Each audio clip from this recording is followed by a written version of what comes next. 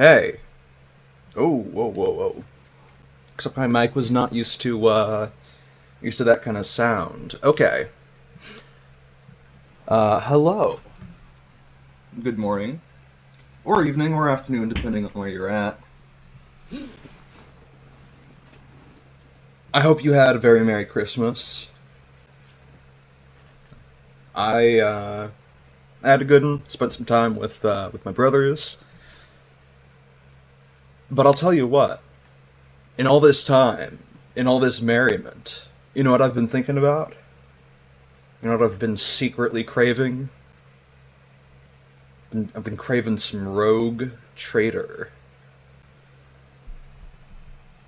I'm gonna turn the gain down on this mic a little bit, see if that does anything good for me. It looks like it's a little high according to OBS. But yeah. I want to play Rogue Trader. I love this game. I may have even don't pay attention to that. I may have done a little bit of offline play just to poke around at some of the early game heretical options. But that's a later thing. That's something we worry about. I was gonna say tomorrow, but really, nah, like months from now. I've got a real playthrough with some real thick levels on it. I've got my wife Cassia, and of course, my undying loyalty to the God Emperor of mankind. And yeah, I'm just really, I'm pumped to play this game again. It's been a hot minute. I apparently also didn't save after doing this space combat. Did I really not? That's the other one. Huh. I guess I didn't save after doing that. That's fine. I guess we'll start off with some space combat. How about that? Let's see. Who... This is interesting. It's like put me into, I guess, the second round of space combat. We're already getting weird, and we've barely started the stream. Okay. Let's do this.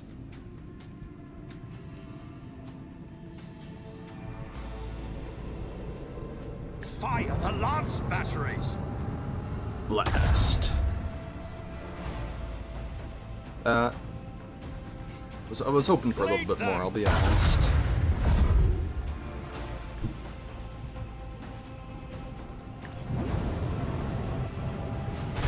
An opening! Our gun batteries await your command!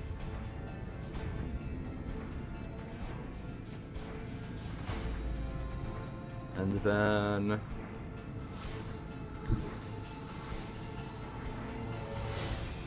that last bit. Okay, so we can actually use all of our guns this turn. Very nice. Nice, nice, nice, nice, nice.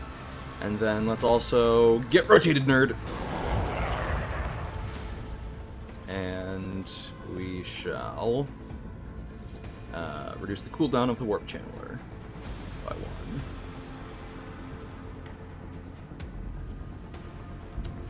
I should have used the shield pulse. Oh well. I'll remember to use it next turn, maybe.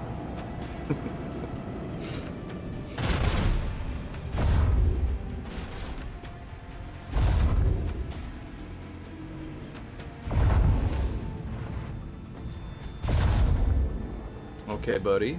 Sure thing. For purge.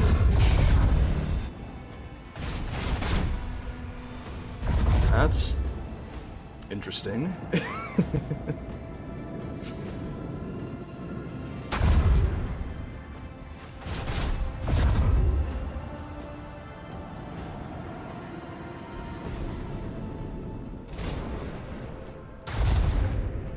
Ooh, that's rough.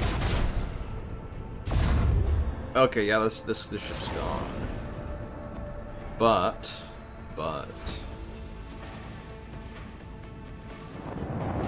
Not before I get some laughs in. Another notch. Okay.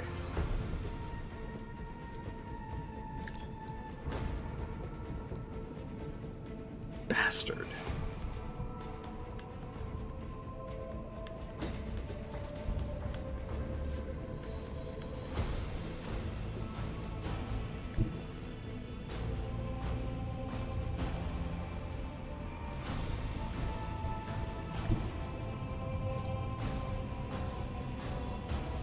Macro cannons, volley. This is what I really like about these riser pattern batteries is you can actually hit shit with them that when you aren't like immediately adjacent. Also, judging by the way some of these things are looking. Torpedoes locked. Fire the lance batteries. An opportunity to exploit. Fire Actually, right now. nice, nice, nice. And This suffer. one's going down. Okay, nice. They're bailing. I'm hoping these plasma torpedoes are just gonna take out this ship, but they may just be the end of my existence. I suppose we'll just have to see. This ship can survive just long enough. No! For the glory of the Damn. Okay. Imperium. I'm about to take a lot of damage.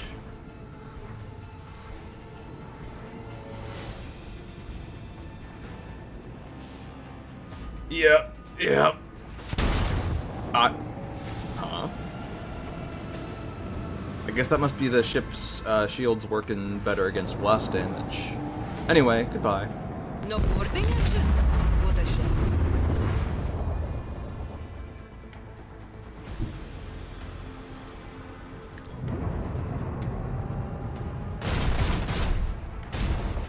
Nice.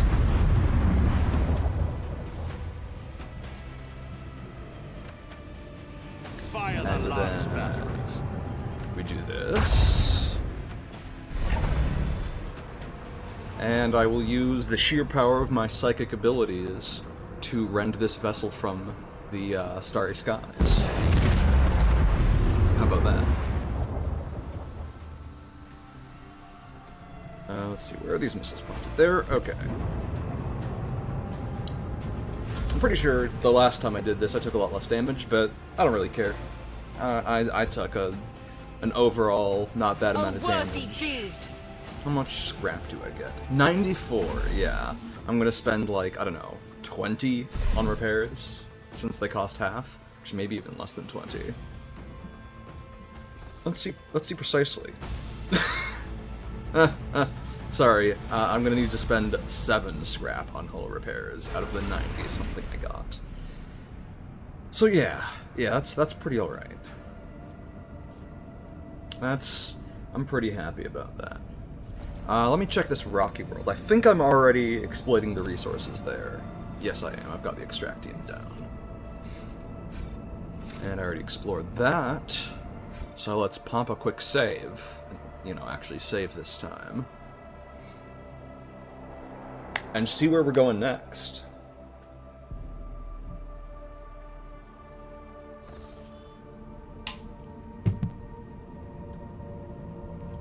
I've already explored a number of these systems.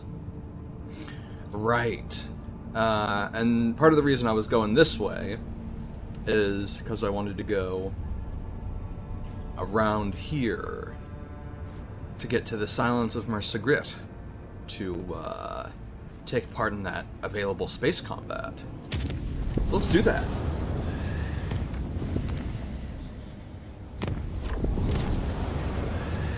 Ooh.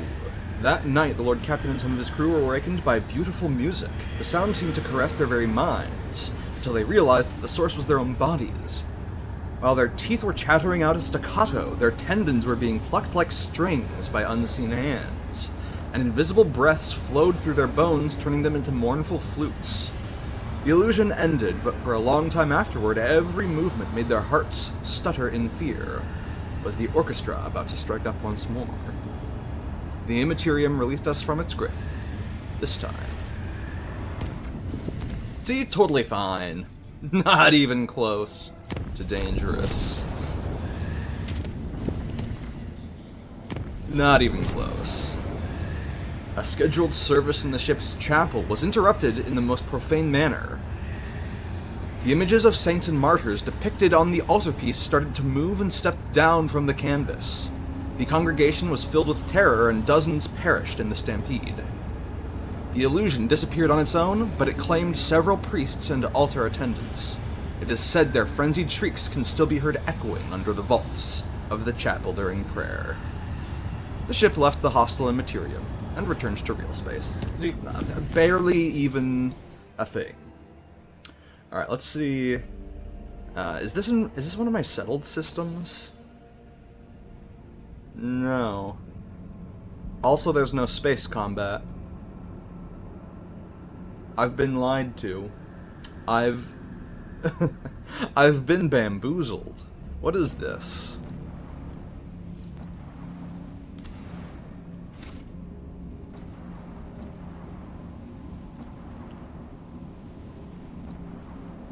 Huh.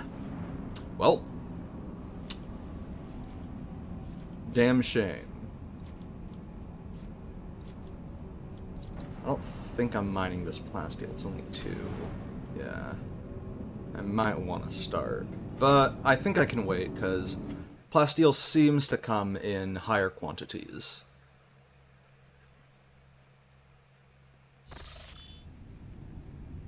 And then I think it's a little bit faster to go back by, it's 1, 2, 3... Yeah, one of those routes is green. Already been here. And from what I can tell, I can't get back to the Imperium at this point in the game. They want me to, I don't know, be... Presumably I need to have a story reason to actually get to the Imperium. Dargonos Colony event requires the Lord Captain's attention. Really now? 2... 1, 2, 3... 1, 2, 3... Okay, they're actually equal distant. Equally distant, or equidistant, or equal distance. So I said the one option that was grammatically incorrect.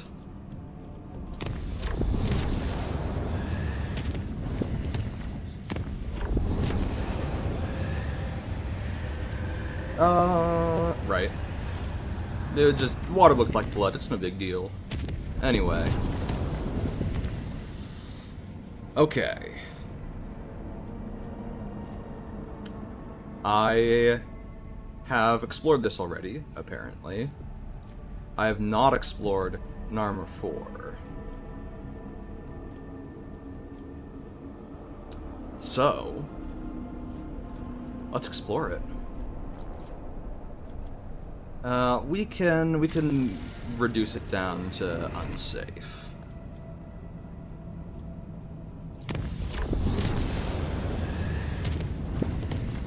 And let's chart some new routes. Okay. Look at that. We're seeing new systems, new sites.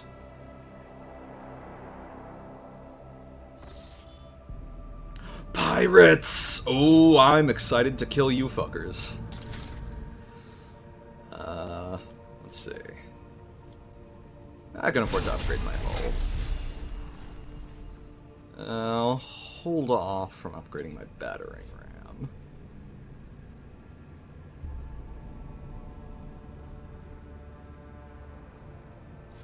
Okay. I think this is all... Yeah. Yeah, I've got the best stuff I can prepared, or equipped rather. So let's pop a quick save in case we get fucked by something unexpected. And we need to reload. And let's go say hi to them pirates.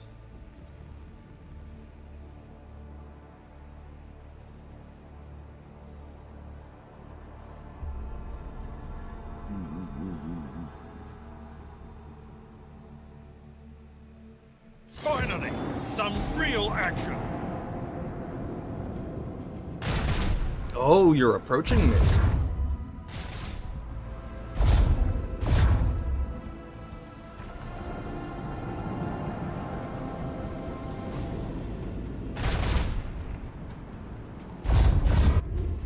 Oh. And they're hitting me. Oh my god.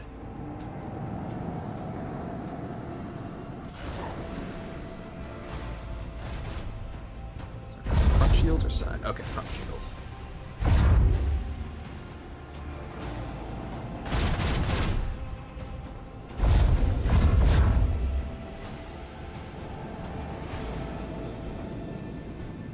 Okay.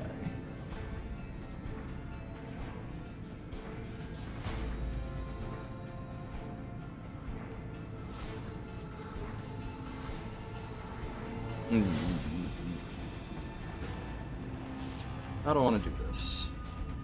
I think we start...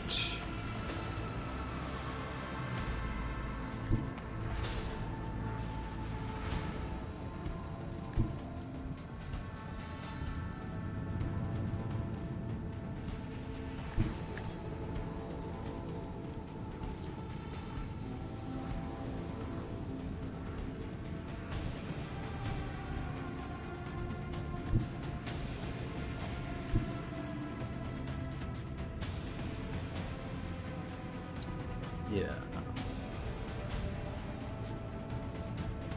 don't actually know if I can go through the plasma torpedoes or not. But either way, let's do this. Let's pulse their shields. And then let's just fucking obliterate them. Leave their hull strewn across the star! This one's going down.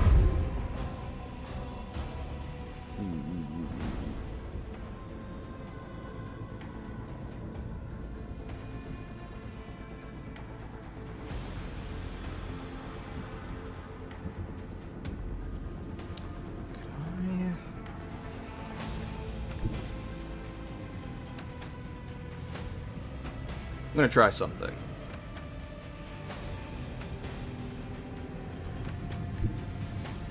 Damn! Wait, hold on.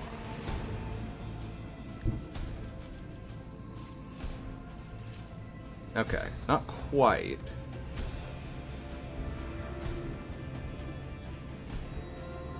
Not quite.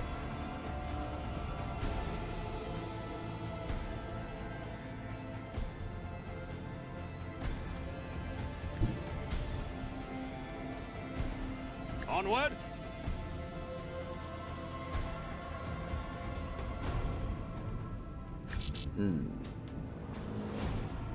Alright, I fucked up a little bit, slightly, but that's okay. Annihilate them!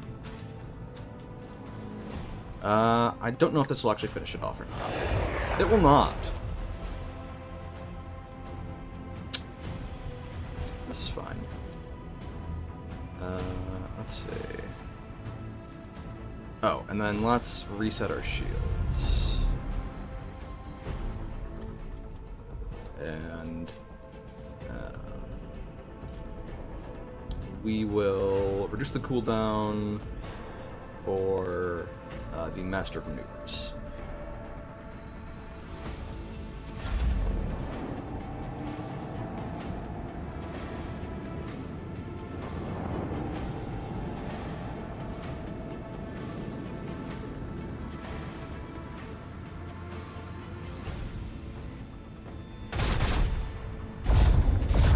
That's fine, I'm shielded there. And those were just whole ass misses. This is gonna hurt. Oh, no, never mind. Nice. Looks like my little partnership is doing just fine.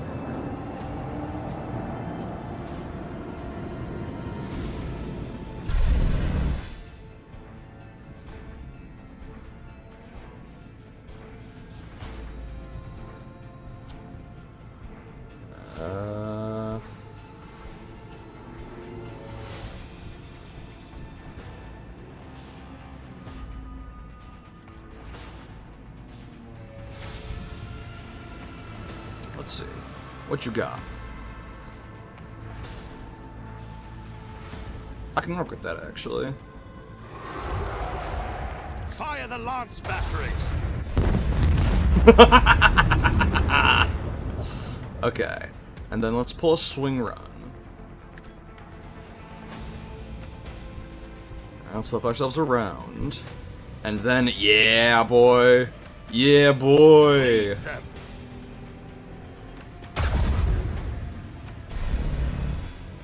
Beautiful. And let's send out another salvo. Torpedoes locked!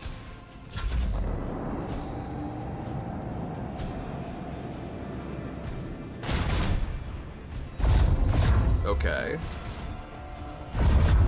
Okay. That's gonna explode, I'm pretty sure. I don't think these will be able to make it to the Cobra. I was wrong. No, I was right, actually.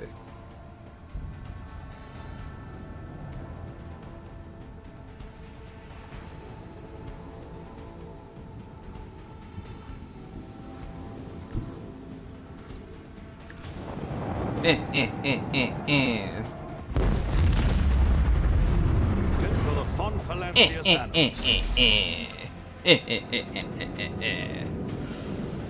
Ooh, that's a lot of pirate trophies, too. Be able to make some trades with the Imperial Navy. And 12 scrap to repair the hull. That is entirely acceptable. Pop a quick save, since I seem to not be very good at doing that after space battles. between streams in general. Or rather, at the ends of streams. Just some good old exploration XP.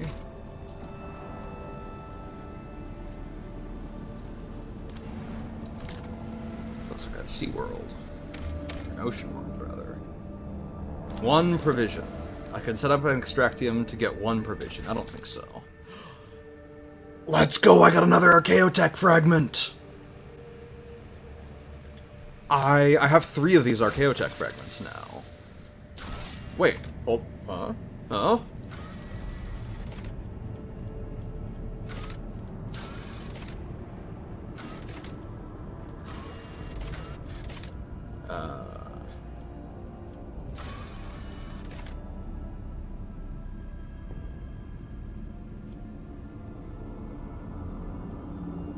The Rogue Trader's crew once again came across the plundered vessel containing the ancient machines. This time, tech priests greedily inspected everything down to the last cog, but all they were able to scavenge was another fragment of the Archaeotech mechanism. Perhaps somewhere in the expanse there are more ships, like this one. Oh, there we go. Floating remains of an ancient Imperial vessel, an intricate component was discovered. Right. Okay, I see.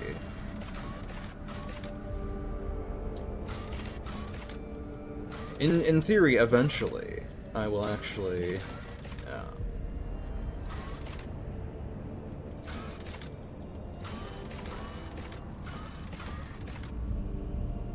It's interesting. Oh, maybe it marks it because I still have the resources that I could do it again. I see. Well, I'm glad I came to this system. I'm really curious what that Archaeotech mechanism is gonna be. I imagine it's probably 4 parts since it looks like it's divided into quarters, but who can really say? More phlogiston. Yeah, I want it. Damn right I do. Not explored traces of a meteorite. Let's go say hi. The ship's augurs have detected a non-native mineral cluster on the planet's surface.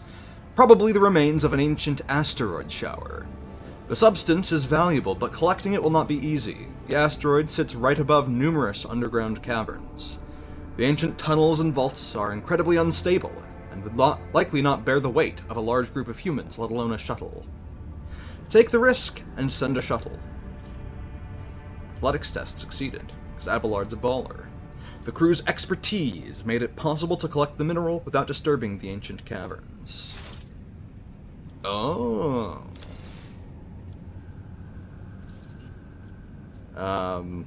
Doesn't say how much plasteel. What if I... Let's say now? Yes, 5 plasteel. I will take that deal. I will take that deal. Okay. We're making some moves in this system.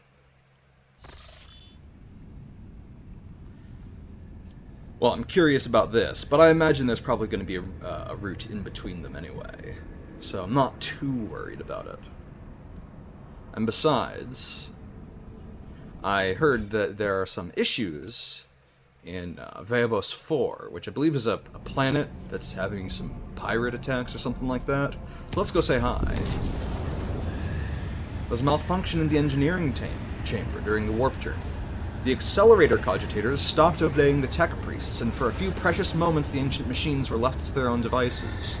The crew managed to avoid serious breakdowns or accidents. Several acolytes of the cult Mechanicus were turned into servitors as penance, and the bosun gave out several triple watches to the voidsmen who dredged up the old rumors about the cursed ship. The Immaterium released us from its grip, this time. Well, let's try some new routes. Hey, look at that! Just like I thought. Interesting that I can't get to here. I'm starting to think either these will be quests later on, or they are entirely optional areas that I have to spend Navigator's Insight to get to. I don't know which one it is, but I'm really curious about the one called the Emperor's Palm. That in particular that name makes me very curious. Anyhow, let's go visit this system. Deal with some pirates.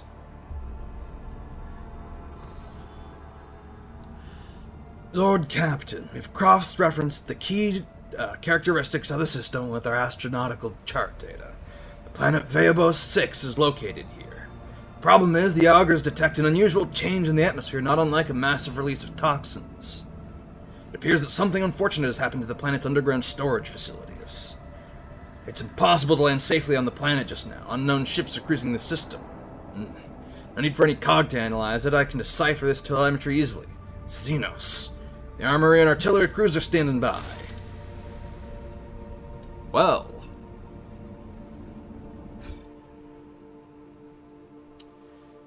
Drukhari void ships, eh? Looks like I'm gonna go have to say hi. Give them a little bit of an imperial welcome to our galaxy.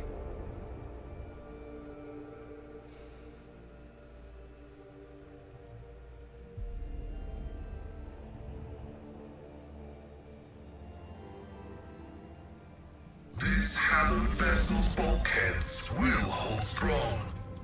Last Hatred frigate. Okay. Gonna launch the torpedoes early.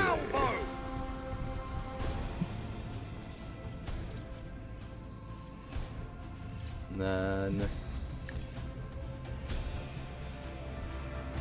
Okay. That's workable.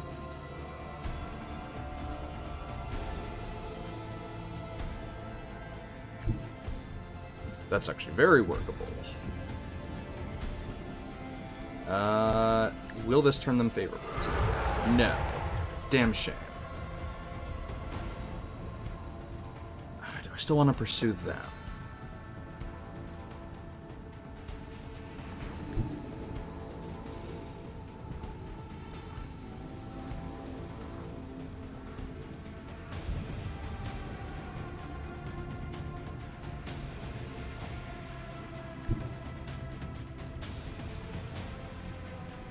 Yeah. We're gonna do something a little funky here. First things first, we're gonna blast him, This one's as one going might down. expect. May not hit, but that's okay. Yeah, we hit a little bit. And then I'm gonna hit the new heading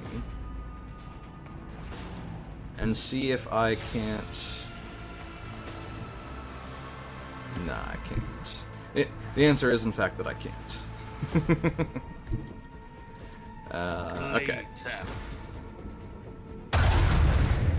Oh, I can. Maybe I can. Yeah, no, they're not quite in range, unfortunately.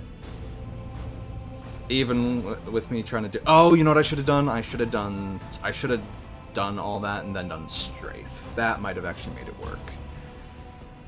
But this is wholly acceptable. I'm actually gonna. Oh. Lay in the course. I'm gonna stop there. What you got? Alright, alright.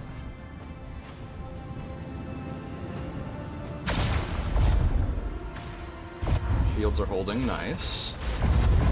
Okay, okay, okay, okay. That fucker is maneuverable. Ooh, but are you this maneuverable? To come up, shoot me in the... Oh, no, not shoot me. Okay, I can bear that pretty handily.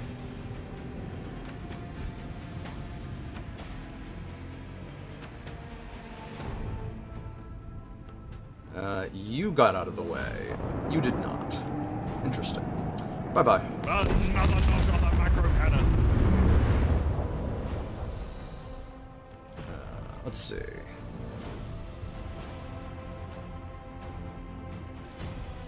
This one's going Blast. And him with the port cannon. now. Good hits. Good hits. And now...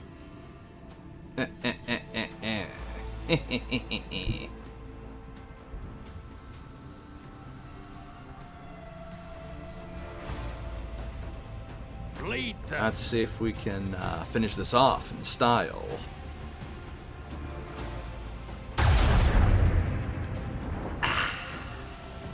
Not quite. That's okay, though. Torpedoes locked. I don't think they're going to be getting away.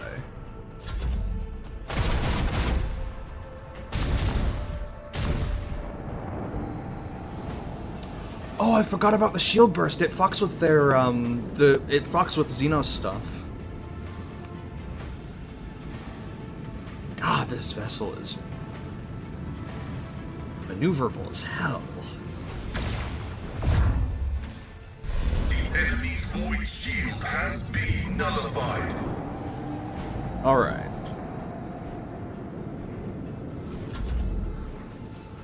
And, activate that. Goodbye.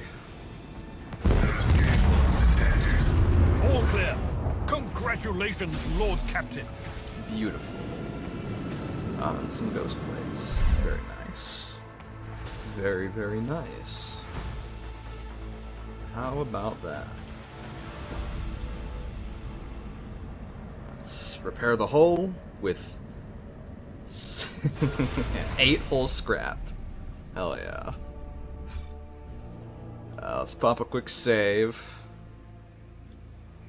And go say hi. Begin the scan. Swift and merciless retribution is a proper fate for many transgressors, but the Imperium permits using the convicts for hard labor on distant prison worlds like Phaebos 6.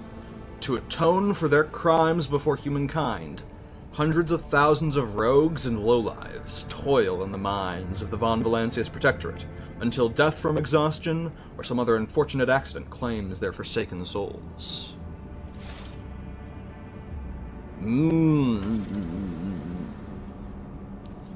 Wonder if they conspired with the Drukhari. Before I go down into those pits, let me just scan all the planets in this system real quick.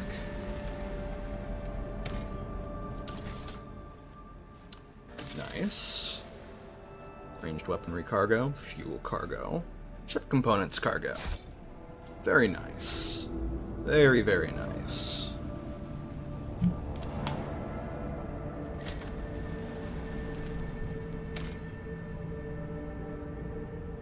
Ooh. What's this? A peculiar settlement. I love these little events. This planet can barely sustain life, and yet, searchers discovered a long-lost Imperial colony, one that was cut off from the rest of the galaxy centuries ago. The colonists live in conditions worse than any underhive, yet they still venerate the Emperor and gladly welcome their visitors. The Lord Captain receives an invitation from the local ruler, the Archqueen Princeps Domina. Take over the colony, 1 shuttle and 2 rifles should be enough. Pay the Archqueen an official visit. The ruler meets the Lord Captain in a shack, considered to be a palace by the people here. Tech use test succeeded. The Archqueen's unusual crown is made out of metal coils, most likely parts of an ancient device for boiling water. The guests are served the finest delicacies the colony can provide. The Archqueen praises the visitors in mangled Low Gothic and calls the Lord Captain her dear brother. At the end of the audience, gifts are presented to the guests.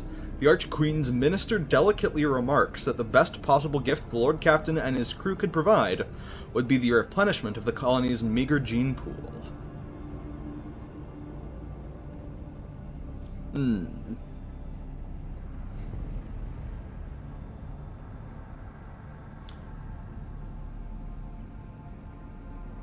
Do I send Vesti to them?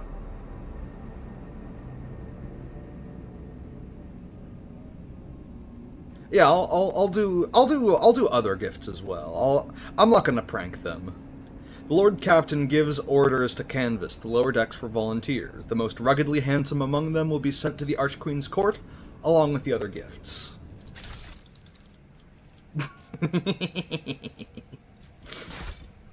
I accept these gifts. The Archqueen is delighted and flattered. She hopes the Lord Captain will pay her more visits in the future. Hell yeah, I will.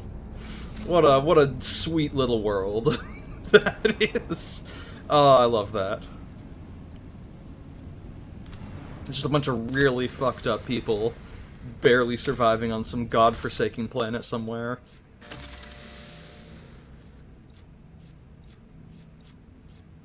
Beautiful.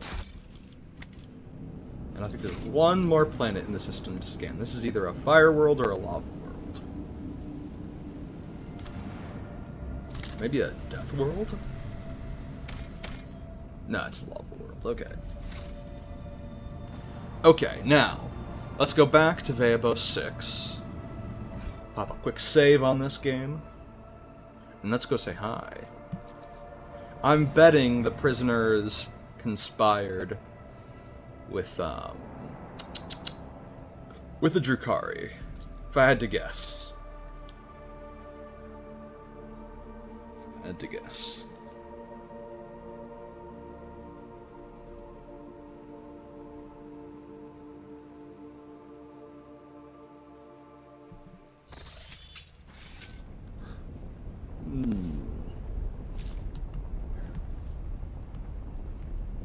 An interesting looking place.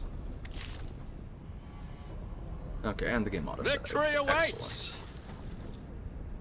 Veabos 6 always was a penal world, but even the miscreants of this place do not deserve such a fate.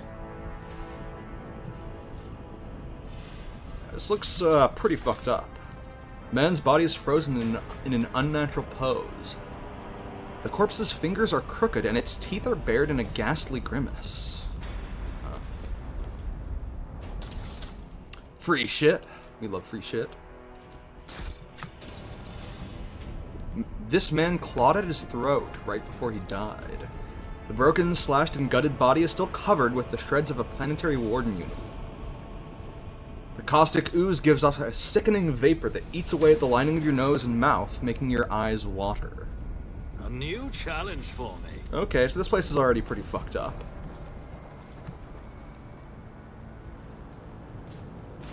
The sign of Hecataria, a witch cult from the depths of the Comorag. Tread carefully, Lazarus. Their footsteps make no sound, and their blades strike faster than lightning. Well, thank you for the insight, Yurliet. I probably wouldn't have known about that. The bodies have been twisted into a pose resembling a servile bow and bound with barbed wire. Follow my lead! Clearly see several thin cuts left by bladed weapons on the body. Some enthralled gladiators doing something or other. Interesting. Okay, but what's out here? Symbol of torment. This is how the Dark Ones mark the arenas that serve to nourish their withered souls. Right, because that's how the Drukhari, they, like, commit atrocities on other people to satiate Slaaneish's desire for suffering and horribleness. Ooh, scorpion sting. Venomous? Hold on.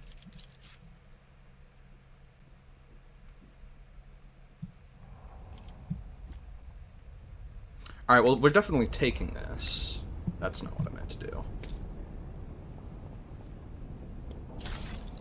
Alright, we'll accept those Melta charges. Massive Crusher designed to extract ore from rocks is covered with a thick layer of dust and rubble. I'm gonna get up real quick for like 2 seconds. I'm gonna grab a bit of ibuprofen. I like keep on biting this one part of my lip, and you know how it goes. It, like, swells up, makes it too hard not to bite it. So, 1 second.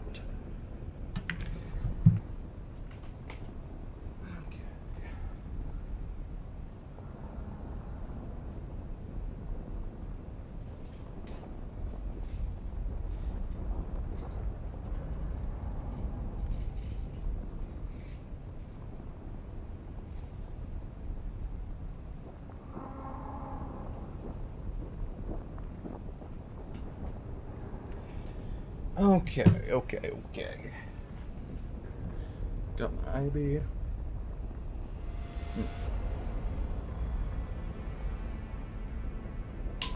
Broken.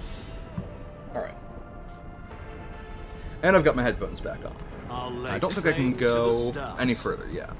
Just a nice little side area. And a cool, what looks like some sort of venomous dagger. Maybe I'll have to, try and get Drukhari weapon proficiency to try it out. Is it primitive weapon type? Yeah.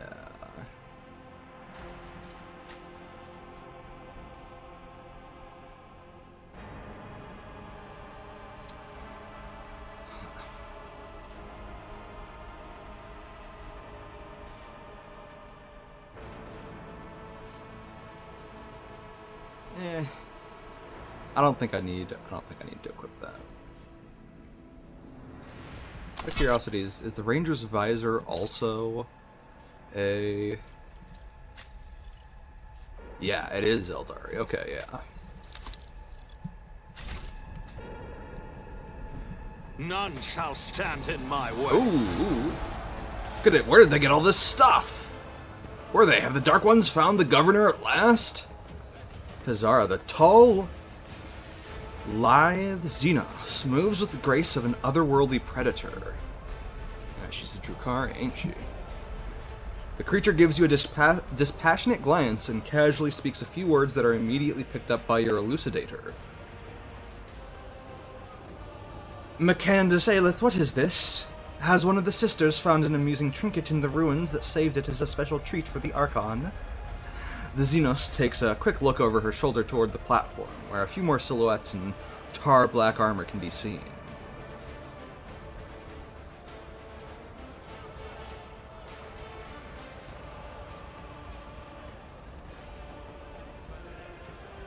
Seems it is I who is in for a treat. I cannot even begin to fathom where my subjects found such an exotic beast, and a talking one at that.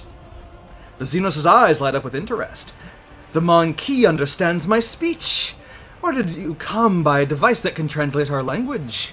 Are you trying to impress me by appearing useful? Such words will earn you a bout in the ring at most, without weapons and soon without your skin. The humans scattered around you on the platform stare as if they've seen a ghost. The eyes of some betray their fear. Others glare with bestial hatred, and yet more look upon you with hope. Who are you? My name is known to everyone on this planet, Monkey. I am Tazara the Deliverer, Tazara the Benevolent, the one who grants respite from the choking grasp of this world. I decide who lives, who dies, and who finds new purpose for their existence in Cormorag's many arenas. Surely this is why you have come here, to fight for my ever-changing favor, and for the privilege of being the first to be chained. Yet chuckles haughtily. Such grandiose names for a soulless wretch who tortures the breathless and torments the powerless. Your words hinted a nobility you have never possessed. Cousin, what are you doing among this rabble? What an unexpected and tantalizing surprise. Tazara licks her lips hungrily. I cannot wait to take you in my arms and clasp you tightly to me. Do not waste breath on your lies. Only the faint vestiges of blood connect the Asuriani and the Dark Ones, such as yourself.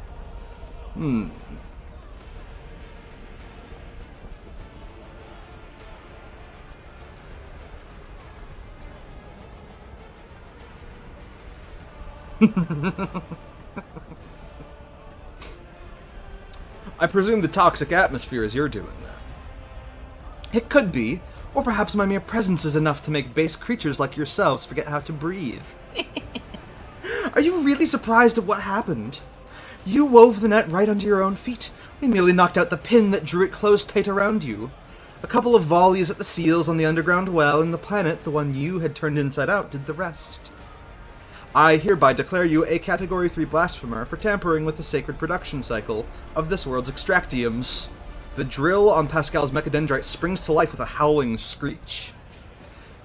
And your brethren finished what the planet had started. Oh, how they strived to please me and my entourage. How they slaughtered and tortured their own kin for mine and my sister's delight.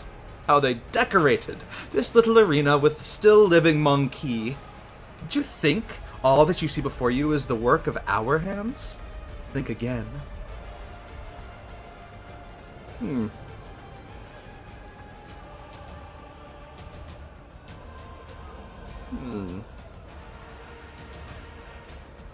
How could you stoop to this, to killing one another for the amusement of the enemies of humanity? Scarred Gladiator, a hulking brute who can barely stand, coughs up blood and wipes his lips. Well, was I supposed to lie down and die? Ones who survive the arena, the Xenos take them away. Saw humans boarding shuttles with my own eyes. They're gonna take us away from here, you hear? This statement is false. You were supposed to furnish yourself with a means of respiratory protection and inflict maximum damage on the perpetrators before ceasing your vital functions. Yeah, who gives a shit about us convicts? The lanky buggers may keep me on a leash, but at least I'll be alive, not coughing up my lungs. How cruel you are to your unfortunate kin. These Monkey have worked hard to entertain their elite audience. Each of them fights with a strength born of desperation, seeking to earn their place in my box of toys. There's always room for more. My toys do break so very easily. To be reduced to a Xenos' plaything. A shameful fate for the scions of humankind. Abelard falls silent, shaking his head in dismay.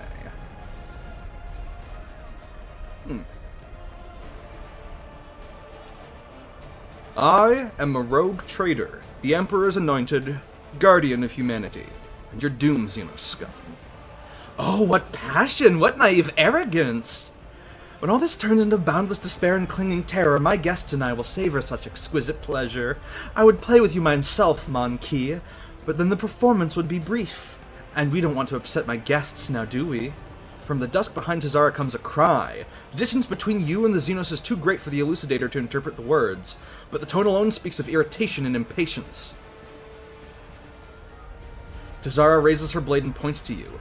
Tell the other Monkey that whoever slits your throat will depart for their new home ahead of schedule, and tell them to hold nothing back. Tonight they dance for Ymeris herself, the great archon of the cabal of the reaving tempest.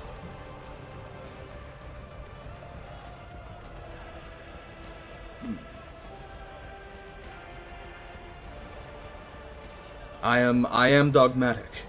I will address the fighters in the arena. Dying to entertain Xenos is a path to eternal shame and condemnation of souls touched by the Emperor's undying glory. Let us join our blades. We will destroy those who sought to kill you. Exhausted and defeated faces trade worried glances. The hulking brute next to you hesitates, then spits and breaks into a grin. We're gonna die anyway. Might as well do it without the heretic's brand. Slay the beasts! Cesara emits a furious scream and takes a step back, signaling to her companions. Die, inhuman scum! Do not flee for swift death! Okay, it's an ambush, so we don't get to move. That's fine. Where's Tazara? Hecatrix. What curious creatures.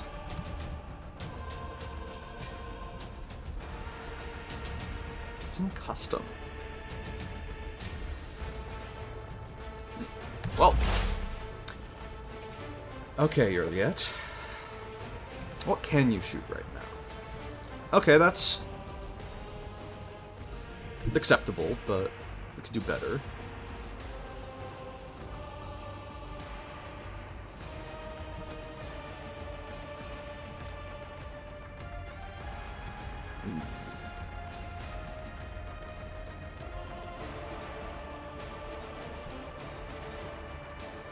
I approach the designated position. Yeah. Oh yeah. And If it serves your cause. analyze the enemy. Reduce its dodge and armor by a good fucking amount too. And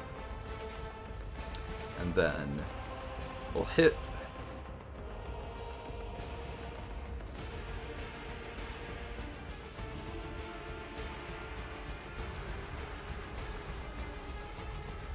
If it This. serves your cause. And then go activate perfect spot I understand your and intent. use in my sights. Pascal.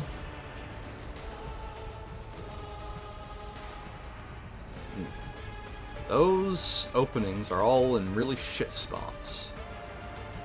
That's fine though, because that's gonna explode. That's fake cover. Pascal, you are going to that 24. Jesus, that's fine. This do any better? No, that's also 24. You are going to analyze the enemy. Expose its weakness to, you know, make it easier to hit. Use aim for the opening to create an opening for yourself. Let's see. And then use perfect spot. And let's fuck him up real good. Just hit.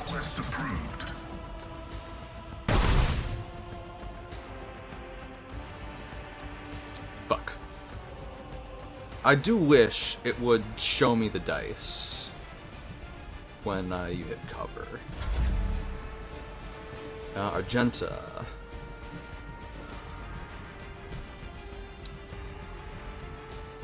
Oh, you can do... Oh, I know what you can do, Argenta.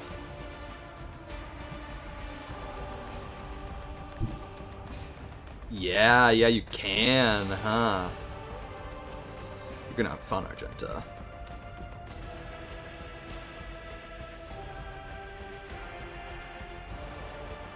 We're gonna do concentrated fire. Then we're gonna mark those two as prey. As the Emperor commands, I act.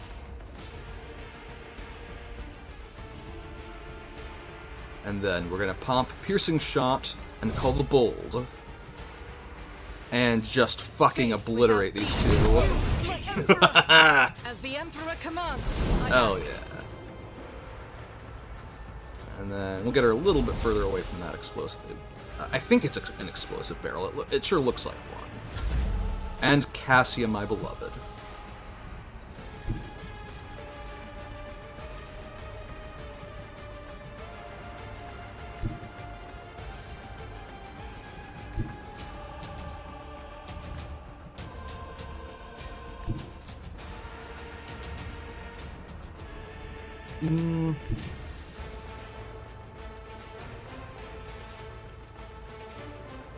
She can.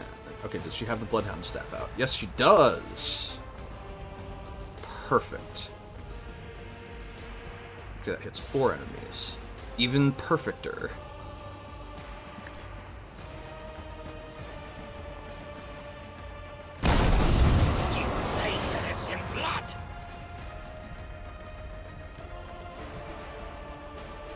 Oh, don't forget to use that. If you insist, Lord Captain. If I may. Point at me.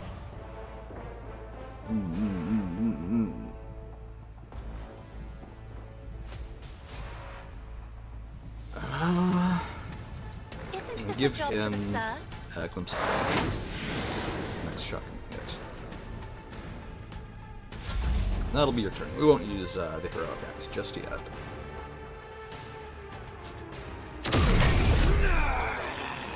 What does that do? That's so interesting.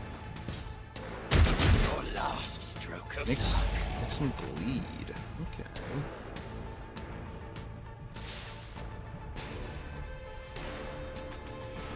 Uh, 49. Just a lot. Or just do a fuck ton of damage. suits my Well, purposes. first, let's give the crew some more momentum.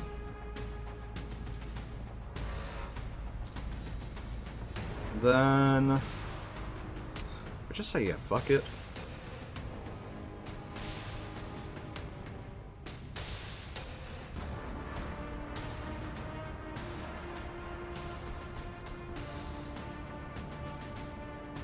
Yeah, fuck it. Not a problem for me.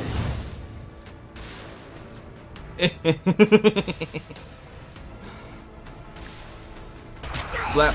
You call this a strike?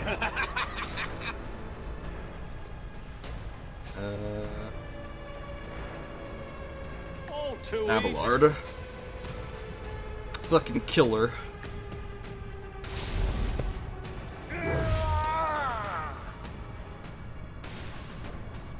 God damn it, Abelard.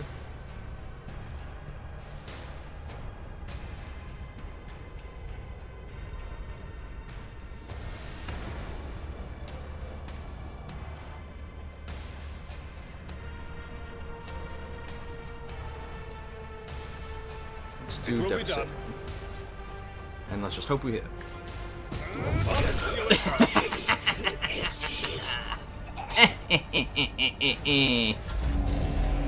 Hey, and I get my good. And then you're Liat. You're gonna get an extra turn. I'll bring glory to my bloodline.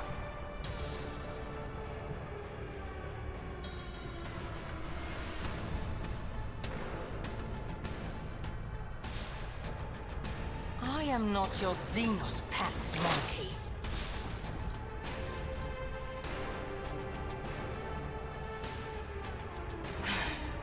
If I must.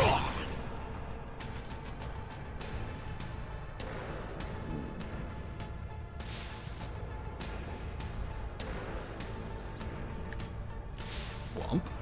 Another soul slips beyond the veil. I'm bored of this farce, Tazara. Who rules this arena? You or the monkey? Akan your Maris. Drakan Maraja, you know the danger of repeating this, Miss. Oh.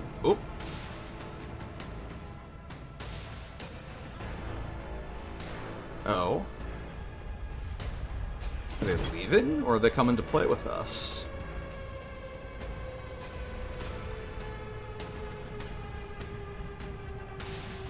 If it serves your cause. Huh? Damn. This tedium is beneath me. I understand your intent. Come on. Roll high. Nice. Nice. Now pass it on to Cassia. If I must. Cassia, vaporize this motherfucker. I'm not accustomed to being ordered around. The surviving fighters turn their heads toward you one after another. All eyes on the battlefield are glued to you.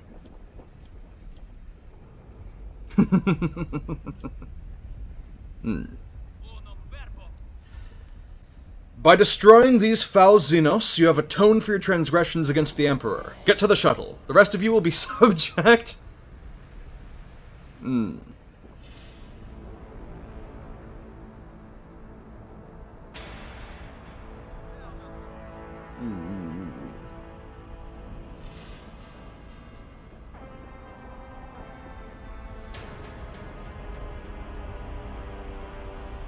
Yeah, fuck it. By destroying those foul Xenos, you have atoned for your transgressions against the Emperor. Get to the shuttle. The rest of you will be subject to selective punitive servitorization so that you may further toil for the good of the Imperium. Fuck yeah. Glory to the Deliverer! Glory to the Imperium! I made it! I made it! Hell yeah. We're just that cool. Also, hey, level up. How about that? Let's do some leveling. Also, I'm curious, how much dogma did that give me? Doesn't say. Okay, well, it's leveling time, baby. It's time to get Psi rating 3. I'm hitting level. Am I not hitting level 30? With this okay. Huh? I'm hitting level 30. Am I insane? Yeah, we're leveling up to 30. This is some bullshit.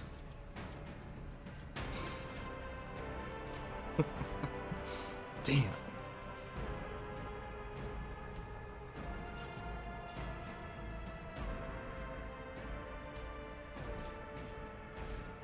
Stand at dawn.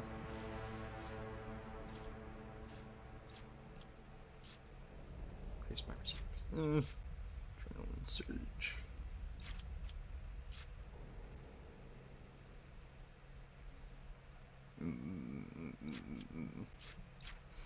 Well, if I can't get Psi rating, if I can't get Psi rating 3 at this level, I do have other things I can do. I was just hoping I could get the mind break talent, but I think that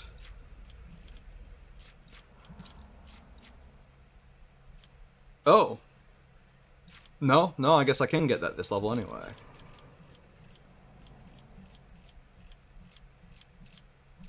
That's odd. I could have sworn it.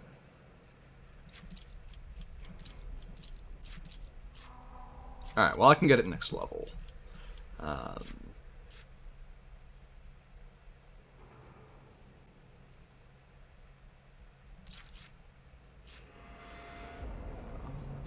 Enemy, right.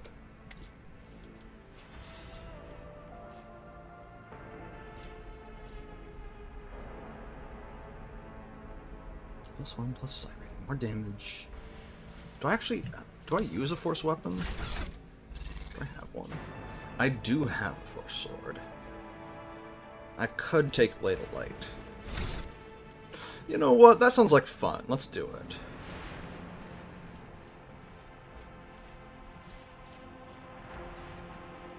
Yeah, 'cause I'm not planning on raising my ballistic skill.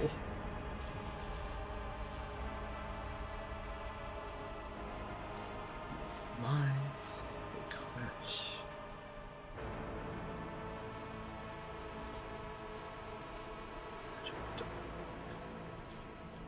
Yeah.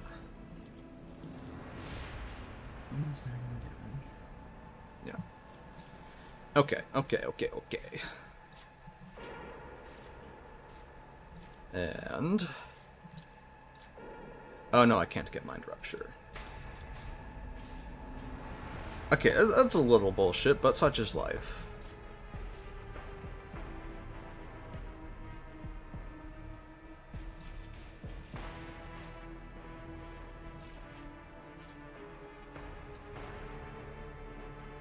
Purge Soul. Get Mind Bond.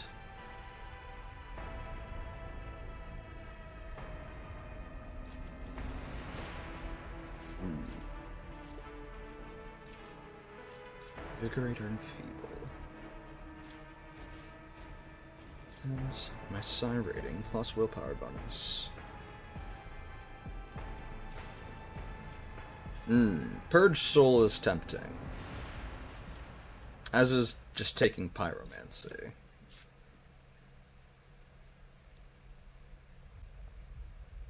As is different. It's all tempting. It's all very, very tempting.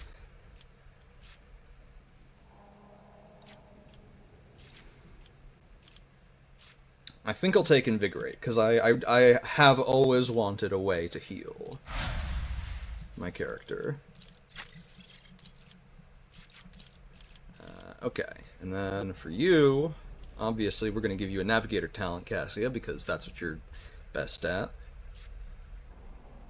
Cassia, my beloved, under any effect. Navigator power, enemies have their armor reduced.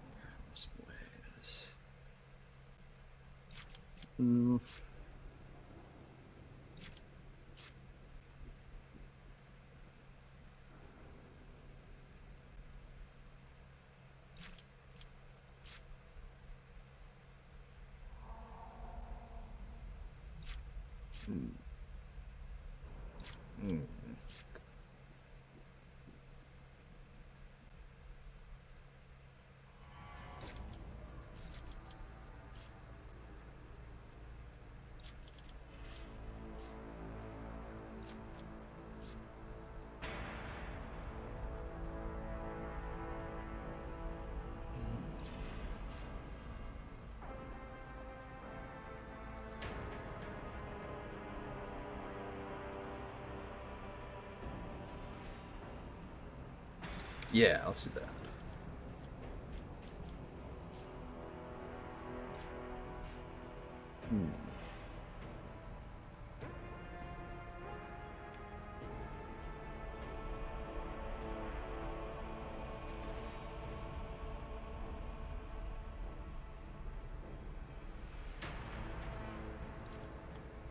Immolate the soul.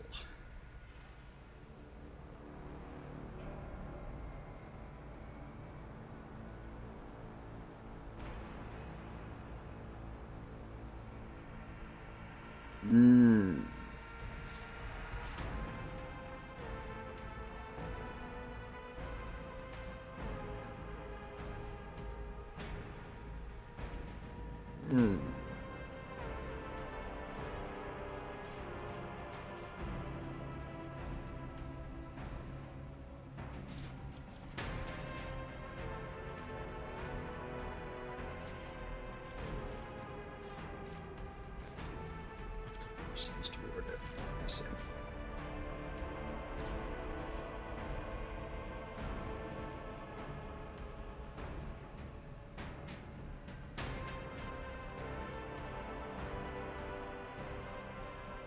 Two times, so that'd be what? 26%. Okay.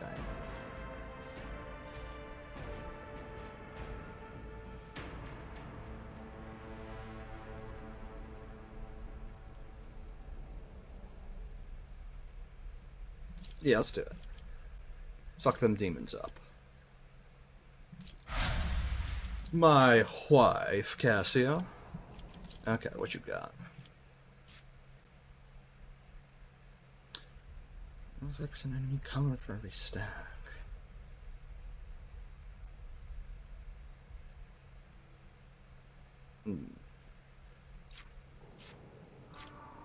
Reckless Rush.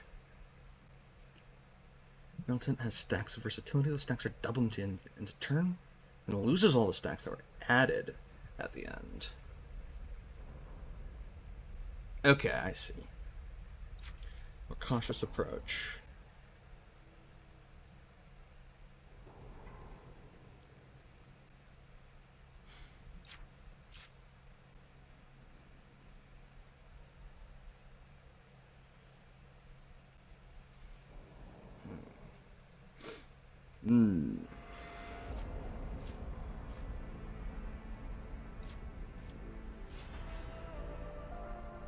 Let's do Reckless Rush. Getting more movement is always good.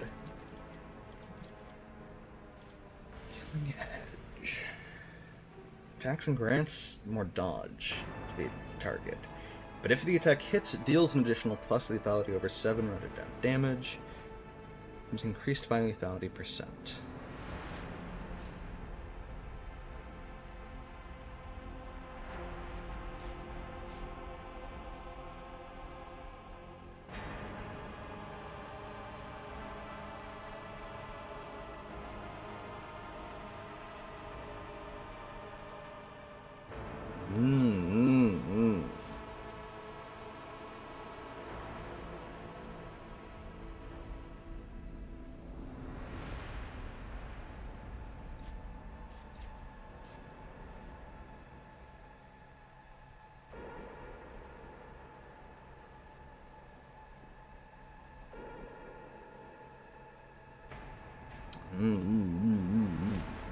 Yeah, Poised to Strike. Yeah, I like that. I like that. Let's do that. And then Argenta. You...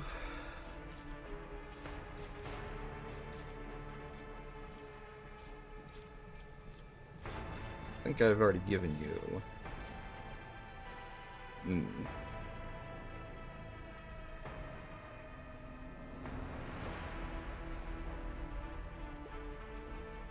This is really tempting. Or I could just give her, like, what is it, like, bolt weapon expert. Actually, let's do it. Accept. What are you rocking? Yeah, you're using the heavy bolter, okay. Yeah.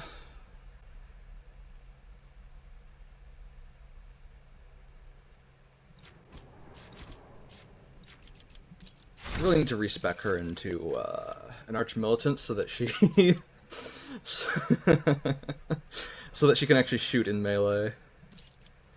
Yeah.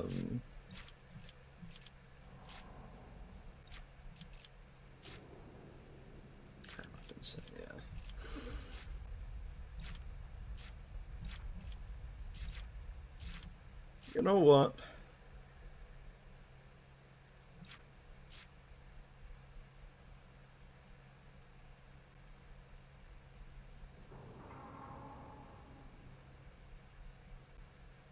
Yeah, let's do it. Let's do it. Emperor protects.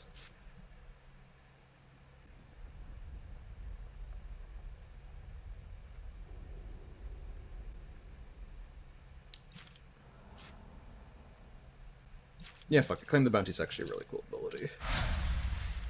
And you're at. What are you getting? What am I giving you? What's your... Okay. I already gave her all the Eldari talents. You know what? Why don't we give her... Oh, she already has Drukhari weapon proficiency. In that case...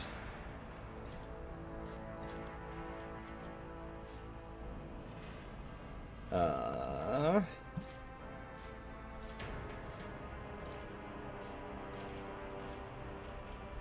gave her Nimble. Doesn't really use power weapons. Doesn't really use solid projectile weapons. Presumably this scales with level, but she doesn't really take that much damage.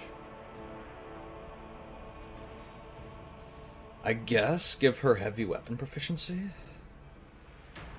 Maybe?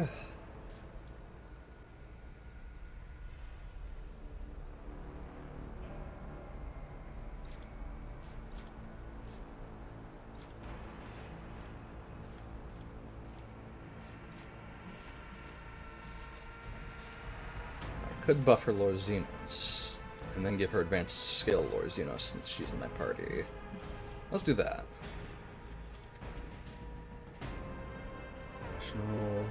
Additional damage.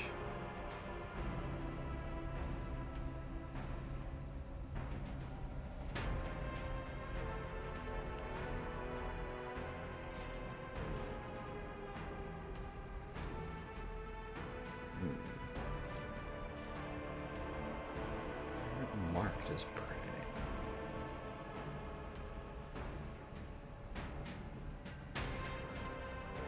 Bonus % additional damage and gains. Oh, I see.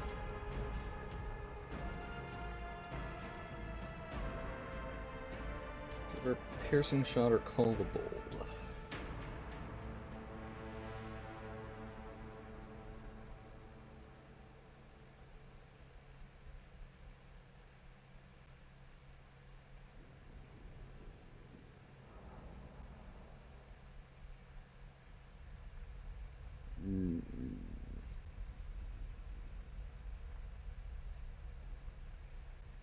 Yeah, let's do Call the Bold.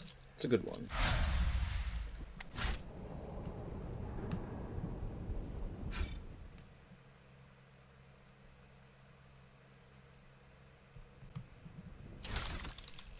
Ooh. Poisoned Hekatari Blade. Witch Armor. And Blast Pistol. Interesting.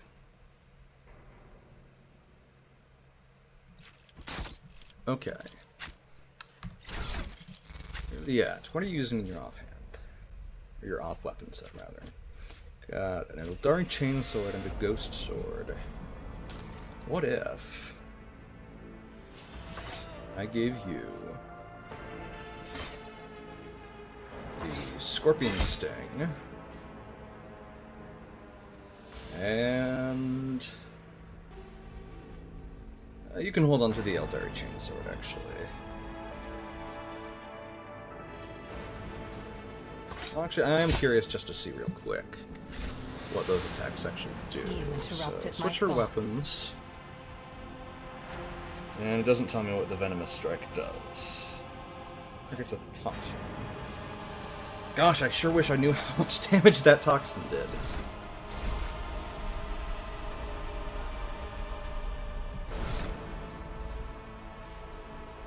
There's also these... this Blast Pistol and a Shuriken Pistol.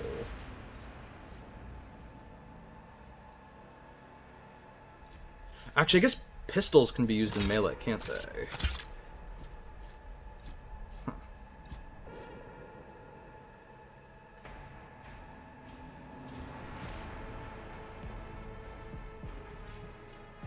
Well, it'll be fun to play around with.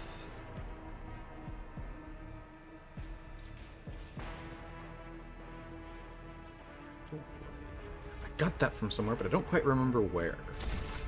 Anyhow, it's neither here nor there. Victory awaits. Let's see. Before I go chasing after those Drukhari, let's do a little bit more Something of interest. exploring. Aha!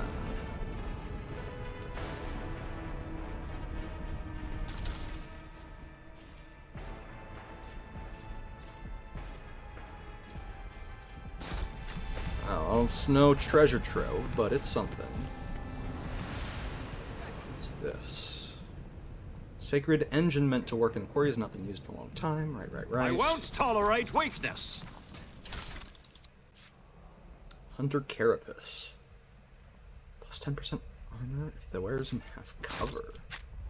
That reminds me, we got some Drukhari armor. But it only works for the Drukhari. I see.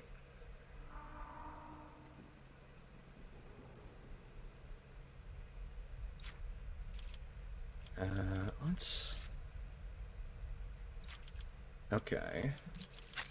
This medium armor? Yeah. There's a half cover or... Armor against melee attacks. I usually toss her out of cover, so that's probably not needed. You're using heavy armor, which has got some pretty good shit on it. God damn.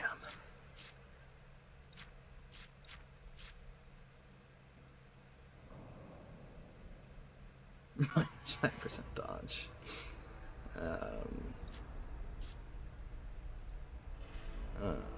Both of those are really tempting.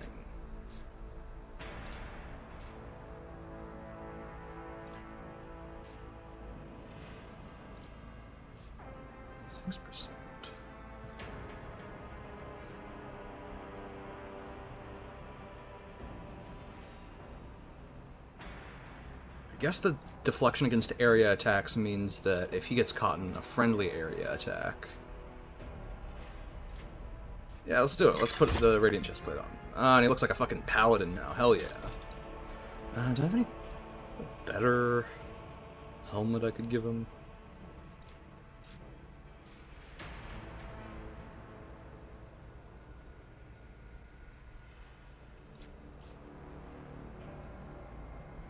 Missile radius with a shot.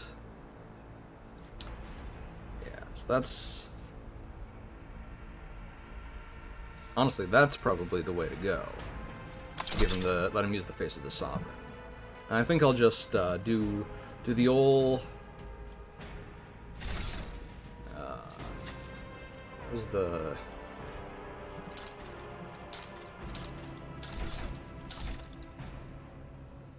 Isn't there an option to, like, hide his headgear or something?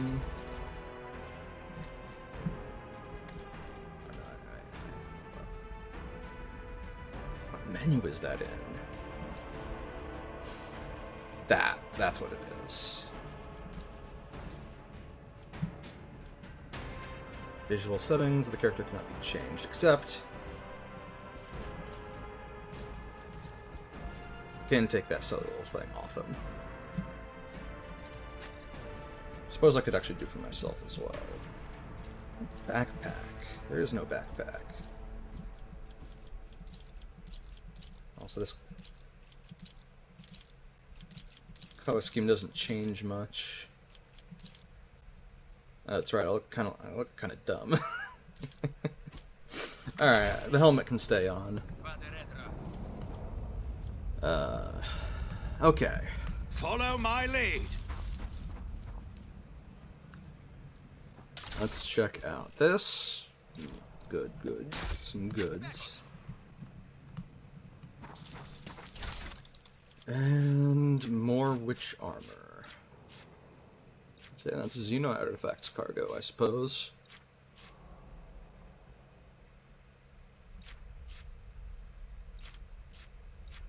Yeah, I mean, we'll take it. I'll absolutely take that. It's about time. This. The body is missing parts of its extremities. It was hacked to pieces with dozens of strikes.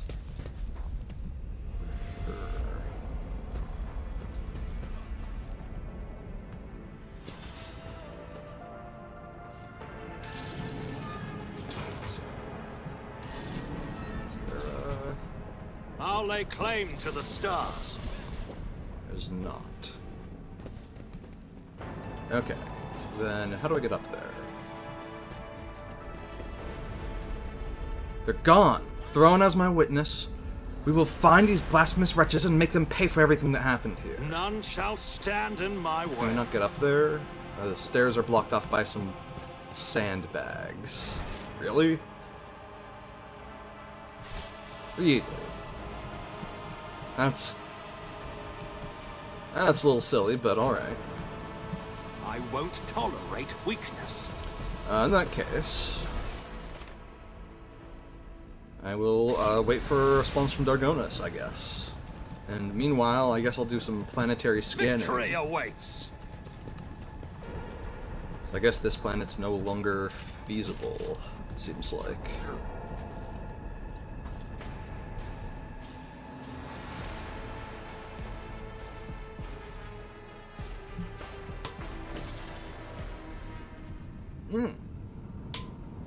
Reclaimed all the colonies of the Von Valancius dynasty, I see. Inspection Master. Huh? Captain calls himself the Master Inspector is in the market for human merchandise. This particular character has repeatedly shown up on footfall to buy serfs, criminals, and unfortunates detained for vagrancy. Where he takes them is unknown, but his coffers seem bottomless. I mean, I do have a lot of people, though.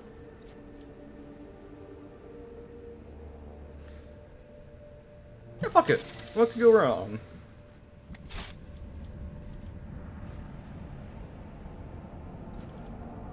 Holy shit, that's a lot of complacency.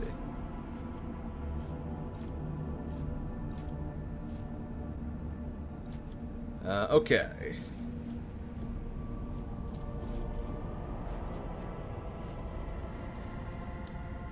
New convicts, sure. Or punishment for the thinkers. New convicts. Various dangerous, literate, and idle thinkers could supplement the workforce.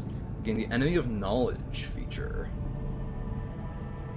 Bonus damage against psychers and navigators. Lose complacency, gain a bit of reputation. With Drusians, and gain plasteel and chemicals.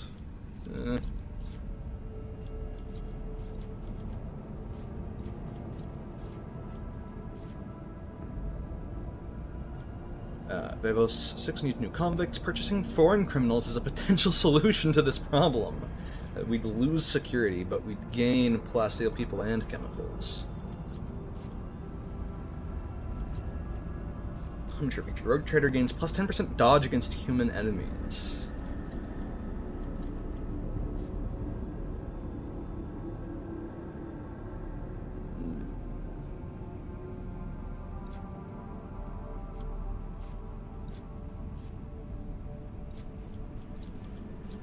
Lose either efficiency, complacency, or security.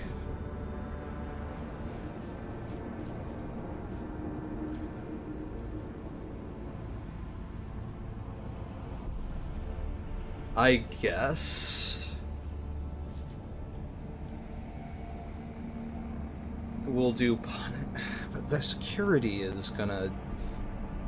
I don't really... Yeah, I guess we can afford to lose out on the complacency. Punishment of the thinkers. Various dangerous literates and idle thinkers could supplement the workforce. Sure.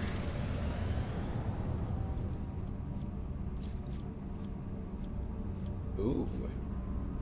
Plus 5 commerce and plus 4% hit chance. Anyone knows the Rogue Trader's eagerness to succeed using the most efficient ways possible.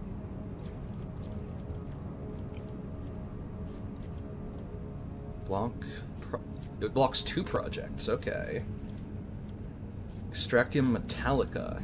What's this warp guides thing? There's a rumor that there are several warp guides among the convicts, unsanctioned semblances of navigators. It may be worth it to hunt them down and press them into service. That sounds great, actually, yeah. They're kept from sleeping by a small augmentation. Ah! In Void Station. Maybe turned into a secret den for the pirates of the Cronus Expanse. They're in the Void. Wait.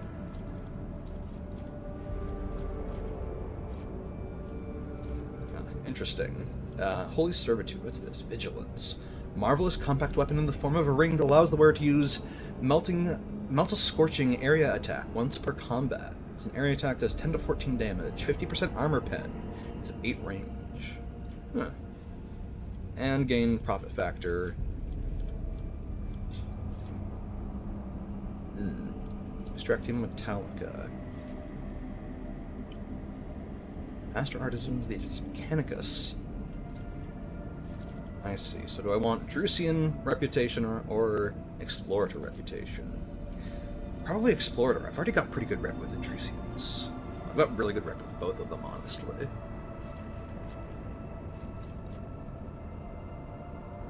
But I'm already doing pretty hot on profit factor. And I'll be honest, 10 to 14 damage, not that crazy. What's this Envirodome? Mining complexes are becoming overcrowded with convicts. The massive crystal flex domes whose filtration altars purify the water and air will fit more workers. Ergonomics. The mining complexes are getting crowded. Individual pods and tranquilizers for the convicts could solve the problem. I see. All allies gain +5 to carouse and +10% toxic damage resistance. Magos Toxicus of Veabos 6, responsible for the purity of the climate domes, presented the rogue trader with a welcome gift of consecrated rebreather filters and poison resistance medicaments. I like the bonus security. And then, what do I need for these? Ooh, okay, I like this. Our void chip gains unerring shots. More convicts than work. For time they will run wild and harden, and from them it will be possible to select fighters for service. I see. Blood sports. Chain great axe. Now more convicts than work. Gladiatorial arenas will recycle the surplus to the delight of visiting aristocrats. More profit factor, +1 complacency for all colonies, or killing fields. Superior munitions. All allies gain +5 ballistic skill, +5% damage to their ranged attacks. Our munitions are produced with the finest of juice. Okay. I want to go for Test of Wills, then. I can do it with Envirodome or Ergonomics. I like Envirodome more. I like the idea of having a very secure colony. Does it require anything else? No. Okay. Let's do... Warp Guides, our first little project. Oh, I can do multiple projects.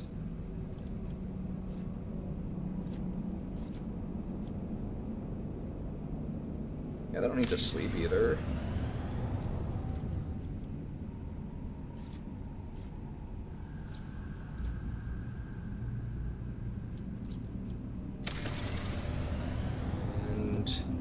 Extractium Metallica. And, oh, I can just do all of these. Holy shit. Okay, sure. Why not? Torpedoes do 15% more damage. That's pretty great, and security for all colonies is pretty excellent. Okay, I'm gonna get, like, a bunch of bugged out things, probably.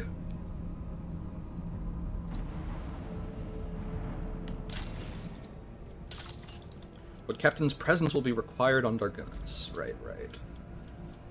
I suppose I should go then. So let's do that. Let's go.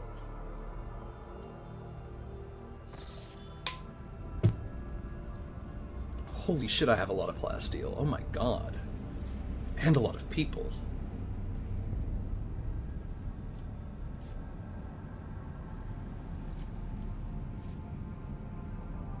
I guess, yeah, we'll do... this, then Timonius Valancius. Mysterious Sickness. Okay. Nothing crazy going on. Nothing too problematic. Hey, Janris, you got any news for me on the Veabos situation? Yes! Lord Captain, a disturbing report has come from the quarries of Veabos 6. The slave laborers have lost their minds. They forget how to use tools, they huddle together and continue to stare aimlessly into space. Even under the lashes of the whips, ruining the mining deadlines. Some people get obsessed with using their nails to cloud the blasphemous symbols on the tools, on machines, and even on their own bodies. The most mad have painted the walls of several mines from floor to ceiling with the symbols, and then gone off deep into the mining tunnels. None of them could be found. The wardens consider it a performance to divert attention away from the escapes and an impending rebellion. Symbols. Okay. Guards monitor where the workers disappear to. Peculiar trinket. Gain +2 times equipped armor deflection. Temporary wounds when the wearer's runes drop to 0. They fall prone and gain 10% of their max wounds as temp wounds. The warrior becomes the priority target of adjacent enemies. While prone, the warrior has no other allies with more than 0 wounds. They and their allies die. What the fuck?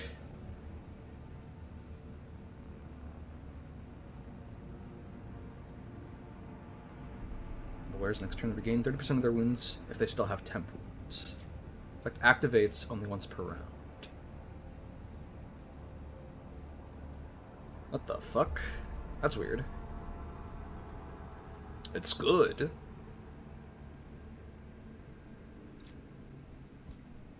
And then Watchdogs of Abos.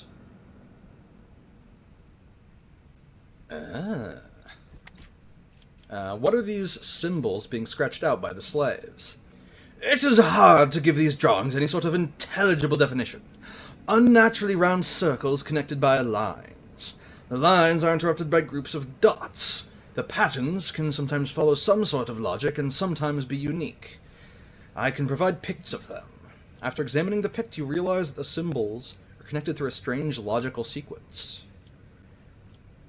What do my advisors have to say? Spotting an intriguing pattern in the drawing of the symbols left by the prisoners. Hypothesis: they have a practical purpose. Requesting access to the mines and the right to investigate the specimen for the Adeptus Mechanicus. Disappearing prisoners? What is the point of running away from penal servitude if the entire world is a prison cell? No, Shireen, these Ashmags have found some sort of smuggling tunnel network, and they're hiding there. And the drawings are their secret language, which they use to give orders to their fellow prisoners. I know some guys who can find such secret places and decipher these languages. If the slaves will continue to disappear for no reason, then unrest will soon follow, whether out of fear of disappearing themselves or out of hope for the possibility of escape. To cipher this, we have to put pressure on the slaves' leaders. My experience suggests that such people can hold more sway than any warden. I see.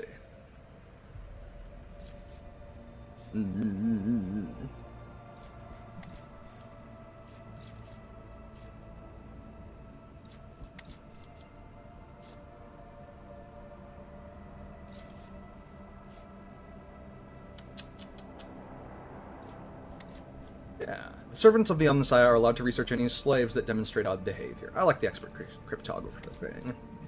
Logic is good. By servants of the Omnissiah have interrogated the strange prisoners. Research on their brain tissue did not reveal any mutations. Those laborers who have completely lost their utility have been granted servitorization in order to maintain production levels. But it seems in the end something was found after all. The drawing of the prisoners have been too systematic. They could not simply be gibberish. The sets of repeating elements of the dashes and dots are far too similar. But if it indeed was a secret language, then, judging by its complexity and the impossibility of decoding it, the language was definitely not created by a convict. Lord Captain, the minds of Veabos 6 are once again in turmoil. Yes, I know it's been 2 minutes, but hear me out. At the depths of level MT Zeta 05, the wardens have discovered a mountain of mutilated bodies, as if crushed by the millstones of the mining machines. All the dead are convicts. The gods believe that there is a cult of heretics operating in the ranks of slaves, offering human sacrifices. The convicts themselves claim that this atrocity was committed on the order of the superintendent toward the prison of the more inconvenient prisoners. The superintendent tried to reason with the mob of slaves, but was mauled instead. His desecrated remains were found inside the cells where the prisoners were being tortured during the interrogation of the strange convicts. The wardens have managed to isolate the rebels inside the mining facilities, but an assault would result in high losses of workforce. On the other hand, the slaves are ready to lay down their weapons, cease this violence, and repent if the rogue trader would only demonstrate some compassion toward their plight, possibly by reforming some of the more severe punishments. Then who killed those people that were found in the mines? Unknown. The riot made the investigation more difficult. Maybe it was the work of the superintendent, or maybe there is, say, a cell of the Cult of the Final Dawn operating among the prisoners. But there is an oddity on the few picts that the wardens have managed to scrounge together.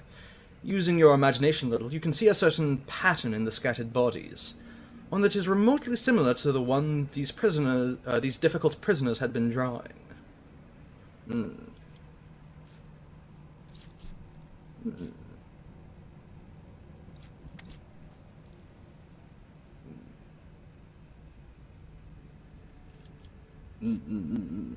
Exterminate all the bastards that dare to rebel against me. Keen mind. Dodge reduction against enemies. What do you think, my officers and advisors? Shadeen, if the governor and a pack of wardens cannot handle their duties, should they not take the place of their wards? And could there not be worthy administrators among those who oppose them, those who could do better? A mob of commoners has mauled a noble man who had been attempting to reason with them. How awful! Perhaps the underground madness has spread among them and assumed a new form, turning them into monsters in the process? It would be cruel to kill them if this was the case. It is much more humane to dissect their brains in order to well-meaningly reduce their ferocity and inclination towards disobedience. It had once been done by my house when the serfs had rebelled in their ignorance, a rather merciful step. What's this? Scourge of Vaebos.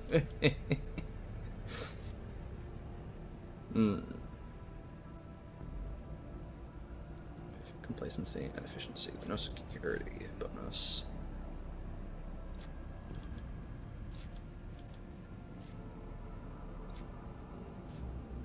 Complacency and efficiency.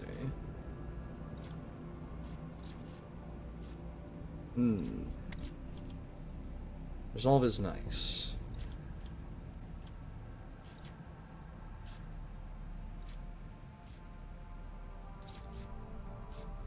And plus 3% crit chance doesn't feel amazing. Although... Nah, yeah, let's do... Punish the whole prison administration and send them to the mines, then gather the new administrators from the prison population. I will arrange for the investigators from Dargonus to search the convicts' private quarters. The former wardens have been sent to the mines, not all of them surviving even a single day in the company of their former wards. The esteemed convicts who got on Vaebos 6 for venial misdeeds like family debts have formed a new, more efficient administration. The rules of the mining facilities have been relaxed a bit.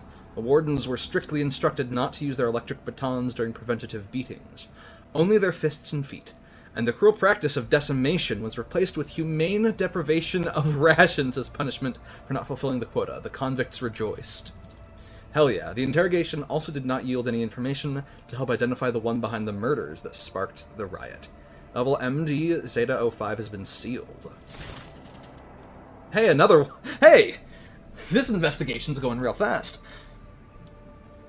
Lord Captain, the Astropathic Choir have caught glimpses of horrifying visions coming from Vaebos 6. Something has breached the colony from underground. Soon after a new sector of deep tunnels had been put into operation, it was overrun by monsters. They lurk in the darkness, swarm in the shadows, attack quietly, and leave nothing in their wake, consuming flesh, plasteel, and rockweed. The churring of 1,000 claws heralds their approach, and desperate cries can be heard in the silence of the tunnels. Praise be to the Golden Throne, these creatures do not seem to be interested in getting to the surface. However, they have seized several active mines and are doing only Emperor knows what. What are those creatures? None who have faced them have survived to tell the tale. The frightened workers call them a swarm because they crawl along the tunnel like a wave. They say that the enemies are vast in numbers and are insect-like. One of the workers, who was lucky to survive the attack, has since come up to the surface. The horror drove him mad, but he held a wrench covered in strange engravings. The pattern was exactly the same as the one that the mad convicts had been etching into the walls.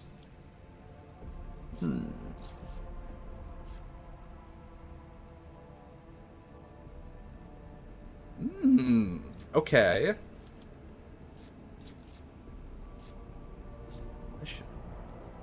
Fire damage.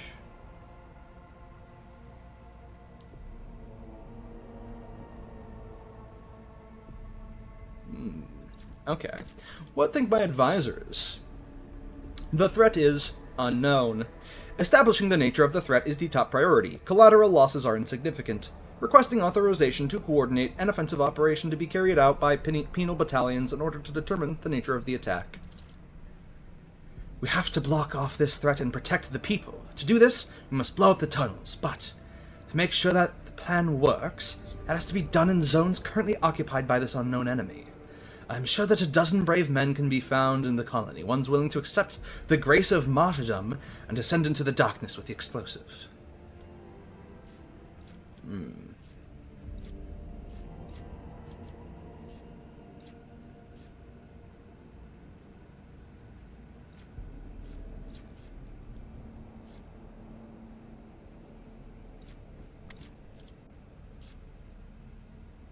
Pascal, create a plan for our counterattack. May our tactical analysis be graced by optimality. The ruthless plan of Magus Haneman had been constructed with the utmost logical perfection, taking its efficiency and losses into account. The smaller groups were sacrificed in order to preserve the forces of the larger ones. The Veabo 6 defense squads met some swarm in the darkness. The monstrous insects clad in metal carapaces tore apart everything with their mandibles. The carnage inside the narrow caves cost many lives, but in the end the creatures were exterminated, and their vile lair, not unlike a metallic crypt, has been ransacked and its treasures removed. Hell yeah.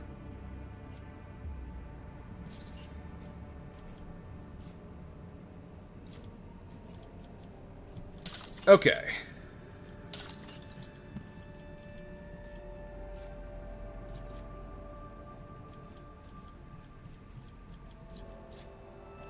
Cool. Is that really? Okay, I guess that'll do for security. Alright, let's go say hi to Dargonis and see what the delay is.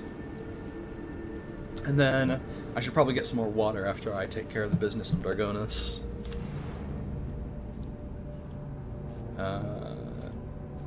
Yeah. The Adeptus Administratum has mired the colony in a mind-numbing appraisal process, the completion of which continues to be delayed.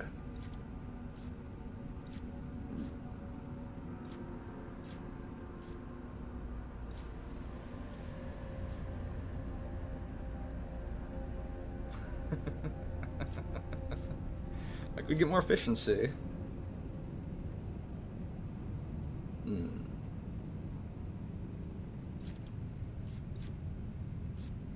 The fact that this only shows pain makes me think that I might get something cool out of it. So I'm going to do it. Accelerate the process with a generous donation. The Adeptus Administratum indignantly rejects the bribe. The evaluation procedure is delayed for another 2 months. What the fuck?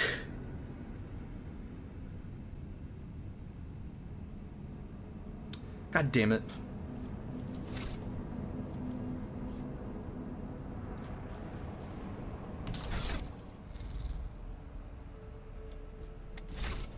Alright, well...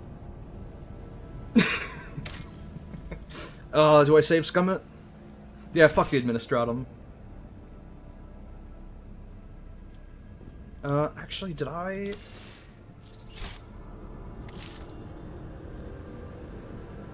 I never saved. Okay, you know what? The Administratum can have this one. They're bastards, but they're my bastards. Let's see.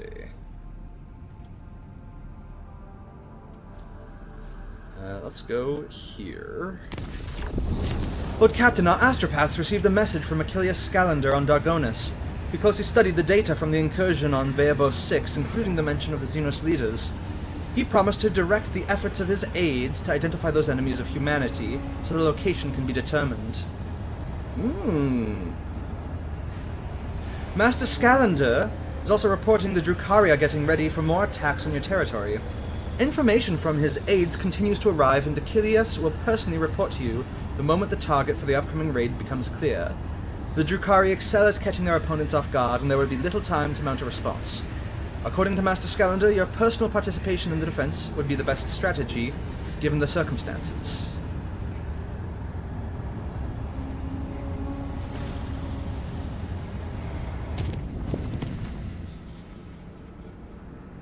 Well, okay then. Where... I guess we don't know where it is yet. Stress. Oh, wait, this is the system!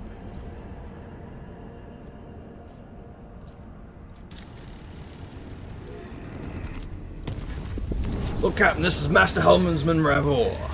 The crew is grumbling again, but they have a right reason this time. Our analytics system have gone totally bonkers. The Red Robes, tech priests are blaming the anger of the machine spirits. Allegedly, this is how they profess their displeasure at the crew not being worshipful.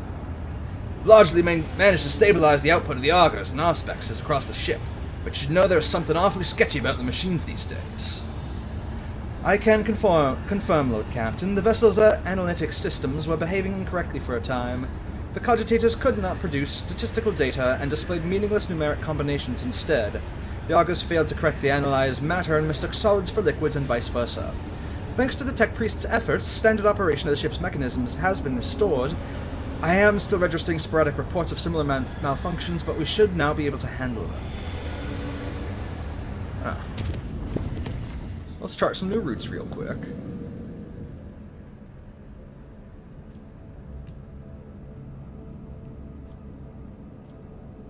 Okay, that did nothing. Let's go in here. And, yeah. Lord Captain, Drukhari ships are patrolling the system. The likelihood of slipping past the patrols unnoticed is close to 0. That is just how I like it.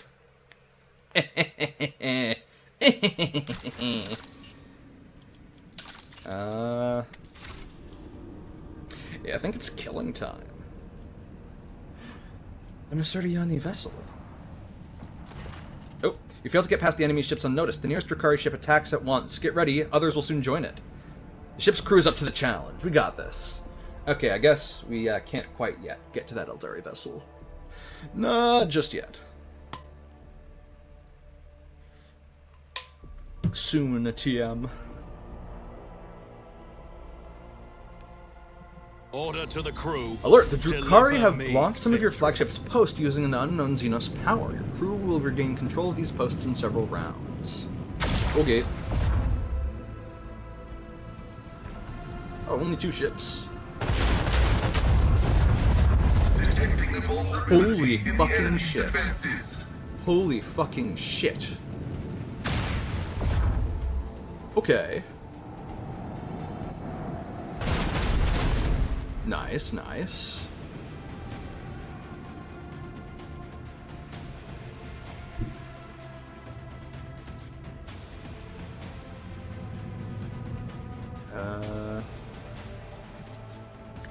Where are you vulnerable? I can work with that. I can work with that. Let's go! Set the course.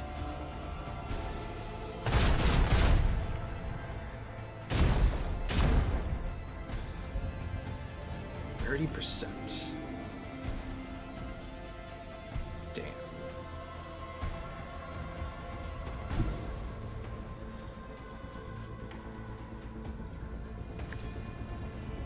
Alright, well, let's move up like this. Let's use Shield Surge.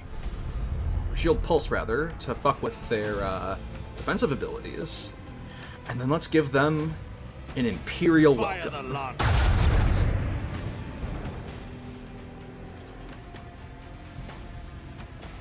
Okay, who do we finish off? Guess I'll try and finish off these guys. Actually, let's do this maybe. I'll put some torpedoes there. That, yeah. So let's see if this hits first off. Please, please, please, die, die, no! Okay.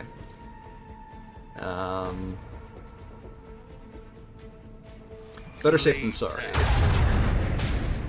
Fuck.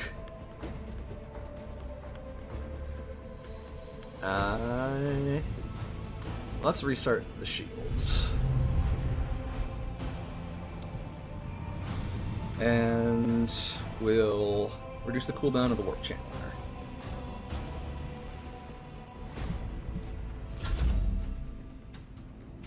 Ah, shit, there's more. Shit, there's more.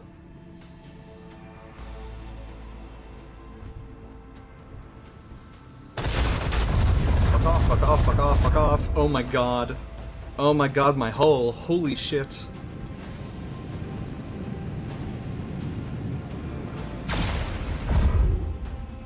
Okay, thank god. Oh boy. This is gonna hurt.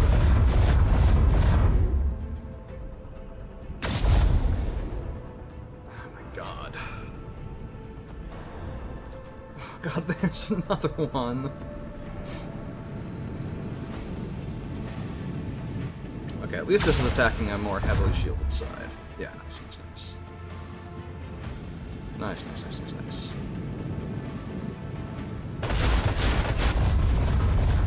Oh my god. Holy shit. I'm surprised that the my frigate lived.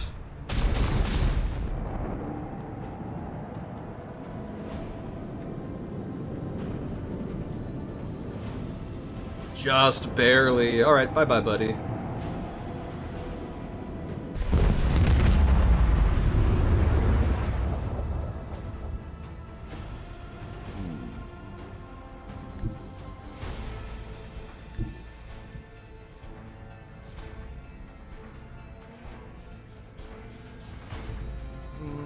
Actually, no. Let's do a swing run.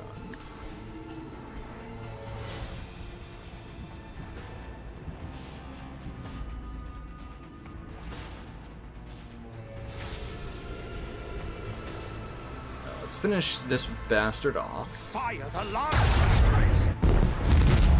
Nice. And then... let's do this. Torpedoes locked! I guess. And let's, do this. I'm in a lot of pain. Like a staggering amount of pain. There's actually nowhere I can hit this vessel from. Well, that's not exactly true. Alright, let's just hope we hit. Well, we hit a little bit. I suppose that'll have to do.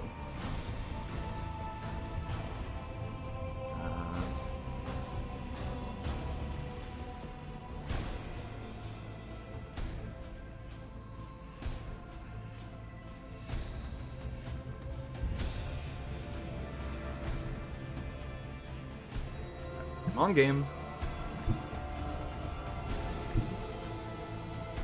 Okay.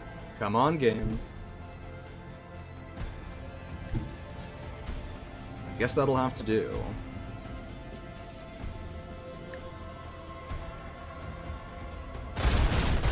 Die. I'll take it.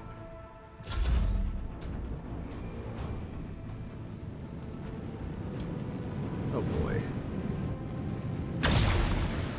Will I survive? Let's find out. Oh yeah. Oh yeah, we're making it out of the hood. Oh yeah, we're making it out of the hood, alright. Frigate of class sword. Twist their balls. And get sonic torpedo, dumbass. God's Bane lance weapon. Range dorsal lance weapon. Oh. The vessel's on the brink. Okay. What? What was that? What was that? Was that more vessels showing up that the game wasn't ready to handle? I think it was. That's kind of funny. 84 to repair the hull. I can.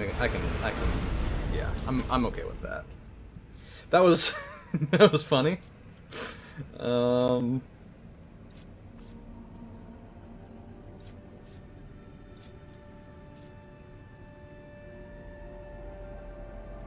Yeah, this is just a straight upgrade. Yeah, let's take the God's Bane Lance. Absolutely. And let's upgrade the ship. What do we got? I can get a boarding party.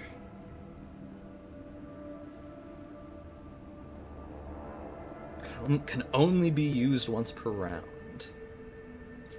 All hands on deck. Now this is tempting.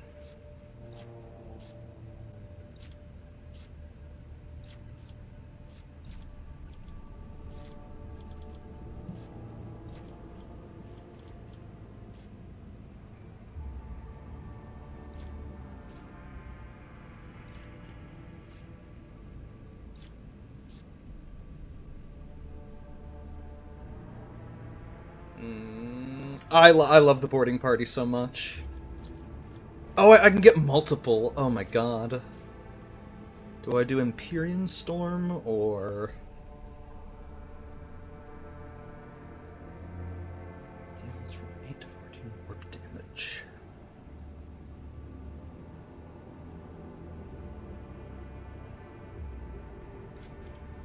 All hands on deck.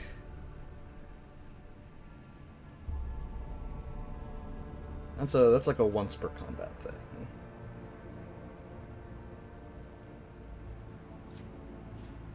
These are all once per combat things. Let's do all hands on deck. I feel like this is going to be the more impactful one. Let's see. Now...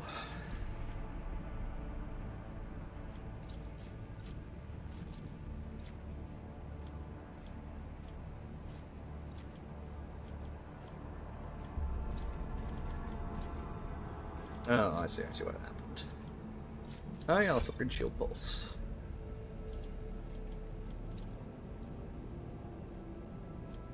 That just reduces the cooldown of new heading. I can't upgrade stuff on myself, because I removed her, and vulnerability scan's already upgraded. Okay. Okay.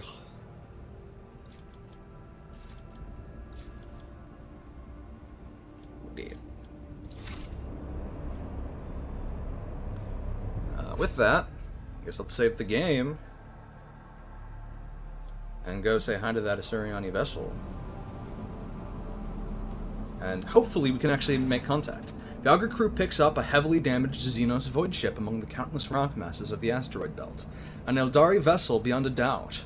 According to the Von Valancius archives, about 100 standard years ago, the Imperial Navy set up a barrier in the system against pirates and the enemies of humanity.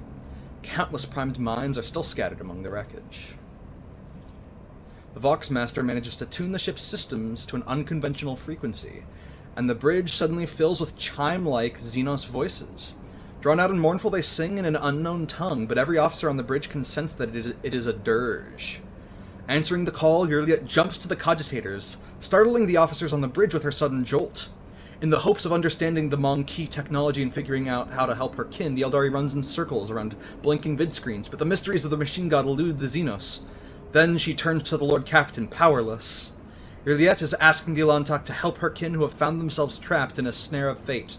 The Eldari are enervated and weak, and their song is a cry of despair, a cry that is fading.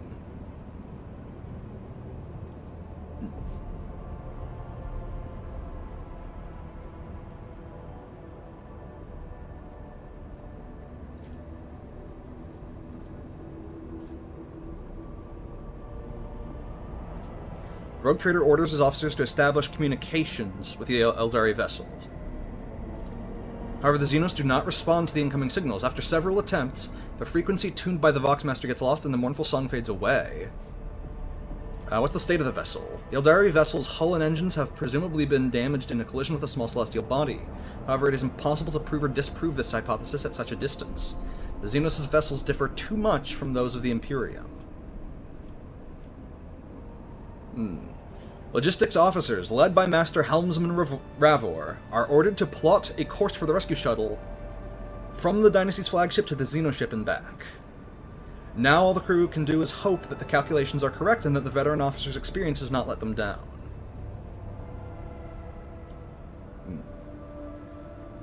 Lord Captain orders the servants of the machine cult to prepare a plan for clearing the minefield without harming the Xenoship.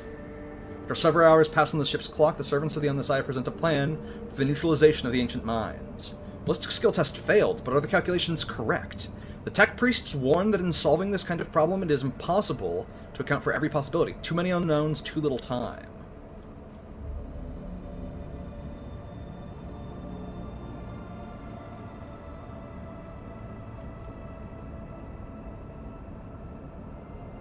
I will send a shuttle with an experienced pilot and scouts in hopes that the smaller vessel can bypass the ancient mines. The shuttle enters the asteroid field. The pilot proceeds with caution, confidently avoiding the chunks of rock and nearly imperceptible mines. However, when the shuttle reaches the xenoship, the rescue team's report catches the bridge crew off guard. The vessel's starboard side has been breached by the macro weapons of an unknown Imperial void ship. There are no survivors. Shielding her eyes, Yuliet closes them and clutches the spirit stone at her breast, Coming to, the Eldari does not speak for a time. With notes of sadness in her voice, carefully picking her words, she concedes that the Elantok did all they could to save her kin. And yet it is the Monkey who are responsible for the loss of the Eldari void ship. Saddened by the pain and hatred that humans have wrought upon her kind, Yuliet quietly leaves the bridge. Sometimes it's simply impossible to outrun fate. It's a damn shame. Ah, we got free shit, though. Some time after, Yuliet comes to the Lord Captain, haggard and still holding on to hope. She says that she came aboard the Monkey vessel and set off into the darkness in the hopes of finding her kin, but found only corpses slaughtered by humanity's hatred. And though she and the Lord Captain were not always in agreement, the Elantok still tries to lend a helping hand. In gratitude, as she promised, she shares the coordinates of her kin's cache.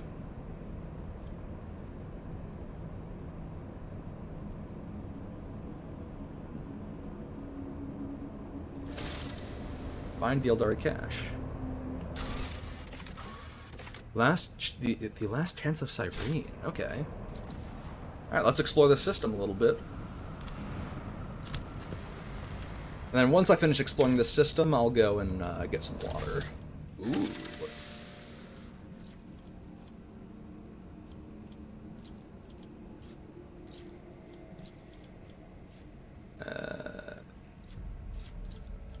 Sure. Don't need two... Oh, pardon me. Don't need two plasteel. Ooh. Let's go!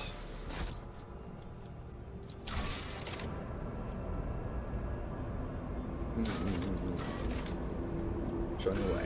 Owing to his keen intellect and more than a bit of luck, the rogue trader managed to discover several ancient Imperial ships and restore the Archaeotech compass mechanism pointing to the location of the fleet's mothership, the Mu Rho 79 system. Haven't I already been there?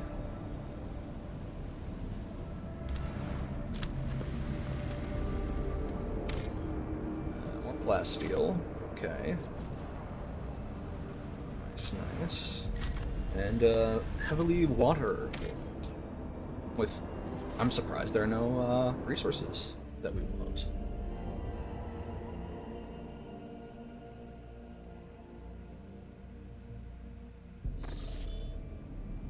Okay. Last chance of Cyrene. Looks like I may have to spend Navigator's Insight to get there, but before I do that, pop a save and navigate my way to... This is... It's tempting. Yeah, let's do it. Alright, so we're gonna go to Narmer first. During the period designated as the night shift, the air throughout the ship suddenly turned stale. Those who were awake reported feeling incredibly tired. Those who were asleep later reported having horrible nightmares. Senescal Abelard Versarion was found in his quarters in a trance-like state. He was pacing the room and talking to an unseen interlocutor, asking the same questions over and over. Why won't the fever break? And does the esteemed chirurgeon have the faintest idea what he is doing? Then he sat by the bed for a long time, clutching the sleeve of a void suit and repeating, Everything will be alright, son. With great difficulty, the enforcers managed to return the Senescal to his senses. By the order of Senescal Versarion, the report on this incident has been erased from the ship's logs. I see. Oh, my man's coping with loss. That hurts. That sure hurts, all right.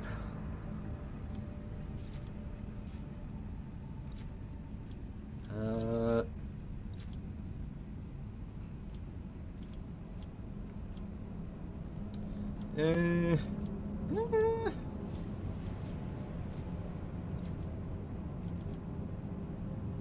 Yeah, fuck it. Lord Captain, we have received an astropathic message from Dargonis. Achilles Scalander reports a Xenos raid against a merchant ship in the Silence of Mercegrit. The coordinates of a hypothetical contact have been forwarded to the crew. If you wish to support your subjects and fight back against the Xenos personally, we must hurry. It is unlikely that a merchant ship will be able to resist the enemies of humanity for long. Silence of Mercegrit. Okay.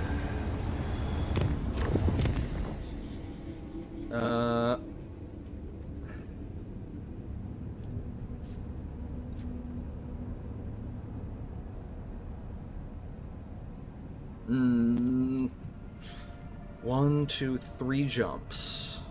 Or one jump. I'm gonna hope that I can do these multiple jumps, but I guess we'll find out. And if it isn't doable, then... Ooh, during the warp voyage, the navigation chambers reported there are warp reefs right on the ship's course. The fragments of the Sea of Souls given material form. The navigator may either steer the ship past the dangerous region or risk approaching the rugged formation to gain valuable insight. Lower warp with a difficulty modifier of -40. Approach the warp reef. Hell yeah. Lower warp test succeeded. Following the Lord Captain's orders and the navigator's instruction, the void ship approached the warp reefs and passed the sharp formation without brushing against a single one. No one on board noticed anything in particular, but it became a momentous event for the navigator that granted her a special understanding of warp emanations. +6 navigator's insight. Fuck yeah! Hell yeah.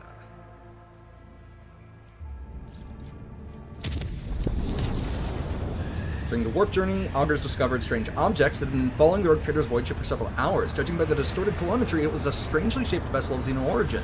The unidentified pursuer tried to approach the void ship several times, allowing the augurs to observe the shimmering energy sails unfurled among the shifting currents of the warp. The strange chase ended after the mysterious ship vanished in the depths of the Sea of Souls. Or released from the Immaterium this time. Not today, you bastard.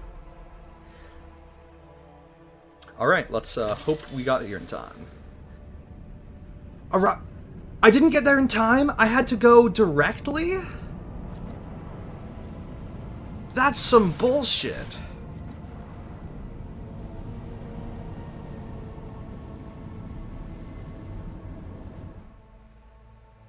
Man. Oh, that's some bullshit.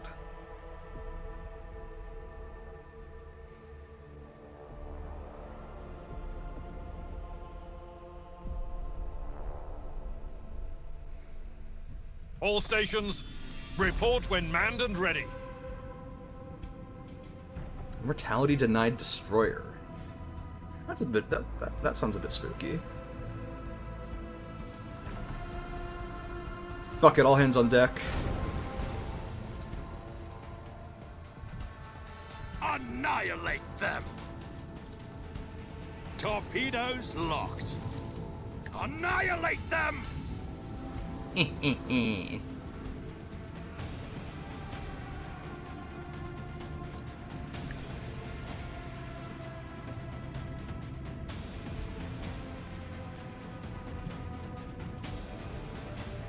Work with that. Hey, get rotated. It rotated it the wrong fucking way. You've got to be shitting me. Oh my god.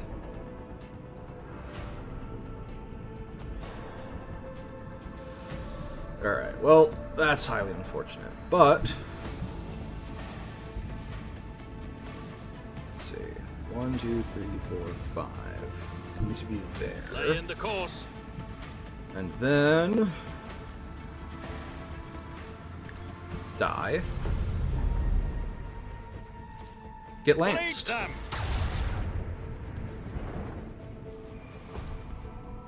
This one's going down. Damn, I should have just saved it.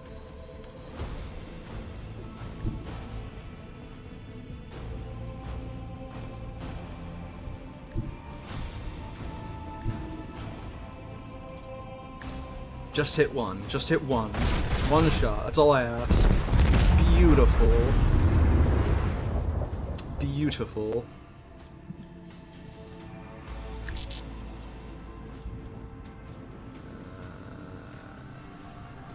reduce the cooldown on the warp channeler.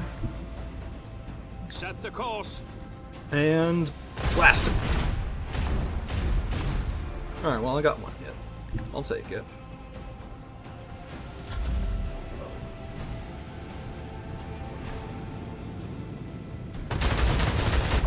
Fuck off, fuck off, fuck off! Oh god. Oh god. That hurts so much, actually. Oh my god, and he's gonna be able to hit me from the same side.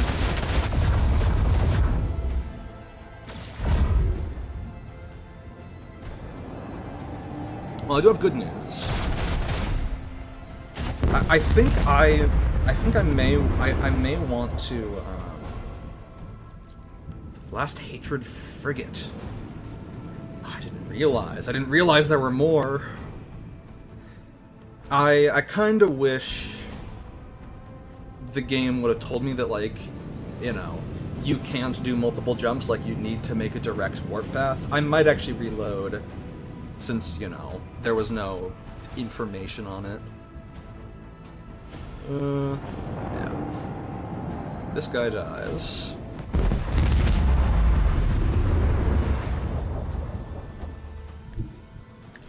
This guy goes over here.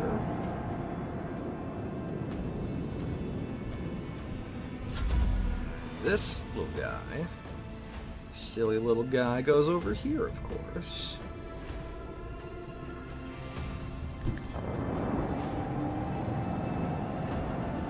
And me, little old me.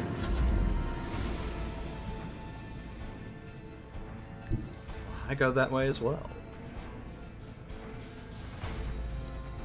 Torpedoes locked. And put down another salvo of torpedoes. Oh, that lasts all combat. Okay. This is gonna be nuts. Okay.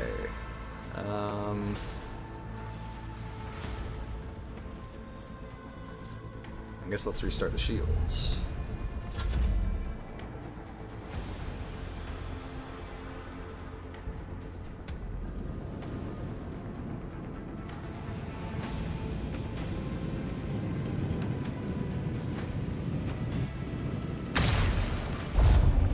Okay, you survived. You survived without taking damage, even. That's quite impressive.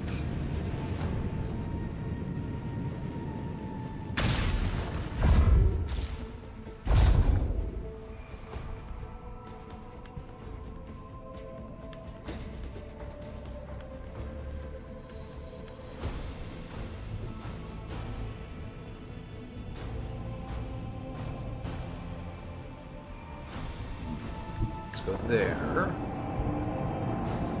That'll be the end of your turn. You...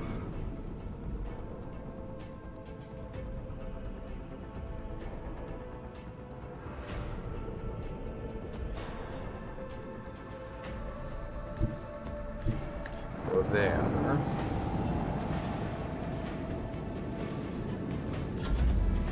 You...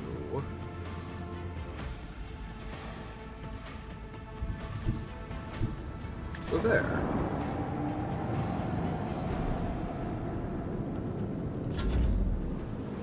Then you... God, I have so many fucking torpedoes. Yeah, you go there, why not?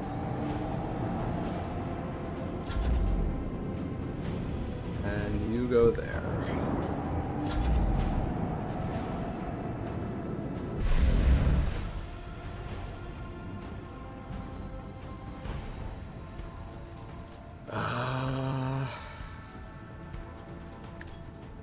Let's go for that guy. Damn. Okay, well, this is fine.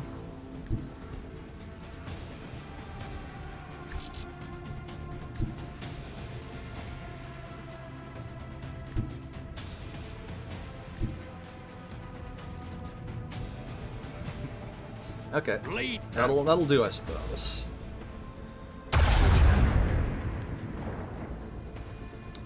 Hot damn. This one's going down. Okay. Die. Already Thank dead? you. Offended, actually. Do all my torpedoes get movement?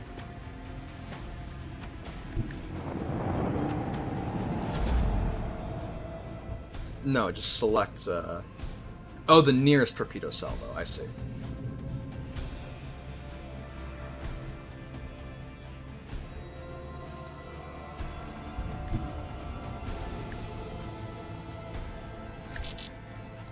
Annihilate them! Torpedoes! More torpedoes! What do you mean no line of sight to the target? Okay, buddy.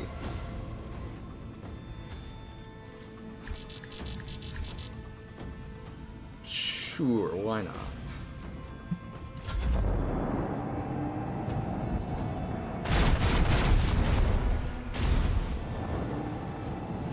Well, it's sure funny looking.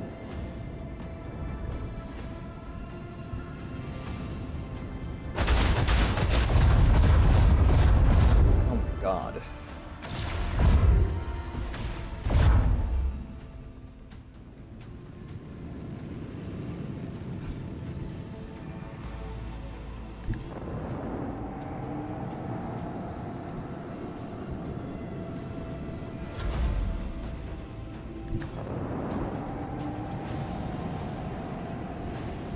This is ridiculous.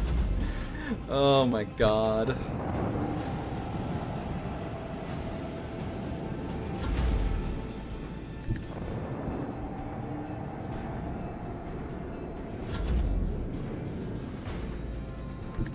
Let's have one come around from this side.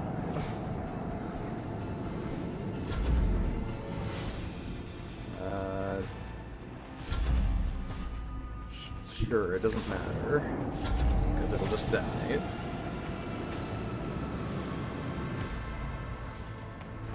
And sure, yeah, go there. Why not?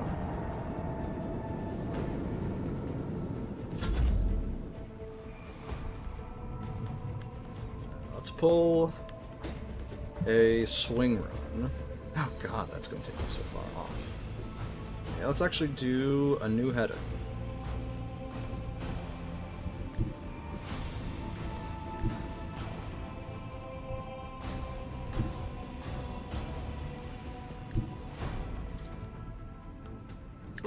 Die. Just die.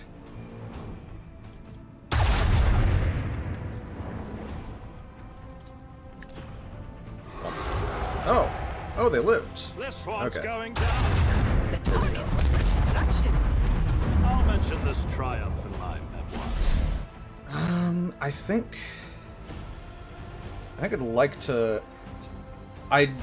Since I didn't have the requisite knowledge, a new message from Master Scavenger, Lord Captain. This time he's not reporting yet another attack, but the alleged location. One of the Xenos leaders, Achilles' aides, have reported the said leader will be heading an attack on the paradise world, Grantis.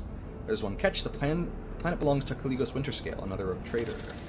Master Scavenger noted in his message that responding to a distress call is unlikely to be considered an incursion into somebody else's territory.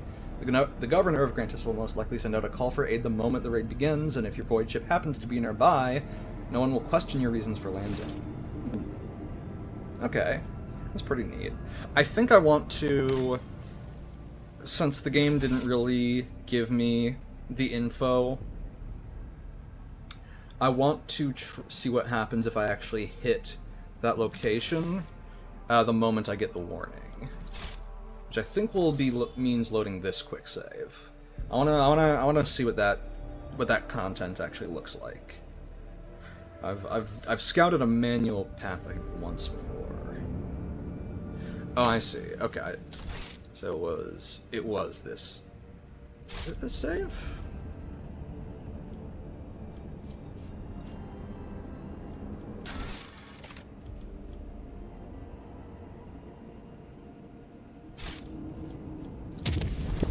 It was when I went here that it happened.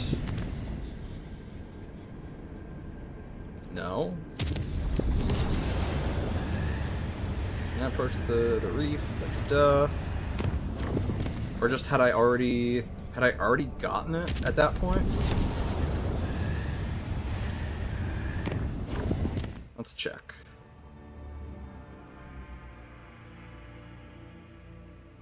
We're doing science. Okay, yeah. Okay, cool.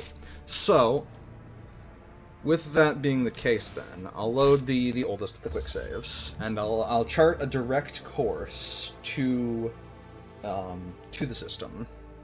Since I'm pretty sure my oldest quick save was actually.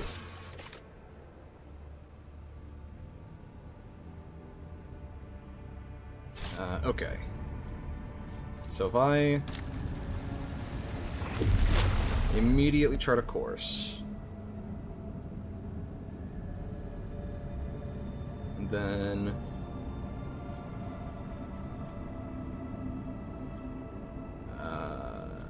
I'll reduce it down to orange.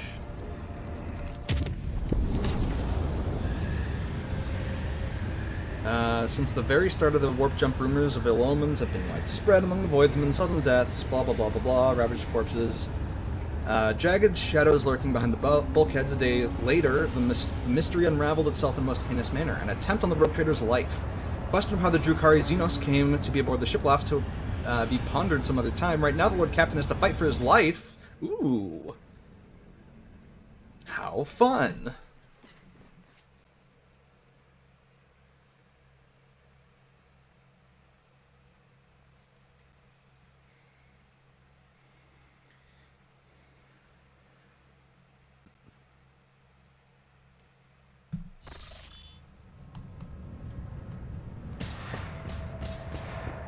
This doesn't look much like an ambush.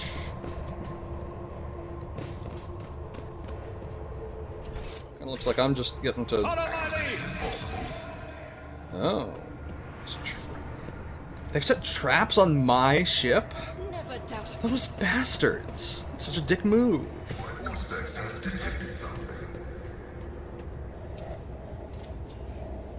I better myself through my service. Cabalite sharpshooter.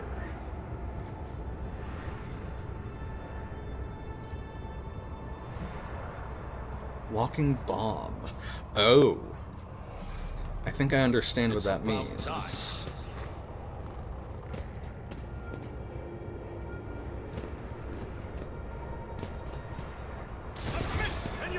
Okay, there we go.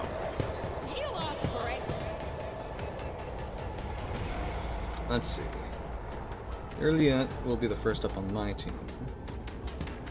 This should give her barely line of sight for that bastard. And if not, she can move. I'll return. Pascal, you can go here. Abelard can stay there. I'll go here with my beloved Cassia.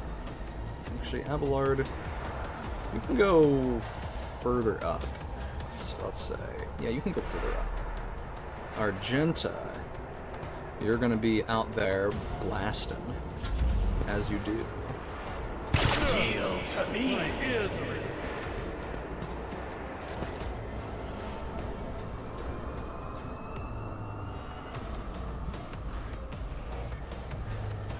Oh. Okay, she does have line of sight. So mark it as prey. I guess this will be easier to use. Then let's see.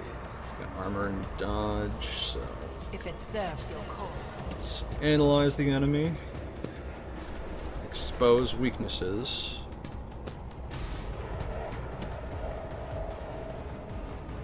I am not your Take the perfect spot.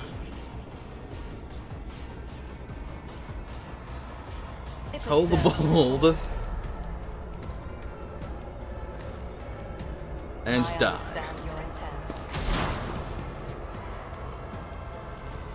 What the fuck did she hit that took all her damage away?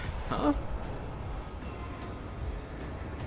Oh, it over-penetrated the cover.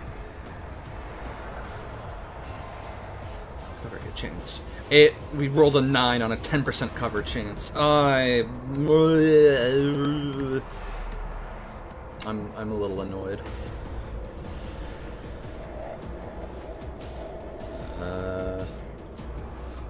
There's only one actual Xenos? Yeah, looks like. Okay. Sure, that one. That one is also prey. Why not? Pascal.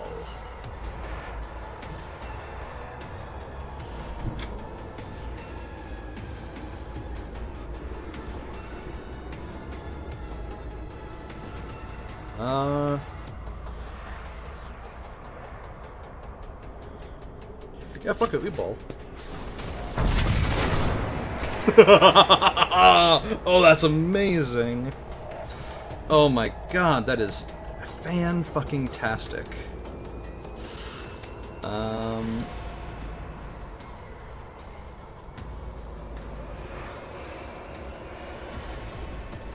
Guess we'll do perfect spot. And just... we'll settle in this turn. That's what we'll do. Excellent. That'll be your turn.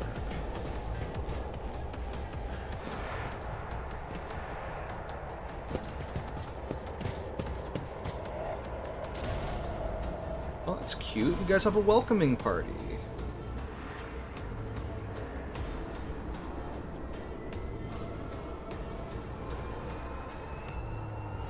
I've seen worse. You've got to be shitting me. Oh well. I meant to just check the range on that, but this'll do, I suppose.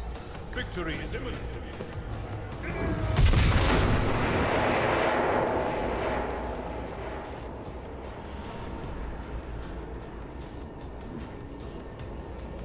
Reckless Rush.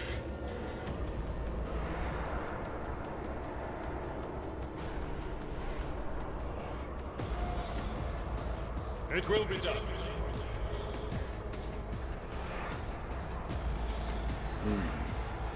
Why?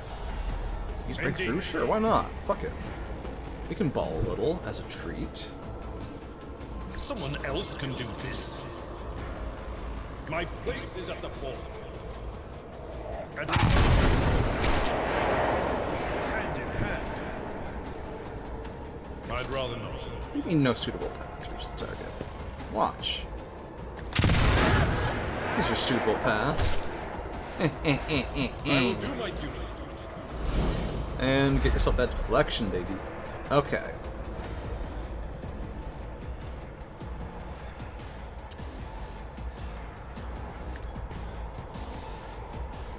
Let's do this. And piercing shot. So now he's just gonna die. And then... Faith without deeds is worthless.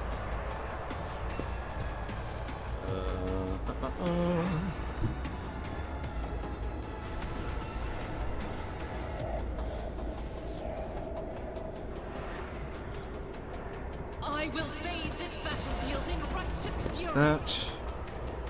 That is not the Emperor's will. And die. Don't get near my space elf. As the Emperor commands, I And Furious Recital to gain more momentum. Let's go! Cassia! Cassia, my beloved.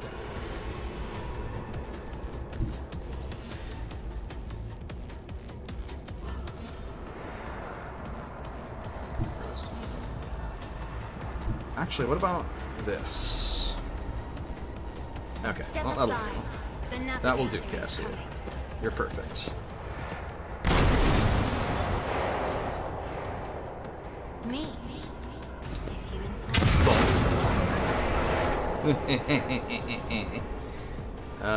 Does Cassia? Yes, she does. Okay, Juliet, finish this off.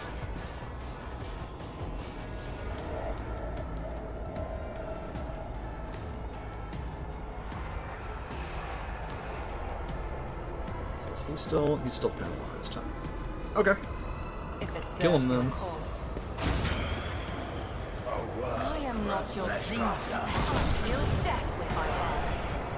confused about. Stop trying. No line of monkey. sight to the target. Huh.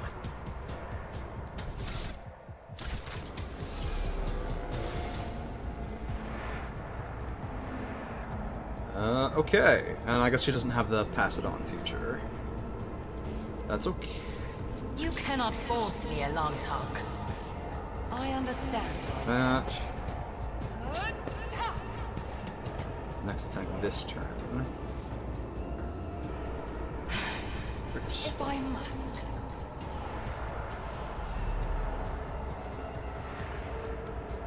If it serves your cause. Sure, why not? Doesn't say this turn. Okay. Cassia, that's your go. Oh. Wait. She can reach him? Oh, never mind. Let's just do this. If I may.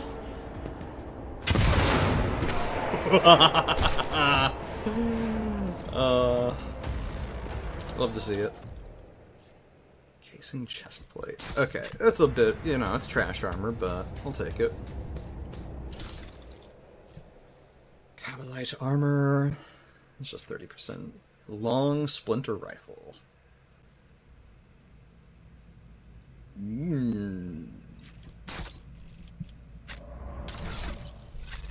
Hey, where are they at? What's this? How does that look on you?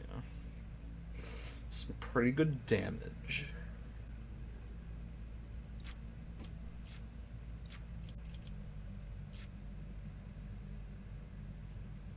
Has a high rate of fire. It can do a burst fire for 2 whole shots. Less range, way more max ammo. She would not need to reload nearly as much if she used this. However, this does not have nearly as much additional hit chance or dodge reduction, and the additional range on her rifle is pretty nice. You know what I could do is I could just replace her offhand.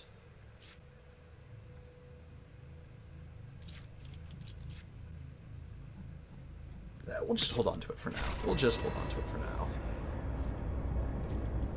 Oh, you. Mr. Abelard is all fucked up and shit. Why don't you unfuck his shit? Where is he? Where is Abelard, actually? Oh, there he is. The order is contrary to dogmatic protocols. Okay, let's screw the crew back up. Actually, wait, we don't need to do that. We can just go to the Queen's Expanse menu now that we finish this. Keep on forgetting that I can just do that when I leave locations. That's a really nice quality of life feature. Okay. Now surely I must be getting there in time to help. If not, I'm just gonna be flabbergasted.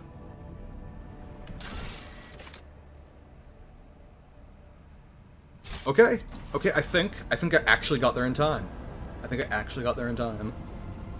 Let's find out. Oh, I forgot to repair. Ah, well, it's fine. It's only like 7 damage. Besides, I'm sure I'll need much larger repairs after this battle.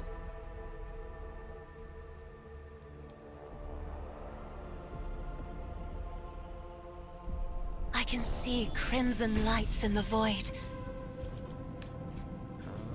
Oh, the boarding party actually does have quite a limited range. Universe class mass conveyor. Hey, buddy.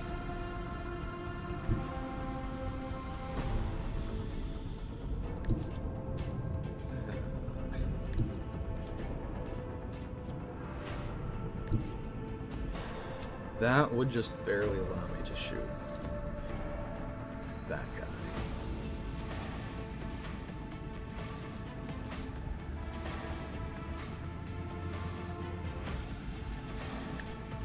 Show me that prow weakness. Let's go! Lead tap. Alright, buddy. It's suffering time. Will that? Oh yeah. Actually, I don't even need to do that. Get rotated.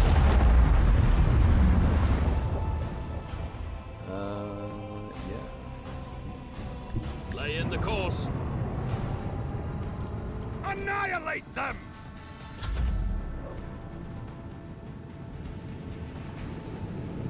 Who are you going for? Going for my friend. They're going for both, actually. Thank you for tanking some damage. Strange friend from... I don't know. Universe class mass conveying. It seems like some sort of... Actually, no, I know that this is part of my protectorate. Nice. Forgot about those far-off buggers.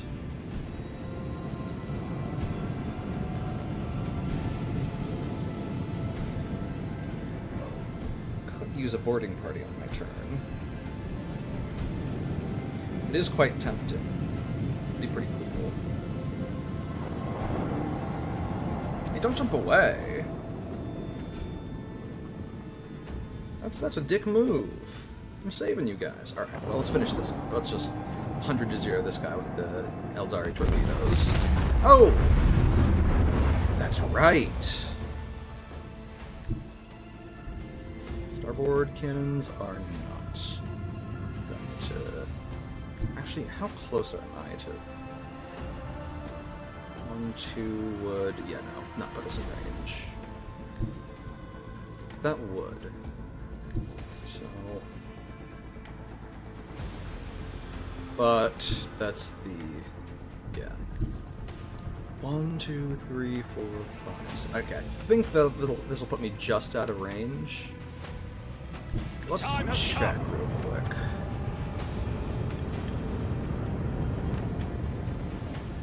I think that'll actually put me just barely in range. Let's do it. Yeah, boy! Hey, buddy. This one's go. Bleed them! No mercy for the enemies of humanity. Alright. And, woman lady, what's your name? Jai, send out a boarding party.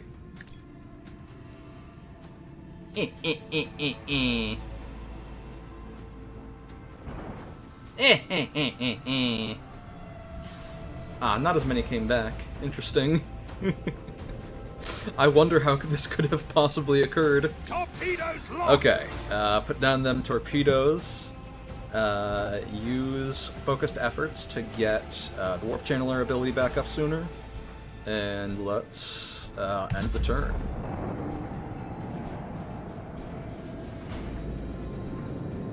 How you doing there, Last Hatred? Warp drive damage, oh my goodness. That's so sad. Burn in the fires of retribution. Oh, fuck! I sure hope that doesn't make me fail rescuing those guys. Proceed, I knew you were a great Lord Captain, Shireen. I guess we'll see. I guess we'll find out if there are any survivors.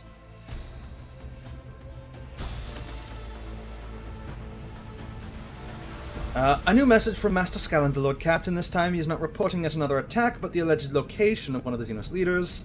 Achilles' aides have reported that said leader will be heading an attack on the Paradise World Grantis. There's one catch. The planet belongs to Caligos Winterscale, another rogue trader.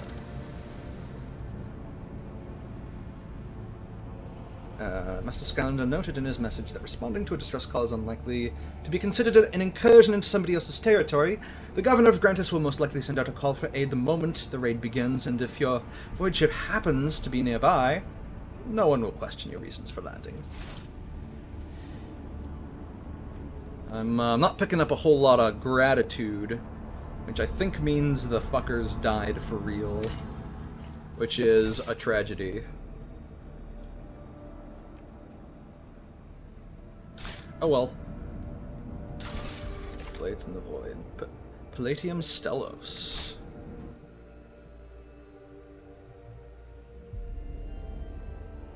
I really do want to get that Warp Coral event again, but I may not get the chance. Where is Palladium Stellos?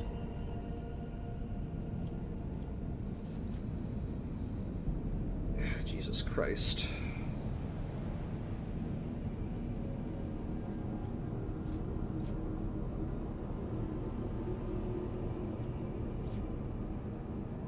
I don't want to do another direct path.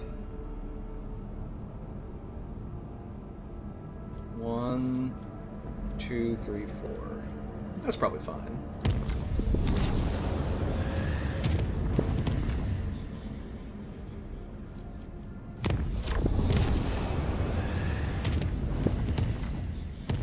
There.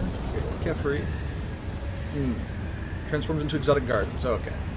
Yeah. Just some standard stuff. No, nothing crazy going on.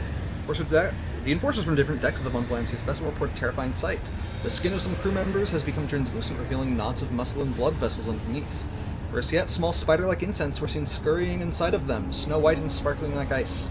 The transformed could not see this phenomenon in themselves or anyone else, only occasionally complaining about a prickly feeling in their extremities. Some were branded as mutants and killed. The survivors reverted back after the vessel emerged in real space. So it was a warp illusion, you retards. Oh well. Let's go visit the governor of this area.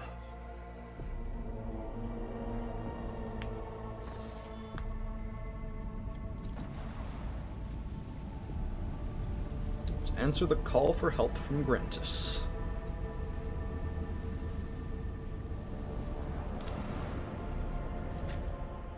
Hey, buddy. What you doing there? Why do I have so many Discord pings? Oh my god.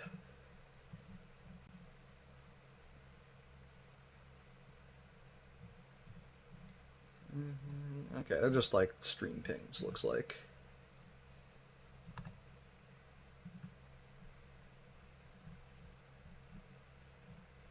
Mario's streaming at 9 p.m.? Let's go!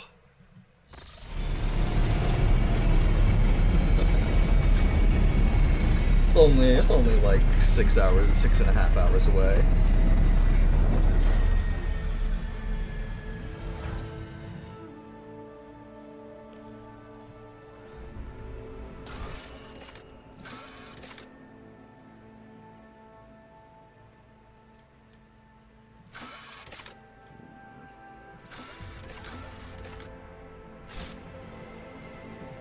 I'll lay claim to the stars.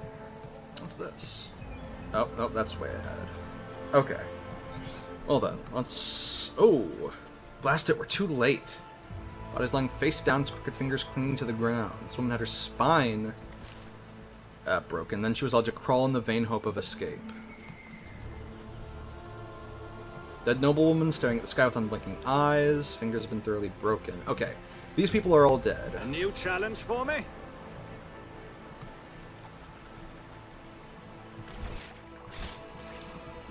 There's free shit here.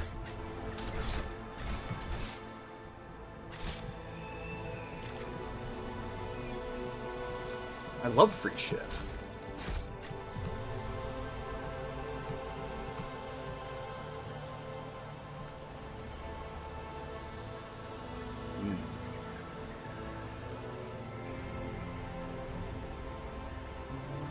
My dark cousins are so stark it cannot be anything but a trap. Dark cousins, meaning the Xenos that repel even their own repellent kind. My weapon will be put to use here. Hell yeah. Damn right. I think we will all rejoice in killing those Drukhari. Follow my lead. Ooh. My success was inevitable.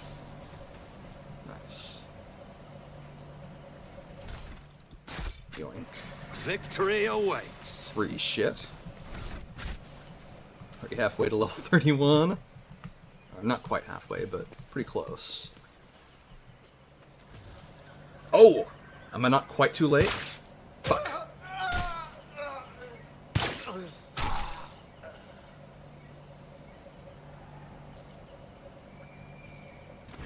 At last. You took your time coming to meet me, monkey. A couple seconds pass before you realize that the elucidator is silent. The Xenos is addressing you in Low Gothic. Hold your foul tongue, abomination. Such filth will not use that tone with the Emperor's chosen. Why? I sent an invitation by way of the cattle that dwelt on this world. And the chosen has so obediently appeared. How are my words anything but the truth? One of my soft-bodied kin. What meager offering tempted you to lower yourself to attending these animals? Or does their company remind you of being among your lost brothers and sisters? What do you know about my brothers and sisters, Dark One? Only that they wander blind and helpless, robbed of their home and hope. But why am I telling you this? Isn't it your duty to watch over your kin, outcast? Not on the mining world. You're one of those Xenos who got away. You ruined the reception that our poor little Tazara had worked so hard to arrange. Now it is the succubus's dream to drag you to Gamora and have her way with you. What a terrible disappointment it would be for her if something were to happen to you before then.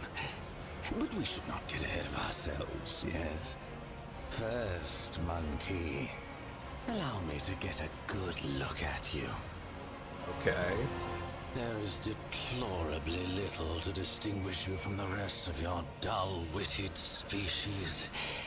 And yet, monkey, and yet you are different. After all, you are from the caste of their rulers, are you not? Rogue trader. That is what they call you. Well then, rogue trader, since you nevertheless deigned to come to this meeting, tell me your little secret. How is it that out of all of your kind, you're the only one to discover our feasts in advance? Usually you're all so slow and sluggish that my kin have always enough time to leave the battlefield before aid arrives. But still, time and time again, your dogs have been there to stand in the Cabal's way. We're smarter than we look. And? That's it? Just an assertion that your kind are not as brainless as you appear to be?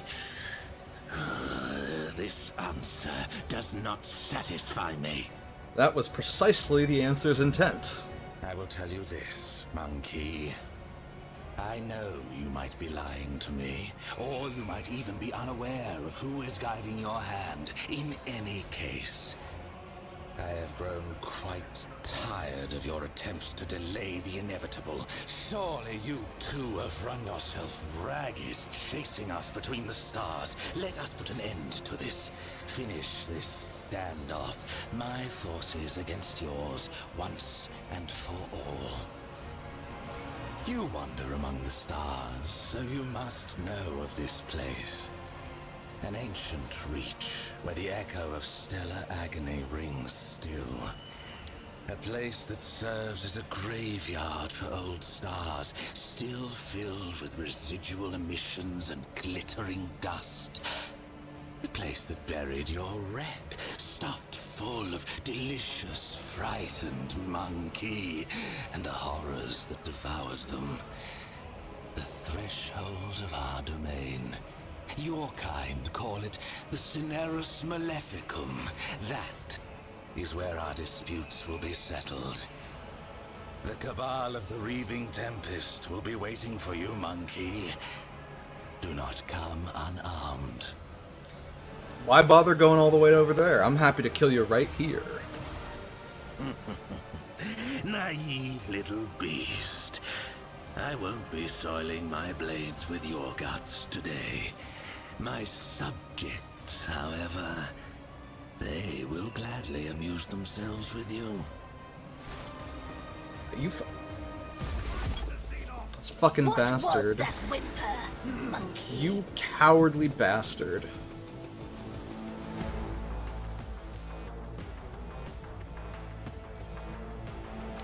You're near to get there, Avalord. You get there.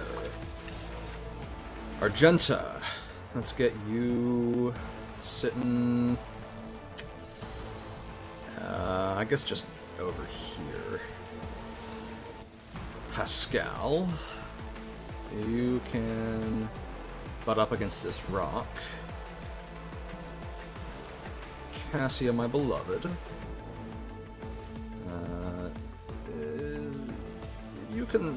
You'll also go up against the rock, but you can be a little bit... Actually, no, you'll stay there. I'll go here. And we'll let them come to us. Yeah. Early yet.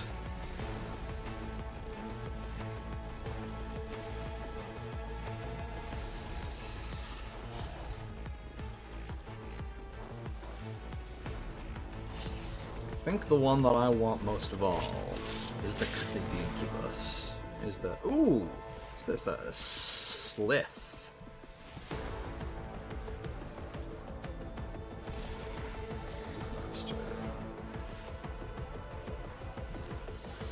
Oh, it's so hard to choose. Hold on, don't I have some special thing where like? Yeah, I do.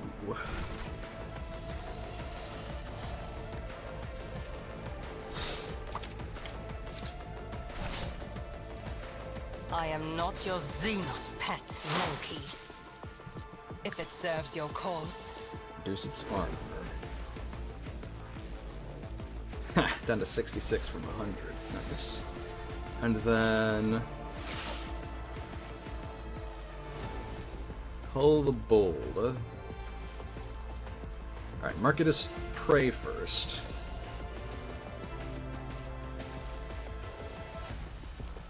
Then... What's your difficulty tier? 4? So your armor will be reduced by...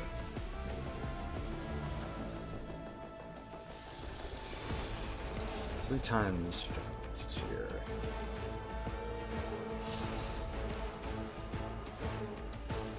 So, minus 12.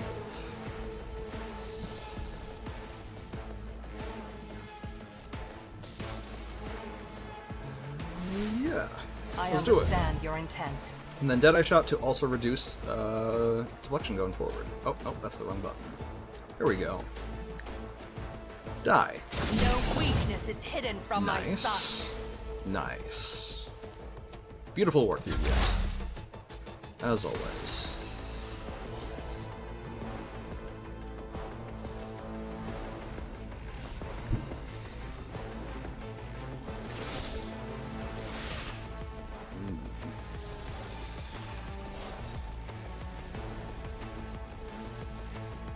Was to strike.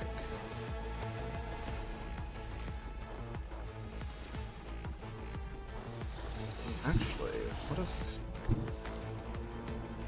we did this? He also went for the slith. The Sicilith. What's the range on this sucker? Single shot.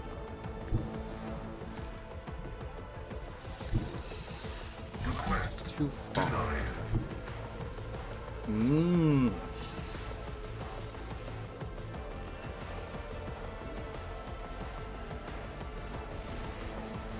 Let's ball. Let's ball the fuck out.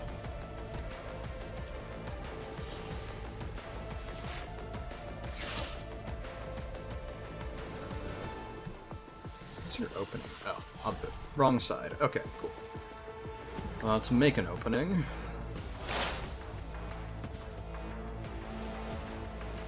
Let's... Running binaric override. That... That. Desire knows all. Comprehends all. Oh, that increased. Dang. Well, Time to die. Fuck.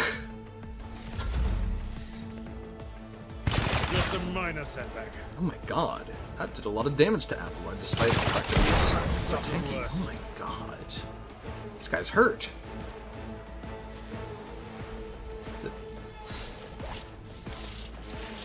Melee bounty hunter build. Interesting.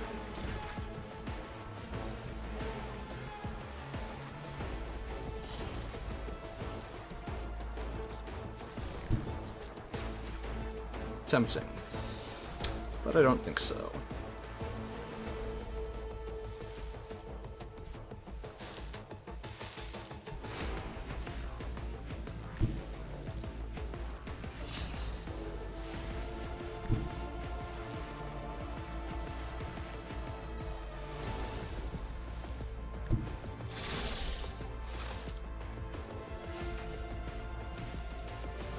So we managed to do that. Okay.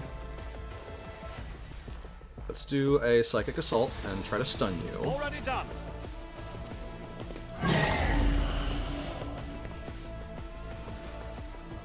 Failed. It's stunned. Let's go. Let's go.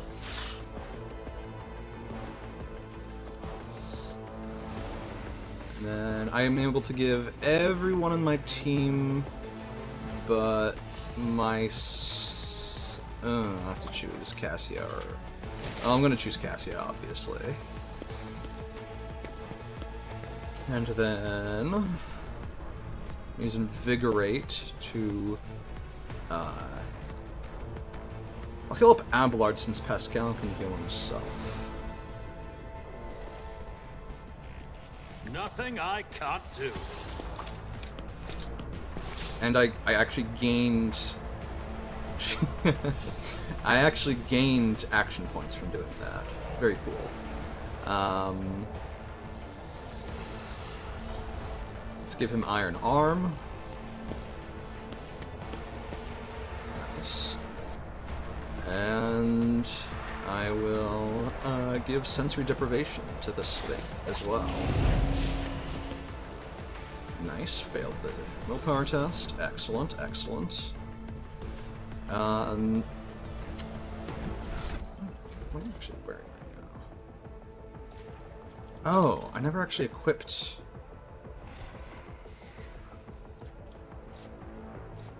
anything in that slot. I think I can change equipment. Yeah. Can't change equipment during combat. Okay. I need to do some stuff.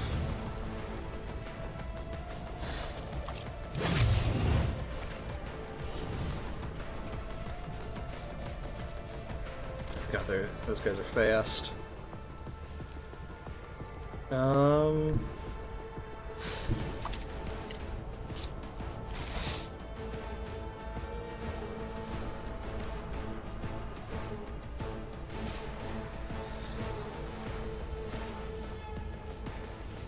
Yeah, let's do it.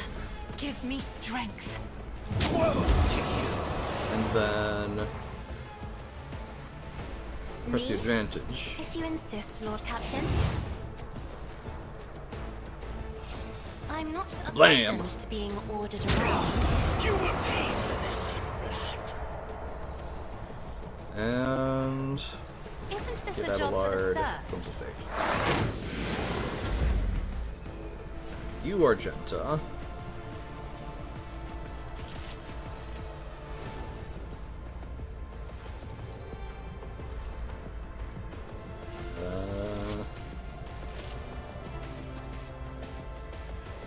Doubt is for the weak.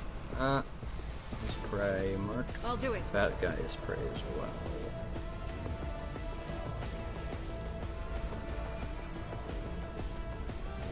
I like to angle this so that I don't fucking kill Pascal.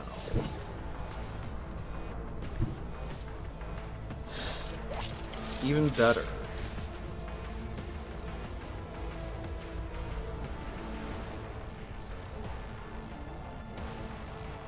Guided the by bowl. faith. As Here's the some Emperor shot. commands, I act. Faith without deed. You will not withstand my vengeance.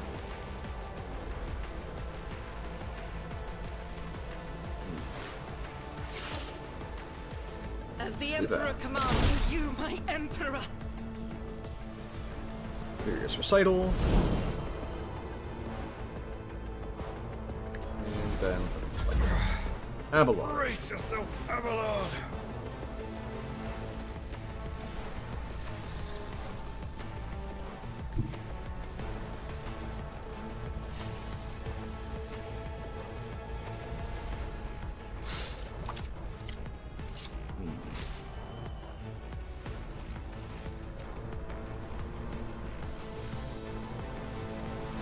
I'll see Victory that is first.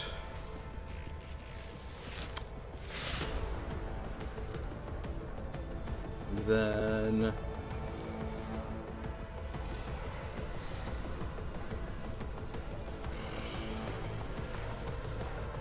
At use your beck and breakthrough. call.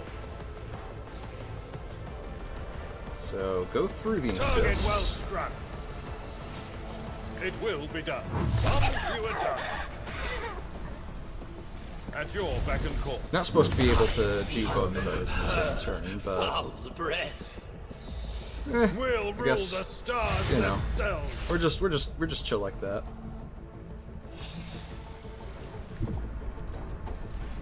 Follow my lead. Alright, it's dying time. Target well struck. Indeed. Grey hair, sure hand. Victory is imminent.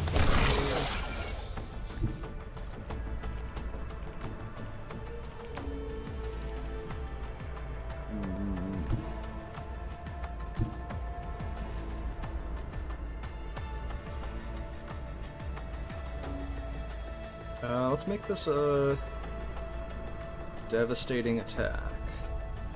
A tactically sound approach. And die. You've unleashed my fury. Need the toughness test. That's a shame. I guess I should have just swung twice. Oh well, give yourself the deflection. Don't die, Abelard. Oh god. Grey hair, sure hand.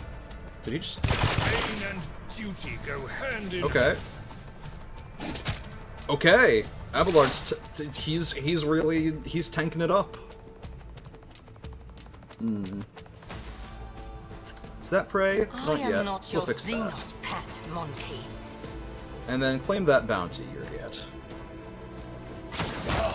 Moving no more. I will not. Okay. We've got enough people over there that we can help out with. Blade Master. He's got a deflection. That is beneath me. Target's too far. Okay. Is that also... Nope. Okay, no, not too far for that. Is she getting the perfect spot bonuses? No, she's not. Oh, since she's staying here for a little while, This tedium is beneath expose its weakness.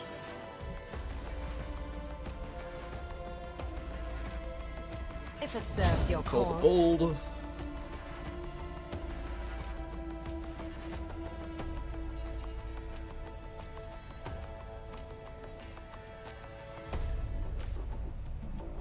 Let's do anything.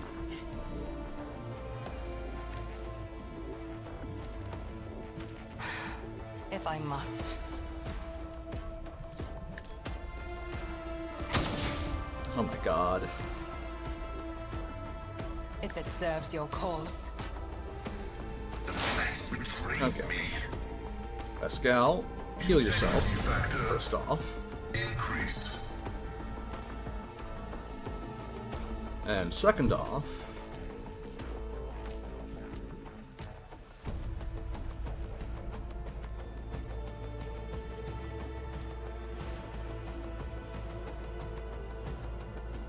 we do it for the ranged attack?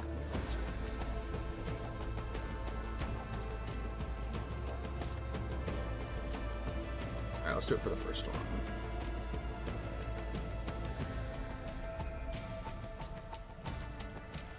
Advancing. Womp.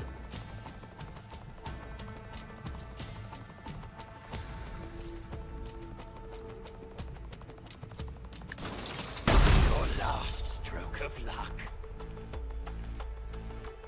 I didn't particularly think this through that well, now did I? My vow is to serve.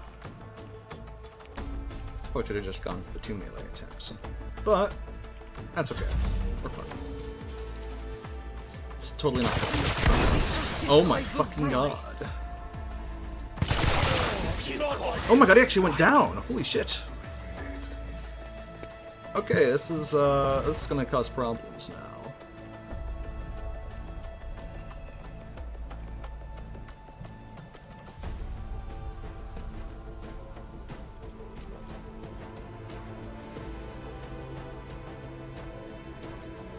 Could do that. That's only got a chance at hitting. Or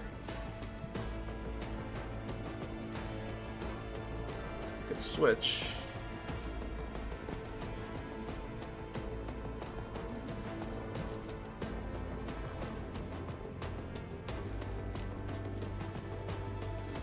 Not a Press the problem advantage for me. that I've totally got.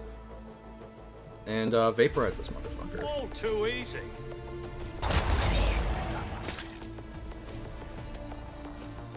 And then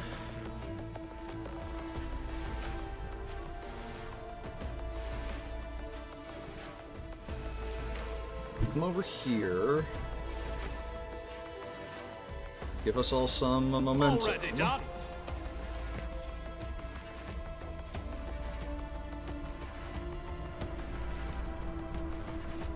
Give Cassia a bonus turn. Did I get Cassia or yeah, I'll go with Suits Cassia. my purposes. Cassia. Vaporize this motherfucker, please. 46 or 50. Ooh, actually.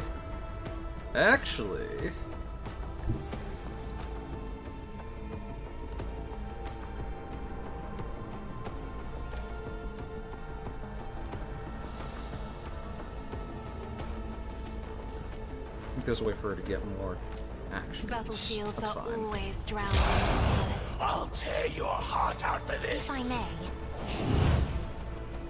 Now hold him in your I am a gaze. navigator, not a servitor. Okay, that should make him just explode on his turn. Right. Cassia. Since he's got Soul Burn, there's no chance of him living. So, oh wait, no, Abelard's fine actually. Okay. There's one over there, and there's one back there. If you do this, will that put you in range? It will! Be Excellent! careful Go not do to that cross then. my gaze. Let me educate you on the art of pain. I'm Press not the advantage accustomed again. to being ordered around. Isn't this a job for the serfs? And blam!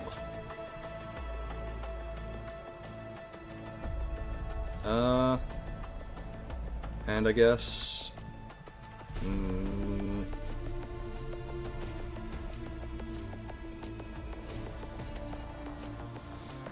can she... If only that were No. possible. Damn.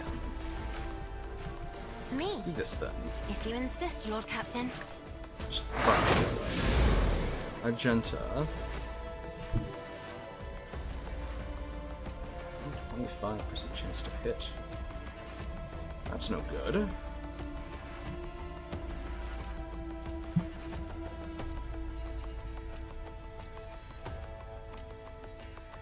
don't think you actually need that. This is unacceptable. I'll do it. As the Emperor Just blow 'em commands. up.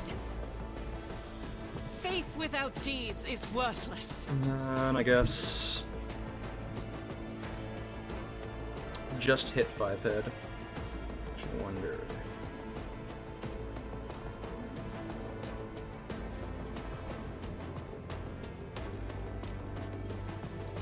God Emperor, Martin's move through me. Prey. Be the fire in my heart. And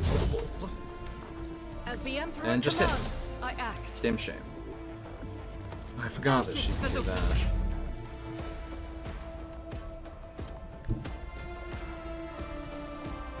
Tried and tested kill that tactics guy. are the best.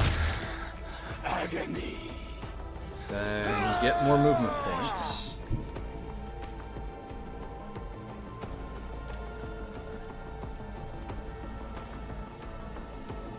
I will do. Devastating attack. And the attack will go. I suppose I could do it from further away. I think he has the thing where he gets like a bonus for. Target well done. I knocked him down, dumbass. Okay, you'll get. Swift and silent. I don't think she's even remotely. Stop trying, monkey. Okay, that's your turn. Pascal, can you? No, not even remotely. You'll move.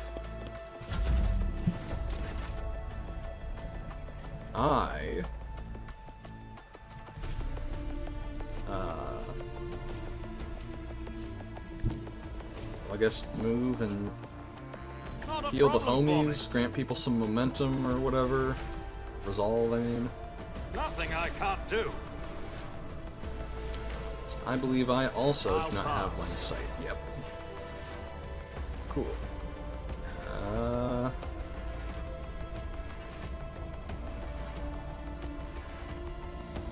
Yeah.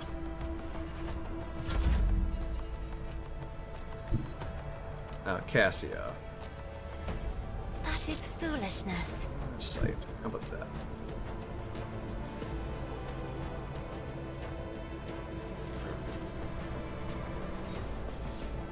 I could just do this. Isn't this Let's a do job for the this. serfs? Bonk. I am a Buff. navigator, not a servant. And Gigabonk. If I may, I would please.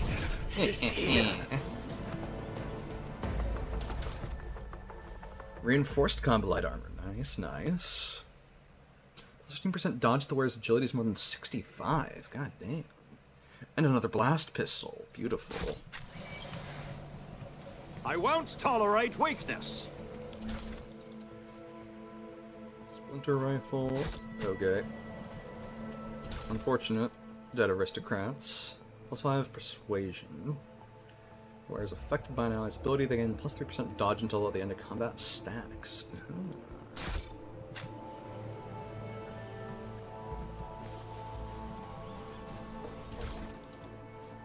Splinter rifle. Nice. I love free shit. Shall stand in You know how I my feel way. about free shit. Governor's body was masterfully disemboweled. His many implants were removed, after which, judging by the amount of blood, the victim lived for a while longer. Okay, yeah, I needed to go directly if I wanted to actually stop it from happening in full. But,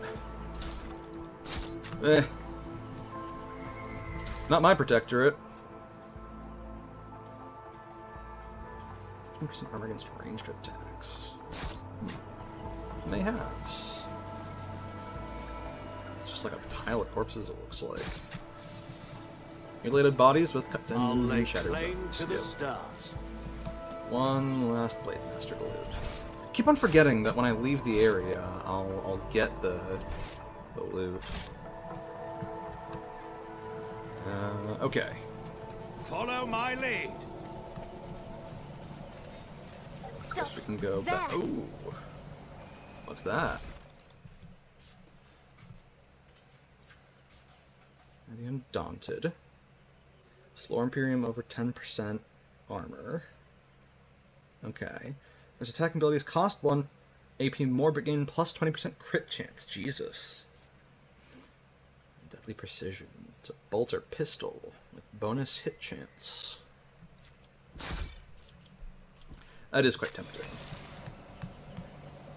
Nothing's impossible for this old officer. I won't tolerate Okay, weakness. I guess I'll return to the Void Ship. Hey, Eric!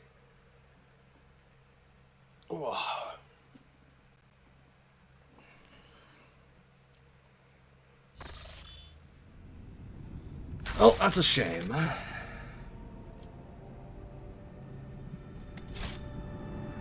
But such is life.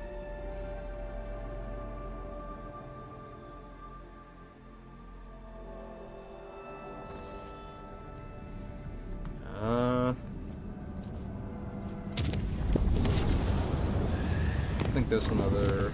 Right, there's that distress signal, but that's a fake one that we've already dealt with. Like, there isn't even a distress signal there anymore, because I dismantled it. Where is the... Alright, it's somewhere up in there. I don't think that route existed before.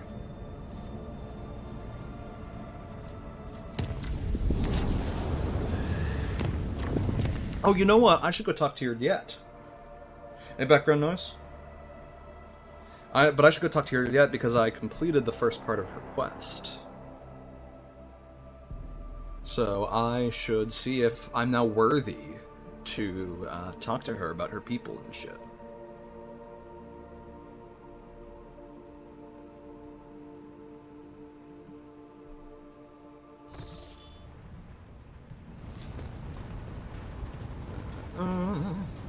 Hey, Generous, do I have any new goods I can afford? Let's see, how much would it take? What even is that? Condensed carapace. Hit chance in melee. It's increased by a fair amount. More dodge against human enemies. No, that's okay. Something new from here. Ooh, Archaeotech macro battery. Short range broadside macro cannons which fire 4 shots, dealing 27 damage per shot. That's really hard to turn down. Oh, those are both really good, actually. 5 melted torpedoes with 27 damage warheads.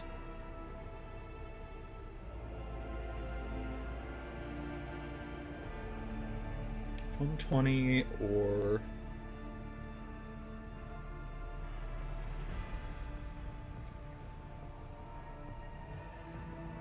$130. So okay, so it's 120 versus 135. Okay.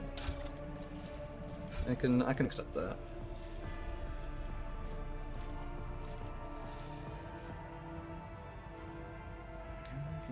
Firing 4 short burning. And also torpedoes with 27 damage warheads. Oh, I do actually quite want that. What can I trick? There's no way that's accurate. Yeah, okay, I need to... Okay, first, I'll go talk to, your Liat. Hello, Talk. Am I still unworthy of discussing your worlds and your kin? You bitch! You whore! I can't believe it. I wonder if Pascal has anything to say about the weird tech disturbances. Apparently not. Abel? No. Okay. I guess I could check at that weird terminal. See if anything new has popped up. Where you are, leave. Okay, no, nothing new to do there. Okay, so I need to manage my cargo. 3 of these will make 1.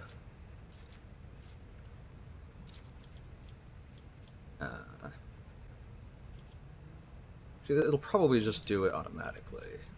I have to imagine.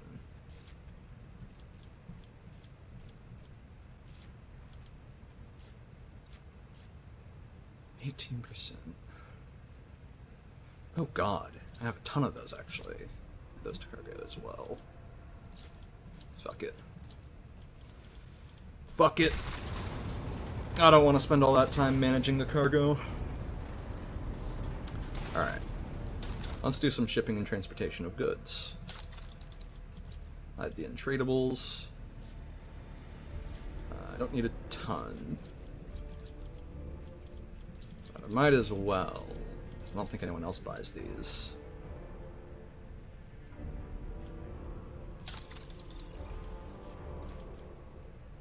Right, I can't afford those. Any contracts I can do that... Anything I can do that would up my profit factor? I did sacrifice the profit factor. I got trophies, very cool. Plasteel...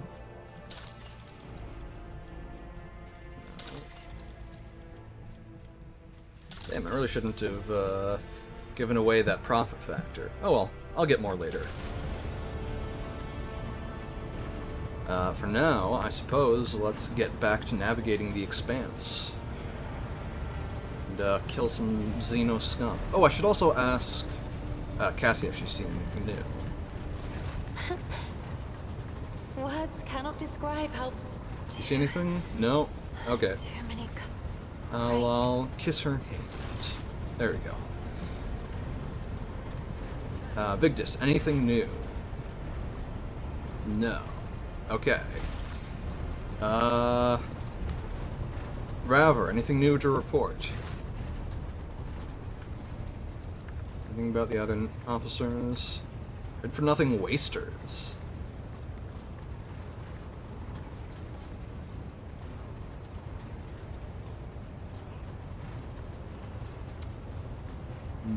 Another Tallman like the last one. Void rest, him is no better. Cut off half the Vox channels the day she took up her post. The Vox systems were damaged and the Engineering had no contact with other modules. How am I supposed to steer the ship to collect the Kong's reports? The power of my mind. Stuff where Sarian can't stand him, really. Like every Navy officer I ever met, doesn't know a thing about controlling a vessel in the void, but he puffs himself up all the same and throws his weight around.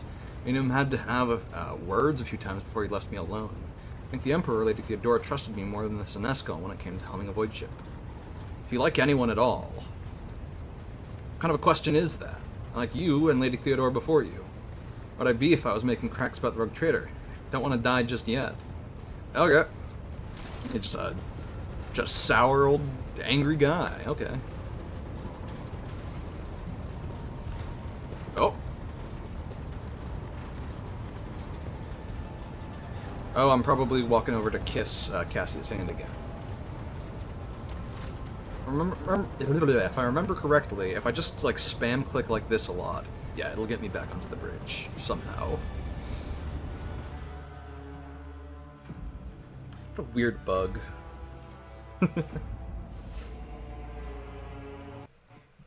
Let's see. Do I need to... Anything else important?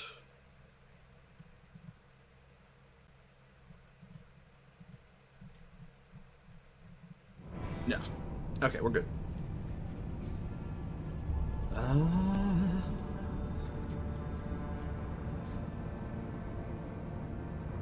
Okay. Well, I guess I'll start crawling the void. Oh, I gotta go to Kiava Gamma, apparently. Demonic eyes have materialized and begun to slither across the walls of Crew Quarter 49. The burning orbs swelled like bubbles of fetid swamp gas, only in secluded places at first, later appearing in plain sight. Everyone subject to their glare started experiencing headaches and spells of self-flagellation. After one of the officers peeled off a portion of his own skin to fashion a makeshift eyelid for one of the fiendish orbs, the section was quarantined, since neither fire nor other munitions could prevent more eyes from sprouting up on the ship. The vessel was cleansed only by escaping from the clutching embrace of the Sea of Swords. Okay.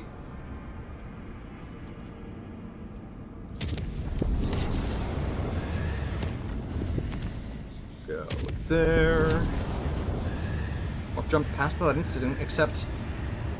for everyone except the crew members on bridge duty, for the duration of the voyage they heard laughter. It seemed to come from outside through the airtight seal of the ship's massive windows. The laughter went on and on. That's nothing. That's nothing. Do I have any contracts? No. Okay, one more... that's not what I meant to do. Damn it. I saw a button, and I touched the button.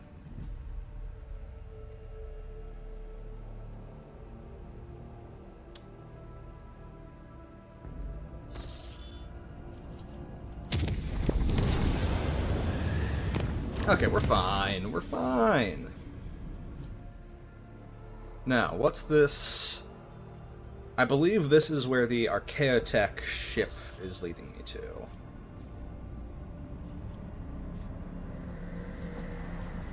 I've already been here. Wait, huh?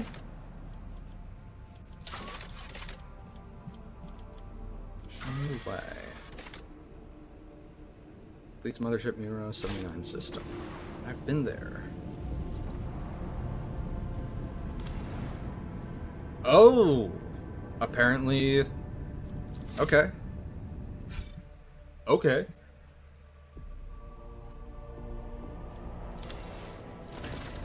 Priceless discovery left the crew speechless and shaken. The ancient Imperial Ark-ship, Hammer of Redemption, was hidden below the surface, impervious to the Augur's sight.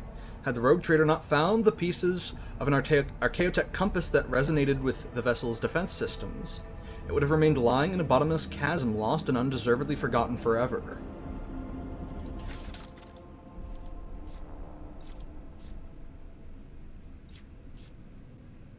Huh. That's it, just a little bit of loot. Oh, and something else. The Adeptus Mechanicus acolytes studied the ancient data archives and concluded that the vessel crashed about 300 years ago, after running into an asteroid stream. Hoping to rescue at least some of the colonists, the captain dispatched 4 lifeboats, whose tragic fate you already know. Although time and weather were not kind to the Hammer of Redemption, the crew still managed to salvage plenty of valuable items. What's this had pattern data loop? Grant plus 10 to all skills. The wearer can reroll any failed skill test once for each test. God damn.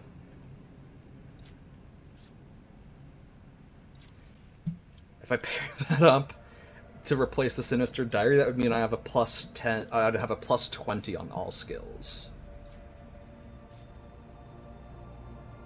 It's pretty tempting. That's pretty damn tempting.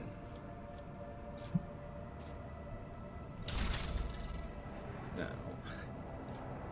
what about this stuff?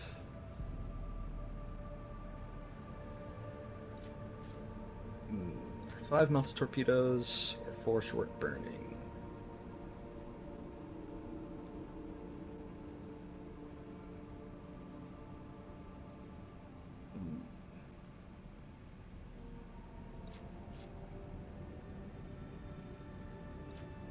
It's also the matter of these macro cannons. I guess I'll put the stubby one on the starboard and the long range on port. And I'll just, you know, turn as need be, I suppose. As for...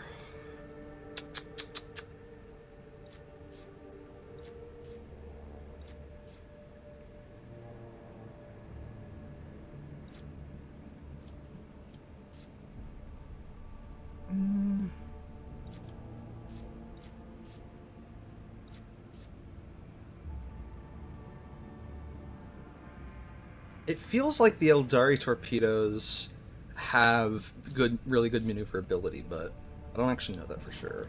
I'll do these short burning melta torpedoes and see how they work for the next space combat. Already been to this exploratory void station? Yes, I have. Okay. Now that was for the Archaeotech compass that I pieced together.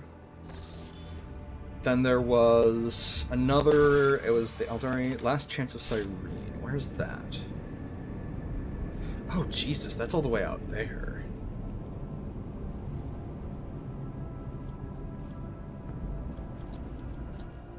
Ah, damn it, I did it again. I jumped to the wrong place again.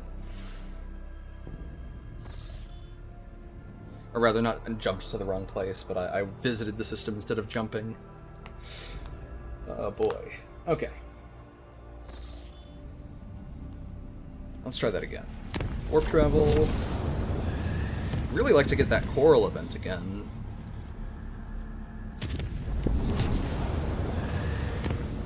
Janus colony also requires my attention. Jeez. Where is Janice?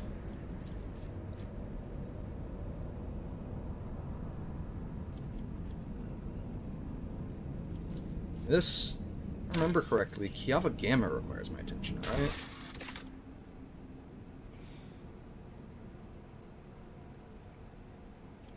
Maybe I should just start making those.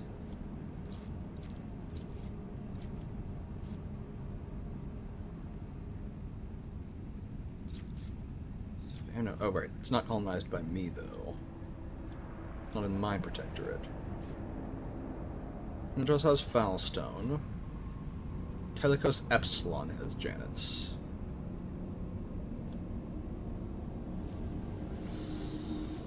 Really? I guess...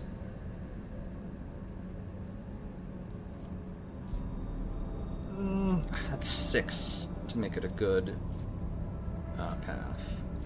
I'm gonna plot a direct course to Crag. Well, do I do that now or later?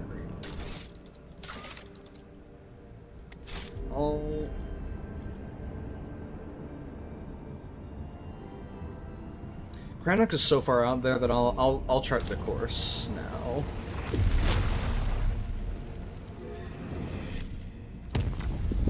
You.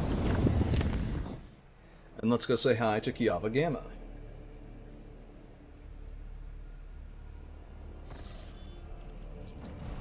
What you got going on there? Bread and games. The world is preparing for a Groxback race across its central continent. As entertainment for the rabble will affect production on the planet. Let the people have their fun, they will lose efficiency and gain complacency. I could forbid it, which will increase security and lower complacency, or I could send personal representatives, which would increase complacency by a lot. I will forbid the race and disperse its participants.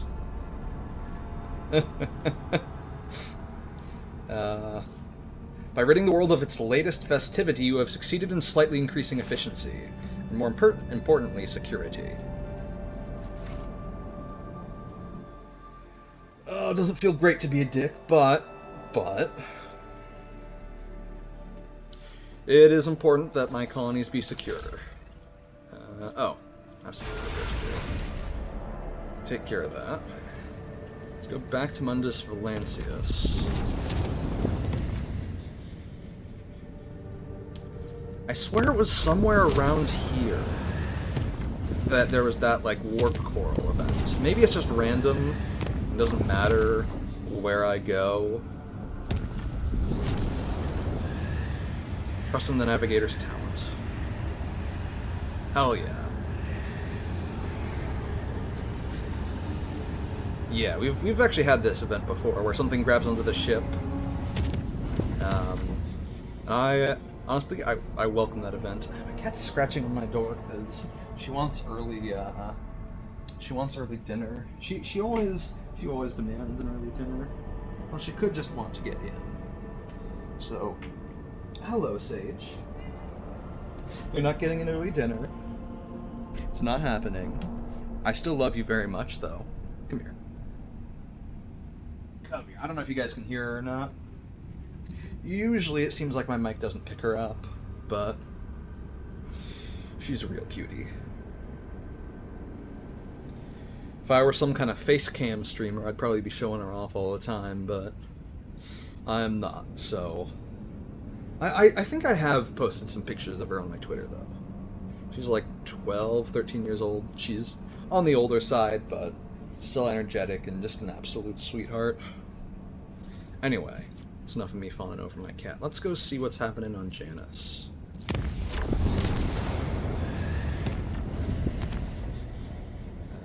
Is that... Yeah, okay.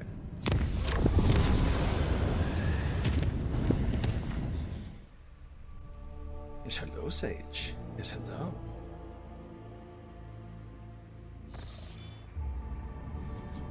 Alright. Navy feud? Interesting. Let's see what the event is. Oh! Nice.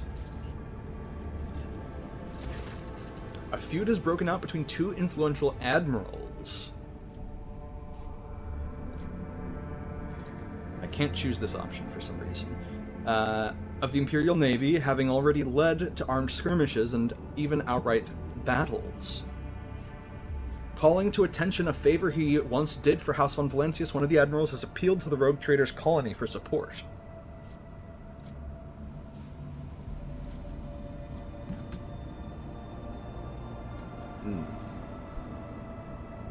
I could shelter him. I could provide him with materials for ship repairs. I could deny him help.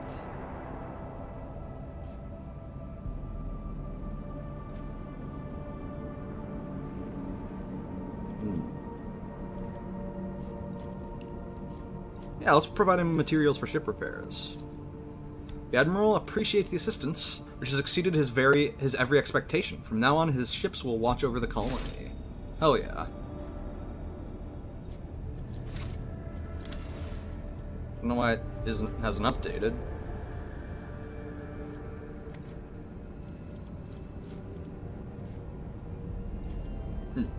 Well, let's be on our way then.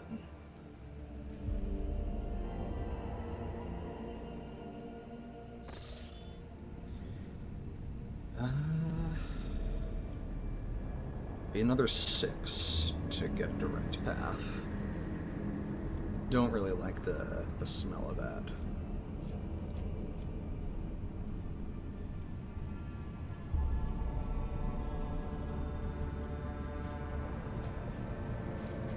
Let's travel to Mercer Bridge.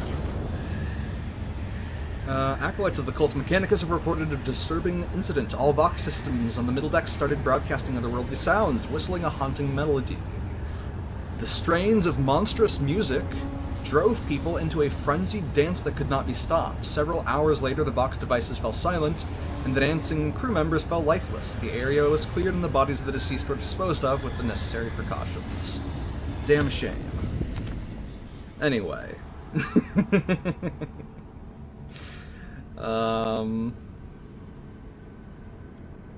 I guess I can reduce the difficulty of this warp route slightly.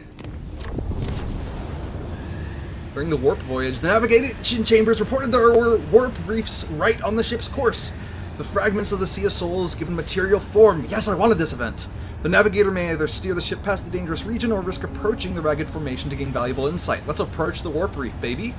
Yeah, boy, let's go! Following the Lord Captain's orders and the navigator's instructions, the void ship approached the warp reefs and passed the sharp formation without brushing against a single one. No one on board noticed anything in particular, but it became a momentous event for the navigator that granted her a special understanding of warp emanations. Fuck yeah. Hell yeah. Hell yeah. I'll pop a save after that. Starting to worry that I just wasn't gonna get it ever again. Okay. And then let's go over here. Armor. Ooh. Clans servicing the cooling systems have reported an incident of sorcery. The shadows in the cabins and corridors are coming to life. Voidsmen say they see strange writhing things lurk in nooks and crannies at the edge of their vision. If they look away, the things spread over the room, gnawing on everything in their path and attacking the weak and infirm. The strange creatures cannot be caught. It's almost as if they sense they're being watched and sink into the many cracks between the machines and bulkheads.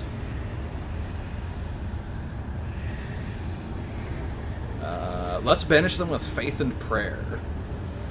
Willpower test succeeded, let's go! The Ecclesiarchy mission on board the Void Ship held sermons in every corner of the haunted chamber. The many voiced chants and holy rituals manifested their power, and the demons skulking in the cracks vanished without a trace. The crew was cheered, and they praised the God Emperor for his protection.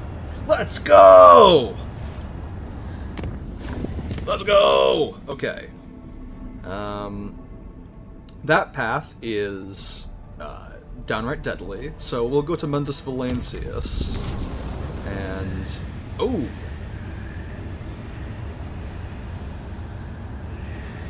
know what this whole cargo requirement is.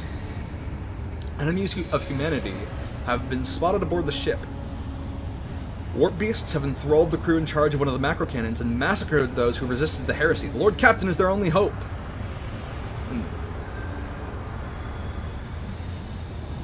The crew will receive military gear and a chance to prove their worth by dispatching the Lord Captain's enemies. The victory over the Rogue Trader's enemies came at a high price. Still, the decks have been cleansed of warp spawn. Oh, I see. Albeit it took the blood of hundreds of voidsmen to wash away any evidence of their presence. Okay, that's kind of cool. I can spend cargo. So you spend cargo, I see, to not have to bother with a battle. Okay, in the future I'll probably just do that myself. But for now, let's go to Pelium Solitas. During the period designated as the night shift, the air throughout the ship suddenly turned stale. Those who were awake reported feeling incredibly tired. Those who were asleep later reported having horrible nightmares. Sister Argenta, one of the Lord Captain's personal retinue, was found in her cabin, pale, crying, and caught up in a waking dream. She didn't seem to notice anyone around her. Instead, she clutched a fragment of a burnt tequila in her hand and kept calling for her mother. It took an hour to bring her around. Is my retinue okay? Should I go talk to Argenta? I wonder if there's a special dialogue for, you know, her having undergone that incident. Let's find out.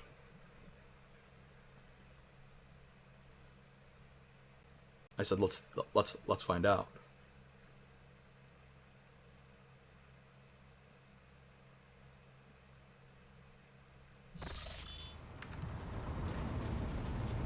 Okay, Argenta, you're over here. I think Abelard had an incident too. Greetings. Ready to tell you more about yourself now? If such is the Rogue Trader's wish, although there isn't much I can tell, I am the Emperor's daughter and his servant. What else is there to know? Where do you hail from? Now that I can tell you, I come from everywhere and nowhere. I am the child of officers of the Imperial Guard. I was born in the hold of a warship. Grew up following my parents' deployments from one planet to another, and lost my family in the flames of a righteous war. My memory is like wafts of smoke over a still battlefield. The grey of a ship's plating, the strict cadence of life in military camps. My mother's uniform. I loved looking at it. Then, that battle, the rumbling, the shouting, and the soot, the screams of soldiers burning alive, and the gold of the regiment's Aquila, untouched by soot or blood. The last unsullied piece of a world that was going mad. That was my last memory of my mother, and of my former life, before the Schola Progenium and the novitiate, before my trials, before the vows. That golden shard you carry with you. My own relic. It's the regiment's Aquila, or rather, the fragment that survived the attack, the explosions, and the fire. For me, it's a reminder that purity and radiance can be preserved, even in the heart of darkness. So how did you become one of the Adepta Sororitas? Become. It's such a strange word for it. It seems right, but is that how one talks about their destiny? If you're asking about the path itself, that's easy enough to answer. First, like many other orphans, I endured the Schola Progenium. Those years were rough, but I remember the hardship fondly. Few things can compare with the feeling of satisfaction from a past trial, even if it leaves your body aching from exhaustion, or your soul wincing in pain. I was one of the best among my peers. and I was selected for the novitiate in the ranks of the Adeptus Sororitas. When the hour came, I passed the trials and took my vows. The most joyous day of my life. The Emperor's light has always been with me, but to accept it with all your heart, to utter the oaths, that is a rapture like no other. Have you ever wished for a different lot in life? Have I ever? But that would be shameful weakness, almost heresy. Of course not. I was born for this. I live by the Emperor's will, and in his light, I myself am the light. I must be the light. For myself, and for those who ask for my protection. I was chosen to serve. But beyond that, I won't deny it. Few things elate me as much as the thought that the heretic felled by my shot will never again orphan a child. See. Thank you for your candor. It is my pleasure to be candid. Tell me more about Silence Prime and that relic you want to find. Of course. My mission is all I can think about. Remind me, what is the mission? To find the way to the planet called Silence Prime. Saint Argenta is my patroness, and that is where her fallen ship is. And it must also be the resting place of her great relic, the One Star. Tell me about Saint Argenta, whose relic you're searching for. Gladly. Listen. Long ago, there was a blessed world. Thousands of stars covered the sky there, so bright that its denizens hardly knew the darkness of night. Thousands of rivers nurtured the soil. Thousands of gardens bloomed every spring, and at every moment, thousands of prayers were flying into the clear air, thanking and praising the Emperor. But one day, the people learned the meaning of darkness. Like a storm, accursed heretics who had sold themselves to the archenemy descended upon the planet. Shells flew from the sky that desolated whole cities and burned the gardens and filled the riverbeds with the blood of the faithful. Smoke and soot swallowed the skies and the 1,000 stars that had once shone over the world. Among the handful of survivors was one orphan who had watched all her family die, and the garden she'd grown up in burned to ash. But in her heart, she knew the absolute truth. Just these 3 words. The Emperor protects. And knowing that, she never looked away from the black, terrifying, smoke-covered sky. There were no more bright stars to be seen. Except for one. The One Star. The bright star. The silver star shone in the sky. And when the orphan smiled at it, the One Star fell right into her hands. All the faithful in every corner of the continent who saw the trail of the falling star recognized it as an omen and went looking for the place where it landed. And they rallied together. And with the light of the One Star, they found their salvation. The girl from the story, that was Saint Argenta. Yes, that was the beginning of her hagiography. It is known Hag that love. she lived on a world where heretics staged a terrible insurrection. They wiped out all life on the planet, except those whom Saint Argenta managed to save with the One Star, and with the strength of her faith. See. After that, she traveled between worlds, gripped by turmoil on her ship marked with a silver star, and brought hope to the faithful. Numerous accounts confirm this. Her coming helped people turn the tide of the war and wipe away corruption before the Imperium's main forces even arrived. Millions of people owed their lives to her, but the heretics, having realized their imminent defeat, sent the remnants of their forces after the ship with the Silver Star. It fell from the skies onto an obscure world. There are no definitive records of how old Argenta was at the time. In some chronicles, she's even called the Child Saint, but their credibility is questionable. Either way, she didn't live long, but she left a bright trail in her wake, like a falling star. So what is the One Star? If I only knew. Neither the hagiography nor the legends give a straight answer.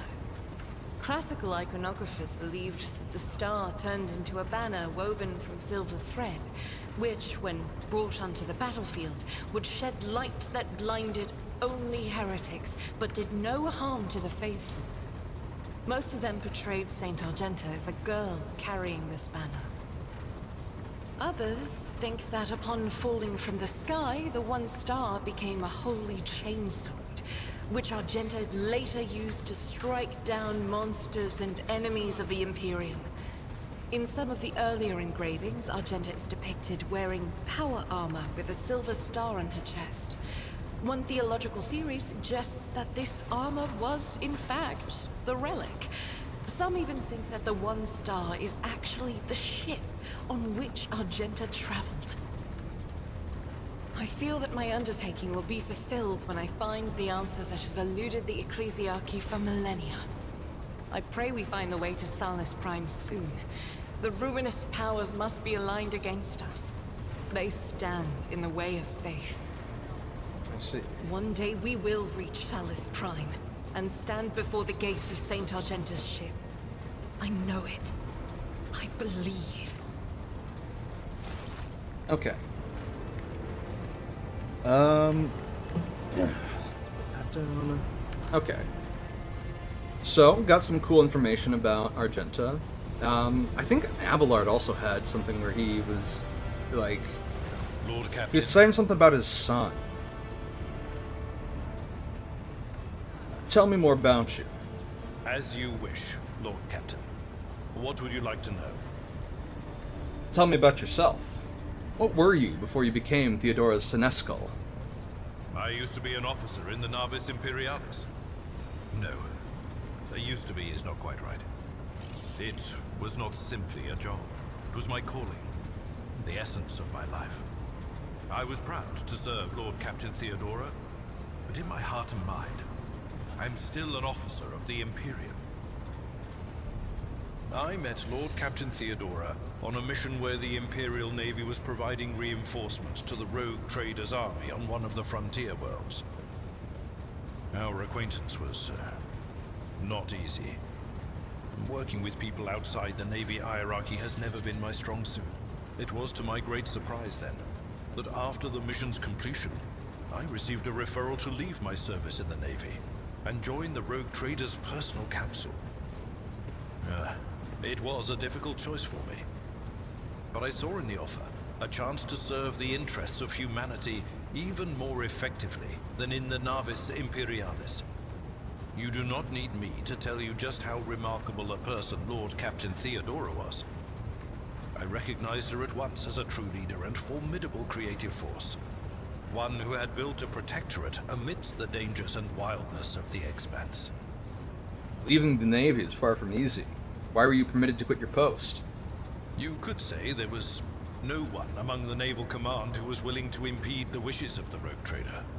To do so would be to risk their own position and their relationship with Theodora.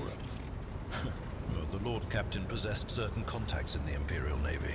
Contacts which she used to request help during the conflict on the border world. And which enabled her to make me an offer that resulted in my joining her retinue. I see. The Navis Imperialis is an ancient institution with its own mandates and muster lists. On occasion, in the heat of an official briefing, or an informal discussion, I violated those rules, determined to press my point. It is challenging to choose the words to accurately express my opinion on a situation or the actions of others that do not sound overly scathing or confrontational. Many in command were inclined to view my manner of speaking as unbefitting a person of my rank. Well, you talked about Theodora. I'm starting to think we're in love with her. What? Lord Captain, any allegations of improper feelings or unsanctioned relations are utterly baseless and bordering on the insulting. Utterly baseless. Of course. Do you have a family? I am a widower. I am a father of 4, and if my information is not outdated, a grandfather of 11. My family lives on Dargonis. None of my children express any eagerness or aptitude for serving aboard ship, and I would hardly have insisted that they follow in my footsteps. I see. Thank you. I have no more questions. Of course. You can call me by my first name, by the way. I thank you for the honor, but I must decline. As a former military officer, I believe in the importance of order in all things, including the chain of command. You are the Lord Captain, my direct superior. I am not prepared to address you in any way other than as regulation dictates. All right, very well. Lord Captain. Let's see. I think... Yeah, I'm going to take a quick break. I am completely out of water, so I need to get a bit more of that. So I'll probably, just get up for like a couple minutes, stretch my legs, do all that. For those of you watching at home, give me a posture check. Make sure you're not shrimping in your chair or wherever you may be sitting. And yeah, I'll be back in just a couple minutes. Thank you for coming by, and I'll see you in just a little bit.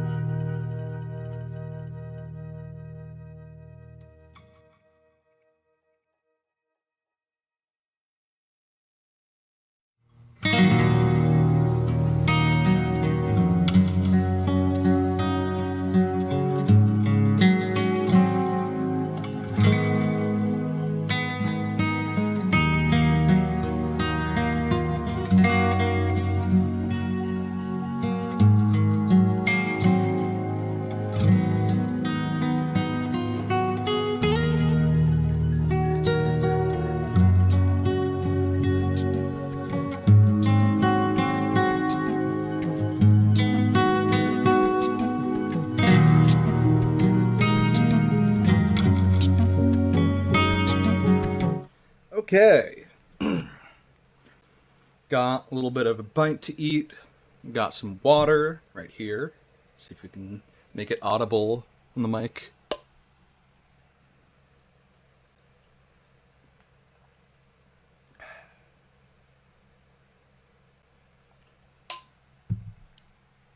Excellent. So, with that done, we have some Xenos and heretics to kill, I believe.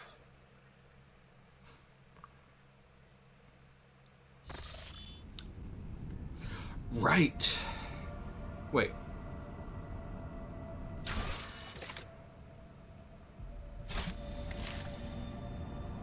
Conversation we had.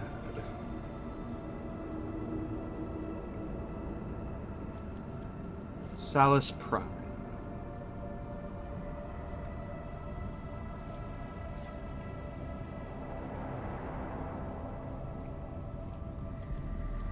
It's not anywhere here, is it? No.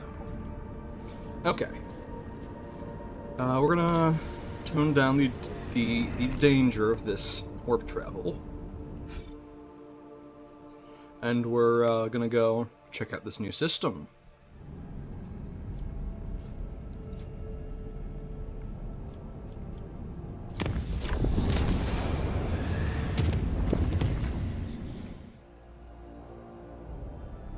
I forgot to chart new courses, new shit.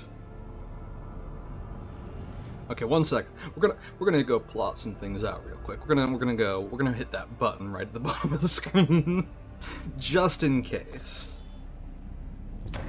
Maybe I can know a little bit about this place. And ooh,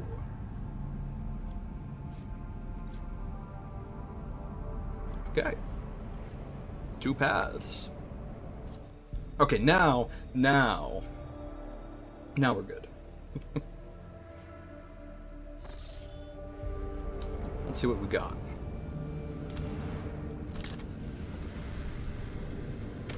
Rocky world with 7 plastium. Yep. Setting on an extractium there for sure. We've got this, which looks like it's a continental planet with water. Ooh. We'll see. Oh.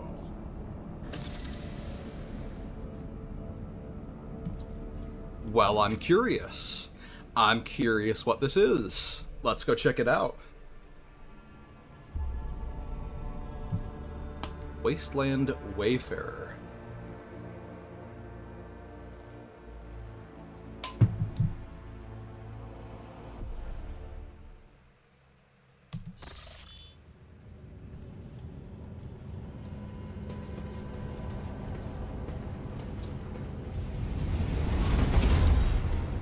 Interesting. Okay. Let's start. Do we want to do the right-hand rule? The left-hand law. Let's do the right-hand rule. I'm still new to the art of exploring. What did you spot? Oh. You passed an awareness test. Right? That's great and all. What was the awareness test for? Cassia, please, I'm begging you. I'm on my hands and knees, Cassia. Victory awaits! Where was I when the test happened? It was like... Is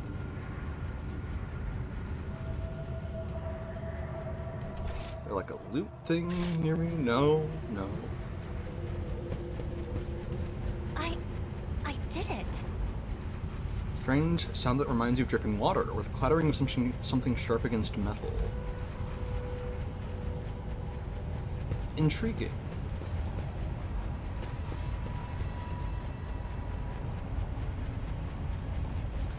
That's just a guy who's been cut in half. Grace and strength of will. It is sad that such gifts have fallen to one whose soul will never be illuminated by the light of terror. Limited, petty creatures often wrongly pity others who are, in fact, superior to them. I do not know if I should find it fascinating or repulsive. An unknown captain's diary, a thick diary filled with entries written in neat, precise handwriting. Its author was documenting the events of his life with thoroughness bordering on obsession. After browsing through its pages, the following entries catch your attention. Exodus Watch 1. Never thought this day would come. I'm addressed as Master Captain once more. How many times did I swear never to venture into the void again during those 2 Terran years I spent among the mangled ruins of the unheralded Reckoning's bridge? Unfortunately, life in a gravity well didn't bring me peace. Reverend Hieronymus promised me that performing a selfless feat of devotion would bring me serenity. Maybe he's right, but I'm still writing in this journal during the long nights to keep my sanity, just like I did for 2 years there and 7 Terran years after that here. You'll see if I'll be able to live without the somewhere that is our Void Wanderer's station. Okay. Exodus Watch 237. The crew has reported hearing strange noises from the ventilation shafts for a 3rd time. Alas, I'm charged with pilgrims, not seasoned voidsmen. The venture scares them, and they've already managed to make up their share of absurd ghost stories. I asked Reverend Gravik to calm them down. He's the official head of the pilgrimage, so they ought to listen to him. Exodus Watch 240. The vent inspection is finished. Just as expected, there was nothing to worry about, just some torn tubing striking the hull. Exodus Watch 393. Reverend Hieronymus was wrong. Faith does not bring me peace. I prefer not to take any sides in the theological dispute that has broken out aboard our vessel, ignoring the debates altogether. I'll let Reverend Gravik handle it. I'm slightly concerned about this schism, but as long as both groups are peaceful and agree to follow my orders, they can bicker and shout all they want. The great day has arrived. The Void Wanderer has successfully landed on the planet's surface. Wonder if it'll ever leave it. A settlement is already being built down the hill. Its official colonial designation is A3 649 Menoris. Reverend Gravik said he's going to name it Jesseven. When we first stepped onto the surface, Reverend Gravik's congregation and the Nourishers used different airlocks to leave the vessel. Seems like they've ceased any and all communication. Another year of time. Today the last pilgrims left the Wanderer for Jezebel. I'm alone once again. They invited me to go with them, but I made up an excuse about needing to keep watch at the reactor since my ship is still used for powering the settlement. Truth be told, I just didn't want to go with them. They say less than 1,000 pilgrims are still loyal to Gravik. The services at the main temple are performed by the Nourishers, and the St. Drusus statue is cut only up to its knees. I can't understand their beliefs, but I don't think they will help me more than Reverend Hieronymus's faith. And this happens about 2.5 months later-ish. I was woken in the night by a dozen pilgrims from Jezebel. They were armed and scared and said the Nourishers had arrested Reverend Gravik. They were bewildered and didn't know what to do, wanting me to act. So act I did. Since Reverend Gravik is the official head of the pilgrimage, I deemed this an incident of civil unrest. I cut the power to Jezebel and demanded Reverend Gravik's release via Voxcom. You're holding the line. 3 days later, the Nourishers have come to us. Gravik was with them. He was calm and said that the conflict had been resolved. He took the confused pilgrims and their guns with him, and I restored power to the settlement. I have no idea what's going on. Peace. The watch is of no consequence.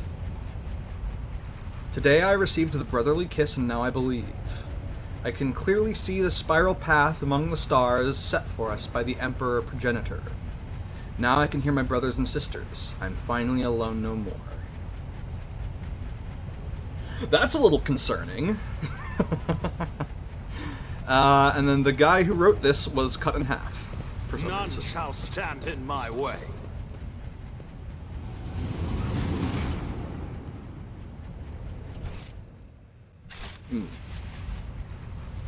I really quickly deviated from the right-hand rule, didn't I'll I? lay claim to the stars. I guess I'll go back to it. Open strength 0% chance? Really? Who thought that was a good idea? It was a difficulty minus 50%. Jesus Christ. What the fuck? It's about time. Over there.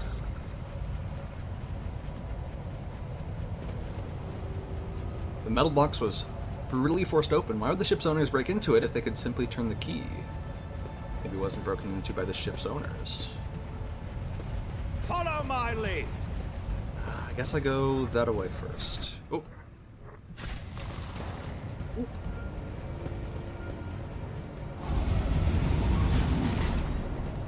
Vox Cleric. Oh! Punched over the Voxcaster. The hooded man mutters monotonously, but emphatically into the microphone as he rocks slightly to and fro. In the light of distant stars, our Emperor Progenitor wanders wearily. With thoughts and visions of us, he sends us particles of his light. Though his body suffers, his mind lingers on us. Let us therefore nourish him with the light of our souls, with our prayers, with our faith. Argenta frowns. The faithful worship the Emperor under a great many names and after a great many fashions, and yet I do not like this prayer. I'm going to observe silently. The man falls abruptly silent as though sensing your presence. Then he says, "And here come the afflicted." With a pale hand, he throws back his hood. You see an ugly face with a flat, wide nose, disproportionately large brow ridges, irisless eyes with enormous pupils, a wide toad-like mouth, and skin that transitions to purple scales at the cheekbones. Standing before you is an abominable subhuman, a mutant. Ooh. Welcome to the abode of the Nourishers. Lord Xenos. Lord test succeeded. Nice. This being's nature has strayed too far from mankind's blessed genome. The Creed sees no humanity in deviations like these, and so it commands that such creatures be exterminated without mercy. Who are you? Men smiles, the broadest smile his abominable mouth can produce. I am Lacoste, Clamavis of the Nourishers of the Afflicted. I am he who speaks to our progenitor. This ship belongs to me. What was that you were muttering? A prayer? I was praising the Emperor Progenitor so that my brothers and sisters might repeat the sacred words with me. Under stars unknown, he keeps his vigil and sends us his light. He is exhausted and maimed, but in his graciousness, he does not allow himself to forget us. And we are grateful. We know that our prayers will quell his agonizing hunger, and therefore we speak to him. We beckon to him, so that one day he and his faithful may come to take us under his care. The man rocks gently in place as he makes his speech. Cassia begins to rock to and fro, ever so slightly, in sync with the man. Purple. Everything is purple. I can see... Do you mean our god, the master of terror who sits atop the golden throne? Or the blasphemous petty deity of whatever cult you're in? I know no god but the Emperor Progenitor. Others are either figments or ephemeral fleshless spirits. Do you believe in the God Emperor, the protector of mankind who dwells on holy terra? Make your answer forthright and clear, for I stand before you as his chosen servant, and this rogue traitor has been anointed by him. The man's only response is a mocking grin. I see. A blasphemer. I understand this to be a trap, am I correct? Indeed, afflicted one, you have nowhere to run. Mutant shrieks, grinning. May the grace of our progenitor be upon you! His words are piercing, becoming a shrill echo of 100 voices? Minds? Growing ever louder, it torments your mind, and before you know it, you reach for your weapon. You are my next offering.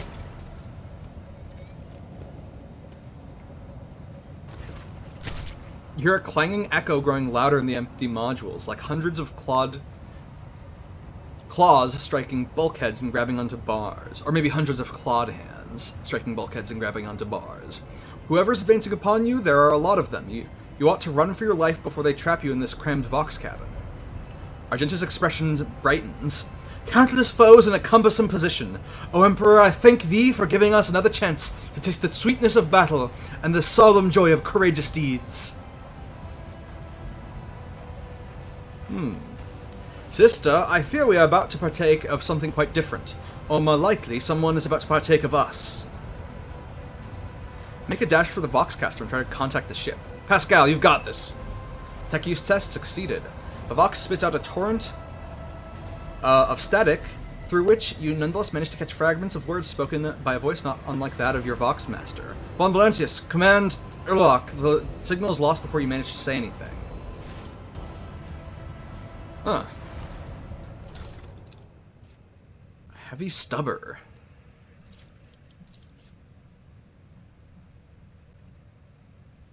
3 to 5 damage.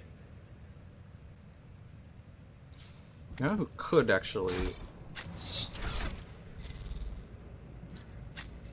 Actually, you might be able to use it too. Oh no, I didn't give you heavy weapon proficiency. You could. You could.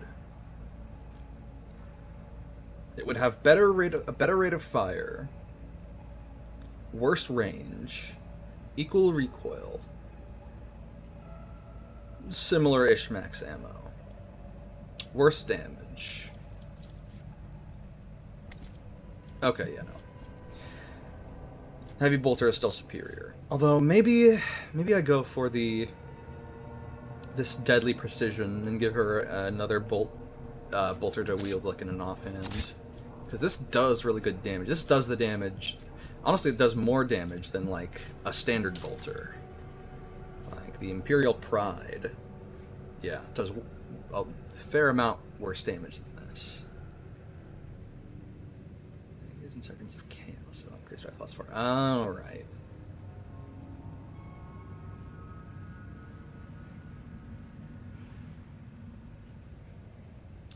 This one's got better... No, let's try the bolt pistol, and then there's probably another bolt pistol that she could use. Probably.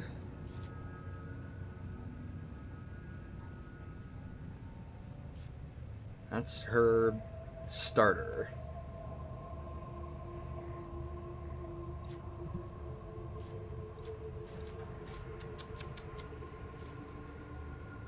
Where? Ah, yes. I don't. Okay, there. She does have another bolt pistol, but it's not amazing exactly. I could also give her a hand flamer so that she has many different types of weapons. How much is that heavy flamer? Is it strength 50? Okay. How much damage does it do? A lot. But not quite as much as the Mazoa pattern plasma gun.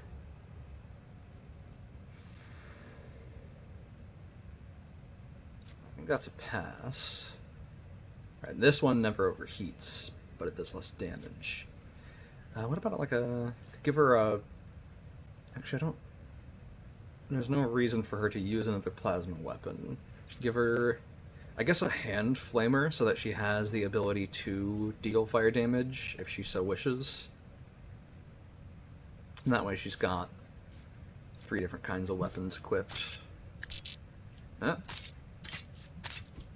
There we go. I guess I didn't drag it to the right spot on the screen.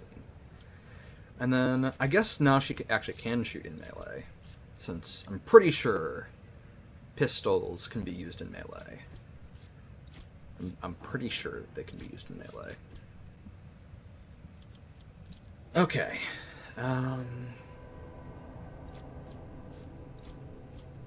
Actually, I can give you a second blast pistol. Wait, no, there's no reason to do that. I should give her something... I guess I'll give you a stabby. Or a...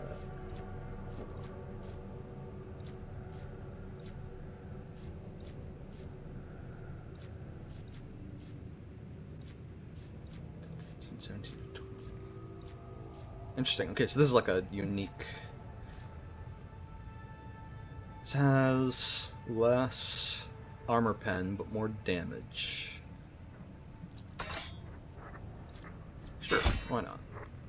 Now, if she needs it, she can still shoot in melee, but she can also make a melee attack if she so desires.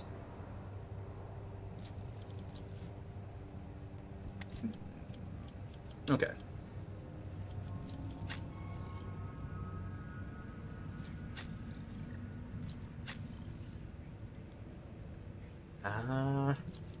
Cool.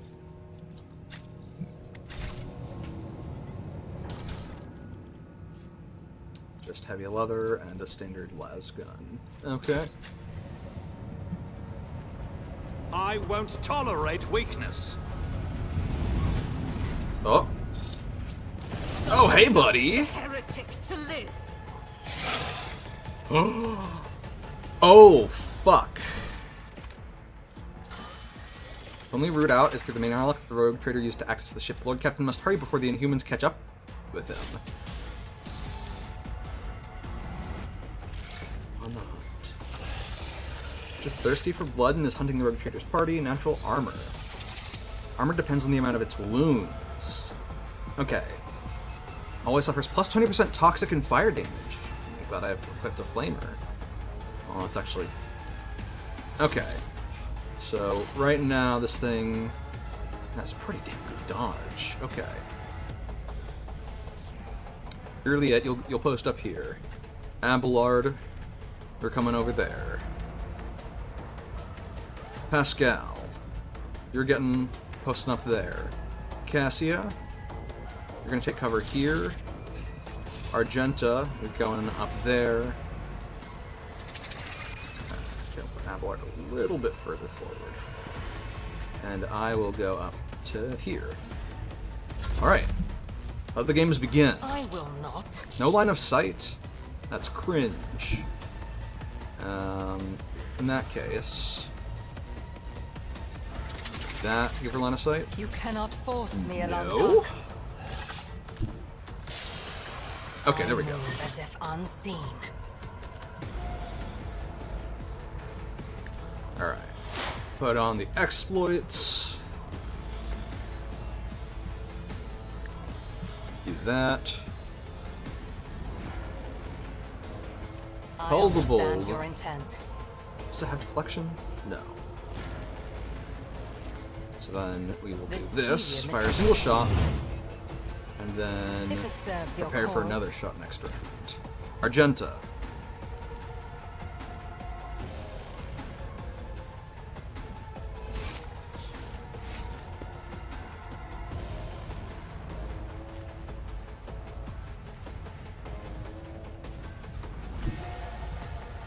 Do that, which doesn't seem to be actually, there we go, 8 to 11, or she could do that, or,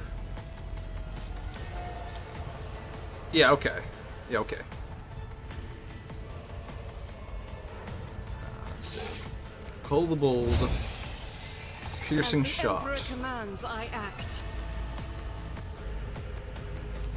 and it's already prey, so, die. I'll do it.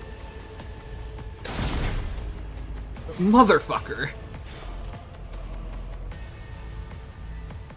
Faith without deeds is worthless. I should have done the ground shot with concentrated fire. Doubt is for the weak. Oh my As the god. Emperor commands, I act. Oh?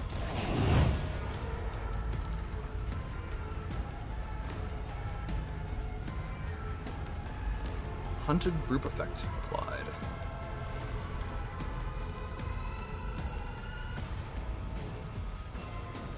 Okay, but hear me out.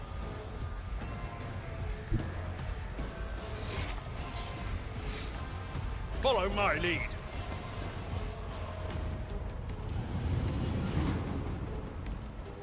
We kept exploring though.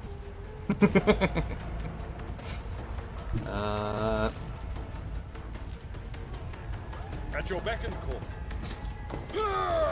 Sworn enemy. Devastating attack.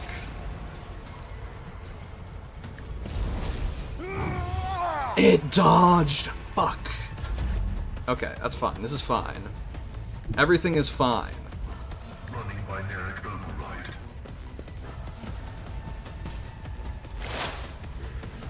Exposed weakness.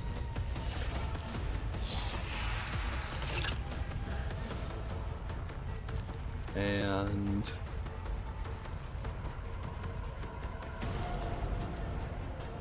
Running binaric use that ability. override. My balance. Blast! Nice. And I guess make another opening. Cassia. You're gonna hold it in place. Or she could, I suppose.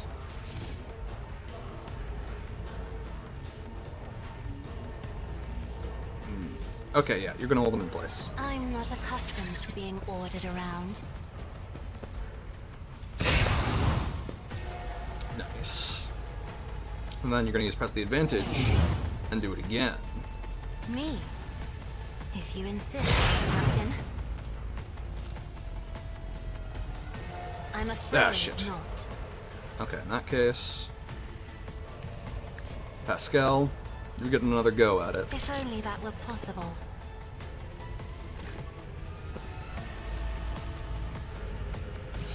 Study it again. Oh, fuck, I'm dumb. Oh god, I'm very dumb. I guess use that. Why not? And Cassia has the movement now to get all the way over Step here. aside. The navigator And I is coming.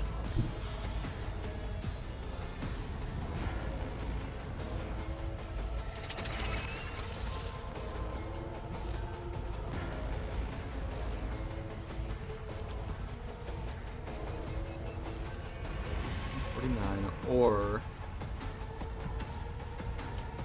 a standard 58. 58 it is then. Cowabunga.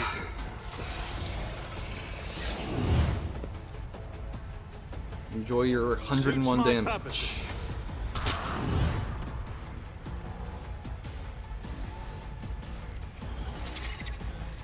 don't have time for this.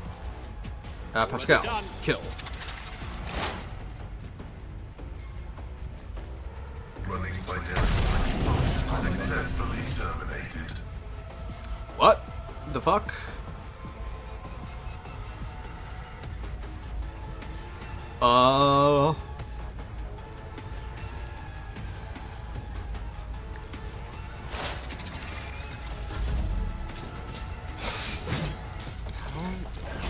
Another one.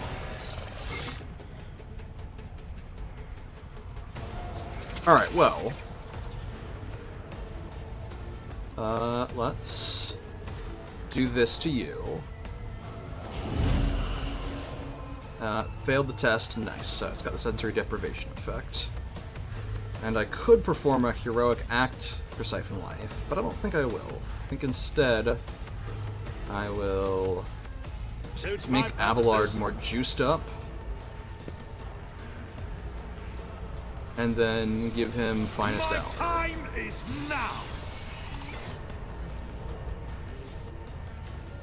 Victory is Devastating imminent. attack.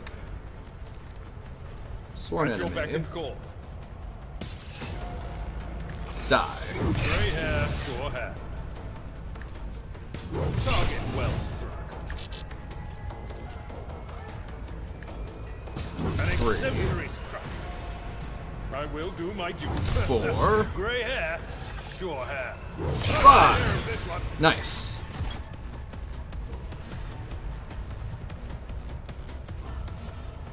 This is fun. I want to keep killing these guys.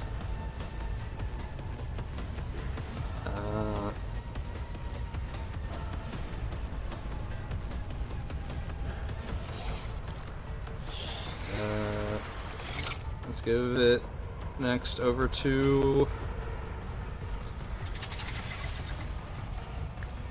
I guess Cassia. It will be Yeah. done. Oh, she gains an extra stack of her special gain more willpower as bonus turns happen. What does the hunted effect actually do? Characters about to become prey. At least one creature is hunting the rogue trader's party. Yeah.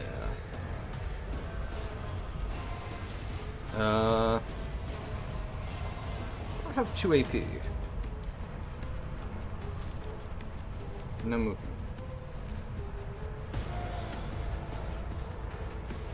Interesting.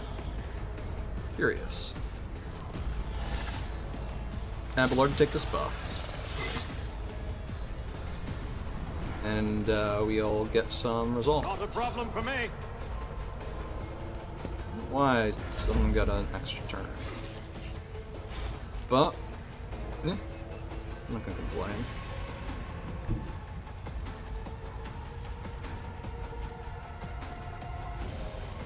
Just designate Put the down a target. trap.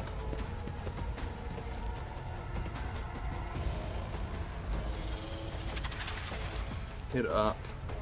Perfect spot. If I must. Stop trying, monkey.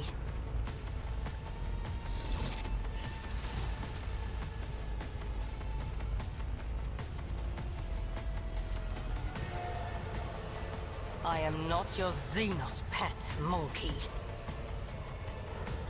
This is attacks this turn. She That doesn't is have line of beneath sight, so me. she can't target it. Argenta.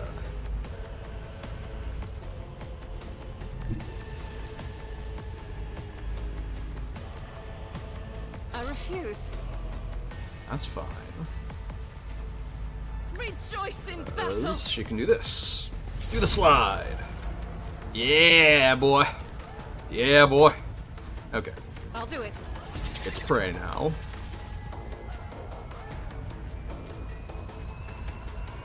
We'll use As the Call the Emperor Bold. commands, I act. This, the concentrated fire. Faith without And faith black. is worthless. Nice. And now.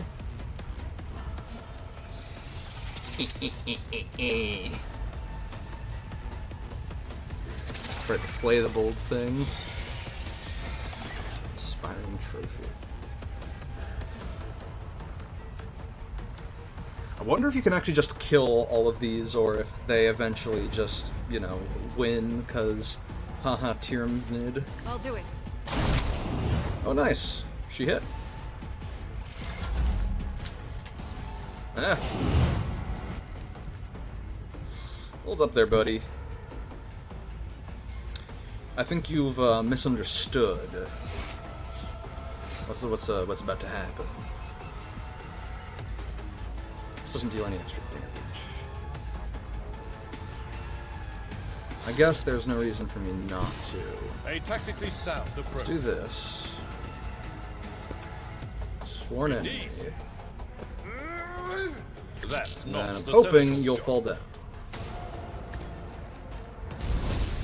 Fail the toughness check. Damn. However...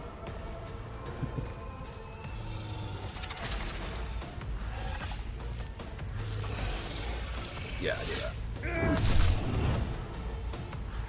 It Still will be done. beat you to a fucking pulp. An exemplary strike. 25% chance to hit? Sounds great to me.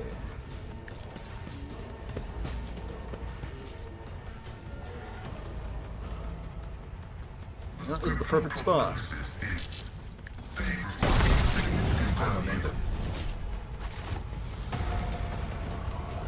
Oh!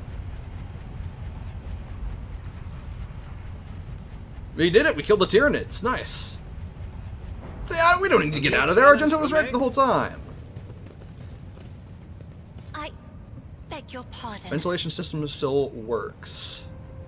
The fan's blades are covered in dust. Actually, see whether she succeeded or failed. Maybe she failed. Alright, let's blow this. Prevails. What do we get here? Las pistol and some cigarettes. Very cool. Ooh, some stims. Okay, I'll take those stims. Yeah, for sure. None shall stand in my way. I guess I didn't loot the corpse of the Vox cleric.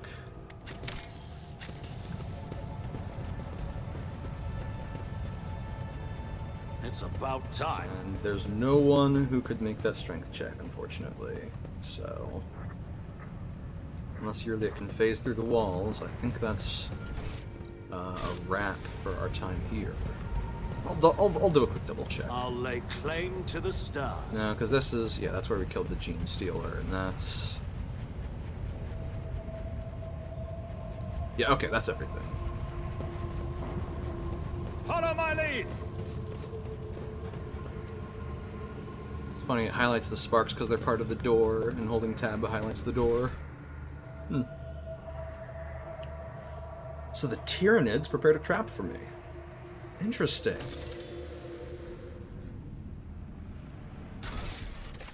Rumor completed, lost in the void. Well, still waiting for news from that from an ancient ark, right? And we know now that that was the doing of Tyranid Gene Stealers, who created a gene cult or something. I forget exactly how their Gene Stealers work when they infiltrate a world. What's this? Ooh, explored. A small planet gently wrapped in amber forests greets you with a ruby-colored dawn. Basil von dem Kleark, the local governor, gives the rogue trader a warm welcome. After several glasses of Damascene, the sweltering ruler asks if Lazarus von Valancius would like to keep him company during the upcoming hunt. Sure, accept the offer. After several hours of riding the local peculiar animals, you make camp in the middle of a golden forest. Basil von dem Kleark points at the sky. A flat disc rises over the horizon, constantly morphing its color and shape. The forest grows silent and empty. You can no longer hear the singing of birds or even the rustle of wind. The governor nods with satisfaction, and a few shapes step into the clearing. Their bodies are twisted by an unknown phenomenon, and you watch the freaks with astonishment as they begin to dance to the throaty cackling of their brethren, turning the bony growths and pulsating flesh of their scaly hands towards the unnatural thing in the sky. Ask the governor what's going on. The governor smiles coyly. You're about to see with your own eyes what is happening here. I'll watch in silence. This is probably some heresy. The hypnotic dance seemed to continue forever. The unfortunate creatures howled, whined, and convulsed, unable to tear their bleeding eyes from the celestial body. When the pavening disk outshone even the light of the local star, the physical shells of the things that used to be men burst, releasing beasts onto this plane that not even the most fluent and capable pen could describe. Basil von den Clerk excitedly explains that the creatures you saw are the children of the great King of Distortion. It is he who is the true god and patron of these fertile grounds. Once every cycle his chariot shines its light upon the world, and bestows transformations upon his most ardent followers. The rogue trader may become one of his heralds. Execute the governor on the spot. The governor's head separates from his neck with a distinctive squelch. Black and brown blood seeps into the soil beneath his corpulent body and is immediately transformed into a writhing tangle of worms that burrow deep into the ground with unnatural speed. You return to the ship pondering what to do with the world, and more importantly, what to do with the King of Distortion. Chart a course to the anomaly known as the King of Distortion. The senior officers observe suspicious activity emanating from the twisted celestial body at the heart of the system. The chaplain advises you to get ready for a potential encounter with spawn of the archenemy, so it may be wise to reconsider unless you have holy relics, sacred wards, or blessed effigies of the Emperor. Aflame with a plethora of colors, the distorted celestial disk trembles slightly beyond the endless windows of the captain's bridge as the rogue trader's ship approaches its center. An otherworldly voice, cold and enveloping, enters your mind. What could this puny wretch possibly offer a king? The officers of the bridge look around, perplexed. Their eyes are full of terror and confusion. Many clutch their heads and let out long howls of pain. Some empty their stomachs, but most, pale and exhausted though they are, have joined Lord Captain in resisting the entity's influence.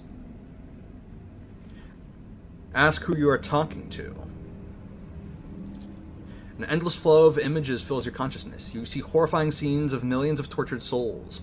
Their screams rend your mind. Their pain pierces you with 1,000 red-hot needles. King, ruler, the one who is obeyed. That's all you can make sense of, although you see much more. Command the entity to release the minds of the Amber Worlders from its grip. The king's mocking laughter rings in your ears, and a deep red trickle runs slowly from your nose over your lips.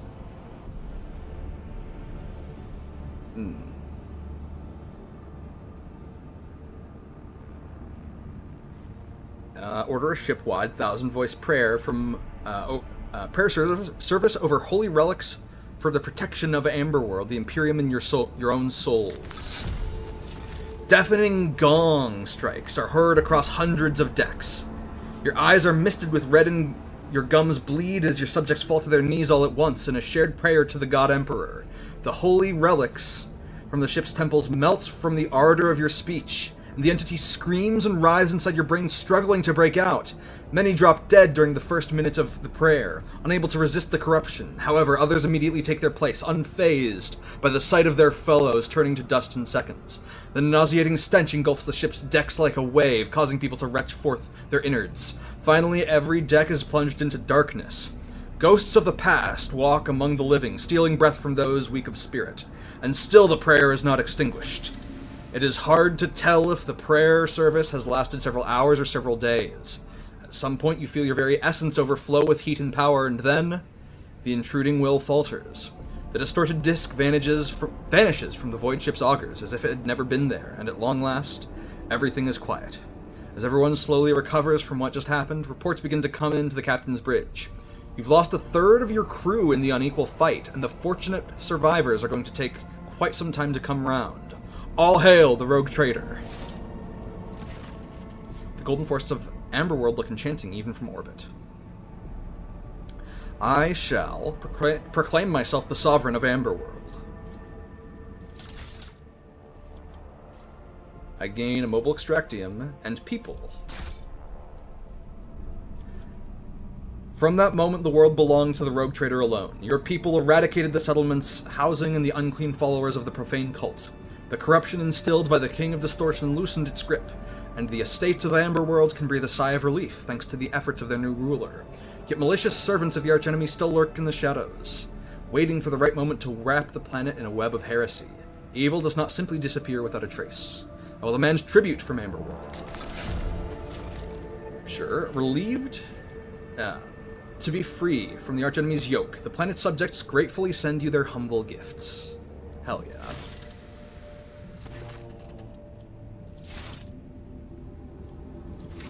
Hell yeah. Bonus world, let's go! And let's do a scan. Just 2 plasteel. I don't need it. Cool. Okay. New system. Free planet.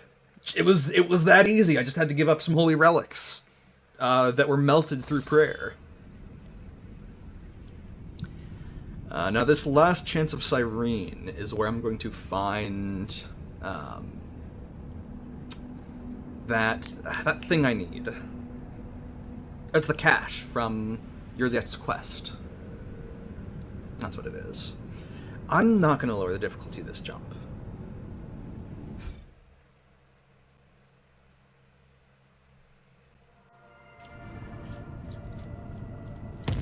It's only dangerous. Ooh. The command bridge received an alarming Vox message from the quartermaster. Some of the provisions and drinking water have gone bad and continue to worsen, teeming with fat, gray maggots. However, the ship's air remains undefiled by the rank odor, and the maggots sometimes completely vanish from sight. Should we get rid of the affected stores? She has more than that, but okay, sure. Make sure the contamination is not a mere illusion. I'm pretty sure she can re-roll these checks. Perception test succeeded. At first glance, the provisions are hopelessly ruined by scabs and disgusting larvae, but looking away makes the squirming filth vanish into thin air. Yet another deception of the warp, thought the Lord Captain, proved right when the vessel arrived in real space. We're just that cool. We're just that cool. My wife is just that good. I guess let's visit this system. Say hi to them. Whatever remains. Supposedly some sort of Aeldari cache of, I don't know, resources, something. An unidentified object has been located in the system. The artifact reacts to our transmissions by releasing unknown radiation, most likely of Xeno origin, the cogs are reporting. If you want to get a closer look, we need to close the distance between the vessel and the object. Okay.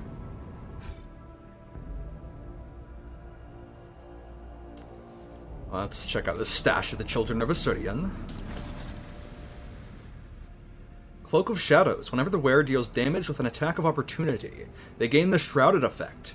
It does not stack. As long as the wearer has the Shrouded effect, when becoming the target of an attack, they automatically dodge. After that, the Shrouded effect is removed. And a Scorpion Chainsword. It's just a really nifty chainsword. Okay. That's a pretty cool cape.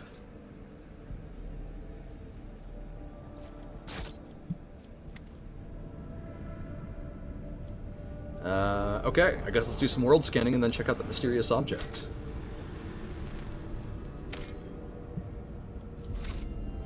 Just a good old standard gas giant. Sure. Over here we've got a standard ash world.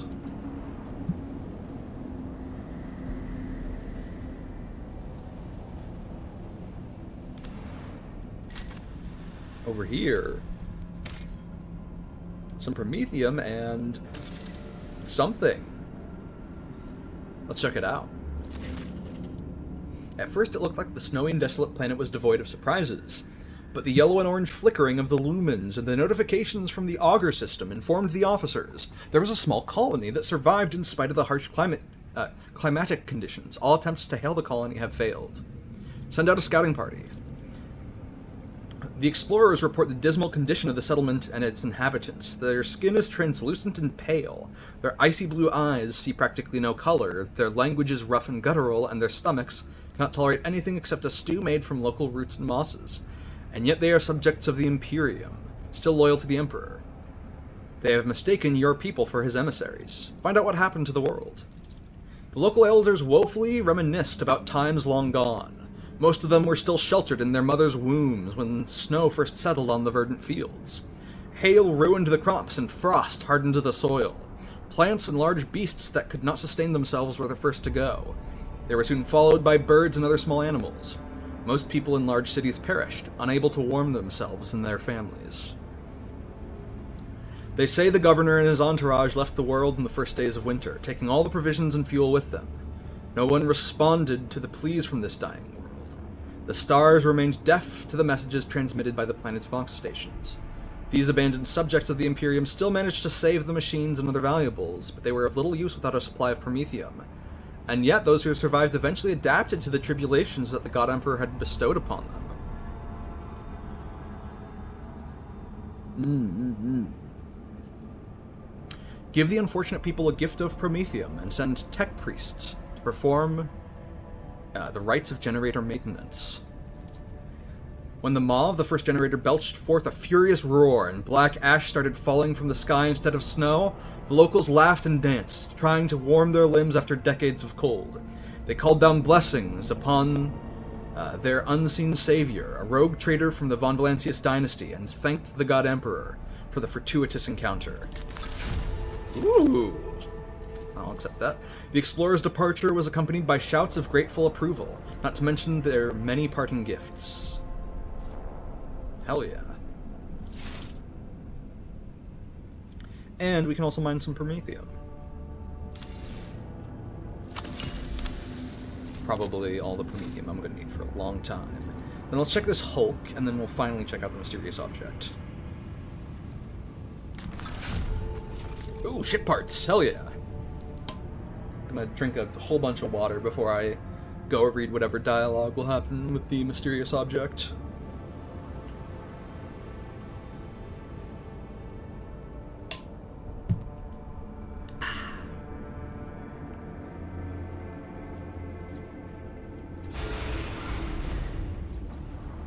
Alright.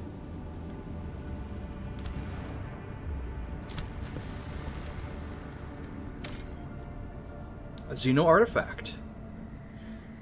Region Cineris Maleficum. Material. Internal void ship communications log. Lookout. Bridge. Lookout. Bridge, we have an unknown object, dead ahead. Not an asteroid, clearly artificial in nature, but it's larger than Footfall Station. Bridge. Copy that. Report relayed to officer on duty and pilots. Expect visual soon. We have visual. What the? Look out, this is the Vox Master. I'm adding the pilot senior officers and the Lord Captain to this channel. His Lordship wishes to assume personal command.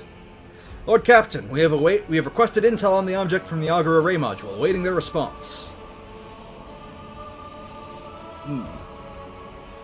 Lord Captain on the line. What do the augurs show? Bring Pascal in. According to available data, the object consists of an unknown material foreign to the Imperium. We are registering an unknown class of energy profile. The engine seers are at a loss about how this technology works exactly. They did specify that the energometry? Yeah, I guess the energometry suggests that the system is holding an active charge. The object appears ready to do whatever it's designed to do. What is the senior officer's take on this?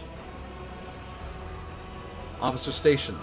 Van Kylox here. What we see before us is a webway gate, an artifact that Xenos used to get their sorcerous realm, so to speak. It allows Ildari to get around the sector quickly and serves as a hideout for their most unpleasant tribe, the Drukhari, whom we have already met. Yet here, this gate is just like the one you saw in the Lelathan. The children of Asurian wander the void through such constructs, erected in ancient times. Any ship that passes through such a portal will enter a tangle of paths fathomable to none but my kin. Can we activate this device somehow? Requesting response from the Enginarium.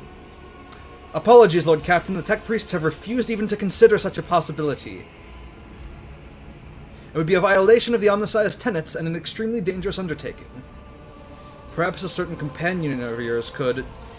Even if I knew the secrets of this gate, I would never surrender it to the Maquis. Webway is our kin's sacred refuge and a deadly trap to those such as you, Elantak.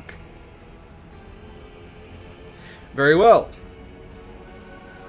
All weapons, fire on the object.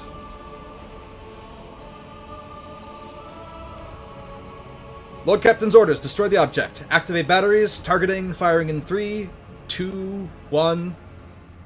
Confirming contact with the object. Good throne. Report. No effect. I know what that thing is made of, but our weapons are powerless against it. I see.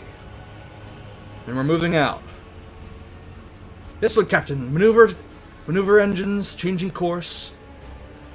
Urgent report from the engine seers on the auger deck. Detecting an enemy energy spike of an unknown nature. Cogitator network overloaded. Peripheral systems offline. Confirming visual changes. The gate! What is that? Oh shit. Is it opening?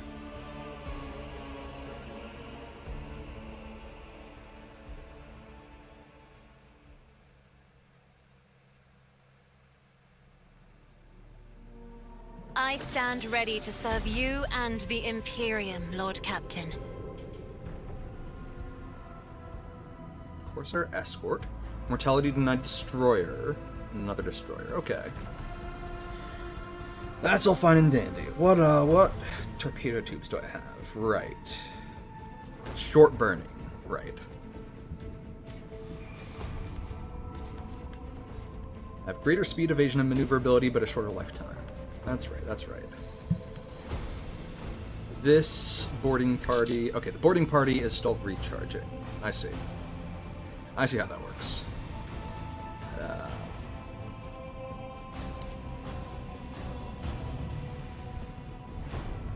I could get right up on it. Where does the longer range macro battery?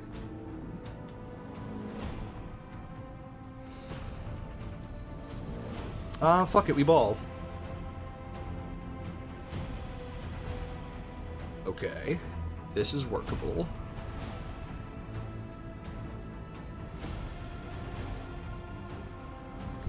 That still leave them. No, but then with that and back in it would. Okay. In that case, Onward. let's get here. I want to go straight for at least that long.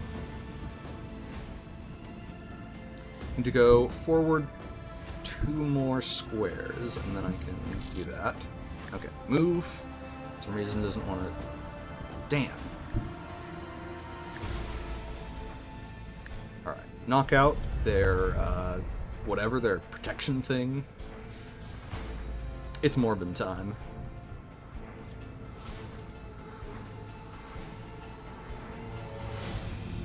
Could actually This one's going. do this.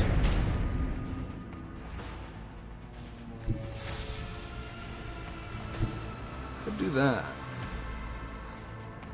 Risky, but I'm gonna do Lay it. in the course.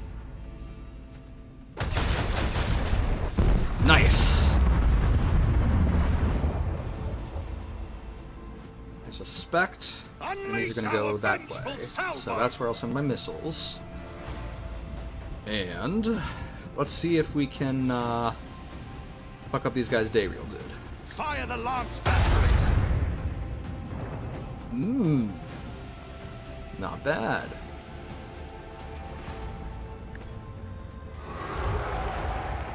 And mess their hull up and their direction up real good. Okay.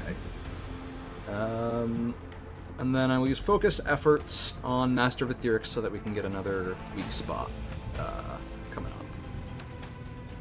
I've taken no damage, no need to restart the shields. Well, it could actually be... Nah. I'm fine.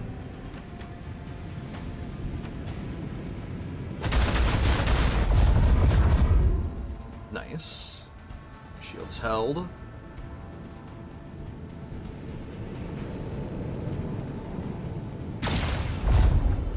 Shields held. Okay, they pretty much entirely held. I absolutely accept that result. Okay, what do these short-burning torpedoes have to say? Oh, what's this? Oh, I didn't even notice that one.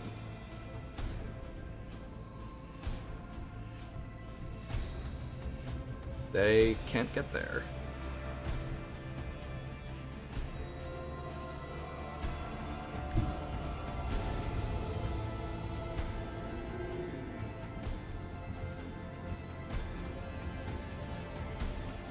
think this would put it in range next round.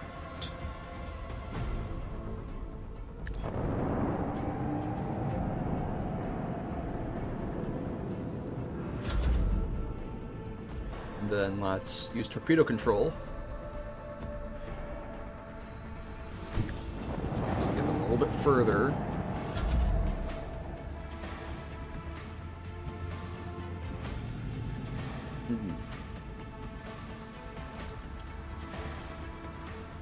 Let's do this first and see where that gets us. Excellent. Beautiful.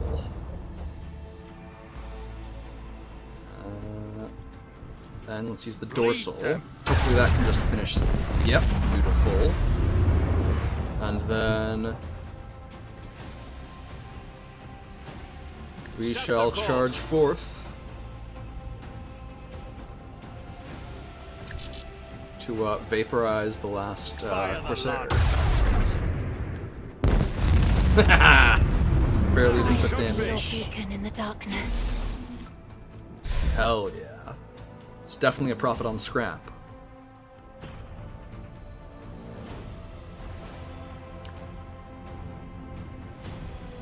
Lord Captain, we have dealt with the void ships of these beasts, but as you know, sporting party has landed on the ship. They're advancing steadily towards the plasma drive.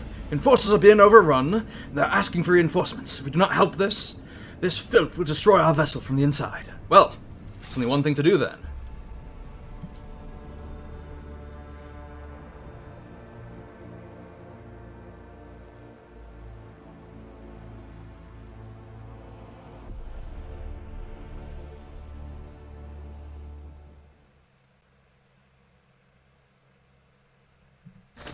Your species is aware of mutilated forms of the Omniscience wisdom. Does anamorphic Ursat's veneration of the Deus Mechanicus exist in your culture? We venerated Form, the smith and craftsman, but he is nothing like your ugly deity. He has never sought to replace our souls with wraithbone sculptures.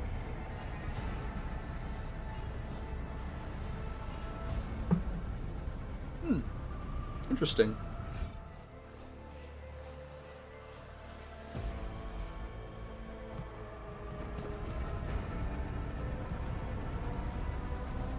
Ooh, a Kabbalite warrior. Alright, buddy, it's time to die. Mormon Key? Look, my kin, I can't wait to die. It's taking so long with the engine. The Monkey are already here anyway. Do not rush me. We will perish alongside them. I'll wipe you from the face of the galaxy. Oh, wait, I can't wait to die. What? Huh? Okay, there we go.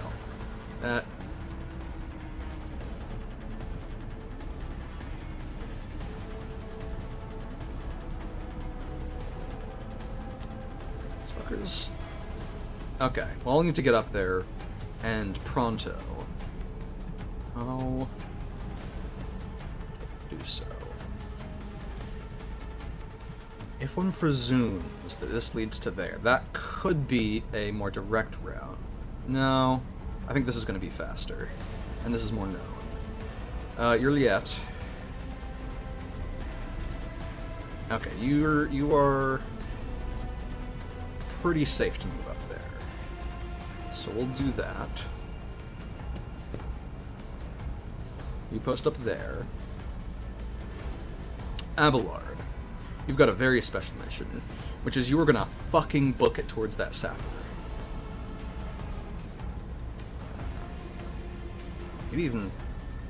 nah. Pascal can be our front line, since Abelard's going. Enjoy all that brings. I will go here. Argenta will go here, and Cassia, my beloved, will go here. Alright, let's start it off. This guy is just a warrior versus us. They both have the same, or similar HP totals, which makes me think probably do similar things. I think, let's go after... Do you have line of sight to... Oh, you don't.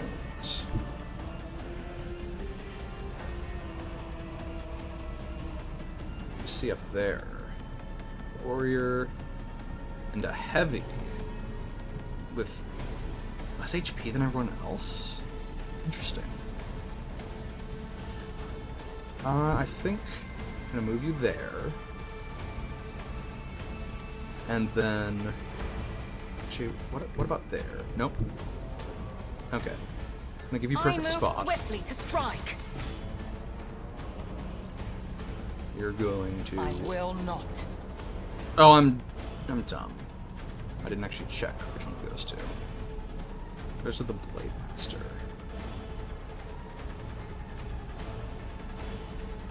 Okay, we have time before the specialist. Actually, quite a bit of time before the specialist is up. But everybody but me gets to go. So that's okay. So this silly guy will make you the prey. You're within range. Study expose weakness. Stop trying, monkey. Oh, it's too far. Okay. If And it we'll just serves your expose cause. weakness. Don't have deflection. Call the Bold. I understand your intent.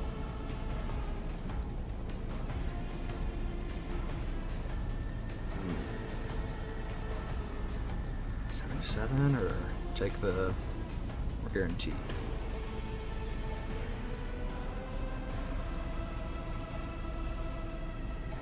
I think he's going to be dead before she gets a chance to shoot again. This tedium. So we'll just take a shot. You will pay for this in blood. And then I guess you can mark that one as prey as well. If I must. Pascal, my man.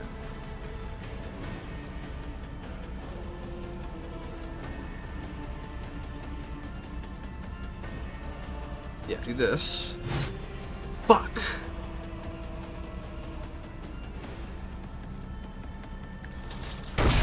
Nice. A work for a flesh crafter.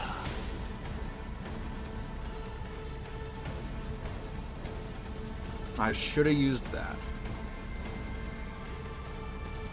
Oh well. I guess we'll use aim for the open. So don't attack again.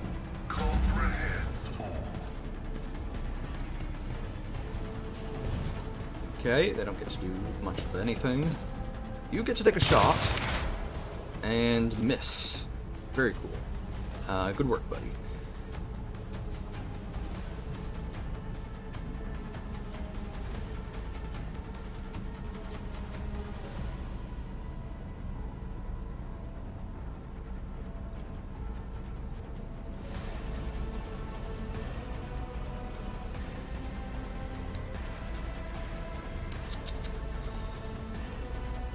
Go for the more.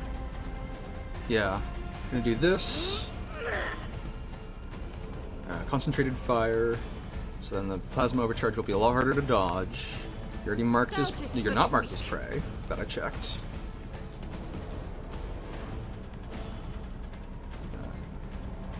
What is that? It's a dead something. Is that a dead Xeno? I think that's dead Drukhari, actually. Well, I didn't kill. Interesting. Well. 1, 2. Bring me down to 2. I'll do it.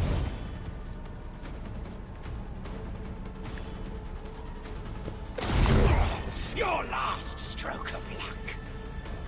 Then As the use Emperor Furious commands, Recite. I act.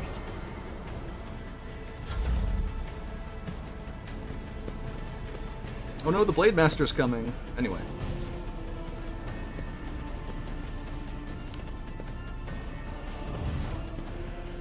I need your Elemental Cane. Also, what the fuck? Argenta just lost all of her health. All of those hit her with... Hold on, what the fuck?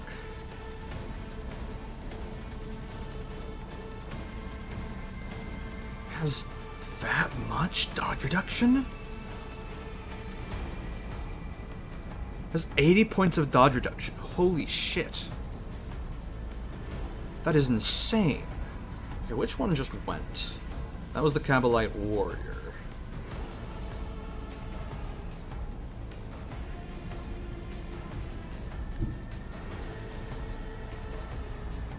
Okay, that. Yeah. Yeah, we're doing it. We're doing it. We're balling. Yeah, we're balling out of control. It's a strike. And then we're gonna press the advantage. 19 to 20 or 19 to 42. Yeah, we're gonna do that. If I may. You've Excellent. unleashed my fury. Oh no, I've unleashed your fury. I'm so sorry, buddy. This, Lord Captain. I'm sorry about that. I didn't mean to. Honest mistake. Anyway. Why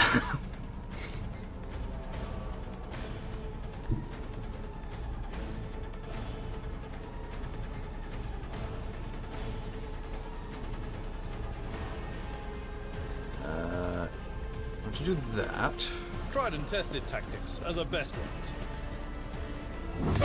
Reduced to nothing. And charge this bastard. I'd rather not. That's not the Seneschal's What do you mean, job. no suitable path? At That's your beck and ridiculous. Huh?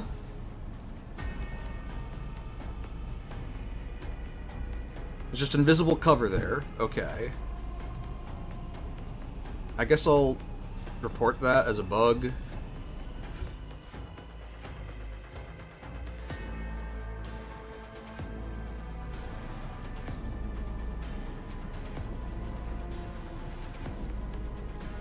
Square highlighted by cursor as invisible blockage. As if it were cover.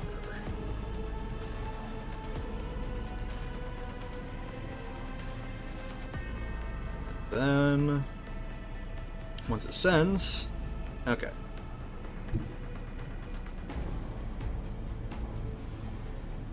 Does it have left 23? Okay, perfect. In that case, we're just gonna do I've this. seen worse battles than this in my time.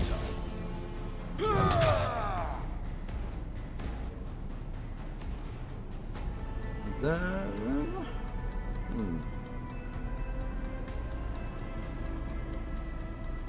Do that. And you also do that. I will do my duty. Bunk. Woe to you.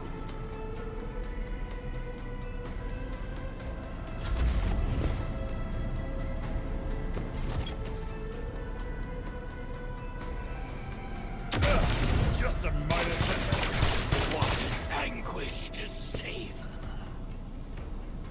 I'm worried about that. Oh my god. I might have bigger problems. Holy shit.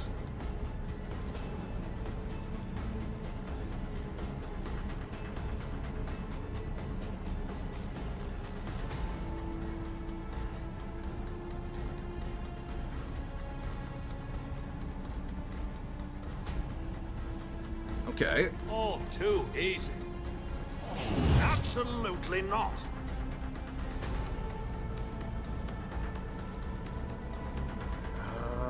Yeah, I guess I'll Already do done. this. Nothing of value has been lost. Oh boy. I'm a little worried now. Suits my purposes. Do that. Use Invigorate on Not a problem Argenta. for me.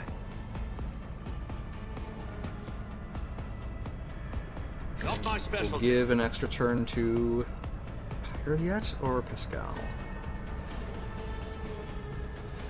Maybe Pascal because he's got the heal. Maybe Yet could take out that guy.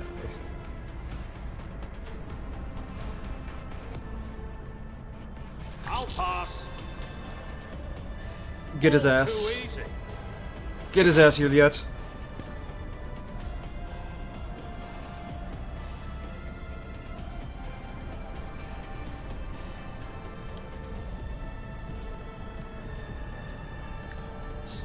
Study the target.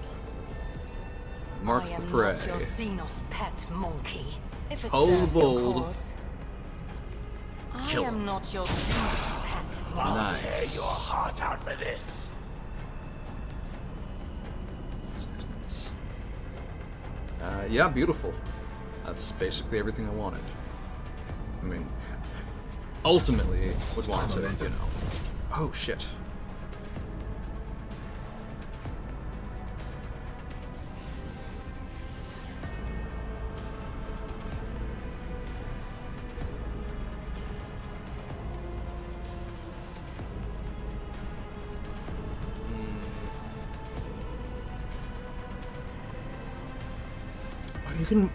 We can go up those ladders. I hadn't even thought of that.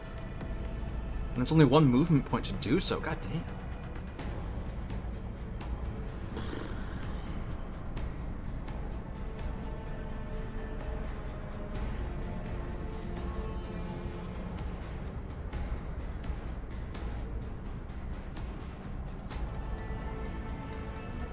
Pascal, I have a sacred mission for you. I am fear incarnate. Doesn't have enough movement? That's highly unfortunate.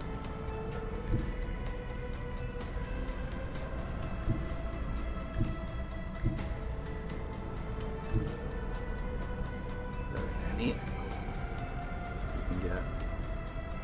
Drop on any enemy? Or I just kind of fucked myself here.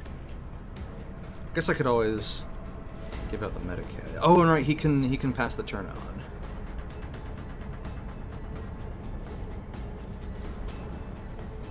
Okay, you're gonna go and heal our jump. My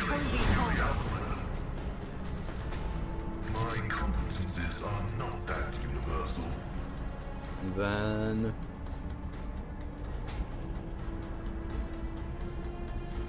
Request denied. pass on the turn to Cassia. And Cassia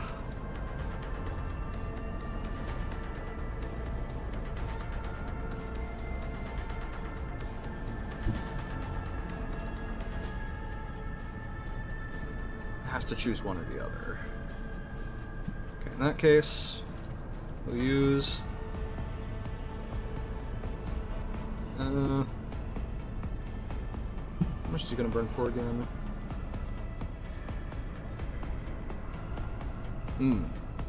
Okay, yeah. Isn't this a job another foe painted black?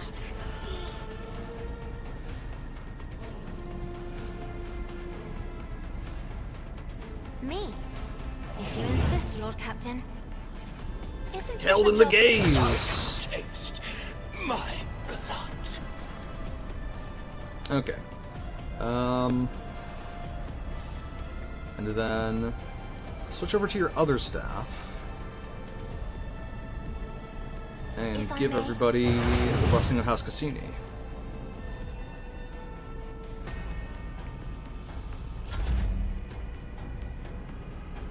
And with that, I think I'm gonna start moving up on Lazarus. The next turn I'll be able to smack the hell out of that Cobalite. Actually, I don't think I'll even need to. Suffered worse. Really yet.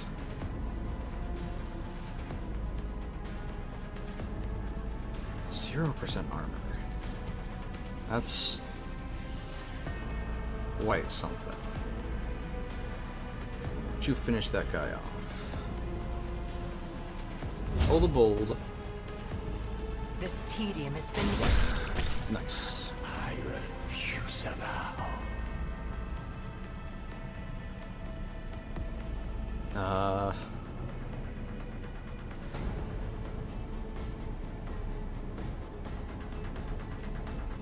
I Sure. understand your Study. Strike. if God damn. Educate you on the art of death. And end turn. Pascal. Oh, now you can move. Okay, buddy.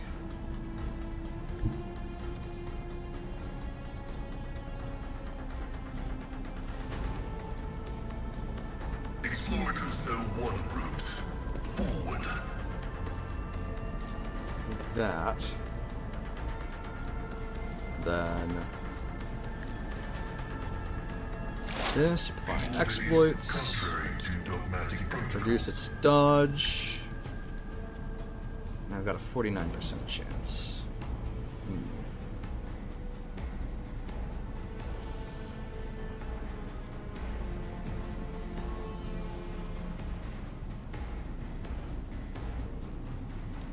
Request To aim for the opening. And we'll just hope we hit. running binaric override. It's 50-50. It's a coin flip. Fuck. Damn. Oh. That's the issue with gambling. My ears are ringing. Oh, that wasn't bad at all. Argenta, finish this fucker off, I think that's what I'm leaning towards right now. Actually, from where you're at, can you... Yes, you can. I'll do Okay, it. in that case...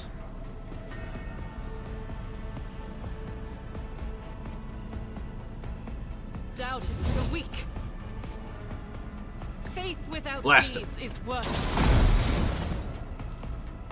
I'll do it. Thought you were gonna die. Let's try and fix that. That's more like it. That's more like it.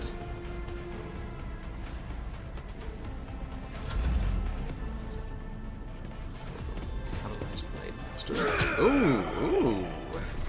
High momentum.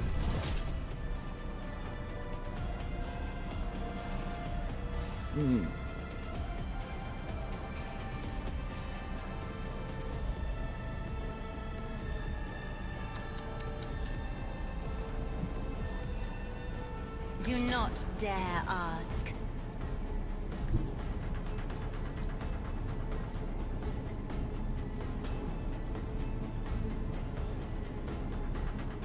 Me? If you insist, Get up Lord there. Captain.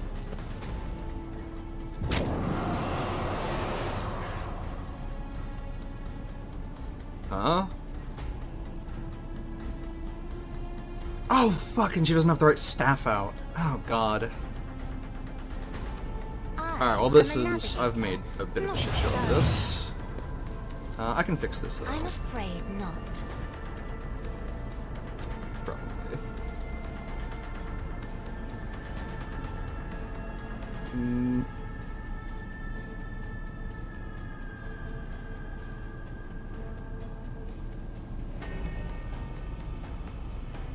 Who's up sooner? You are.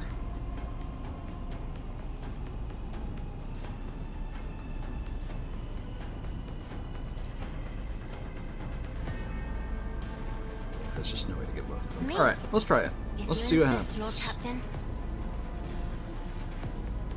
And does okay. Fuck it. Abelard, just vaporize their nuts, please. That's actually too close. At your beck and call. Yes. I took care of this one. I don't know why I even doubted it, Abelard. I don't know why I even doubted it.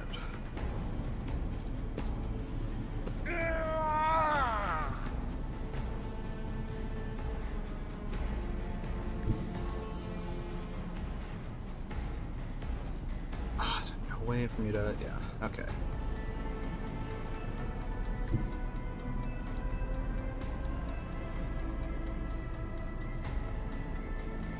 Follow my lead.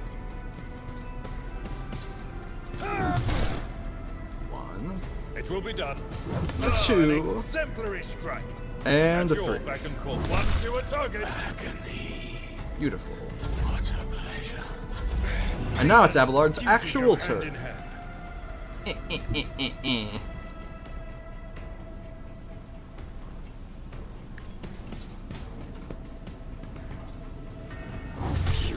Oh, wait. This in blood. Oh, no, he keeps that effect. Okay. Indeed.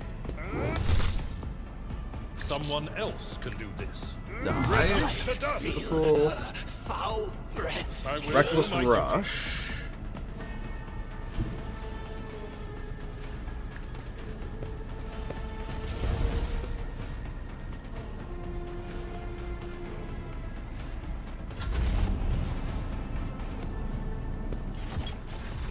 Okay.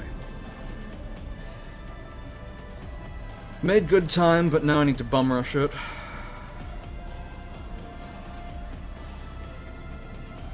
I don't think there are any other enemies left alive. In range? I don't have time for this. Not my specialty. No. Damn. That's a shame. I'm not in range for that either. Abelard, how about you take this buff? Maybe this is in range. It is in range. Hey, buddy. Succeeded his willpower test. That's okay. I was blind.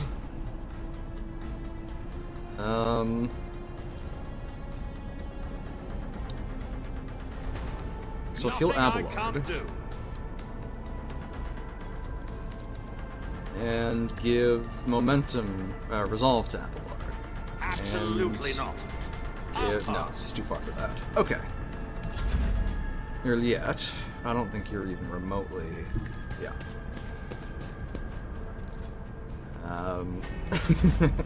Pascal.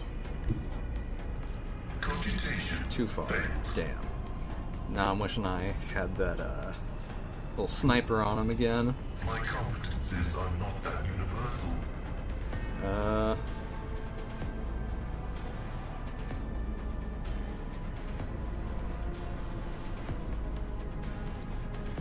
guess let's do this. Give a buff and a debuff.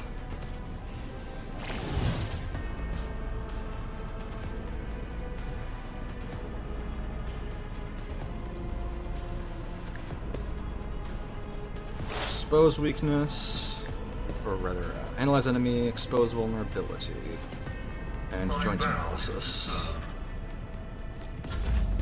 Okay, Argenta. Where are you? You're way far back. So we're just gonna... I will not. The enemies of the Let's move you up a Emperor little will bit. be undone. That's the best we can do. Actually, I can do that.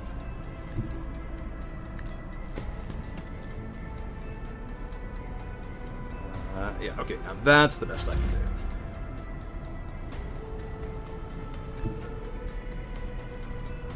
If only that were Too possible. far. Damn.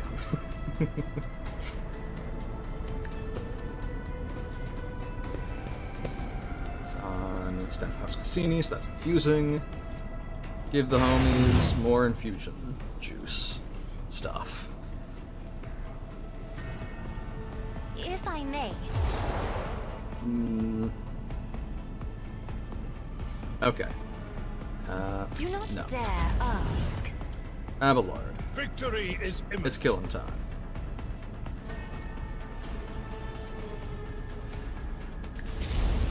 An exemplary strike. I'll get shit on. I took care of this.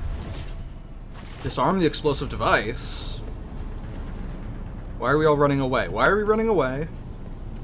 Oh, we're running up. Surviving crew member. A man in an officer's uniform is kneeling and scrabbling around in the mess of blood and dirt on the floor. As soon as you draw nearer, he hears feverish muttering, "No, no, no. Where is he? Where's my son?"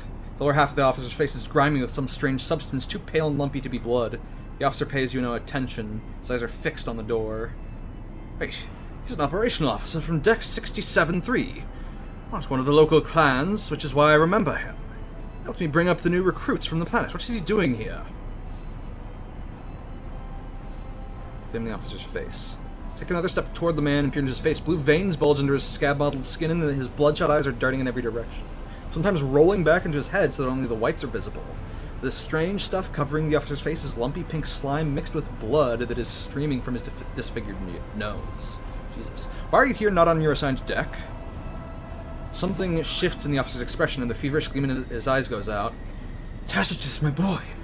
Swamp devils dragged him off. I'm where I'm supposed to be. I'm looking for my son. The Emperor's valiant guards came to save my boy. From where the swamp devils dragged Tacitus. I led them right here like they asked. I'll make short work of the nest of those beasts, and I'll keep looking for my boy in the meantime. Master, will you help? Ben's face contorts in a monstrous grimace, a mixture of pain, hope, and madness. I'll be damned if this officer has a son. Perhaps he did once, but he embarked without any family in tow. He's cracked, the poor wretch. I believe this monkey is not here by chance. He has been in the clutches of the Dark Ones. His current state may be the bitter fruit of time spent alongside those masters of torment and madness.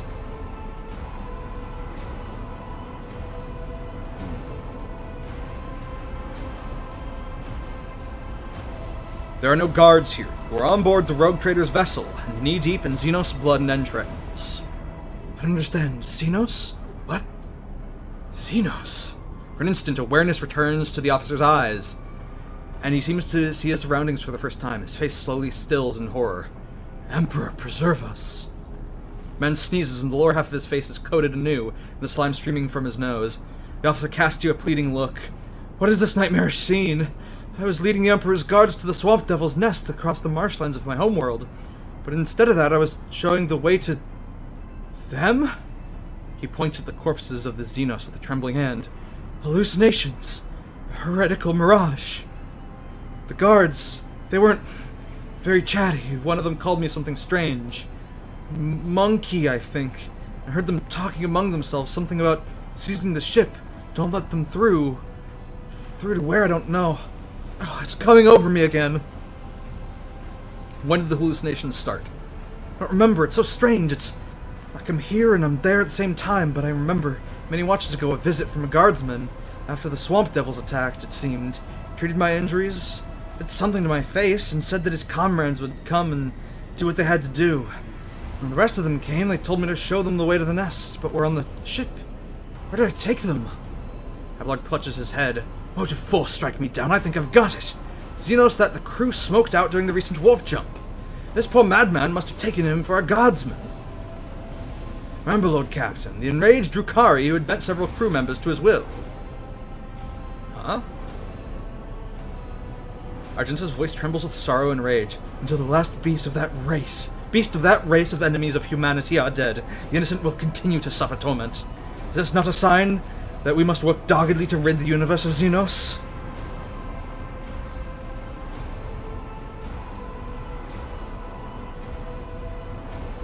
It seems you are not in your right mind. I think you're right, your lordship. Reason has fled me. I can't hold out even now. I can see the marsh where Tacitus vanished just beyond you. Ben's face twists in a mask of pain and grief, and a powerful spasm racks his body.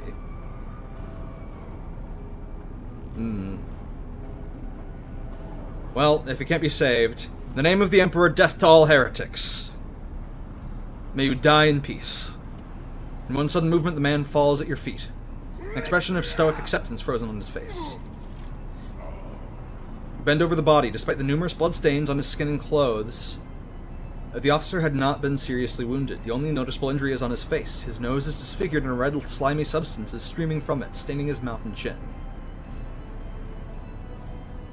I will contact the Voxmaster. Take the body to the infirmary and try to identify the cause of his madness.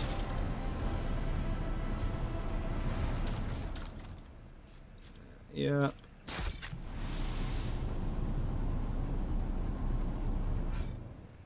And we get to level up, which means I get... I get...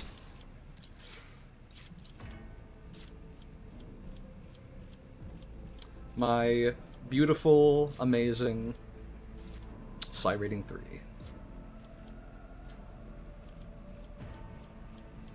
Let's go! Okay, and then I'm curious. Get 1, 2, 3 abilities that you can choose. I got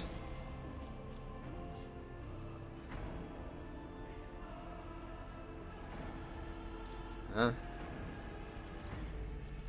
it broken now? All the warp stuff? Yeah, accept. Oh, I know. I think I know what I meant. Should be fine now, though. I got 1, 2, 3. Okay, yeah, so you get 3 powers you can pick with this. With, I think, any of the archetypes. What do you? Full stacks detected advantage equals the number of enemies. Or, hear me out. Hear me out. That's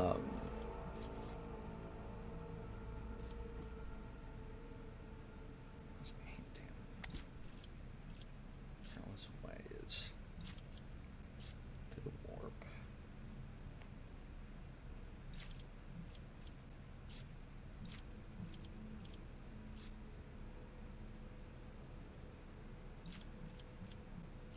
It's just not that much perception. We'll do Unblinking Stare. Make it harder for fuckers to get out of melee. You.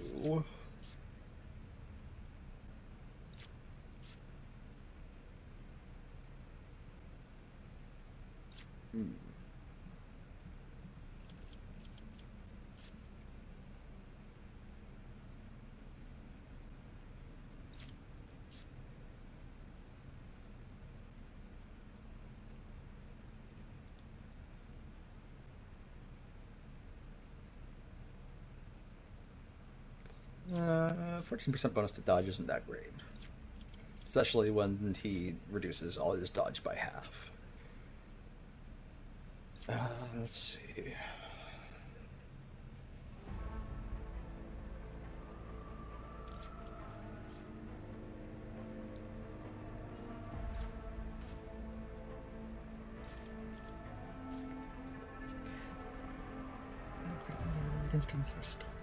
Prone or blinded.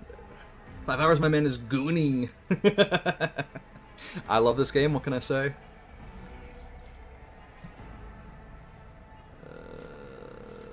Constant glory.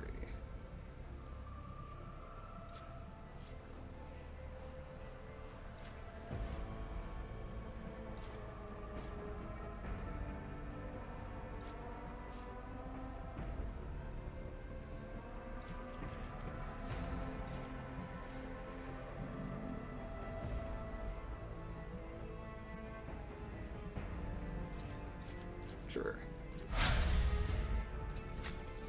Skill. Oh, you get 2 talents. Do assassins also? Let's find out. Ability, ability, ability. Yeah, still 3 abilities.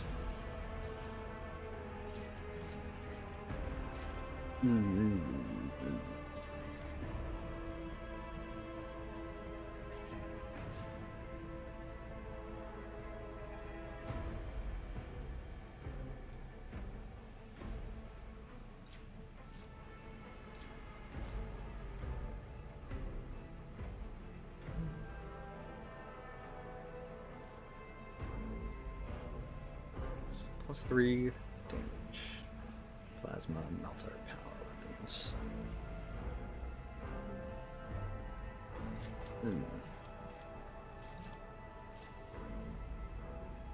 He definitely has advanced skill tech use. Yeah, he doesn't have base skill tech use. Interesting. Interesting.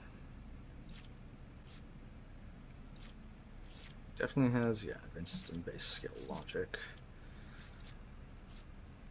I guess I could give him Lord Xenos. And then I guess give him proficiency with Xenos weapons, since he... Oh, but I have to choose Eldari or Drukhari.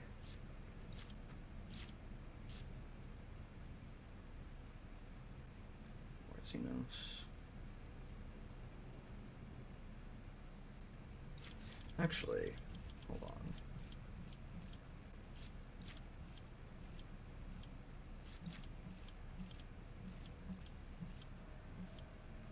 Okay, yeah. He needs it.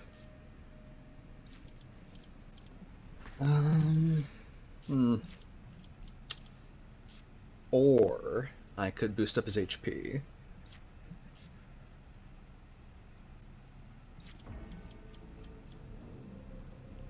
It's a Melta. And +4 maximum damage. I do quite like the Melta weapon, actually.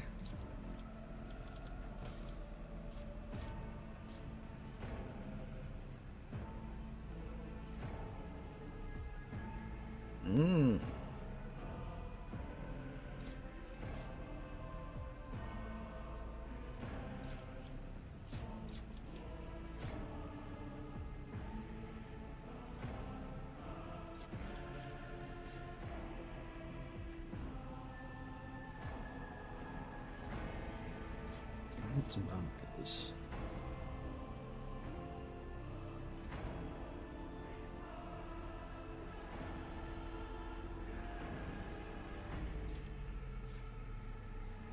Yeah, let's do some direct damage. Hell yeah. Argenta.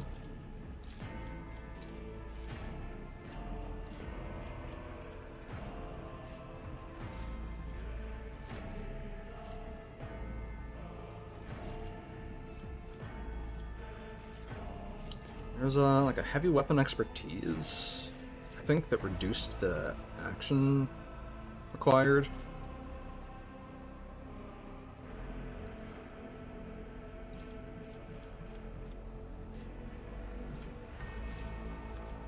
Right, she has all of her background traits now.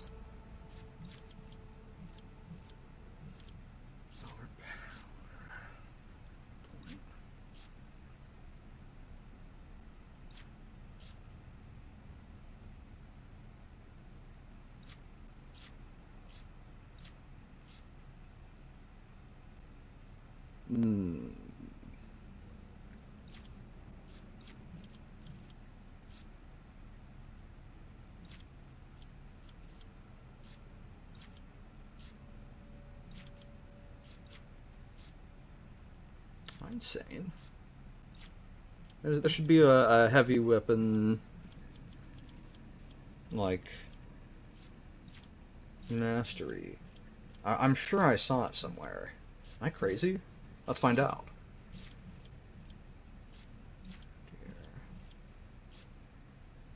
Zero skills. So characteristic trainings. Breaking point, overpower. Both affect heavy weapons. There's heavy weapon proficiency. Combat.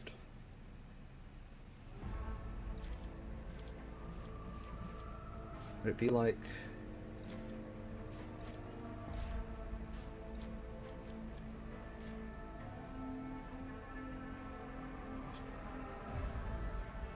Six plus 10 2% until you have to combat stacks. Oh, shit.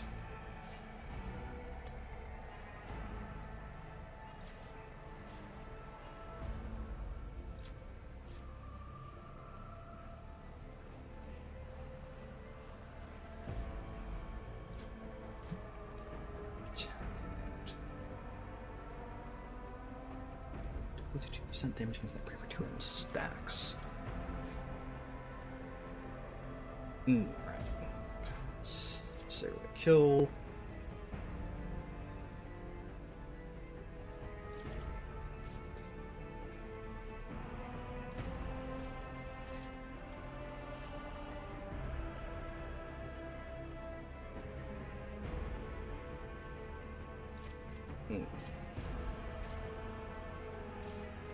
Expert, chain weapon expert, combat master, swift movements, dueling mastery, flame, las, melta, she's not proficient, that's fine, nimble, plasma power, solid projectile.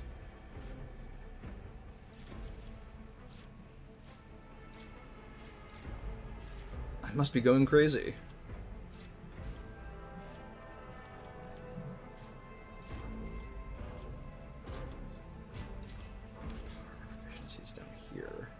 And these are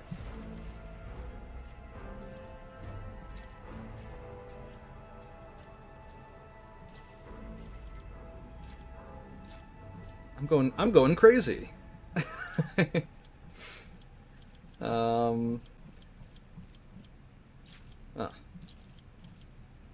I'm certain it's like it reduces the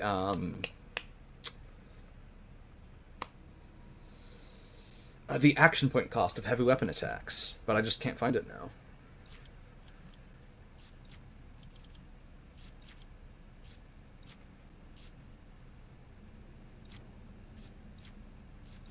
I guess it's making her a bolt weapon expert. And you here yet? Let's see what you got.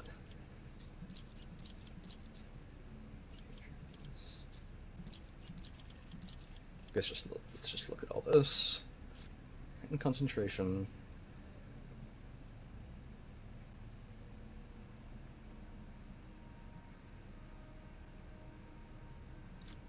That is quite tempting. Hunting Surge.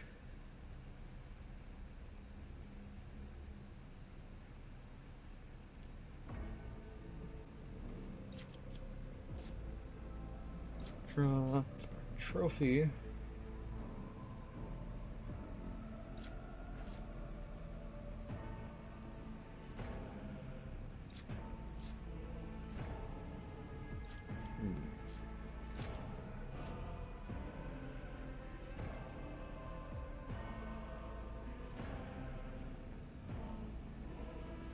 Yeah, let's do that, actually. Yeah, let's do that.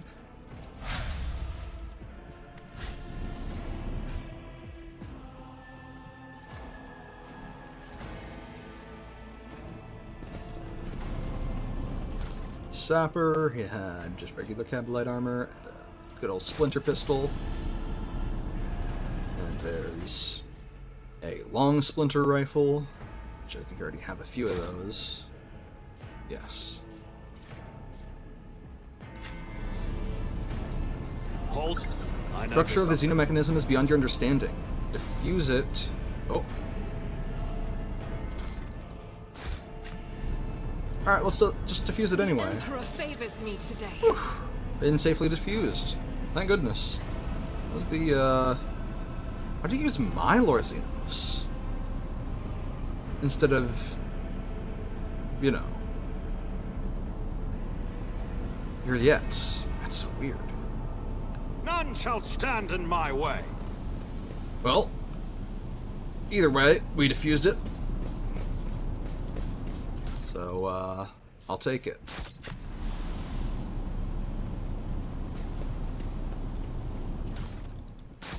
Oh, right, I can just yoink their shit.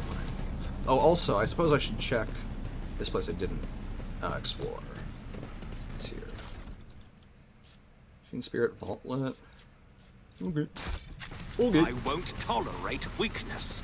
My faith shields me. Ow. My success is an irrefutable certainty. It has 4 fresh wounds. That's injuries, rather. An expected result. That doesn't make sense, but sure, why not? I'll lay claim to the stars. Anything else? No? Okay. Okay. That should be the sum of it, then.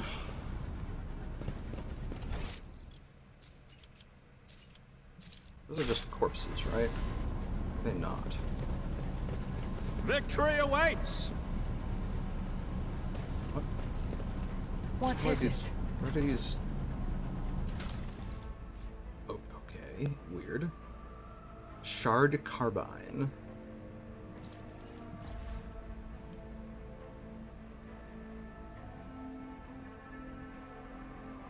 Weird. Kinda cool, but weird. Well, that's...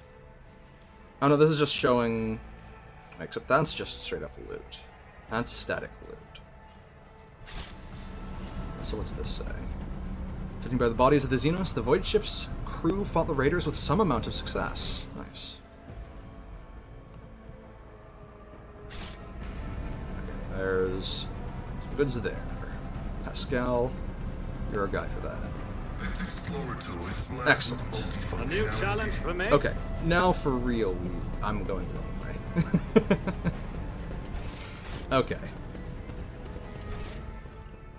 Okay, yeah, the rest is stuff that I will, when I leave, I can just hit collect all. Okay.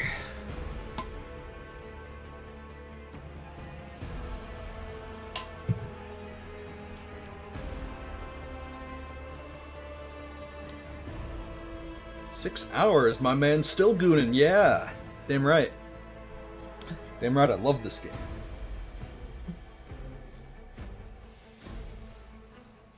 And honestly, streaming's really fun. I can see how you can, like, burn out, especially, like, if you don't take good care of your body during it. Like if I didn't... I drink a ton of water when I stream, and if I didn't, I would probably, like, be killing my voice. But since I am, and I'm not, like, doing crazy shit like singing opera or something, you know, All is well. Rendezvous point set by the Xenos was a trap. The Rogue Trader must return to Dargonis immediately to regroup and clarify the situation. That fucking rad. Also, now that I've fully resolved your quest, anything new to say yet? Anything at all? Hello, Talk. Okay, I'm still unworthy.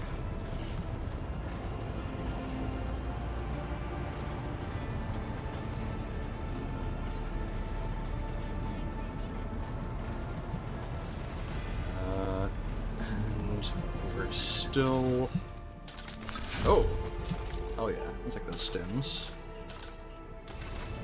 I want to say Scorch was the one that,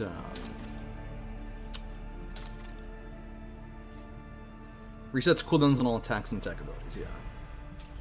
I'll hand myself a couple of those, and then I'll hand like one to each of the crew.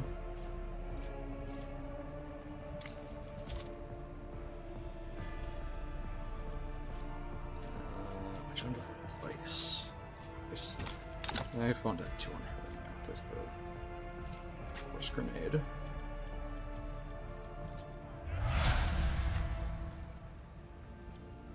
You don't really need too much in the way of other med kits. Actually, that one's partially consumed. As is that one. Damn shame. Oh, fuck the frag grenade. Let's see. I guess Owlcat.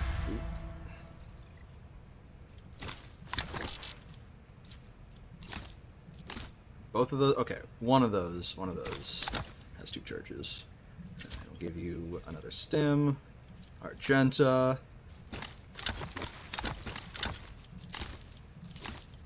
Oh, okay, that's fine. You only need 1 stim. Oh, Cassia. That's what I'm forgetting. Cassia does not particularly need a combat stim, actually. What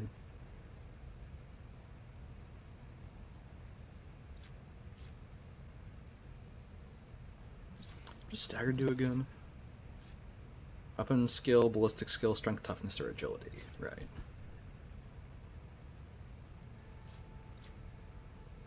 That's actually... I wonder if that can be removed mid-combat. Because if not, that's actually kind of rough for some of my... Honestly, that's mainly good for me, if I'm being honest.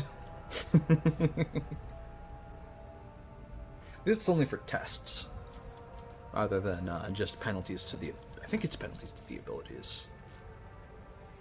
Yeah, just to tests, not to the abilities themselves. Ah, beautiful, beautiful high psi rating. Ah, it is time for my dear cat's dinner. I'm gonna feed her. That doesn't really require me to go, like, I have to go a little bit out of arm's reach, but I might still be audible. I don't actually know, but we'll find out. All right, Sage, it's dinner time. Come on. Good girl.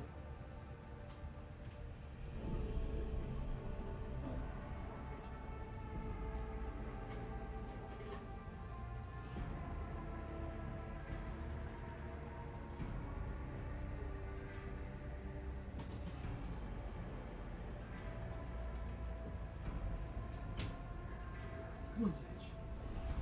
Come on. There you are. And here's your dinner.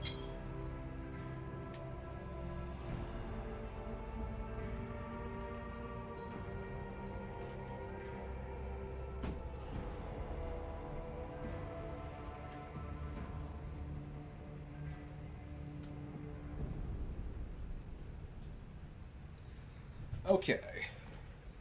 Say hi to your cat for me.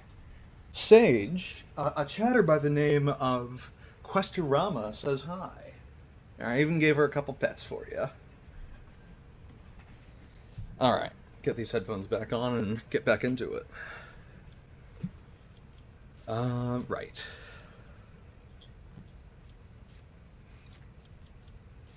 Oh, I've forgotten to change that out, actually. I should probably do that.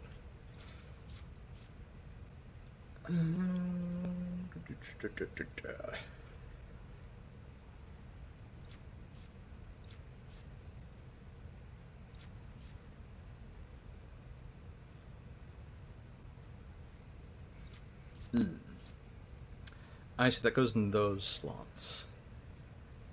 Energy damage. Which types are that? Fire, shock, toxic, and thermal. Okay, so plasma. Presumably also melta.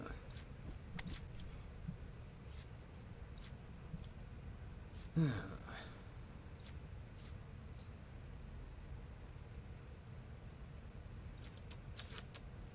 a lot of actual next slot items. I feel like I got something to replace the Medal of Alacrity. But now I don't remember what it was. Let's see. What even goes in that slot that I have? Oh. Alright, that's just a charge suspendent. I don't even use bolts or weapons. Barely use any weapons for that matter. Okay. I have nothing better than what's currently in this slot, then.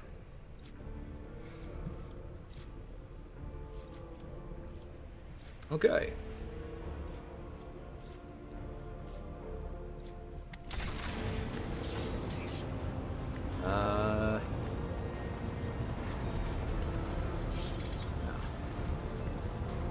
I'll go talk to Cassia again, see if she's got anything new to see with her special eyes. I suspect this was a trick set up to get us away from my capital world, and I may come back to Dargonis being attacked by Drakari. You see anything special with your special eyes? Too many colors. No. Okay. I haven't.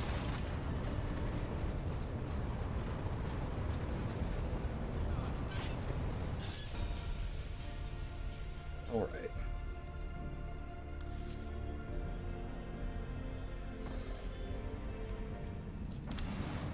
Right. We've already explored the mysterious object.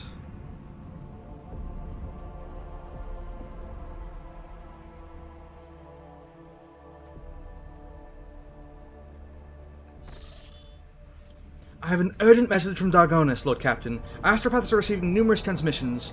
But no, these aren't ordinary messages. Each and every one is a plea for help. Dargonis is reporting a massive Xenos raid, and every mental image transmitted is wreathed in flame.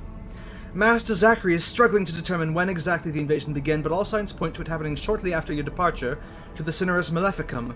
Any delay condemns the world to even greater suffering. Your people are begging for immediate aid. Well...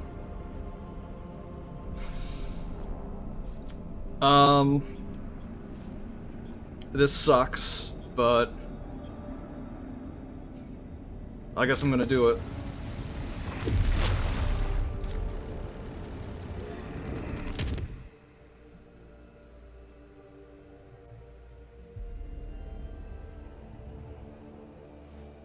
Blow 5 points of Navigator's Insight, but hey, that's what I've been saving up for, is when I really do need it.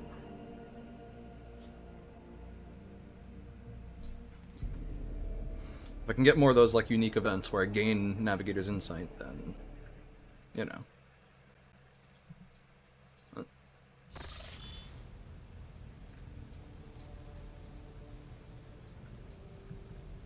Instead of admiring themselves, monkeys should direct their gaze to the world around them more often.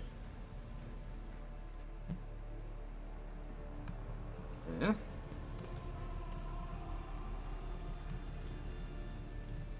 What's this? Stuffed corpse of a slith, a bizarre xenobeast that was once in the service of the Drakari. Oh. Is that the bomb we defused? Yes. Juliet. What's going on, lady? What are you doing in my quarters? Taking careful steps. Almost without a sound, Juliet examines the study's interior, raising her brows in surprise and muttering something to herself in the Eldari tongue.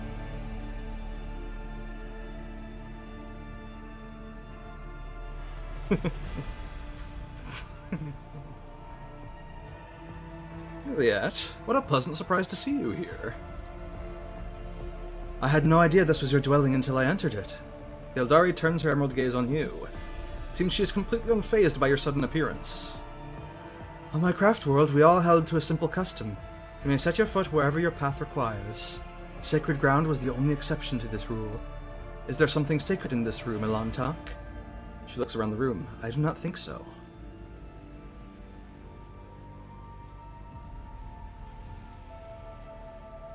I see.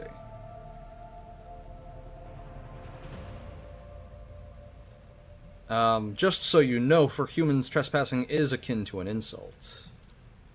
Did I ever think I would encounter this again after Krudarak? She laughs sorrowfully. Stiff, meaningless rules, and condemnation for overstepping lifeless boundaries weighed so heavily upon me back then. But is your entire world contained within this tiny metal cage, Elantak? Your ship, these chambers, they are but a speck of dust. An island, a temporary shelter in a world that is far bigger and more expensive than... Well, enough of that. Now that you are here, I wish to speak with you about our agreement. I've traveled through the... Did I fuck up the romance? Do I need to go back again? Hold on. Hold on. Do I need to press the button? I'm gonna do it. I do want to inform her that trespassing is a bad idea in human-owned places, but also I don't want to, like, rebuke her for it. I just want her to know that. I thought I might have a chance to be like, it's cool, you're fine, I just, you know, people will get angry at you.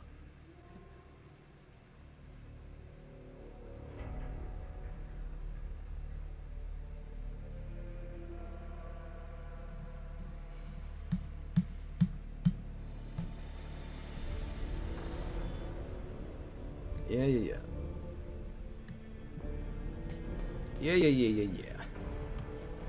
Pretty sure our quick saved, like, right there. So I don't know why that's doing that. Yeah, it's a pleasant surprise to see you here. She knows my dwelling. How'd you manage to slip past the enforcers? You know I avoid your kin and their obsessive attention. It was fairly easy to distract a couple of Monkey and slip past them. Meeting your eyes, your lit nods in understanding. I suppose this is not pleasant news to hear.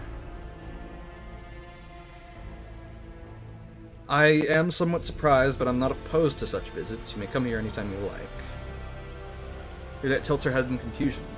Do I need permission to do so? But is your entire world contained within this tiny metal cage? Right, this is the same line as before. She wants to speak to me about our agreement. Romance heretic! Whoa, I'm a rogue trader. I can do what I want. I have traveled through the Vale many times inside your steel-winged bird, and every time her voice torments me, trying to drive me mad. Juliet stares through you, unconsciously touching the spirit stone on her chest with a trembling hand. Her whispers fill my ears each time I enter the warp, inescapable and incessant, poisoning and inflaming every single emotion and thought, making them uncontrollable. I have learned to shut myself off, as best I can, just so that I might have the chance to search for what I have lost. We found everyone we could, Elantak, and all of them were dead. Hopelessness and despair gleam in Juliet's eyes, and her voice breaks treacherously. But the thread of fate is broken, and I no longer know how to help my people. I failed to save anyone, and I failed to learn the truth about Krudarak's demise. I have lost my way. I thought you were the only person on this entire ship who might understand.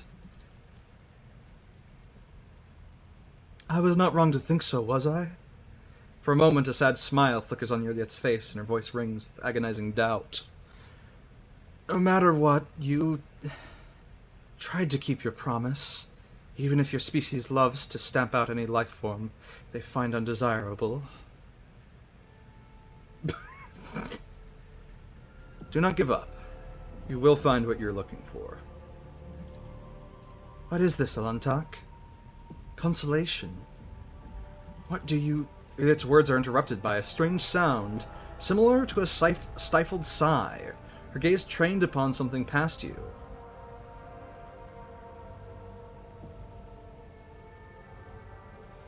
Turning around, you see what has caught her attention, an odd, unsightly shard of porous material, mounted on the wall like a trophy. An entire kaleidoscope of emotions plays across her face, changing too quickly to catch. She sighs once more, and then her feelings are concealed behind an impenetrable, impersonal mask. What is this, monkey?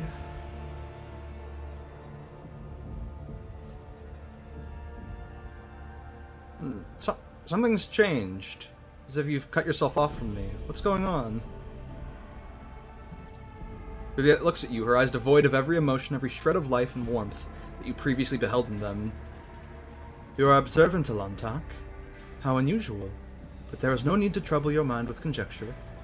I have inflicted enough of my unbridled feelings upon you, but I am in control again. Enough. I have lingered here too long. From now on, I will avoid entering places you would prefer to keep hidden from me. Wait, no! Hold up. No, we're going back. That's bullshit. That's bullshit.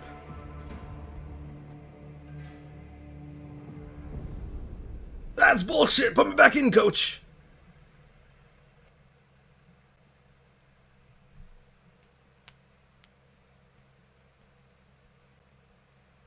Presume then I'll have to make a Lore Xenos check. Porous substance mounted on the wall. That'd be Wraithbone? Probably Wraithbone, which means it's probably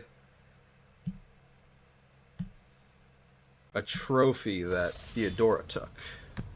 Alright, we're gonna speed run this. We're gonna speed run it. Speedy.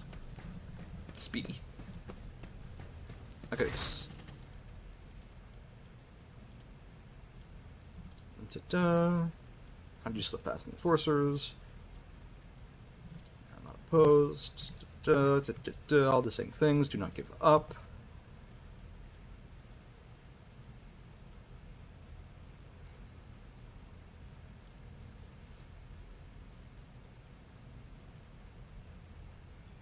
I inherited this trophy from my predecessor, I guess. So that is it. You are proud of the victories and violence of your blood while being ignorant of their true nature. Usually verbose, you now speaks in short, quick sentences.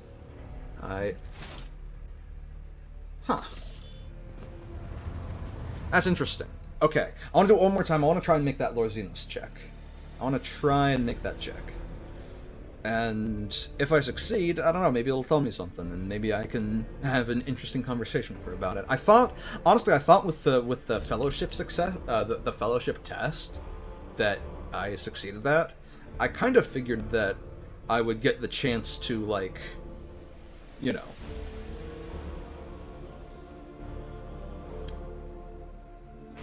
continue conversing.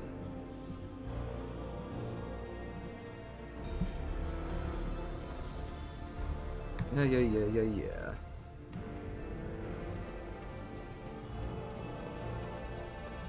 Keeps on. Okay, let's...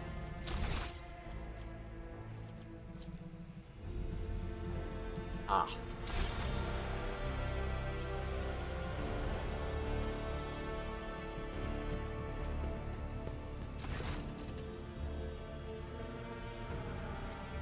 Da-da.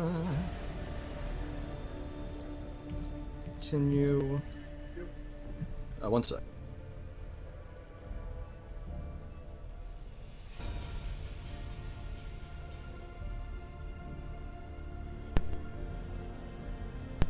Okay, and I'm back. Yep, do the same dialogue. Let's examine the trophy on the wall.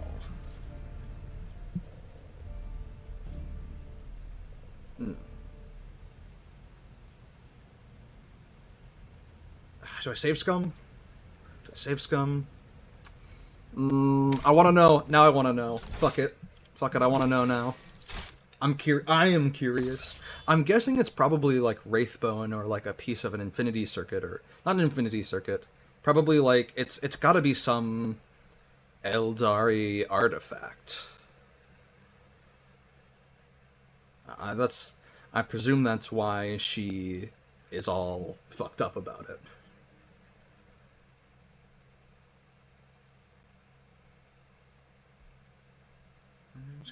Conversion, precision, and commerce. Right.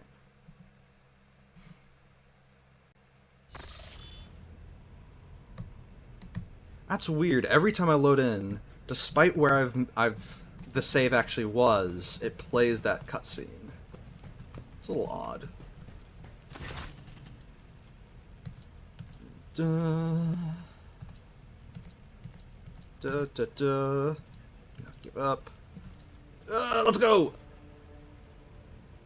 Strange Shard has been here since at least the day of your ascension to the Rogue Trader's throne. Looking closely, an odd thought nags at your mind. It may be disfigured and corroded by some unknown power, but it vaguely resembles Wraithbone, a material crafted by the Eldari. Is it a piece of something Eldari? So you do not even care to know what objects adorn your dwelling. Truly. She lets out a thin, sorrowful sound and cuts herself short, going as still as a statue. Okay. I imagine no matter what, you get that result. Am I able to talk to her now? Hello, Talk.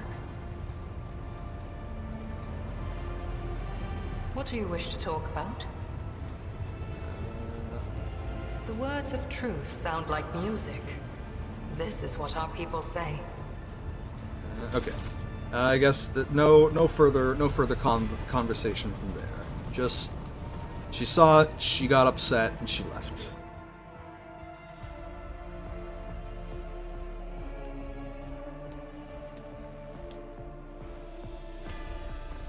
So it's not like I got the chance to ask Theodora what all the trophies were, but I guess I didn't really get the time or get the opportunity to tell her that or really explain anything. Oh.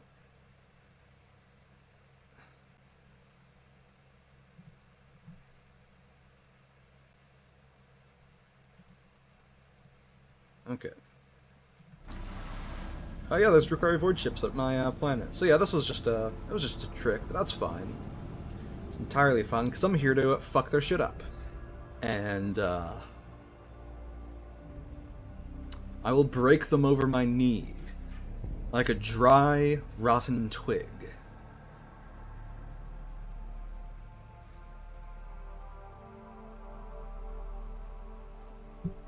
I lift up my voice in prayer for this vessel and its hallowed guns. Dark Mirror Light Cruiser and Immortality Denied Destroyers who are coming at me from behind. I see. Very well then.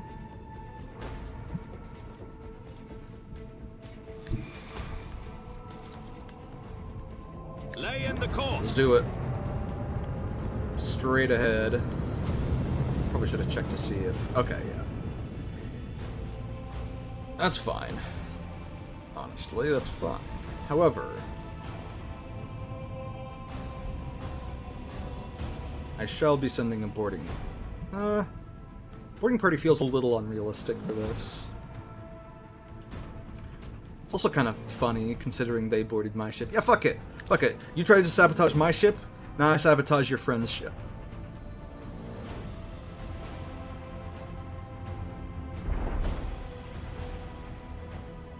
Nice, nice, nice.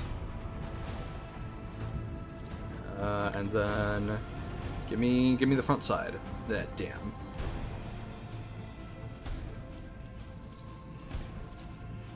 Oh, just hit TM. That's unfortunate.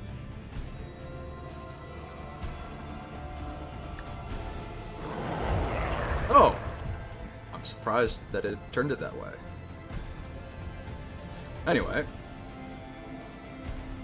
Annihilate I'll them. put down some torpedoes, yes. Some torpedoes. And we'll speed up the warp channeler ability.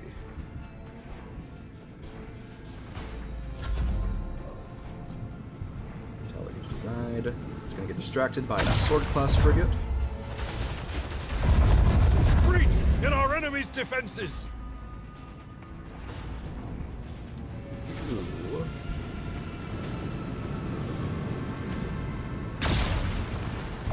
Interesting. Sword class frigate is okay. Sword class. If the sword class frigate's gonna hold those two suckers off, then perfectly happy. Let's see what happens here. Oh no, not. Oh no, no, no, not those little guys. No.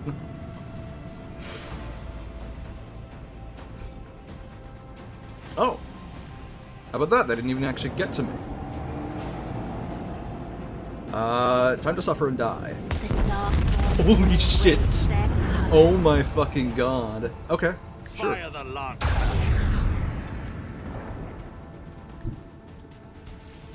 Onward!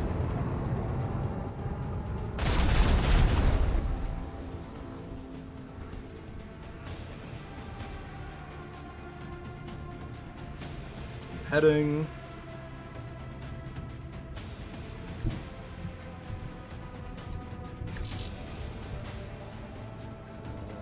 Okay.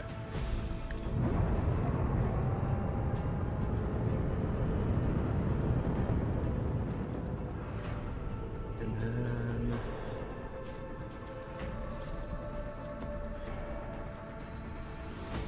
let's do a boarding party, because it sounds like fun.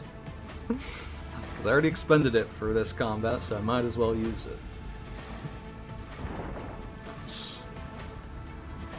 That'll be my turn.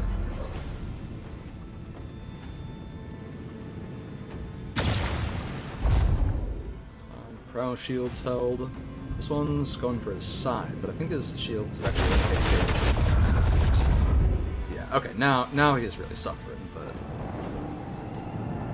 I think that's okay, because I think I'm about to vaporize this sucker. This one's going down.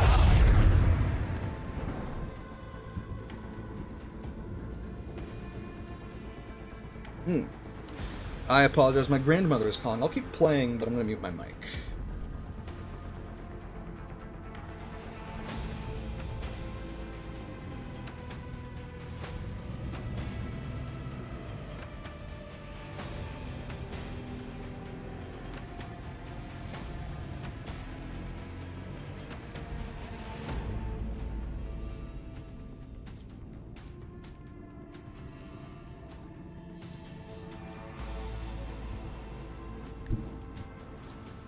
Lay in the course.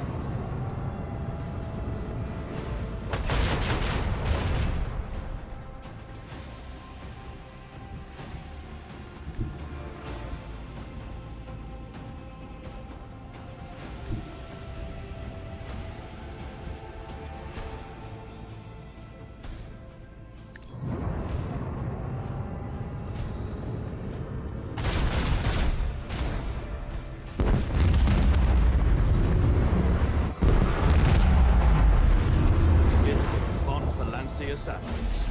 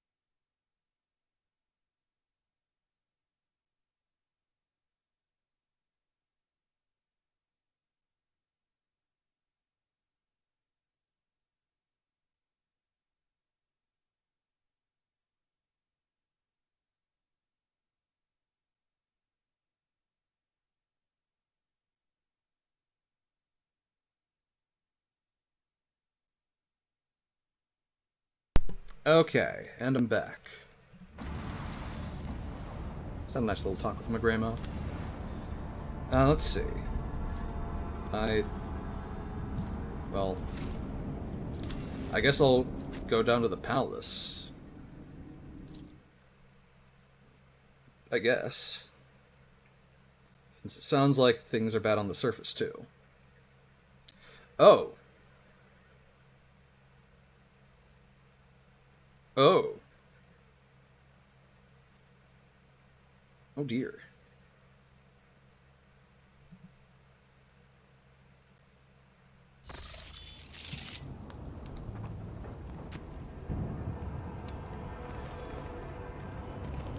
Well, I'm back, and I got here fast.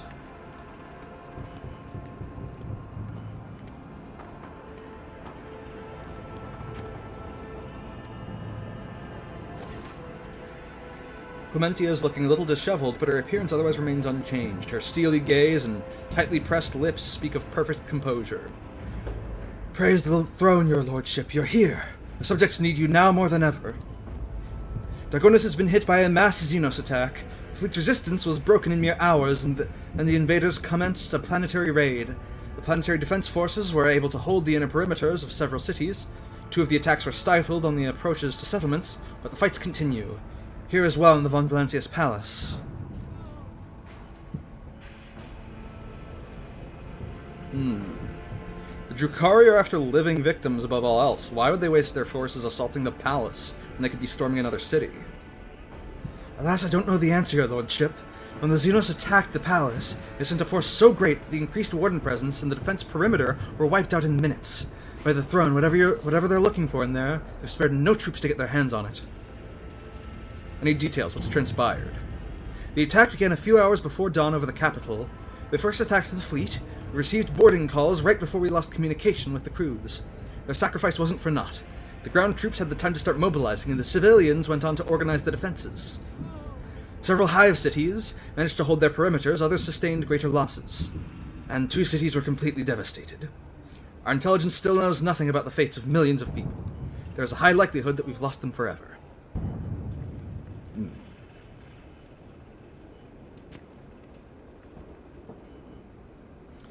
Well, I will make the Xenos pay dearly for every human life they've claimed. But what I wouldn't give to join the punitive expedition, your lordship, but my duty is to the welfare of this planet, not military operations. Her voice grows sterner, and she practically spits out. This is my plea to you, rogue trader. Make them rue the day that they decided to assault Dargonis. Alright. Where's Governor Drivestep? The governor is currently protected within a well-fortified bunker, as are the heads of other noble houses. She grinds her teeth audibly. Still, each family has provided all available resources to the defense of Dargonis, or rather, the defense of their respective regions. Okay, what's the current situation? The PDF, Planetary Defense Force, is in the process of exterminating the enemy forces on the planet. Extra batteries have been assigned to the assault on the palace, but without a strike force that could make it inside, we won't break their resistance. I have a feeling that the palace is the anchor point of the enemy's raid. Our Vox engineers are registering unknown signals coming from your residents to other areas on the planet. The scum must have set up a control center inside. We take out their command, and we'll weaken their peripheral forces. Very well, enough talking, I'm going in. Clementia bows. With awe and gratitude, I transfer the command of the ground operation over to you, your lordship.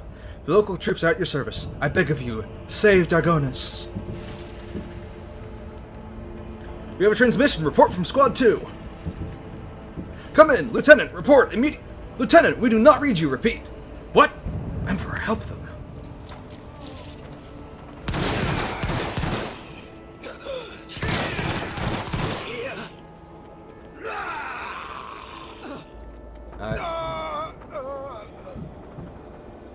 Attack for the Emperor and the rogue trader! Yep. Yeah, do that. None shall stand in my way. Okay, let's pop a quick save for the game. And it's time to kill the Xenos scum. Can I believe it? In the entire history of the Von Valancius... Oh, shit. The sound of fright. Protectorate, there's never been an attack on the capital world. Abelard was saying that. I see. Iliad will be up first. Her position is... acceptable. Abelard, you get right up there.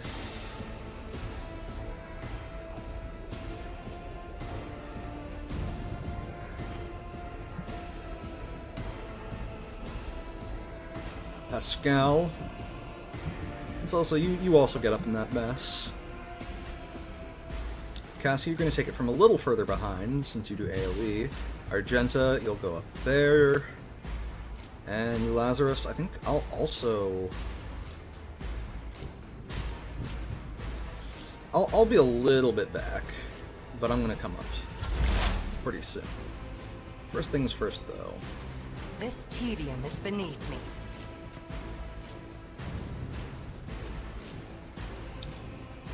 Gunslinger has 50% armor, 75% dodge. So that's a 95% chance to hit. So...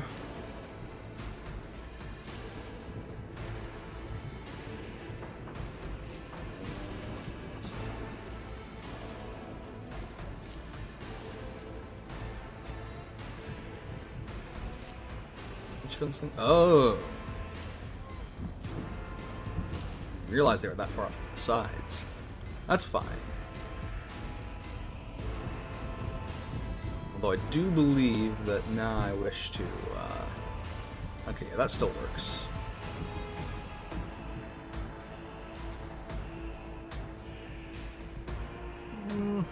Actually... There are others off to that side as well. There are. Okay.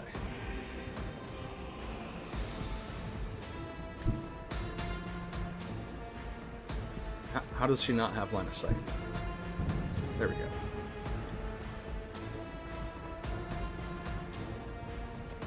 I approach the designated position. This...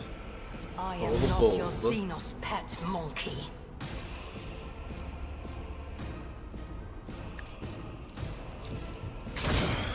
Nice. A work for a flesh crafter.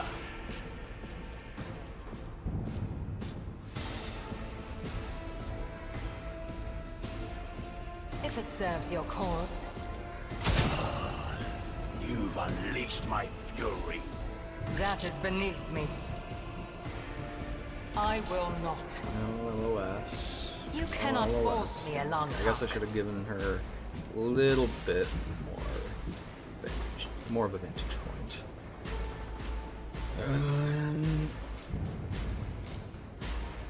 I am not your Xenos pet monkey. Yeah, do that. What a pitiful sight. Hackatrix. Ooh, two of them? Interesting. Oh my fucking god.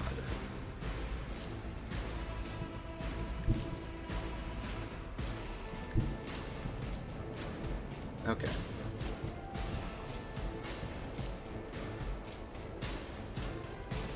A tactically sound approach.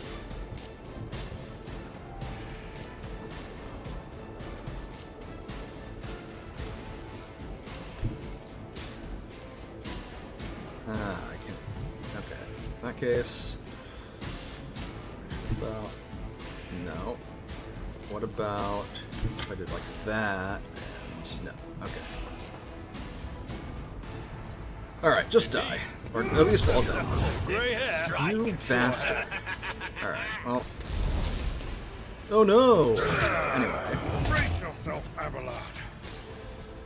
Damn.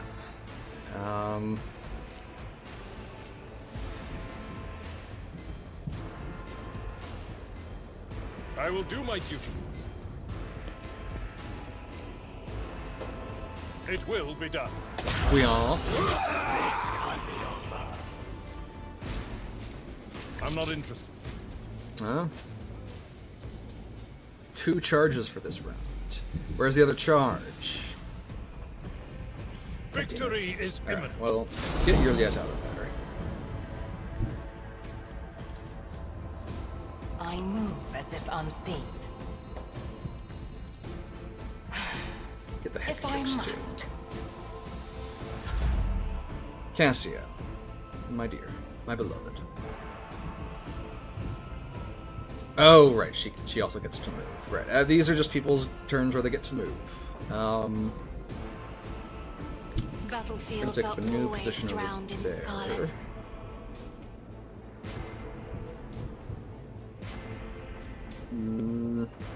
Sure. Pascal.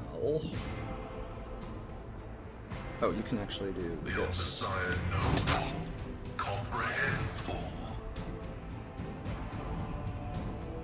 Then...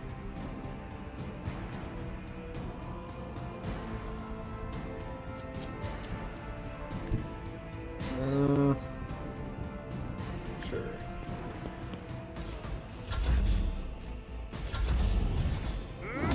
Nice. Woe to you!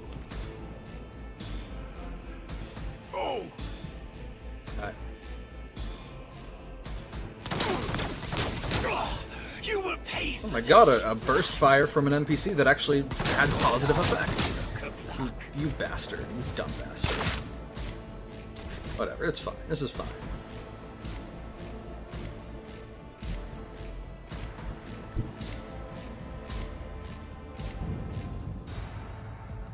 Eh? Why?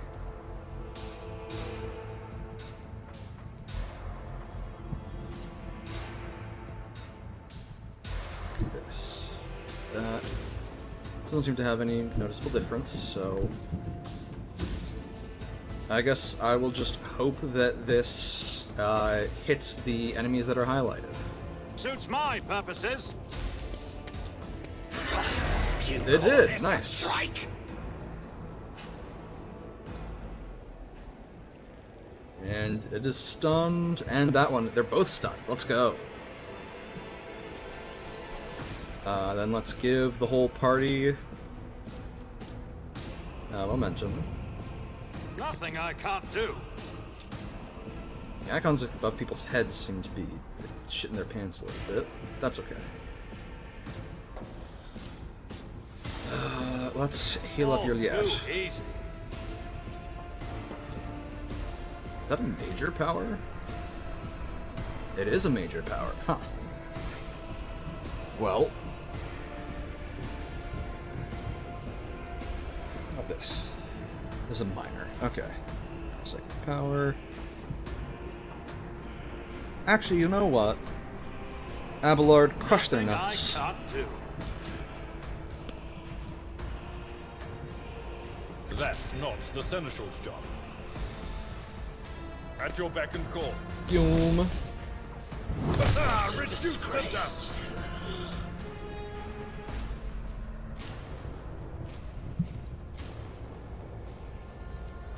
Alright.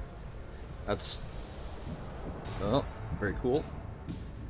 Couldn't do that. Or, what I will do... Indeed. Someone else can do this. Tried and tested tactics are the best ones. BAM! Okay. And that's into my turn. Argenta.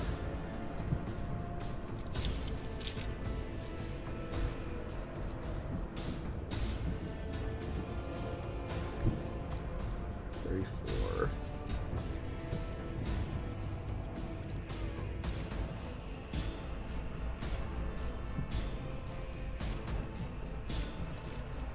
$26 to 36. 62. 48% chance to hit versus... that's also 48% chance to hit.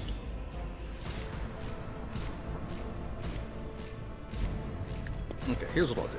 I know what I'll do. As the Emperor commands, Pop I that. act.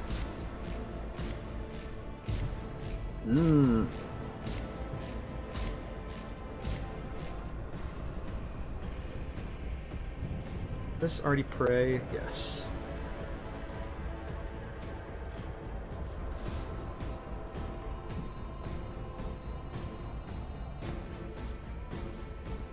We'll do Cove Bold. Do we do piercing shot too? Yeah, fuck I'll it. do it. Doubt is for the weak. Why I was chosen. God damn!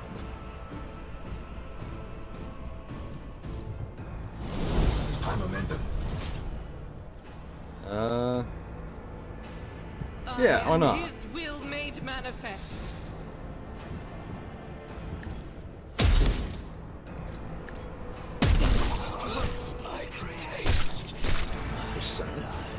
As the See if we can up Emperor that. commands, I act. 1%. Okay. Faith without deeds is worthless. I'll do it. As the Emperor commands, Ah! I act. Doubt is for the And weak. do it.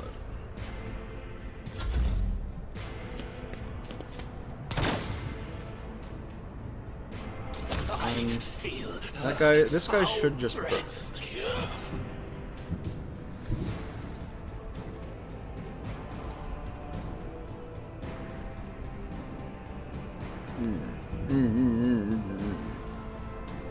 Before she does anything. So they should take care of that.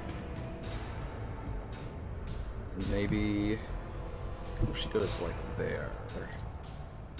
The soul. Nope. Okay, how about there? She could choose one or the other. I guess we'll do the one that's in cover. Be careful not to cross my gaze. I'll tear your heart out for this. I have the... Okay, well, Me? do this then. If you insist, Lord Captain. Let me educate you on the art of pain. Let's go! Nice. And then... I'm not accustomed Sergeant. to being ordered around. Pascal.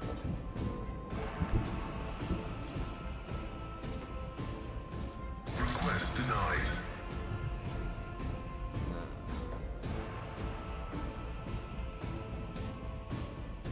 In that case, Pascal instead.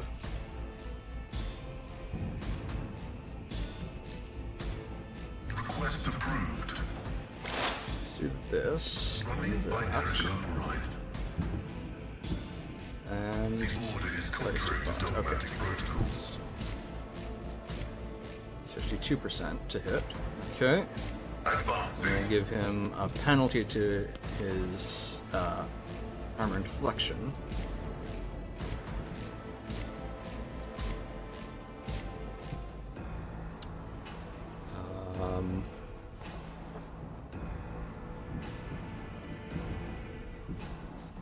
He's not in cover.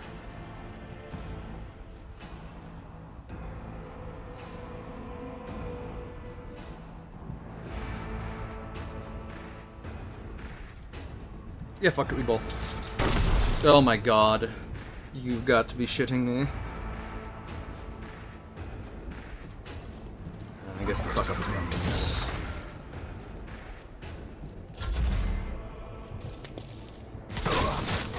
you dumb fuck. I'm gonna that warden's getting executed.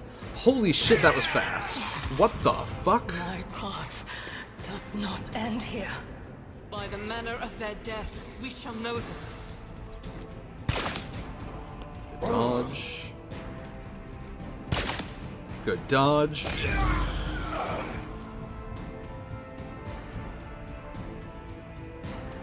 Abelard.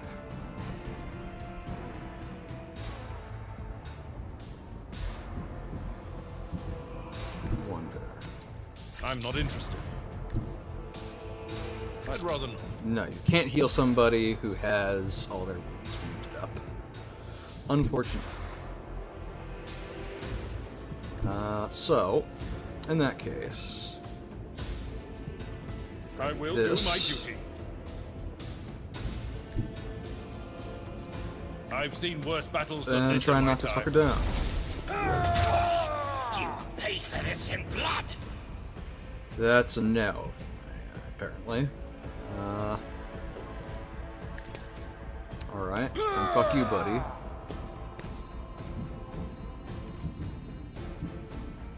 Victory is imminent.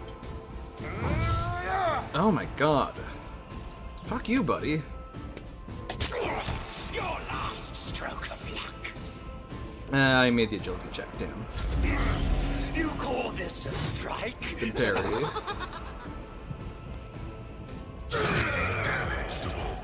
That's okay. You're gonna be fine, buddy. NPCs making burst attacks are... Honestly, just burst attacks in this game overall seem to be way too... just... Like, you just non-stop hit allies. Work for a flesh crafter. Is he still burning? He's still burning, let's go.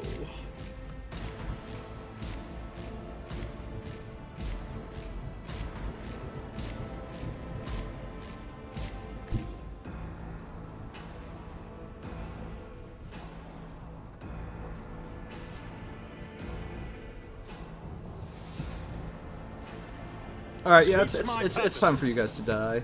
I'm tired of you fuckers. That's your biggest mistake. Okay.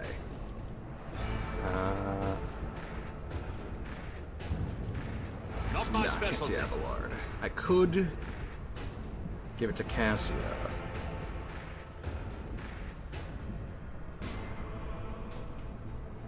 Yeah, fuck it. I've got the pass it on ability. Before I do that, though, I don't have time for this.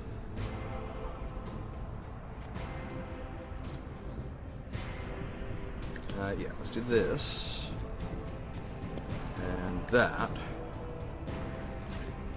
Okay, now Cassia. Let's see. That's not in range. That is.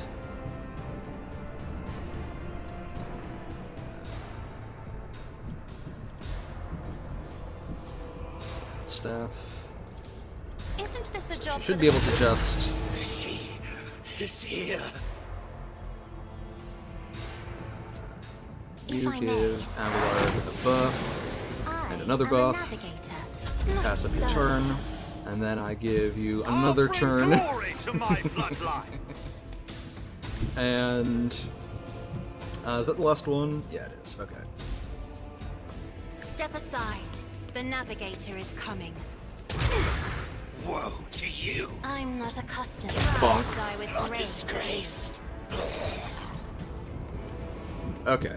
We're all pretty okay, except for our dear space elf here. However, that's okay.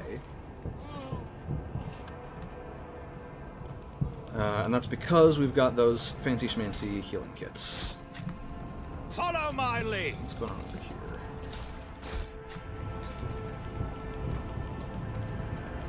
Burning blood.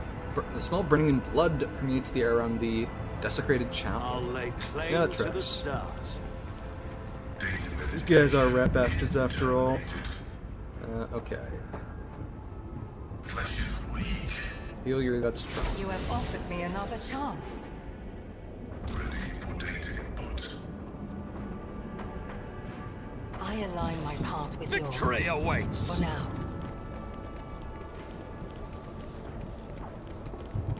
Let's see. What you got? Nothing really. Okay. I won't tolerate weakness. Yoink. Pick up all those. Let us Good see what Drukari I craft found. of some sort. Okay. I better myself through my service.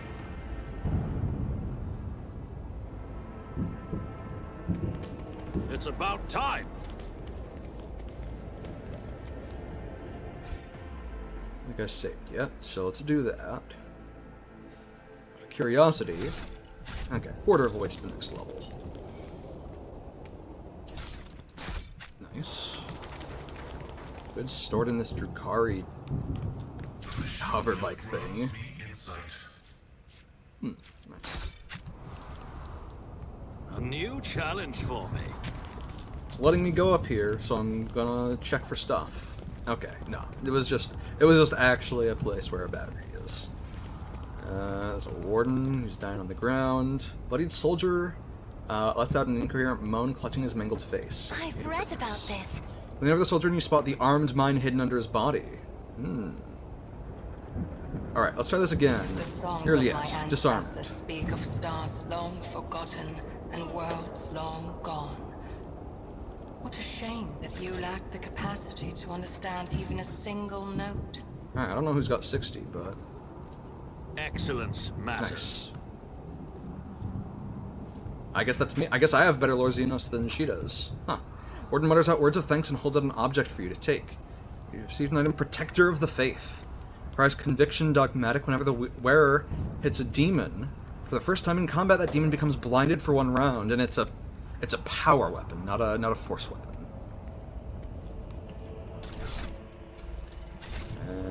Okay.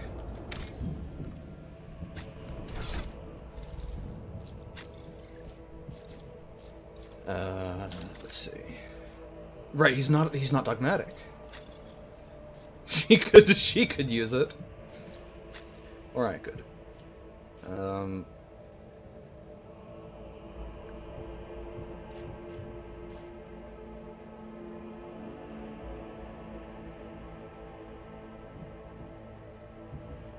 It says that the damage on this Force Sword is better. That's just not true. Power Sword is better. Oh, but that's probably not factoring in all the bonuses I have.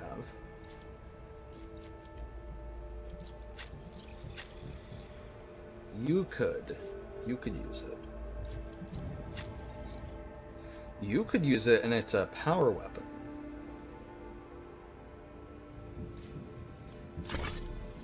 My competences are not that universal.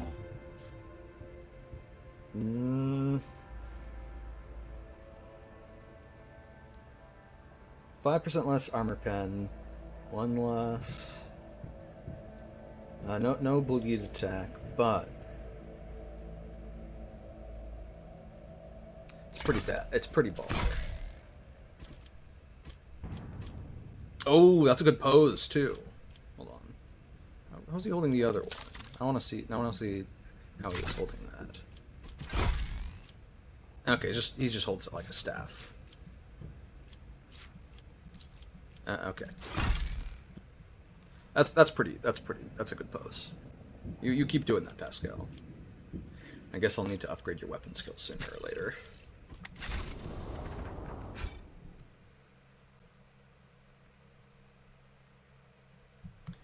Okay, game saved. This ocular implant was a worthwhile investment. What is that? Many traps.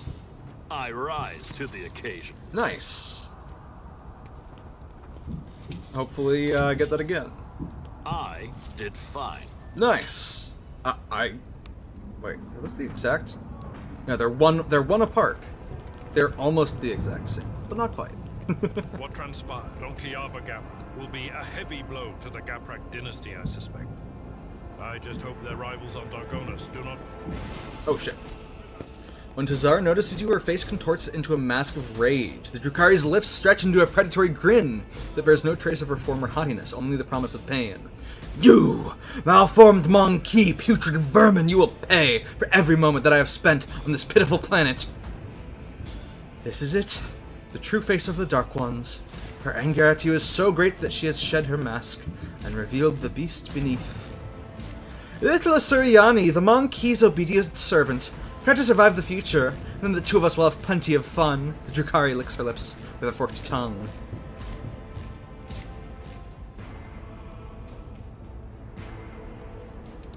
Tell me what your objective is in the palace, and I might grant you a swift death. I will not stoop to explain myself to a monkey, let alone a worm like you. A swift death? I will teach you the true art of killing. 1 drop of blood, 1 moment of insufferable agony at a time. Jazar's shriek drops to a hiss. I suspected that you and that trueborn cur were working together. You did not make me and my sisters linger here on a whim. You had a reason, and that reason involves you. Yes? Is that it? Tell me, just nod so I can stand before the Archon and accuse him of treachery and compromising the raid.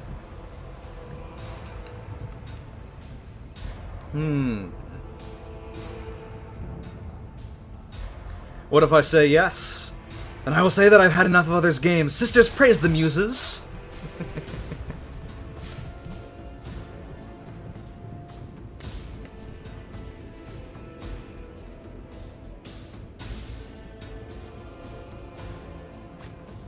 her taste betrayal before she dies.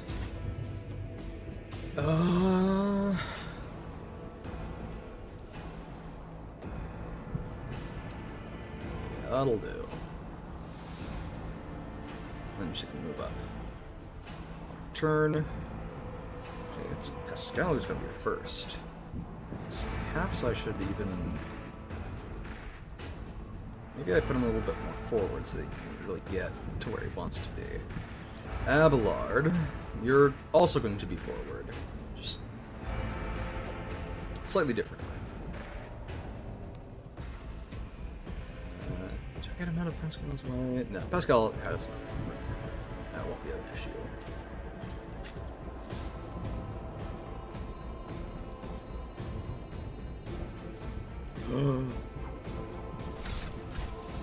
Pascal, I have a new mission for you. Where are the turrets? Where are the turrets? Oh well. I guess we'll find out.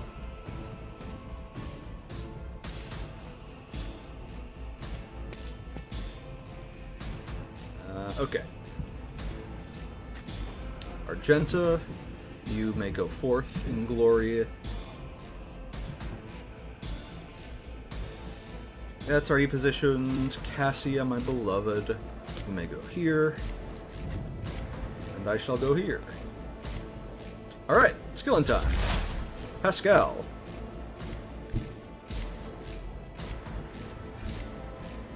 Heavy is the tread of his faithful. My success is an irrefutable certainty. Let's go.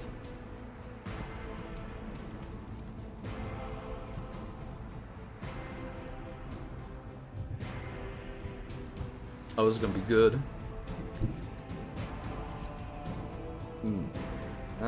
Doesn't.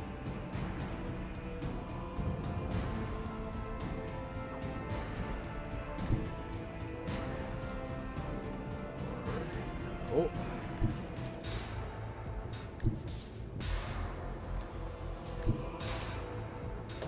Oh my god. Damn. Close. Not quite.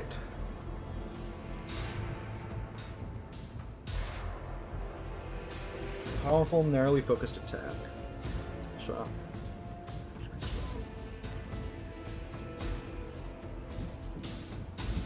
The only reason not to use this is basically because an ally is nearby.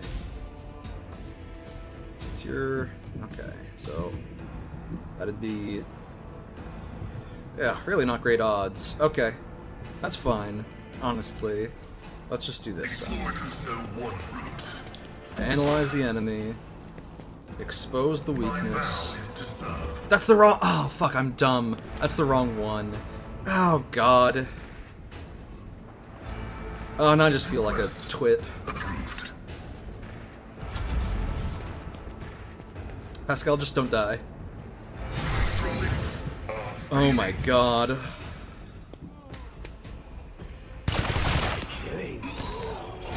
This is fine, this is fine, this is fine. Injury is not an excuse to shirk one's duty. Where's the exposed weakness?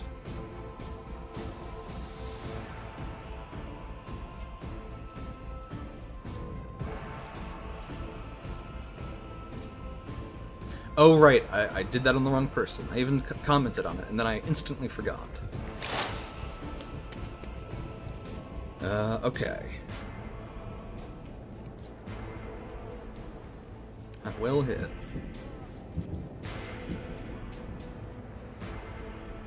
Damage equal to ballistic skill. I am I not know a your way to Xenos pet boost ballistic monkey. skill. This tedium is beneath me.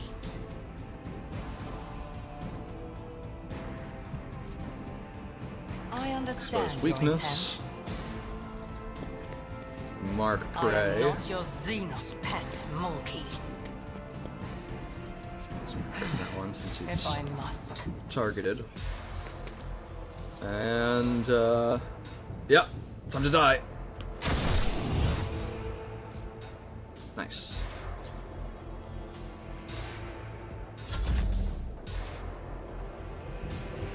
Hmm.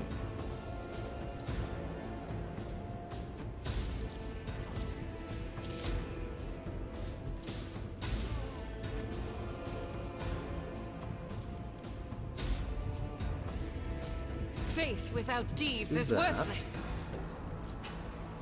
That's better.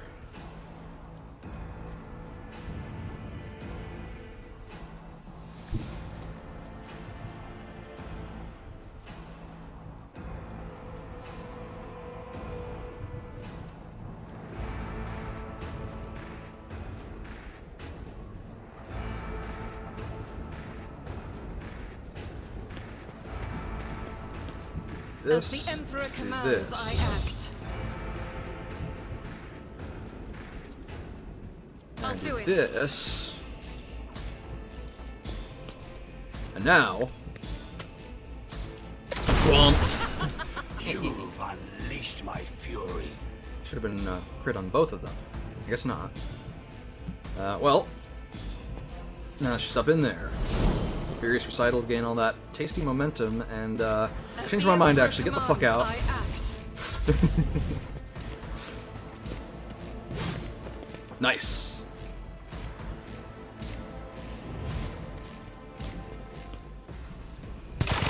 Yield to me.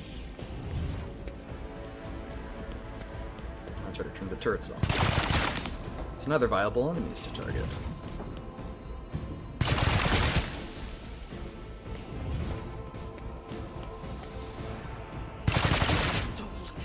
Become like fire. Jesus H. Christ.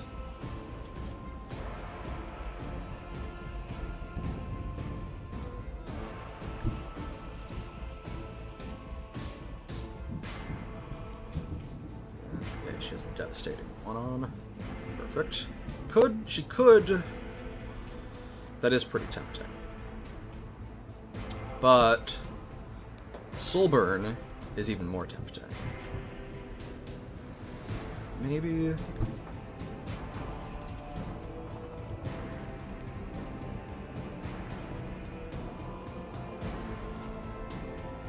Emperor, give me strength. I will Nice. tear your Very heart out nice. for this. Guess there's nothing saying I have to use the same thing twice. Me? Let's mix it up. You insist, Lord 19 Captain. to 42 versus 17 to. Oh. Isn't this So a be job it. for the serfs? Deliver us. That is foolishness. Magenta, don't die. Abelard.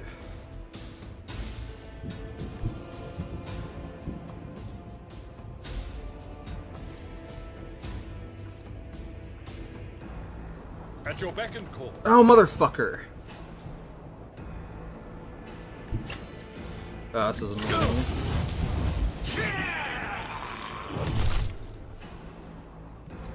It will be done. I'm amended. At your beck and call.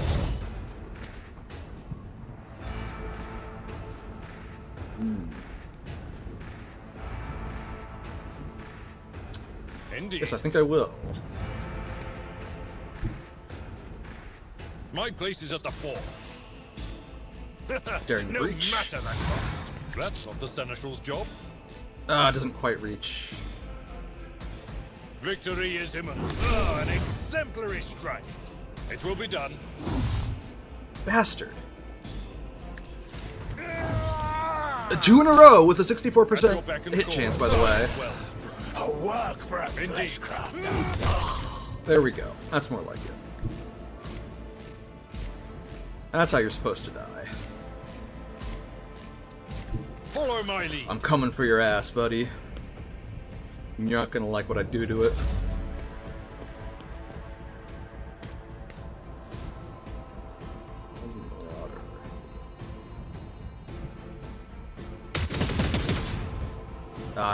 Those turrets just hit. Did that turret just hit 0 attacks? Thrall Masters. Nice. Was an enthralled marauder, okay. Now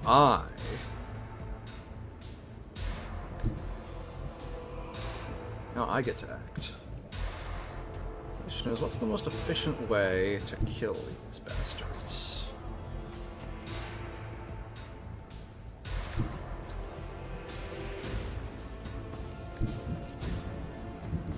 That's it. That's the one. That's the way we're doing it. Not a problem for me. Press the advantage.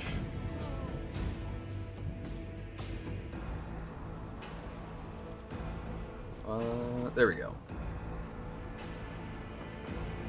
Alright, time to die. Where's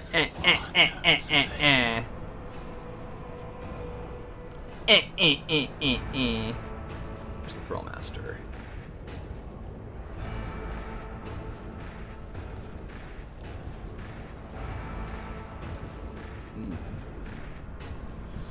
Far away. I'll pass.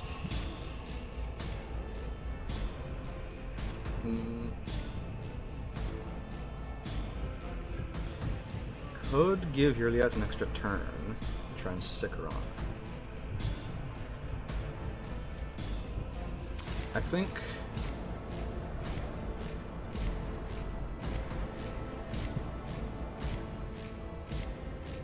I'm gonna start by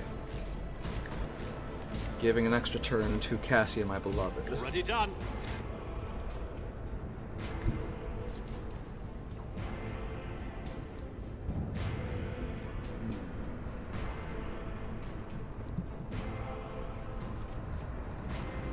I'm afraid not.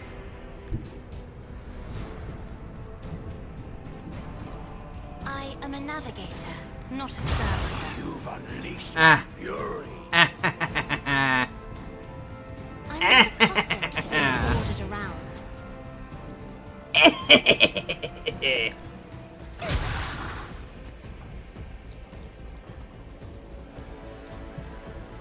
God, he's so fucking close.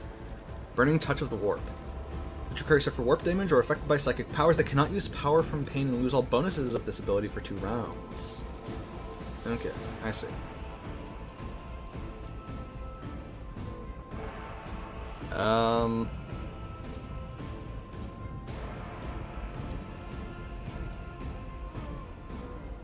If only that were possible. Give Argetta some buffs. Back to Lazarus.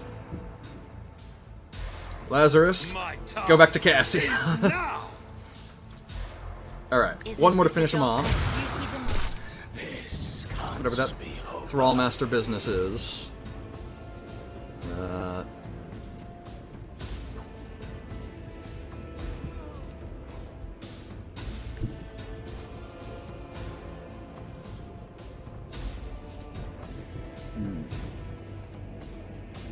Me? You insist, Lord Captain. Blood. Bomb. I am a navigator. Alright, Abelard, it's your turn.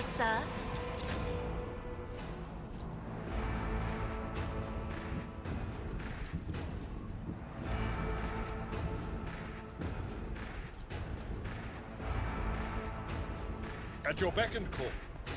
Target well. I will tear your heart out for this.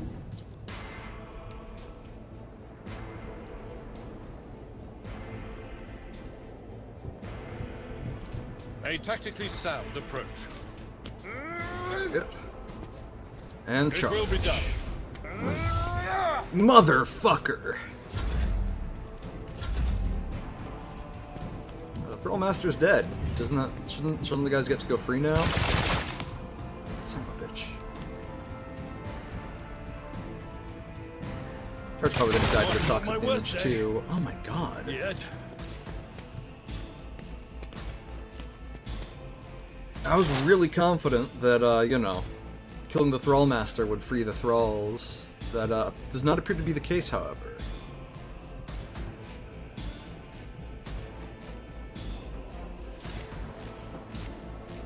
Have a light heavy.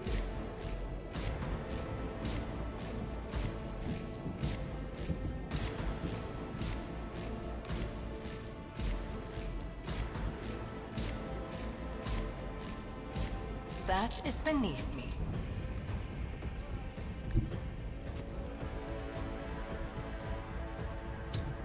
I guess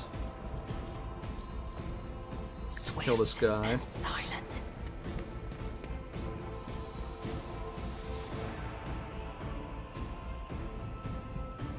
This tedium is beneath me.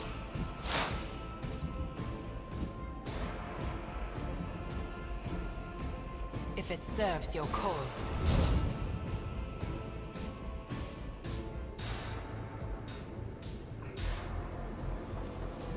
I understand your intent. Let me educate you on the art of pain. I will not.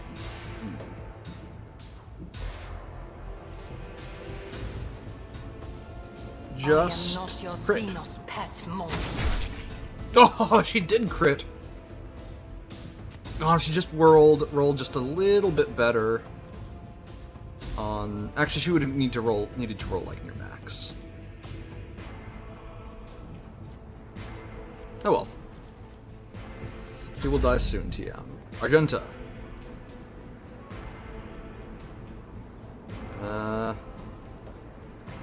Guess kill the rabble.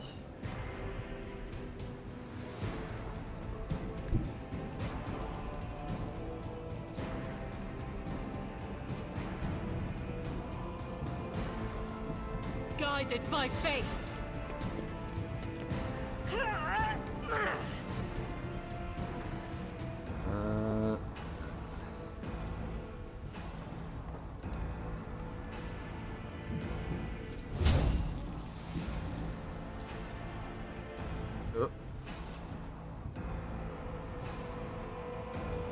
Faith without deeds.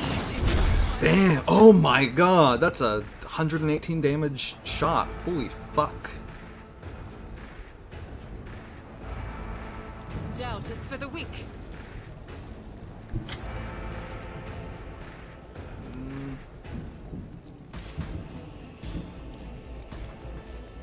She needs to be.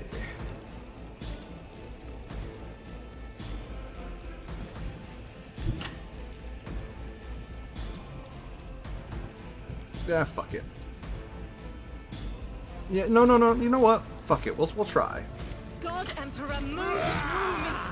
Be the fire in my heart. Didn't go far enough. Well, I guess we'll just hope we hit. Actually, I guess I could just fucking schnoz that guy. It might might deal a fuck ton of damage to you yet. So yeah, fuck it. I guess I'll shoot this guy. Damn. I don't think it's as much of a surprise. That's still disappointing. As duty demands. Nice. Nice.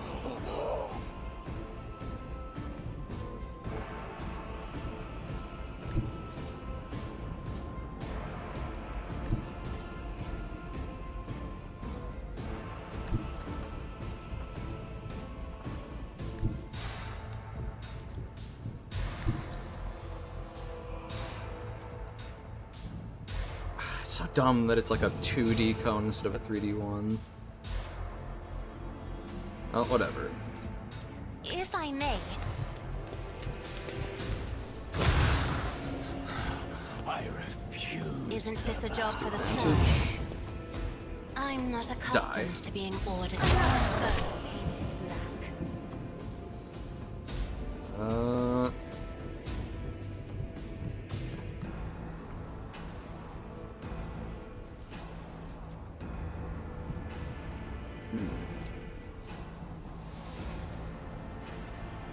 Isn't this a job for the serfs? Lord. I've got a cool job for you. Me? If you insist, Captain. Womp. Okay.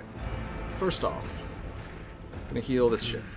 Field medicine at its finest.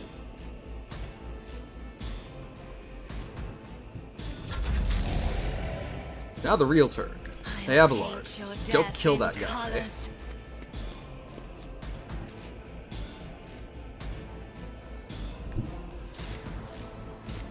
Target's too far. No suitable path. Alright, well, you know what? That'll do. No line of sight. Else can do this. Damn.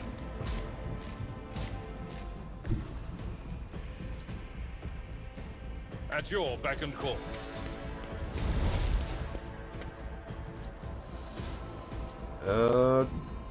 Yeah, fuck it. Actually...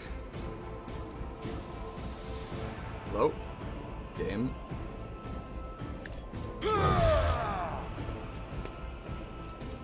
Oh! Let's try that again. No, nope, I guess not. I guess not. Fuck me, right? For trying.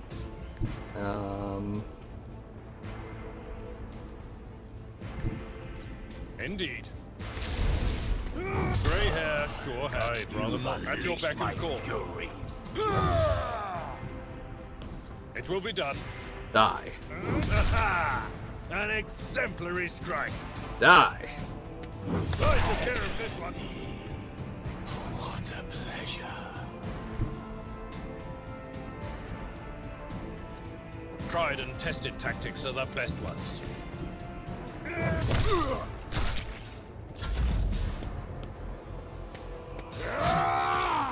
Okay. Are there any actual, like, real threats? Oh yeah, there are those guys. There are those guys. Not my specialty. No line of sight to the target.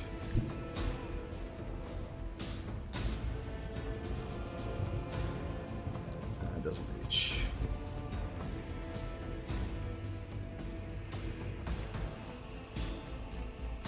$55 leaves 10, 13 damage left over. Alright, I'm gonna pull a pro gamer move. Suits my purposes. You didn't stand a chance. It should have gone to the nearest guy. Why didn't it go to the nearest guy? The game, why didn't it go to the nearest guy? Motherfucker. I don't have time for this. Oh, wait, it went to the guy nearest to me. Huh.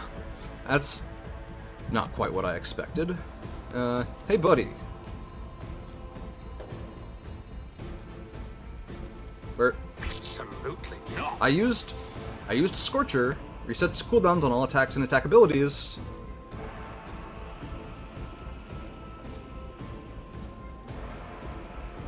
Not my specialty. I'll pass. Super cool. Super cool. The Scorcher just doesn't work. That's awesome. Okay. Can he get line of sight on this fucker? No. Awesome.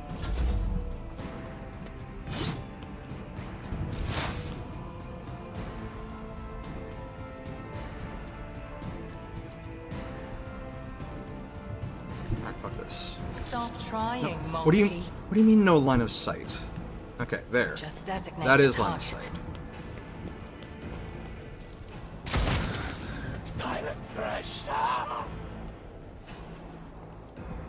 If it serves your cause.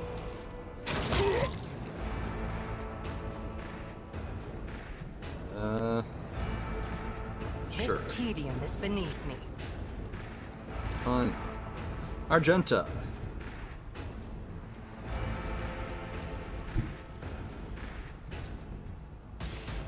Apparently that hits. Somehow. Sure. I'll do it.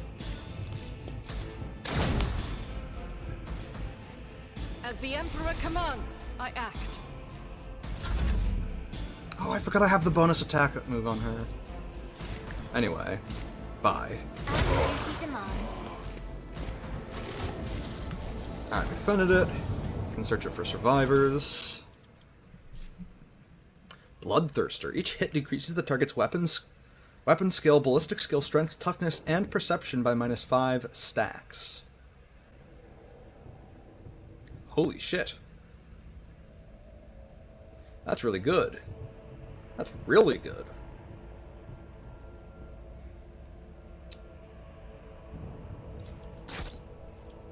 Oh, was there any special armor she had?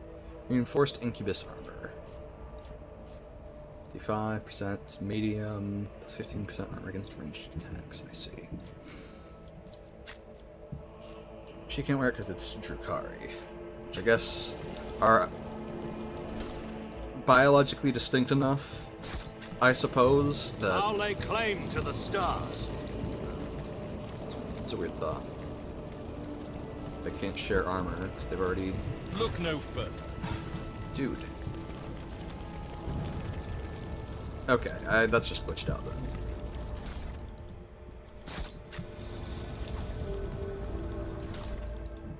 Get those.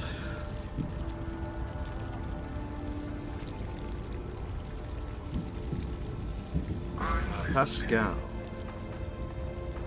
Don't you kill yourself. Beautiful. Magenta. Join me in prayer. Let's use this one charge healing kit to heal your fresh Blessed injury. be the hand of the healer.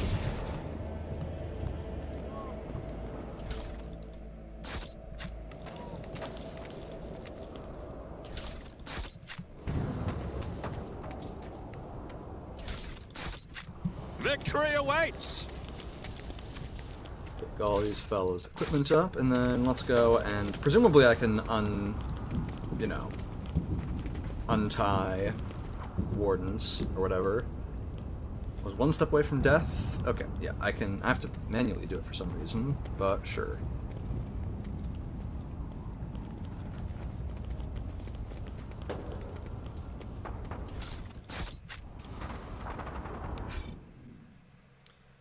Then Abelard. I won't tolerate weakness. Compared to naval service, that was barely a challenge. Imperial Staff, two-handed melee weapon. The other staff power light gains the Emperor's Wrath ability. Okay. I mean, sure, yeah, we'll take that.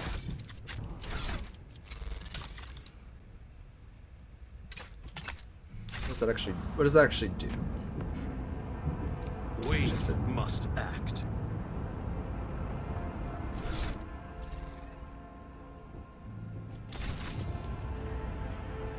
Everyone adjacent to the target point suffers from 1 to 1+ psi rating. Times PSYKER. Okay, I see. Reduced damage dealt to this attack to allies is reduced by the target's resolve. I see.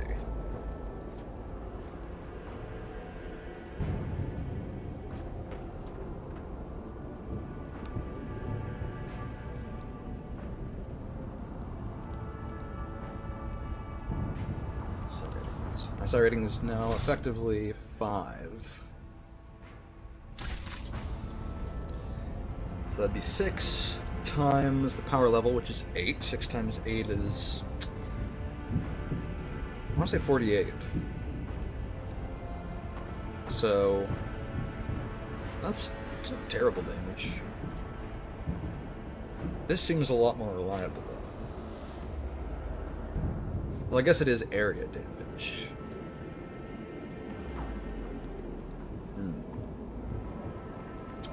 I don't think the power rating is high enough on it to warrant me ditching the Ancient Force Sword. Using the offhand. Other force weapons? I don't think so.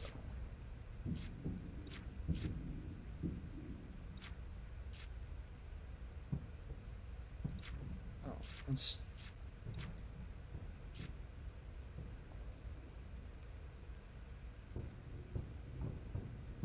Sanctified Staff. This one... Hold up. This one also calls in the Emperor's Wrath. But this one is... This staff's power level is 5 plus my resolve instead of a set power level. Okay, hold on. So if I have 8 resolve... then that'd be power level 13.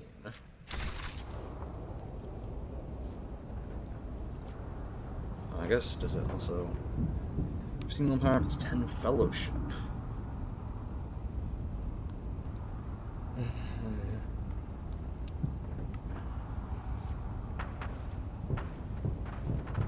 Where's rank?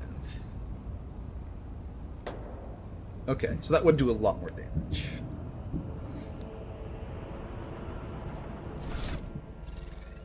Alright, fuck it, we can ball out a little bit. I don't know what I'll put in my offhand.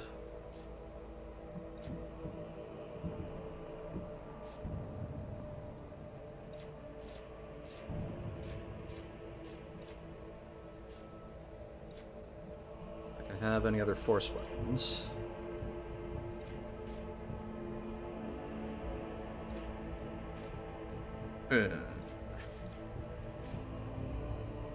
I guess the precise las pistol. Okay. Follow my lead.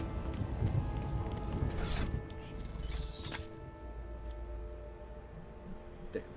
Toss that back into my inventory real quick. It's about Okay, time. and Doubt is for the weak. Staff. 'Cause that way, the staff will get used for interactions where I get fellowship tests. I'm Oh. enraged. The fuck? A new challenge for me? Oh, I need to also free the other survivors, I think.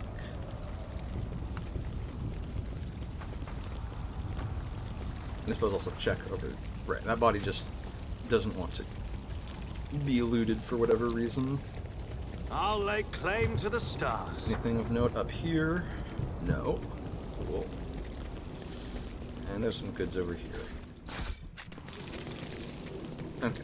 Well, we got some fresh injuries, but I guess I might as well When the get faithful rid of are idle, those. heresy grows. Injuries will not yourself. slow me. Use it on Pascal. The pain will subside. Function as one. And then let's give you another standard kit. Follow my lead. Quite annoyed about the Scorcher not working at all, but such is life. Alright, let's see what's through this door in my palace. Palace that belongs to me.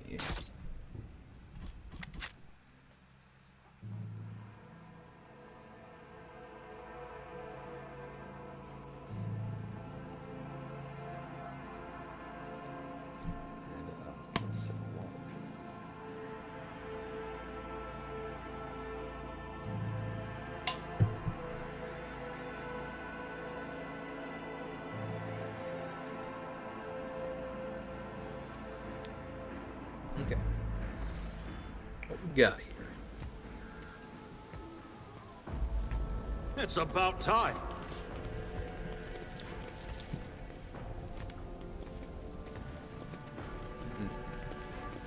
Okay. Those require athletics. What's the deal in here? Sergeant, you got a report from the inside? No? Okay. None shall that stand in case. my way. Suppose it's the same movement cost to jump over. Nothing's Something impossible of for this interest. old officer. Ooh, free shit. Nice. I'll lay claim to the I stars. sense something nearby.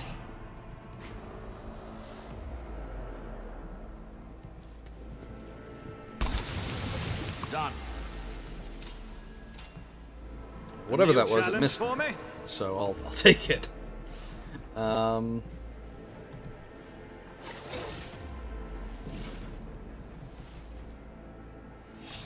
This guy. Okay. Real quick, before we say hi, since I know where you are, Follow buddy, my lead.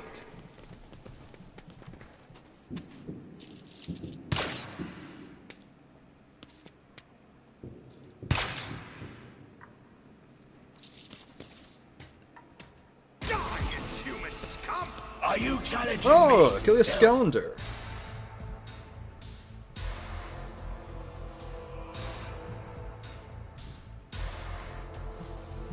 Beastmaster. All Beastmasters, okay. But funny, they got like long heads and shit. Well, anyhow.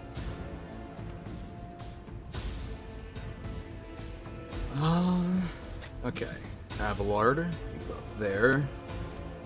Pascal, you also get as far up as you can. Juliette, you get yourself into some cover. Argenta.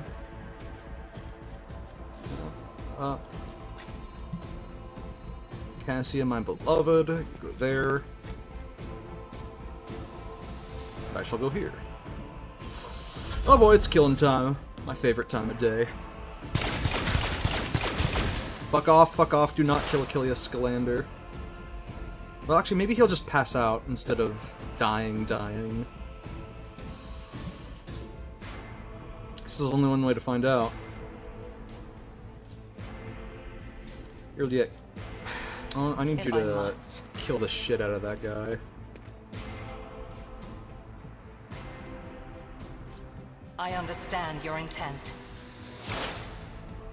If it serves your cause. Alright. Oh yeah, basically no damage reduction at all. Beautiful.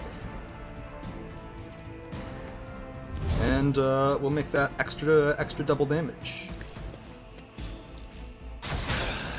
I will tear your heart out for this. Unfortunate. But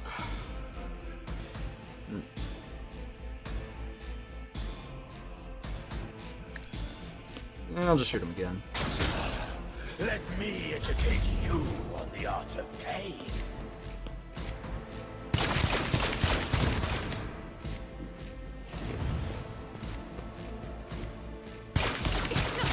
Well, Kirby's just unconscious instead of dead, but I guess we'll find out soon. That's nothing worse.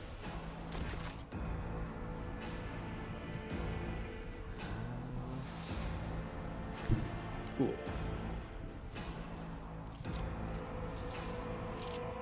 Rejoice in battle!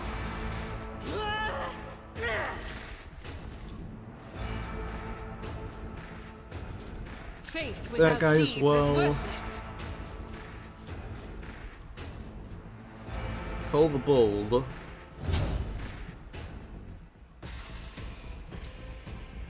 And it's dying time. Oh boy. I act. You can escape the Emperor's judgment. Okay. Yeah, I guess buff yourself up. And get ready to give him the business next round. Oh, also, momentum.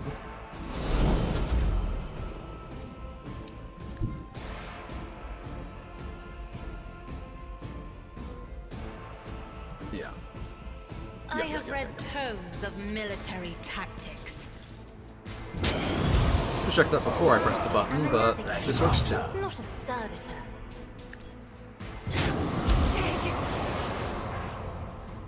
Excellent. Okay. Pascal, you're up next. Pascal, I've got a special mission for you, man. Kill this guy first. As the tactical imperative dictates. And then kill this guy. Achilles Scalander. Covered in Drakari blood and his own, Achilles Scalander looks around with a haunted expression on his face. He finally manages to focus his gaze on you and lets out a barely audible gasp. God Emperor, preserve me. Could it be? Is it truly you, your lordship? He's struck by an excruciating coughing fit, his hand grasping for his respirator on its golden chain, but it is missing. By the yawn of the darkest abyss, Achilles, why did my expert on Xenos fail to prevent the Drakari assault?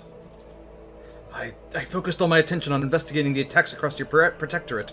I suspected that there was something bigger behind the Xenos attacks, but an assault on the Rogue Trader's capital, foolhardy even for Drakari. I'd never have thought. Closes his eyes, grimacing with guilt. And therein lies the reason for your failure, burnt monkey. Your mind was narrow, as the minds of your kind are wont to be. Achilles shoots Juliet a hateful look and mutters through his teeth, I am aware. And just a brief flash of sympathy in Juliet's eyes. There is no wisdom in blaming yourself. A monkey's intellect is weak and can never fathom the depths of my dark kin's treachery and twistedness of thought. Had there been another monkey in your place, the paths of fate would have remained unchanged.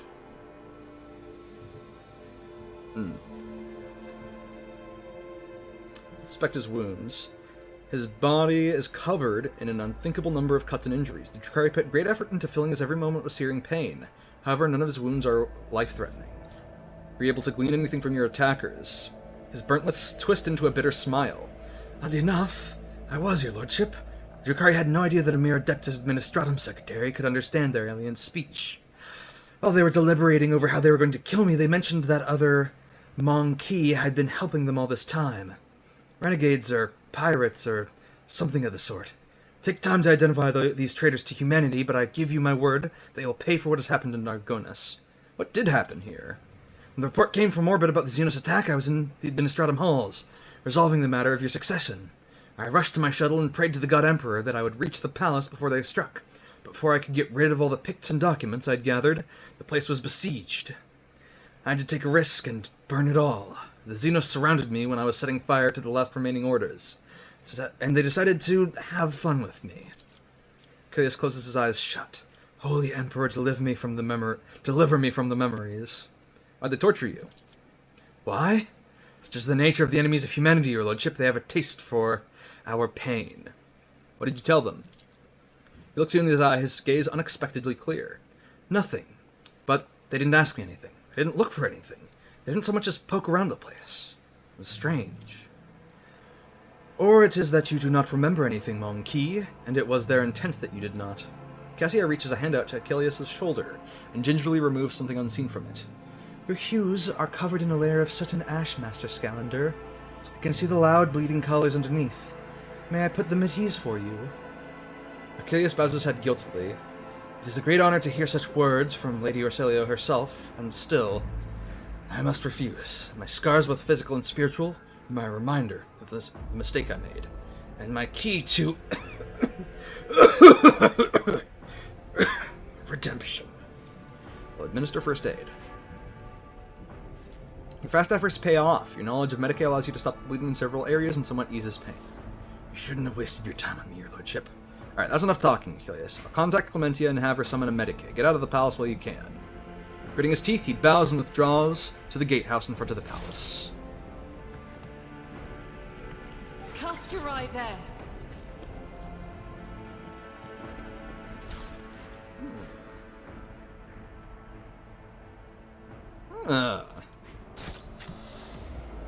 Okay. It's about And time. what's this? Arsonist's bracers. These bracers grant the wearer a +5 bonus to attack use and increase the damage from flame weapons by +3. I see.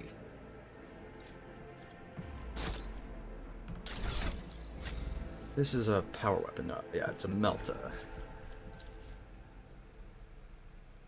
And hovering over it doesn't tell me what the Melta weapon actually does specifically. Okay, well...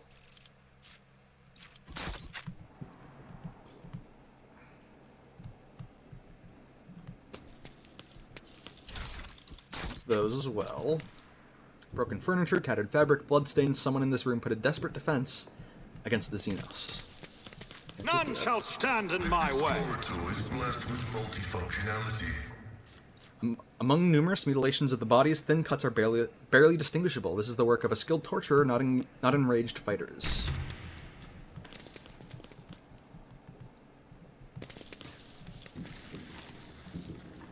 My house would be proud of me.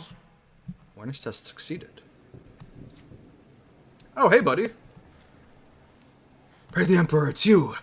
Thought it was those. Yeah.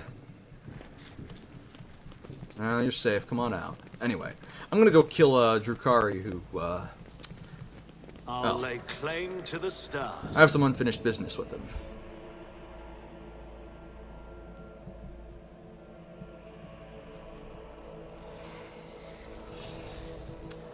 Marajayurat. I'm looking forward to this. It's out already. We cannot stop them. May the Emperor have mercy on our souls. won't tolerate Such is weakness. life. And such is death.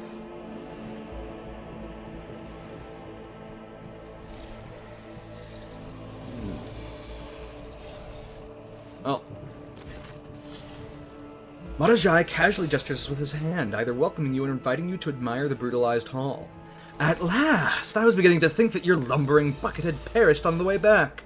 Such a resolution would have satisfied neither you nor me, would it? Sight of a Xenos lounging on the dynastic throne makes Avelard's face turn crimson. What? How did... You cease defiling a relic of the Imperium with your presence, Xenos scum! What, this abomination? Taps a finger on the armrest. With pleasure, but first I will finish my conversation with your master, Monkey. The Drukhari freezes for a moment. Oh, I can feel your anger, your rage, and your pain from witnessing the state of your halls. I trusted that you would appreciate our effort here.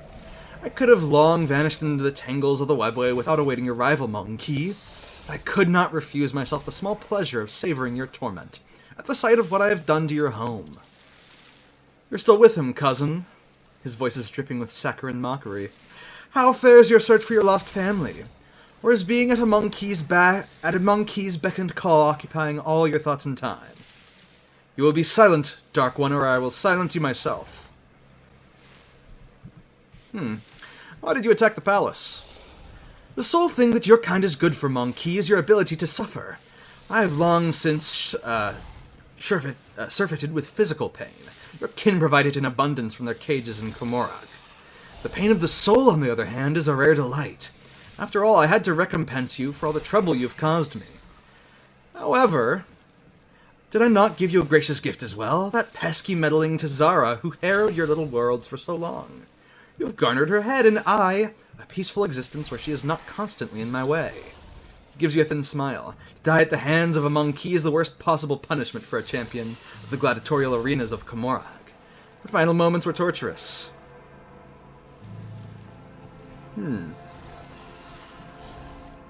I've grown tired of you. Time to die.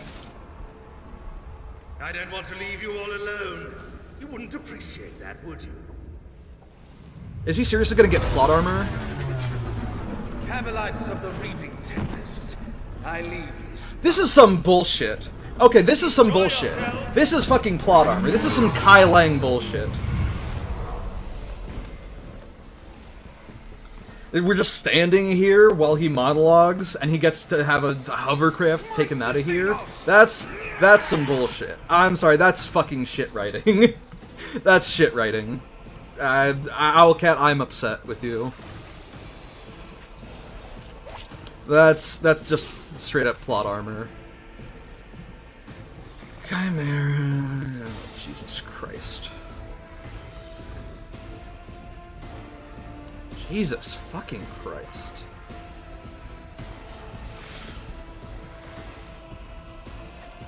I even attacked him. I didn't even wait for the dialogue, and he still didn't actually... I didn't get to attack him. I have a woman that can immobilize people. Fuck's sake. That's so annoying. If you're gonna have somebody always guaranteed get away, then shit, make the writing actually make sense for that. This is just I'm pissed.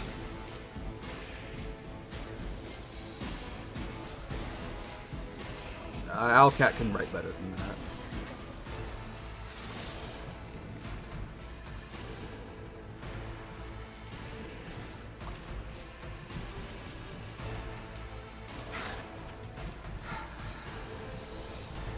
So I'll do... I don't know, Cassie can go here, I guess.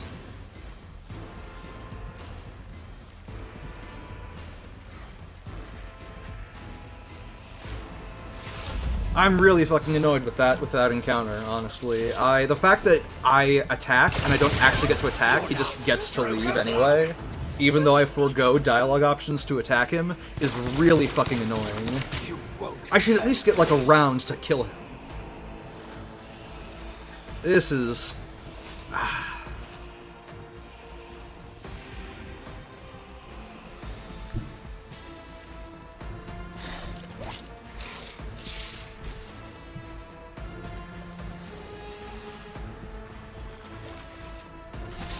I can heal your wounds, not your soul. Thank you. You Now cannot where were we? force me, Elantak.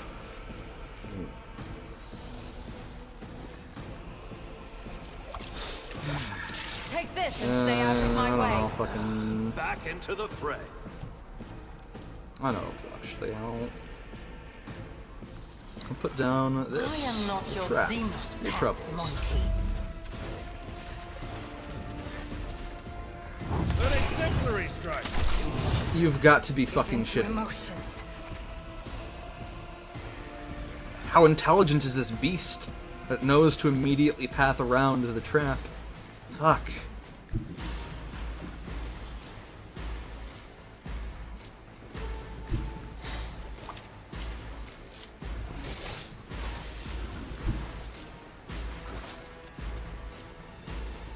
I shall not fear.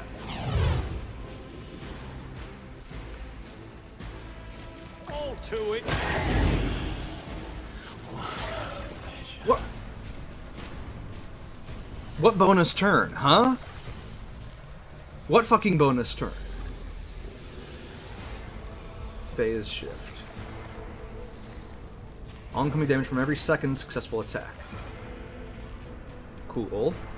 Where's the thing that grants extra turns? Bestial Rage. Whenever an enemy attack deals damage to this creature, greater than 15% of the creature's maximum wounds, the creature gains +5. Okay, that still doesn't explain why it gets an extra turn.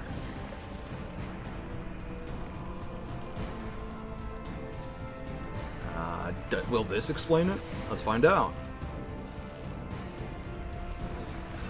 No.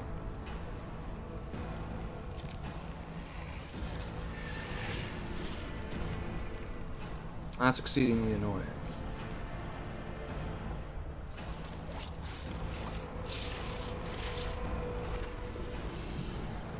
Not my specialty.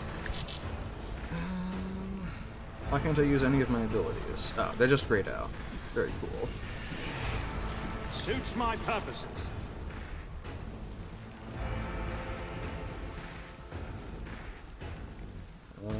How much damage is it going to take on its turn? 18 every turn. It has 16. Just in case. Just in case. I'm going to also block it. And then a heal your yet.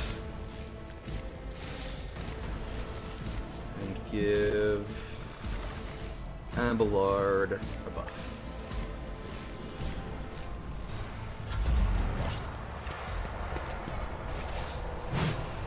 Nice. Mobilized. That's good. My exile has not ended yet.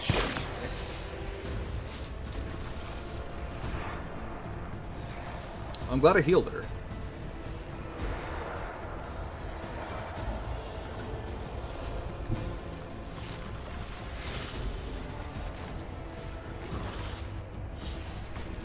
My place is at the fore.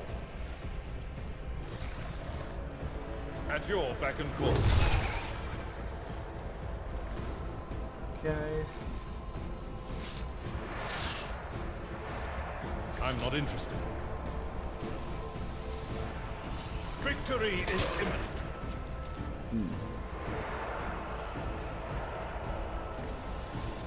I see. Very cool. I guess in that case, Indeed. fuck it. Follow my lead.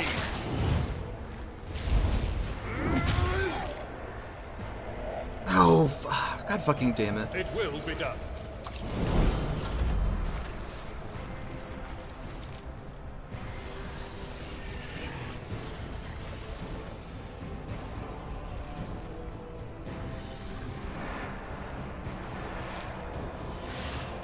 Me? You insist, Lord Captain.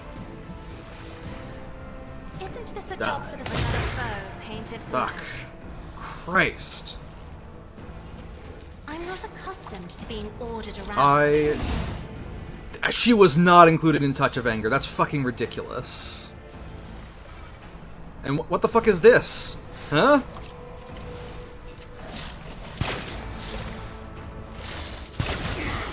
You call this a strike?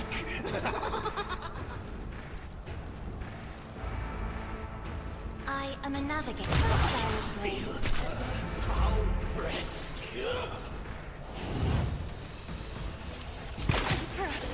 Deliver us!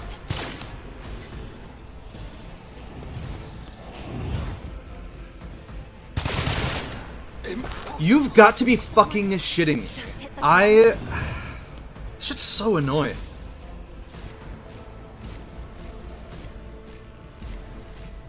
Yeah, let's do fucking Furious Recital for more bullshit. I'll do it. Concentrated fire. Doubt is for the weak. Faith without deeds is worthless. As the Emperor commands, I act. I'll do it.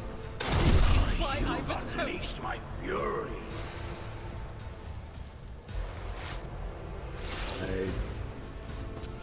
Rad.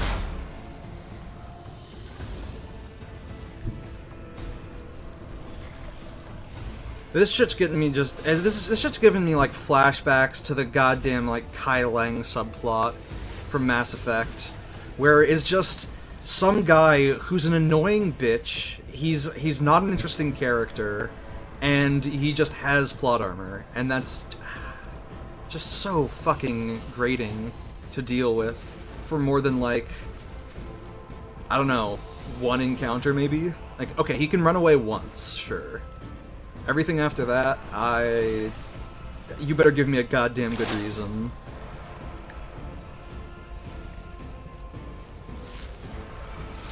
The Omnissiah. I'll tear your heart out of it. Well,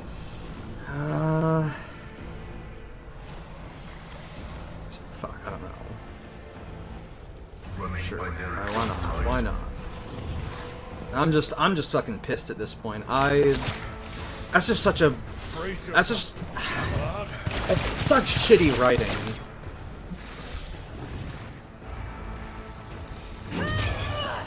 Let me educate you on the art of pain. Don't frighten me!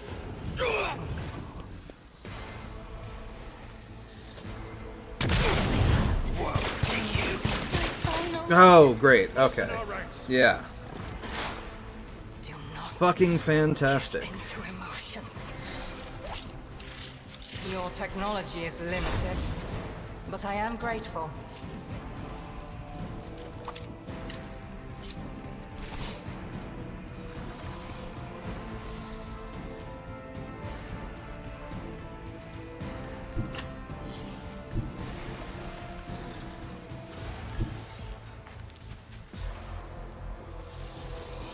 Not. Whatever, fuck it. I move swiftly to strike. Yeah, okay. Whatever, I'm losing this combat.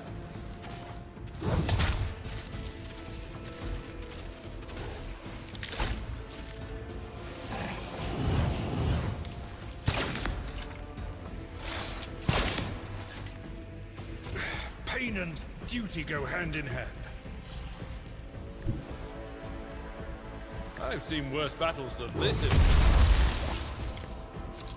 Alright, you know what? Fuck that. This is some absolute... I am gonna say gamer words. That is... That's... That is so fucking annoying as an encounter. I am... I don't know, fucking flabbergasted that it got left. Like... That somebody approved this writing. Victory awaits! If it was just a ball-crushingly hard encounter, I wouldn't even mind. Like, okay, I have to retry a couple of times. But that with giving this fucking... I'm gonna call him slurs. Giving this fucking annoying piece of shit, like any amount of plot armor, is the most retarded writing decision I've ever witnessed in my life. Jesus, fuck. I really like this game, too.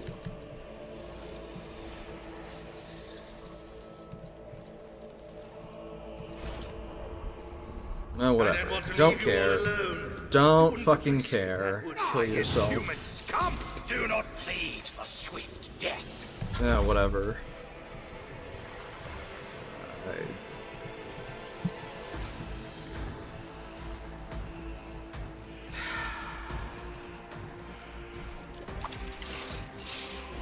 This is like taking all the fucking life out of me for this game right now.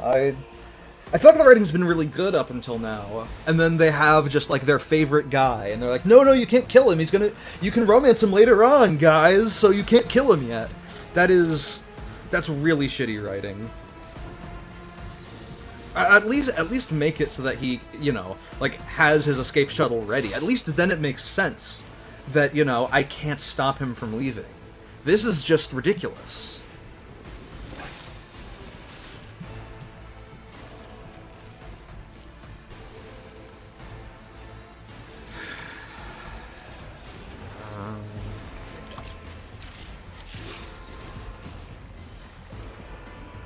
Yes, do this. Go here.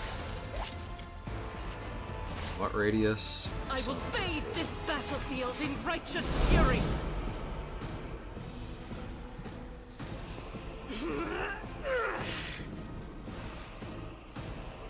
You're tier 3, you're tier 2.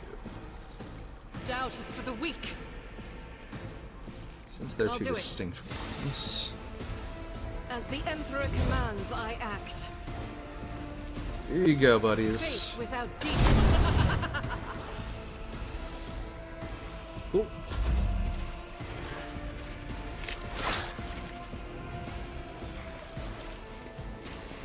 I'll not give her the... Deliver us!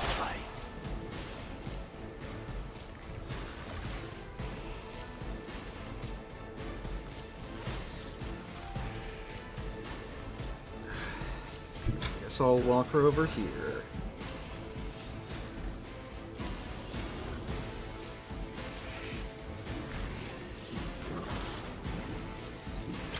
I approach the designated position. If I must. That is beneath Bounty. me.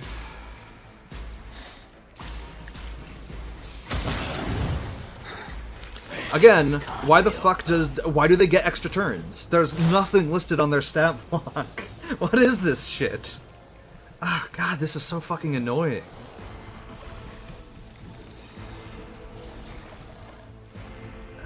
Fuck, I don't know.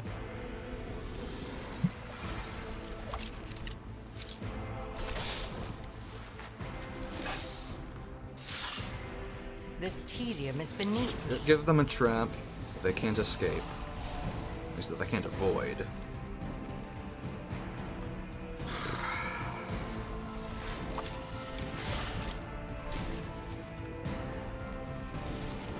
If it serves your cause, I will not. You cannot force me, Owlcat. They've definitely got line of sight through this to us, but I guess we don't get that same line of sight. This encounter is just really frustrating. What the fuck? I really don't like the design of this. I guess I understand expose your its intent. weakness. This doesn't count as cover, despite giving cover. The part she's standing next to isn't cover, I guess. So, If it serves your all the cause. bold. Oh boy. Oh I am boy. not your zinc pet monkey. Golly gee.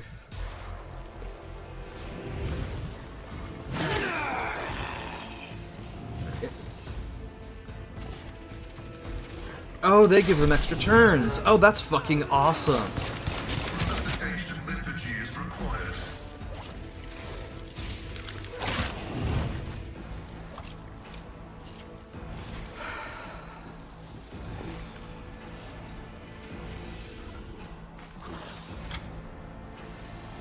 This is fucking obnoxious. delicious. Genta's just down.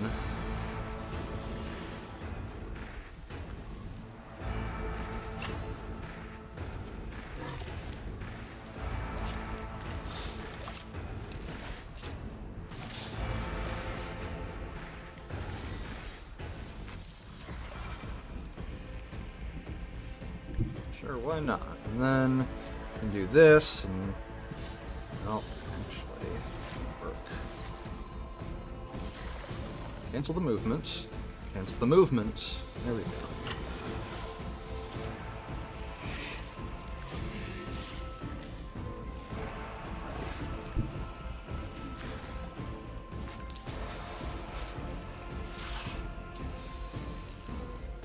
Sure. Oh god, it's not even gonna fucking matter because they're gonna cancel out the second attack. Oh. I guess. Be careful not to cross my gaze.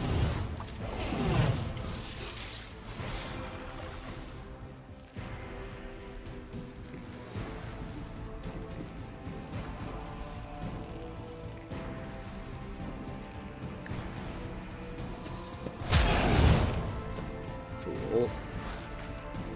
And then we'll do the second immolation of the soul to If you insist, Lord Captain.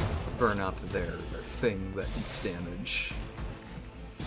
And then I guess we'll give Pascal some bonus stuff.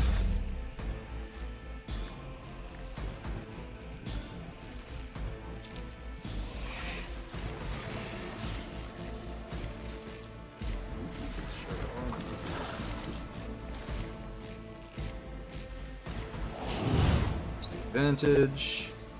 Do this.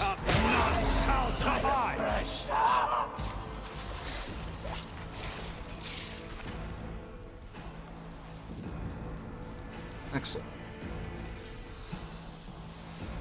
Stunned. Not stunned. Cool.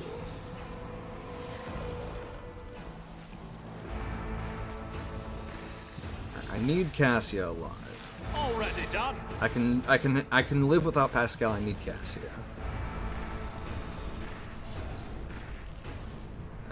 And let's give this kind of sensory deprivation. Good test, nice. Give us all some resolve. Except for Argenta, who's down. Abelard. Take some more strength and toughness. In fact, Abelard, why don't you take an extra turn? Not a problem for me.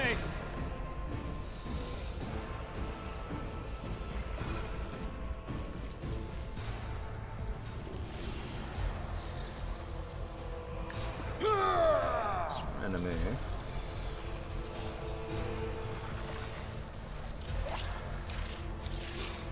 I will do my duty. It will be done. Gray hair, sure has. You've got to be shitting me. I already used up its damage absorption. I already used it. What the fuck is this? Oh, that's just fan-fucking-tastic. That's why I used the second attack on Cassia, so that it wouldn't have the damage absorption. Great shit. Oh, just fan-fucking-tastic. My frail organics. Okay.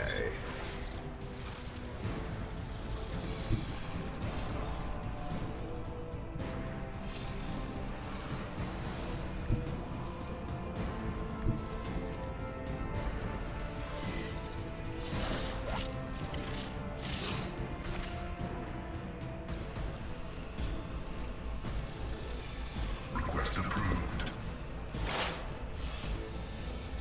Running my Sure. direct override. The Omnissiah. I'd overpenetrate. Hey, it overpenetrated! How about that?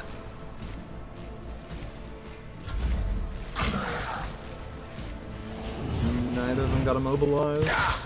Oh, one did. I'll take it. Not gonna get much else.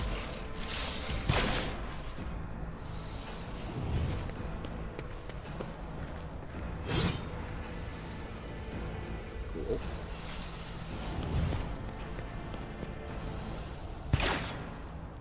This. High momentum. Hey, how about that?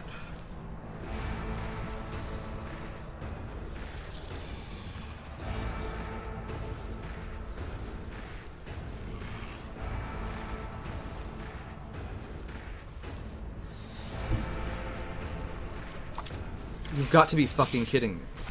It can't do anything other than right angles? What is this shit? Why is the game being like this right now? Oh my god. Okay, well... Indeed. Fuck it.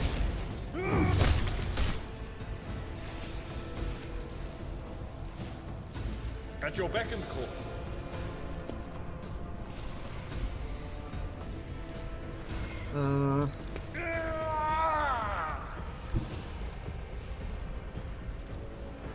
Devastating attack. Victory is imminent.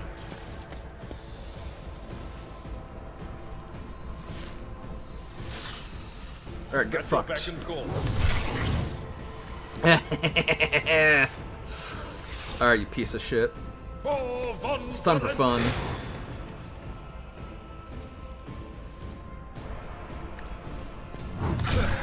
Grey hair, sure hair. Why does it have so much armor?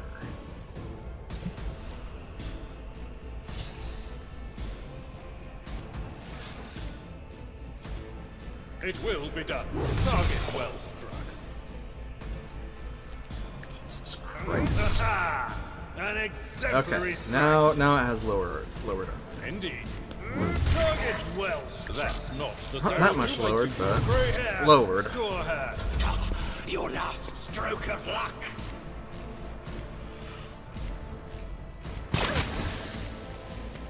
Nothing of value has been lost. That is beneath me. Oh, fuck off. I will not. Swift, silent. Just have 15. If no weakness is hidden Okay, from my now, sight. if it resists this as well, you've got to be fucking shitting me. What the fuck? This is insane. It has resisted so many more attacks than it has had any right to. Or rather, sorry, not resisted, ignored, I should say. Well, fuck me, I guess. I understand your intent. I am not your Armor. Zeus pet monkey. And savor the flavor.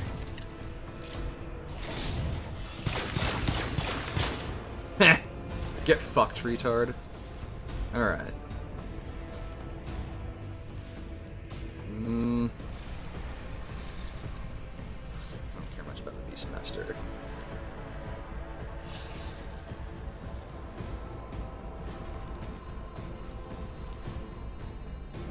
Isn't this a job for the serfs?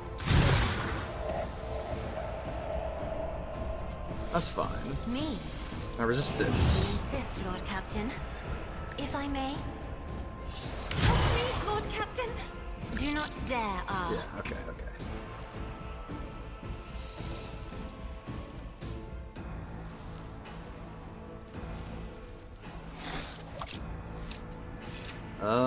Let's see.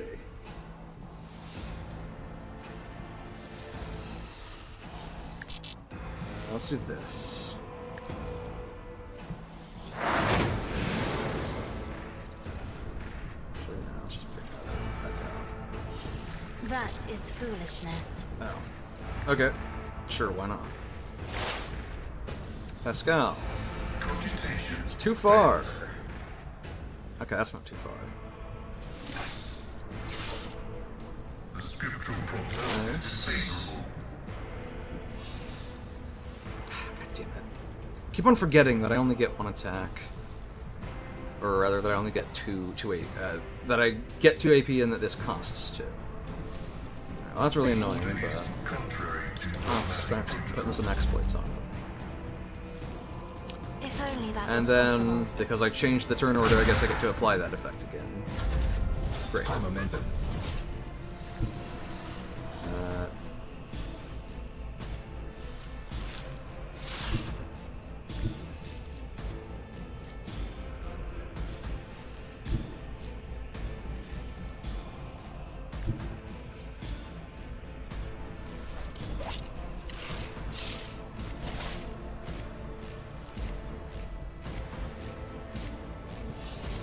Never Alright, wavered let's in do the it. face of adversity.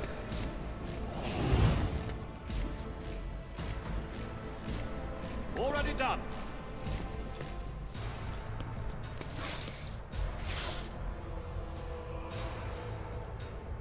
Die.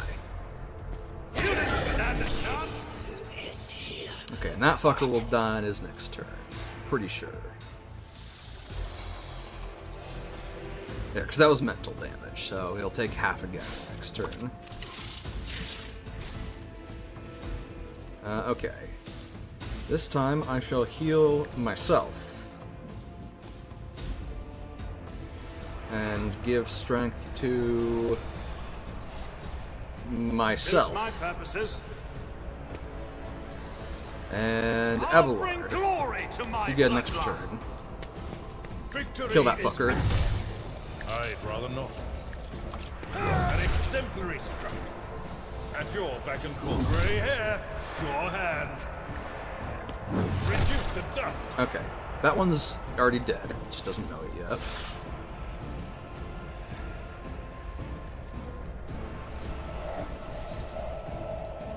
Specialist is damn near dead. Pascal won't be able to go before. So, you deal with this guy.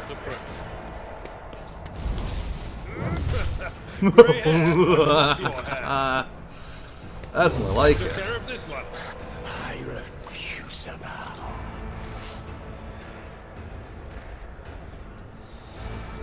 Hey Cassia, Will be done. get an extra turn too. I'm afraid not. I see. That is foolishness. Still no line of sight.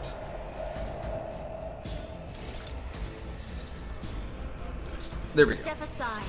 The navigator is coming. Die. It's a disgrace.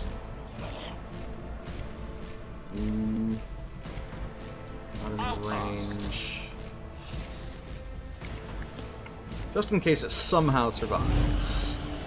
It shouldn't, but just in case. Somehow.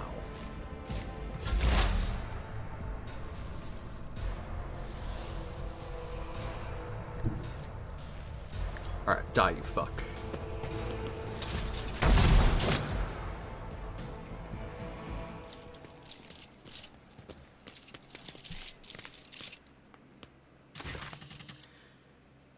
Did she just walk into the pillar?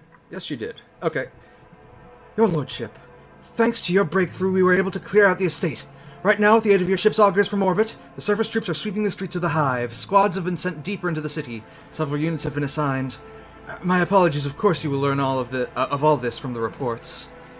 Your appearance on Dargonis is a boon from the God Emperor, who has brought us salvation. On behalf of all of Dargonis and House Verserion, I thank you for delivering us from our foes.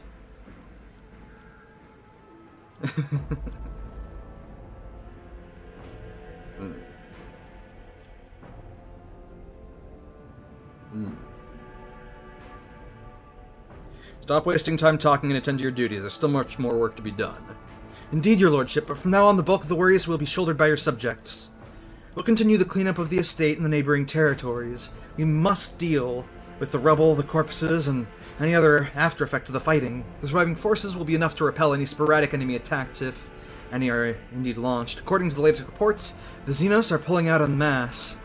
If other matters require your attention, I won't detain you any longer. Please allow us to ensure that Dargonis is returned to its former glory. Mistress Ptolemy has sent a message requesting an audience.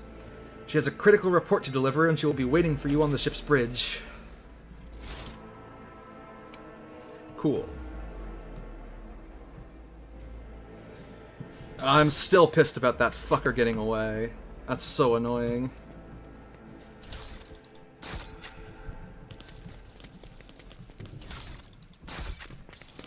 Man went from lounging in his chair to just hopping into a hoverbike with no reaction. Oh. I hate that shit. I hate plot armor so much. To the stars.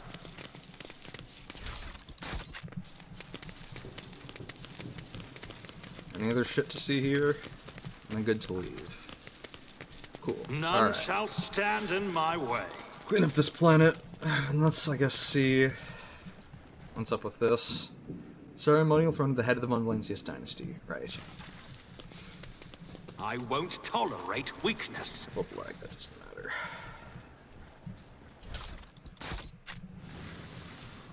Alright. Right. An expected result. Victory awaits.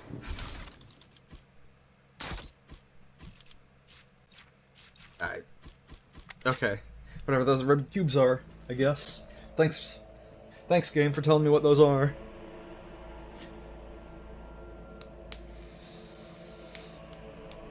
Unfortunately, this seems to be the case with a lot of these types of games, where it's just not play tested the further on you, or rather, it's way less play tested the further on you go. It's like this in Wrath of the Righteous. I remember in in a certain city that had a lot of moving platforms.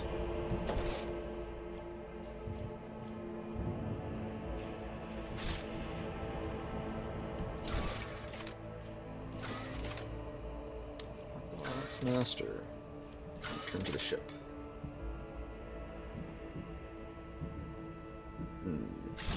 Okay. Well, let's get out of here. That was a very annoying encounter. I'm still.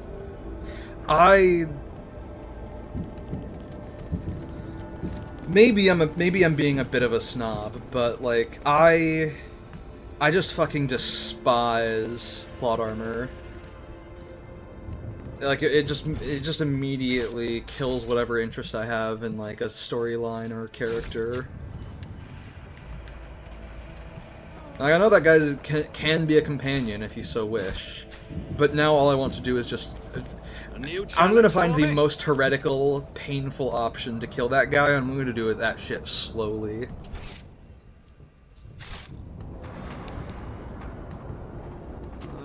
Oh, I can talk to Achilles. Hey. Don't worry about me, your lordship. Dargonas above all else. Okay. Just to make sure. It's about time.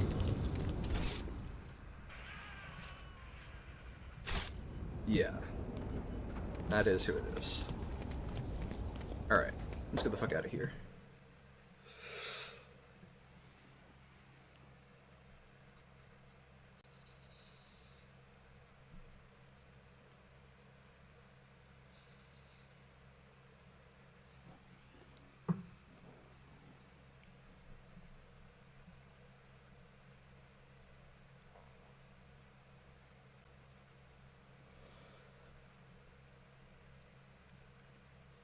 Any day now.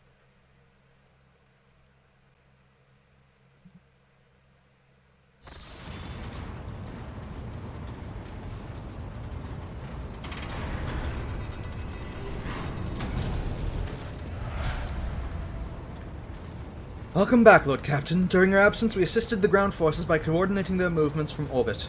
Detailed casualty and damage reports have been submitted for your perusal. It is with deepest awe that I inform you that the timely intervention and the resilience of the world's defenders managed to break the back of the raid, which had threatened to turn into a protracted war. Dargona suffered losses, but the Hive has sufficient capacity to restore the administrative networks and industries as expeditiously as possible. The world remains intact despite the insidious blow dealt by the Xenos. I've been given Scalender's reports that he failed to deliver in time. They indicate that Xenos activity dropped sharply after you departed for Cinerus Maleficum. Considering the scale of the Dargonis raided, it is safe to assume that Drukhari used up all the forces at their disposal, and may now require some time to replenish the losses. Without Achilles, we are blind to the scheming of these enemies of humanity. but our strategists are still hoping for a lull in attacks and raids, which will allow us to gather our strength for a new conflict. But we have Achilles. He's alive. Lord Captain, permission to report, the Voxmaster says, looking at you deferentially. Your wise Lex mechanics have analyzed the state of the Protector. They believe that thanks to your decisive actions, the acute phase of the crisis has passed, the domain of the von Valancius dynasty is no longer facing dissolution and ruin. What's more, bringing Footfall to heel has strengthened your position as a rogue trader. Lady Theodora would have been glad to have such an important trade hub come under her sphere of influence. In honor of such a resounding triumph, Dargonus, as the capital world of your dynasty's domain, is currently making preparations for the Magnae Accessio, a grand ceremony of your public induction as the heir of the Honorable Theodora von Valancius. Governor Drivestem has vowed that not even the recent devastating and tragic events will be permitted to cast a shadow over this most glorious occasion.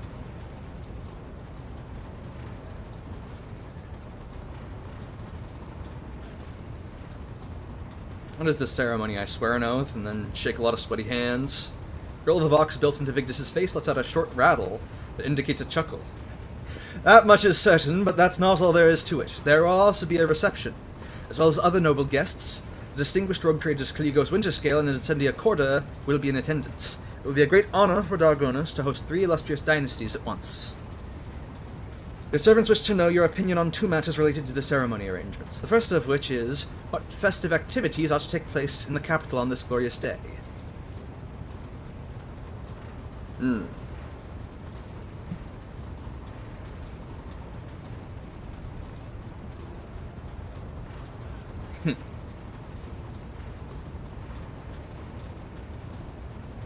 the rogue traders from the other dynasties flock to Theodora's Magna Accessio as well? Archival records indicate that they did. Lady Theodora's Magna Accessio was attended by the esteemed Caligos Winterscale and Aspis Corda, Incendia's predecessor. It is an informal tradition. By witnessing the ceremony, the heads of the other dynasties confirm that they recognize the new rogue trader as their equal, that they are willing to respect the new rogue trader's privileges and not encroach upon their holdings. No more than usual, at least. I see.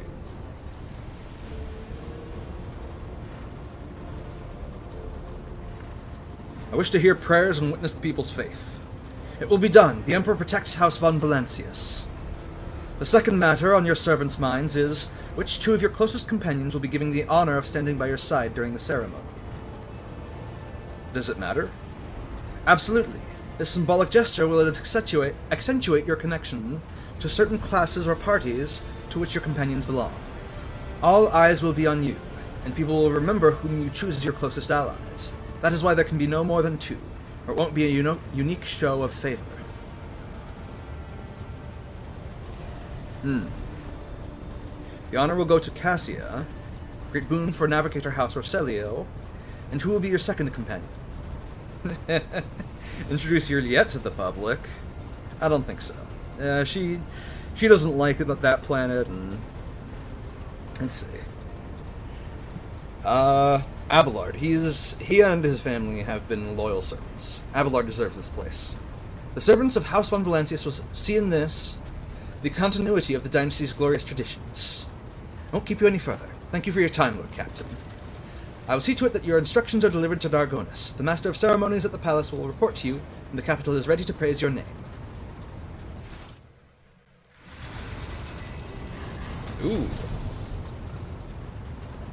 What's happening? Pascal's voice, pouring out of his Vox system, crackles like thin ice under pressure. It is unclear whether this is nothing more than static or an expression of some emotion understandable only to the tech priest himself.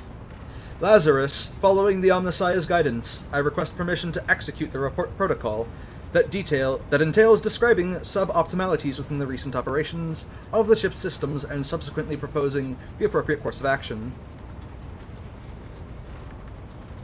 I'm listening. Initiating exposition. With the Omnissiah's blessing, I conducted several sessions of tech meditation in an effort to transpose the available data streams into a matrix of patterns. The data subjected to this analysis comprised evidence of deviations in the operation of the ship's systems and servitors, as well as irregularities in the algorithms of the ship's log. I have arrived at the following conclusion. This vessel's machine spirit is most extraordinary. A full cycle of sacred diagnostics must be performed, followed by a complementa ritual. This ritual will force the spirit responsible for these recent events to reveal itself. Once it does, we will be able to understand its nature and take action applicable to said nature. What kind of action? Pascal pauses before responding. Applicable to the entity that appears before us. If it is a machine spirit of great might, we must appease it humbly, and humbly ask about the reasons behind the portents it has shown us. If it is the abomination of tech heresy, the complementa ritual will help us purge the ship of its unhallowed presence. Is my presence necessary? Response, affirmative. For the complementa ritual to take place, activation via the blood of the dynasty is required.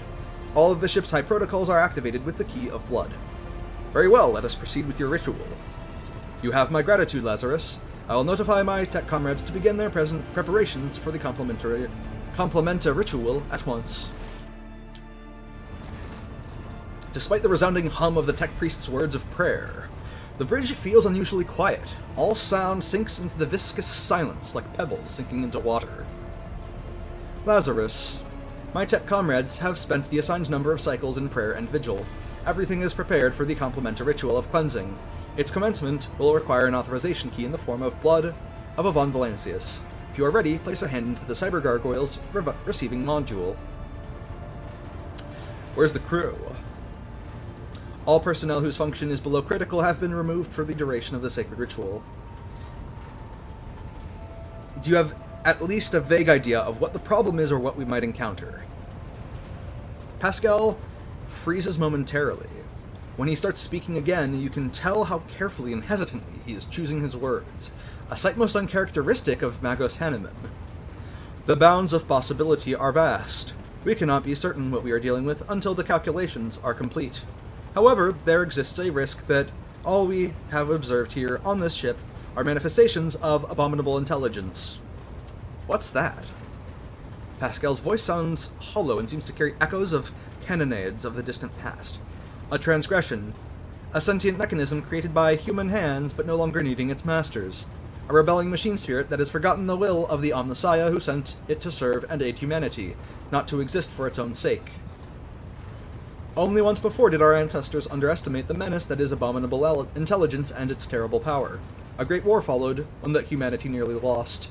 After that calamity, the creation of sentient machines was categorically forbidden, and any such abomination without exception must now face deconstruction. And we're trying to do what again? The complementa ritual will conclude the long effort of determining the unknown entity whose influence we have observed throughout various extraordinarities within the ship's systems. In the event that this entity is classified as tech heretical, the ritual will help us banish it from the ship. If the entity is not classified as such, we will attempt to make contact with it. Alright, I'm ready. I'm gonna take a sip.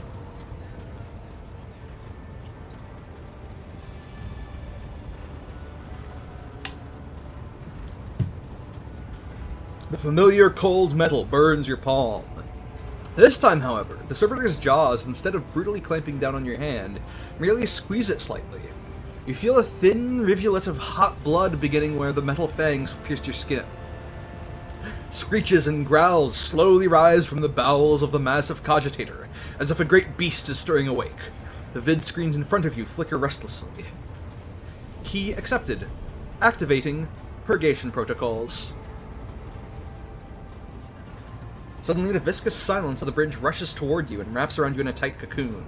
The glow of the vid screens dims, but the symbols on them flare to life. Analyzing. Hypothesis, intrusion. Analyzing. Hypothesis, lockout. Analyzing. Conclusion, prevention. Sad. Pascal, what's going on? Complementa ritual is proceeding as intent. Pascal's voice cuts off abruptly. He brings a hand to his Vox communicator in surprise. Exec, stop, quiet. Hello. Hello to you too. Nomos are glad to be speaking. Nomos are here. Nomos have long been here. Why are we here? What are you? Nomos. We are Nomos. Pascal uses his hands and mechadendrites to gesture at his silent Vox system. Did you silence Pascal? Nomos wanted no disturbance. Only quiet. Can you render other people silent too? Sometimes. Nomos can do many things. We do not always know what or how. We did not know we could make silence until now. Alright, we'll make it stop. Now. Pascal's Voxcaster comes alive with an exclamation. Extraordinary! The tech priest pauses upon realizing that he can speak aloud again, then he continues in a strangely quivering voice. Extraordinary transmission jamming. Unknown protocols. What has been revealed to me? Is it the Omnissiah's glory or foul tech heresy? I would like to... What is Nomos? No data available. No answer. We want to know too. I see no such name in the archives. It is not among the names of the revered machine spirits. Neither is it among the known virus entities. The spirit is referring to our toils, to the complementar ritual and the rites that preceded it. The spirit is troubled by them. Are you a machine spirit? Nomos do not know. Nomos do not know themselves. The spirit may not possess self-awareness yet, but its capabilities... I would like to start with 100 cycle vigil at the cogitator and a rite of communion. Pascal looks back and forth between the glowing vid screen and you, embroiled in some internal conflict. Nomos welcome learning. The spirit is referring to our toils, to the complementar ritual and the rites that precede it. The spirit is troubled by them. What do you want from us, Nomos? Are you friend or foe? The vid screens blink in thought, signifying a pause in the conversation. Then one of them displays, Nomos von Valancius. We are your blood. Nomos are a sentinel. We awoke when the strange light invaded the ship. We protected you when you needed help. We escorted you when you were surrounded by danger. Nomos are movement. We carry you through the frightening, the waiting, the measureless. We helped when our ailing heart was refusing to awaken. You called us a hallowed spirit and asked us to guard you against your doom. The warp engine activation against all probability during our escape from the Owlcat system. The Category 3 miracle manifested by the ship's machine spirit. And the part about protecting. Was it during the cultist attack? We did everything to please you. Why? The silence on the bridge grows especially deep, almost painful. The haze of light around you thickens to the point of becoming practically tangible. Numbers ripple across all the vid screens at once. I do not fear you, I am trying to understand you. Shivers run up your hand. You're still trapped inside the cyber gargoyle's jaws. The servitor nods its head a few times as if it is shaking your hand. Its teeth rake your already wounded flesh. Nomos are glad. Nomos enjoy understanding too. Lazarus, entities such as this one ought to be addressed using the language of sacred rituals and offerings. Your unskillful meddling bodes ill. A decision is required of you. Either the complementar ritual is finished, or it is replaced by a rite of tech communion. In the first scenario, the entity Nomos will be banished, and the sacred data halls, where the entity dwelt, will be reset. In the second scenario, we will appease the entity and learn more about it. No. Nomos do not want to be banished. Nomos want to help. Nomos want to understand.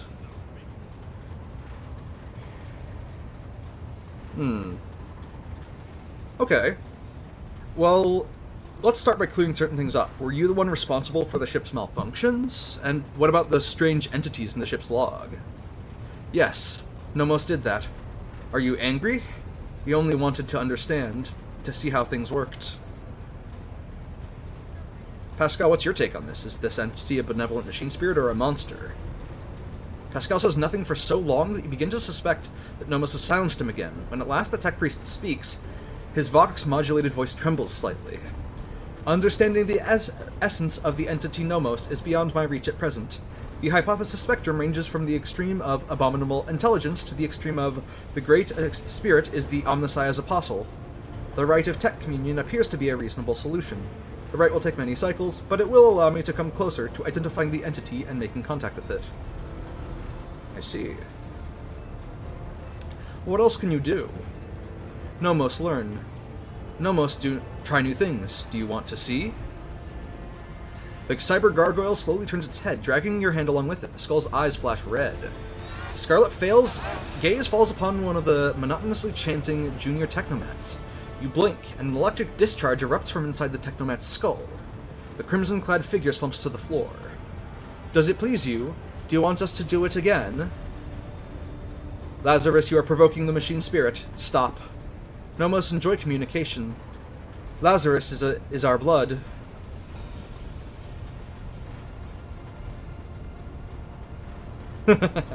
In the name of the Emperor and by the will of Rogue Trader von Valancius, order you to stop.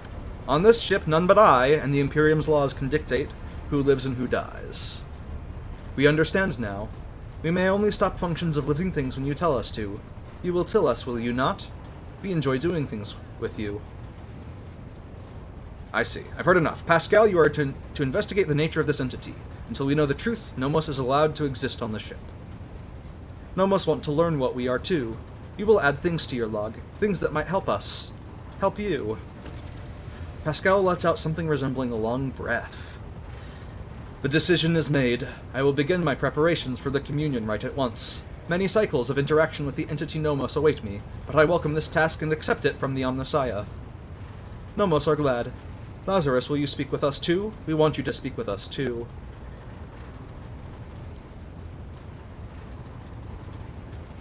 The Lord Captain's body lacks the sacred implants necessary for tech communing with the machine spirit's code, but if such is your wish, Lazarus can converse with you using lowly sound speech as he is doing right now.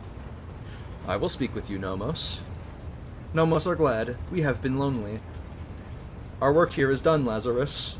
I will let my tech comrades know that we are stopping the Complementa ritual. Thank you for appearing before us, Entity Nomos. I see.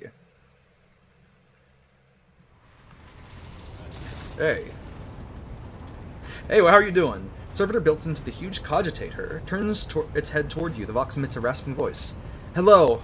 Nomos, welcome your visit. What have you been doing, Nomos? We have been studying and observing, and helping the ship when we can. So many mechanisms. They would have suffered without our input. What about the research notes on the tech blight that we obtained from the cache on Kiava Gamma? The name is also known to us. It is related to Nomos, although we do not understand how. I see. I must take my leave. Cyber Gargoyle's gaze tracks you. As you walk away from the cogitator.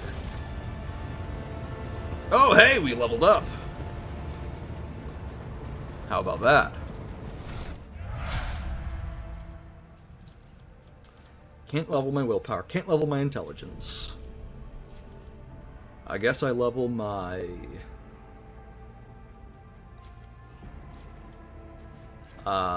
fellowship, yeah.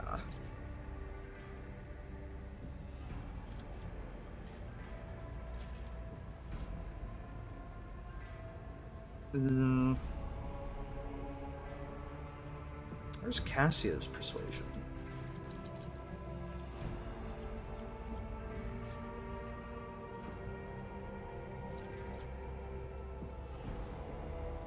There we go. She has 115. I see. Alternatively, I could gain more lore Imperium. Cassia has me not down there, by far. Commerce.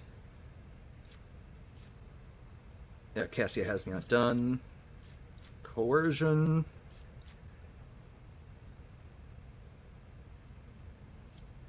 Carouse.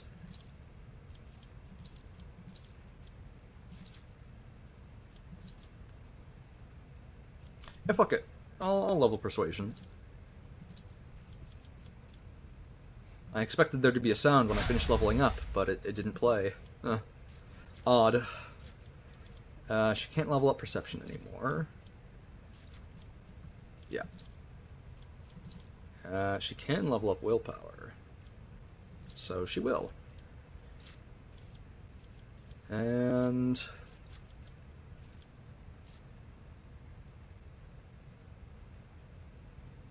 let's see, since Lazarus has got that handled, let's get you more awareness. Then here to get.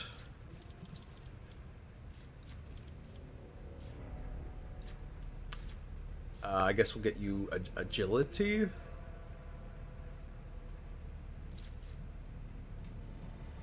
Initiative, dodge, chance, and reaction. Use a melee weapon and dodge reduction is equal to half of their agility. Also affects demolition. Right. I guess we'll give her a little bit of weapon skill so that she can hit things up close. Actually, no, she doesn't need it. We'll just give her more agility. Make her harder to hit again. Can't advance Lord Xenos for her anymore. It's not for now.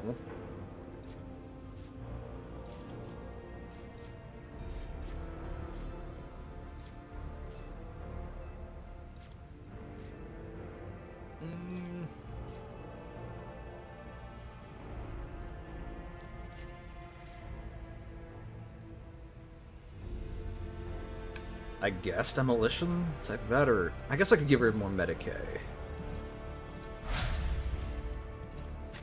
You.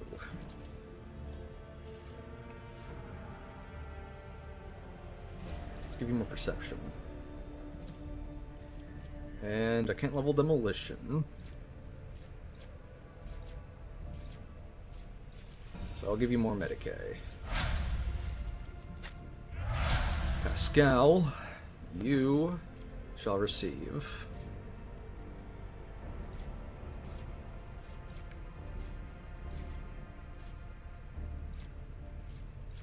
more Medicae, I guess.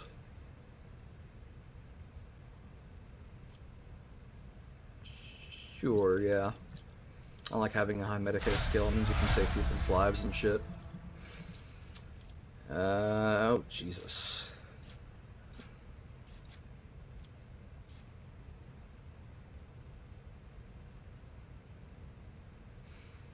I guess increase your strength a bit. Can't increase your athletics right now.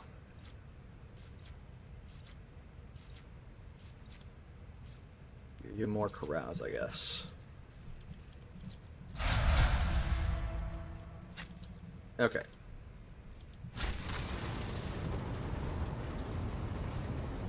Let's see. Emperor and my right. The Valencia's Protectorate is emerging from a crisis, but that means it is once again an interesting prospect for external predators. To avoid leading the major players of the Cronus Expanse into temptation, he should assert his right to the Theodora's legacy. Talk to the Master of Ceremonies. Burn Room Palace von Valancius Darkonis Mundus Valancius. Okay. The incident. I could talk to Adira, I could talk to Abelard, I could talk to the officers.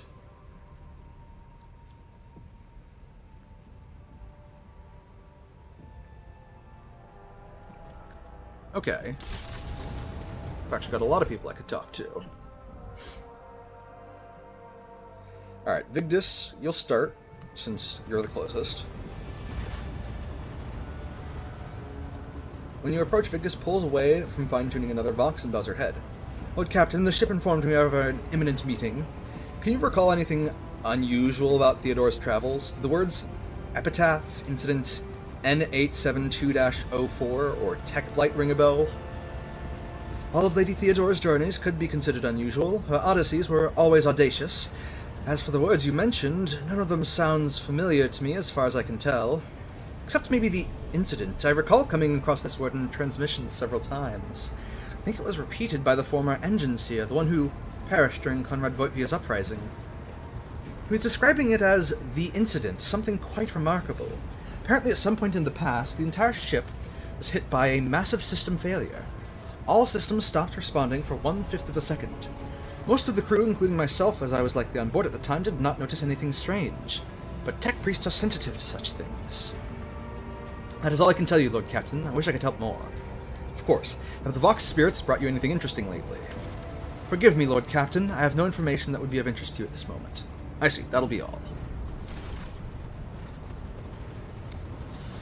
Ravor. Got anything to tell me?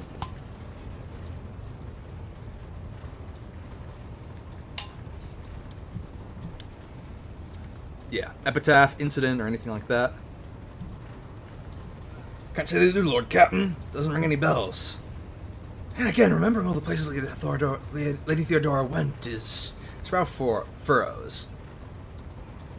Epitaph, Incident. I've always had heaps of incidents happening on board, but Through my implants, I feel at one with this ship, and I sense that. I don't know when it happened exactly. It started behaving differently. Became more responsive. Livelier. Yes, livelier is exactly the word. When you said epitaph and incident, it just dawned on me. Pardon my bungled report, Lord Captain, but that's all I've got to say on that front. You got anything more to tell me? Okay. Gregarious.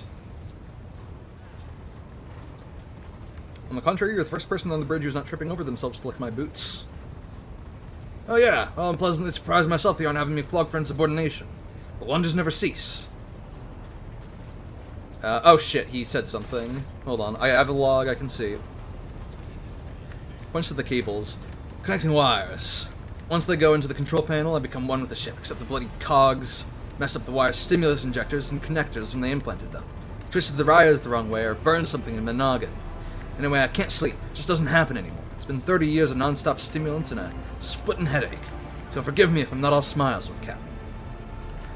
Oh, that's fucked up. Maybe we could fix him up. Let's see. Who else can tell me about this stuff? Sure, I've done that. Oh, maybe I haven't unlocked higher difficulties or something like that. I need to talk to Abelard and Adira. Adira might have a lot of good insight, considering she, you know, she's just got the schizo powers. Abelard, you first. Lord Captain. Do the words Epitaph, Incident N872-04, or Tech Flight mean anything to you? They are connected to Theodora somehow. No, definitely not. No, I don't recall anything like that. Alright, I must take my leave then. Blink in surprise has got me a little suspicious, but... Am I still unworthy? You... whore.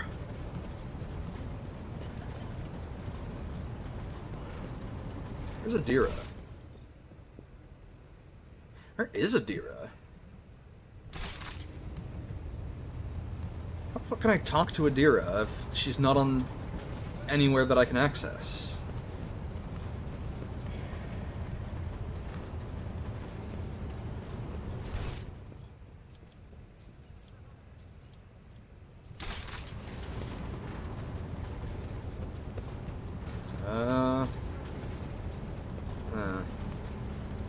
Yeah, you got anything to tell me? You are spoiling me. Oh. Did you say the same thing? You are spoiling me with the splendor of your presence again, Sherry. Okay. Oh. Anyway, Pascal, got anything new? That's the wrong tech priest. The Omnissiah knows all, comprehends all. Nope, you ain't got nothing to say. Okay.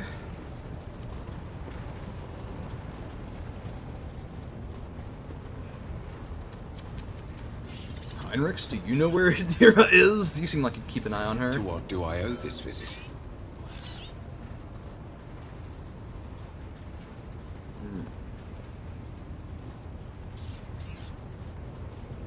Nope. Okay, I guess I could check my captain's quarters and see if she's tucked away somewhere there.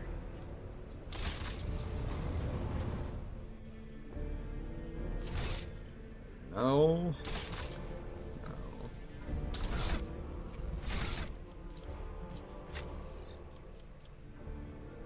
She's also in a weird spot. I wonder if leveling her up will get her to, like, stop being all messed up. Why the fuck did I make her a bounty hunter? Just a weird choice. Oh well.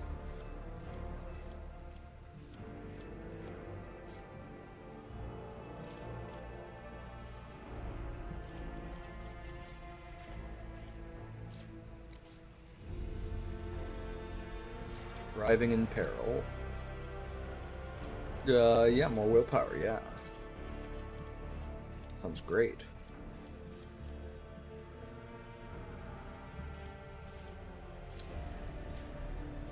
Downfall.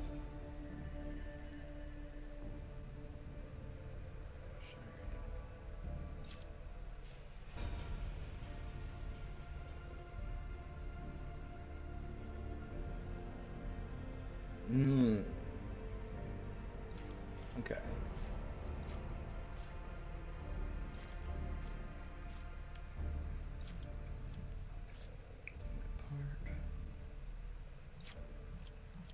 Oh, she can get star rating 2 now. Nice. And then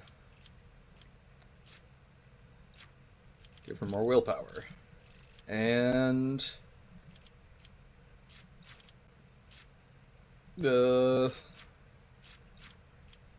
oh boy. Stronger together. Just serve.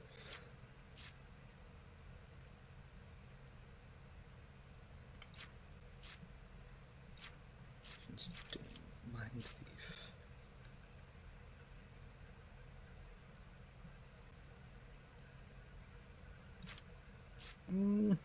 Mental Breach will do. And allies that are currently affected by any of the Psyker's powers gain the perfect timing effect. When an ally under this effect dodges or parries an attack, if this ally has a weapon capable of reaching the attacker and has an attack that costs 1 or less AP, that ally immediately counterattacks with this weapon and the perfect timing effect fades. I see. Or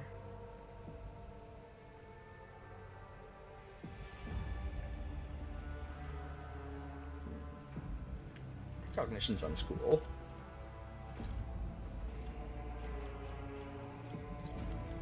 Is it that cool?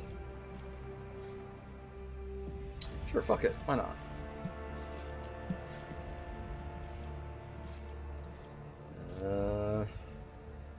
God, this is going to take a minute. This doesn't matter too much. Power Conduit. What skills is she good at? I can see them here. She's also really good at awareness. Cool. Oh, I guess Lore Warp. Then Perception.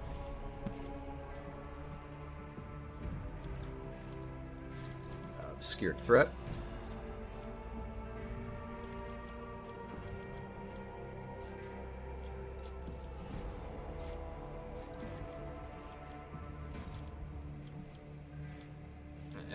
Let's give her that base skill.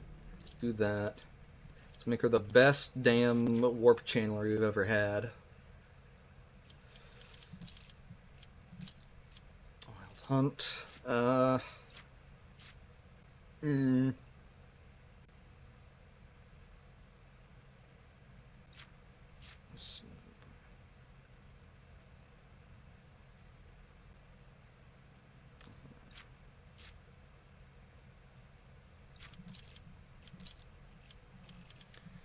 Okay.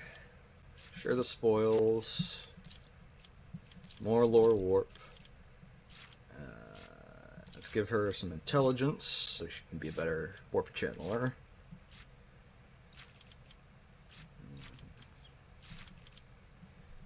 Common talent. Let's go to the bottom and get her more Psyker talents.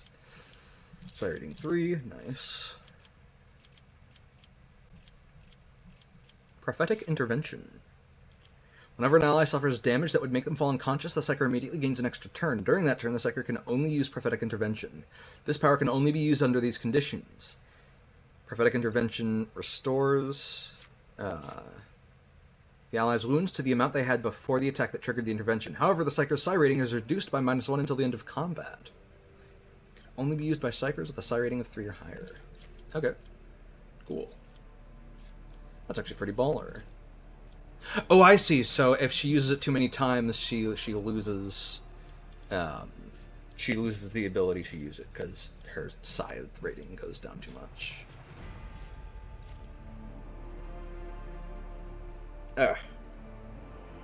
Got a bit of hair in my eye.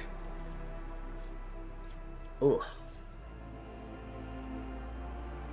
Whoa. Okay.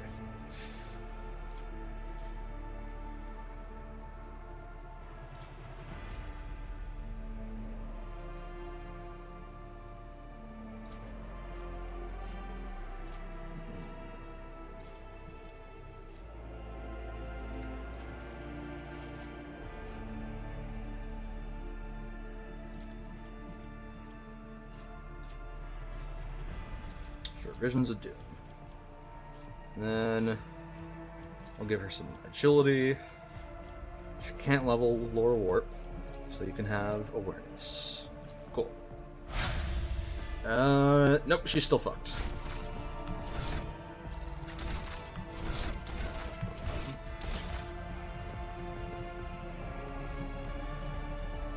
Blade of a Drukhari Xenos is one of the trophies taken from the bodies of the enemies during the defense of Dargonis. Nice. What's this? Mask of Aurora. Alright,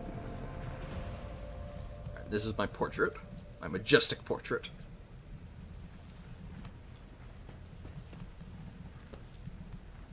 I don't think I have anything new to do here, but let's find out. Got the personal cogitator? No, just the Shrine of Remembrance still. Those are the same.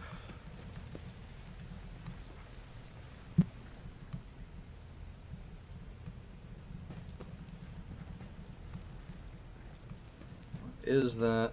Some like Xenos artifact that she got super upset about.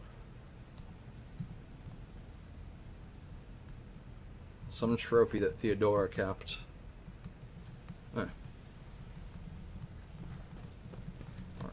Alright. Well, I hoped, I tried, but I failed. And Adira's still nowhere to be found.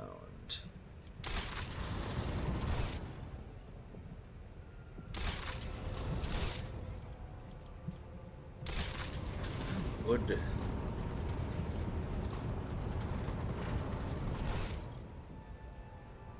There's it seems like there's nothing to indicate any, unless it's like I have to get right up on that door, or need to talk to one of these fuckers to open that. Nope, okay, that isn't it.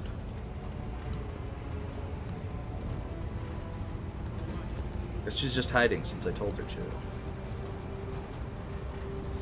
If I can change that choice that I made. Maybe she's not even. Maybe she's dead. Maybe she's actually dead. To what do I owe this visit? Okay. Incident. Can't talk to her. Says she's on the Void Ship Bridge, but that's patently untrue.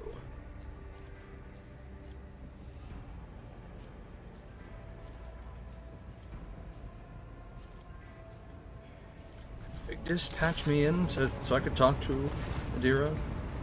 Anything new? No. Okay. Hey Janus, can I buy? Do you have Adira stashed somewhere in your pockets? Can I buy her off of you? Remind me what you do on my ship? Right, you just take care of comfort and shit. Let's see.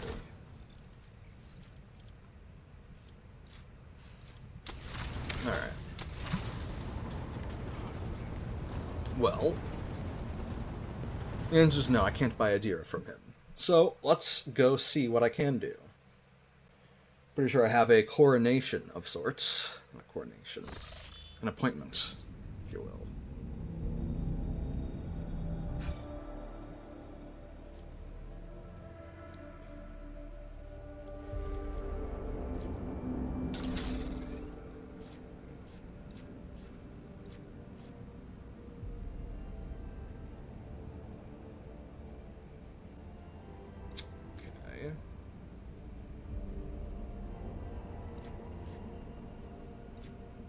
Sworn I got a new...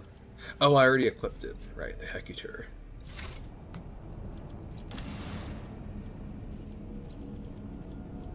Alright. I guess let's go and get me appointed. Could bring Adira with me to see if that unbugs her, maybe?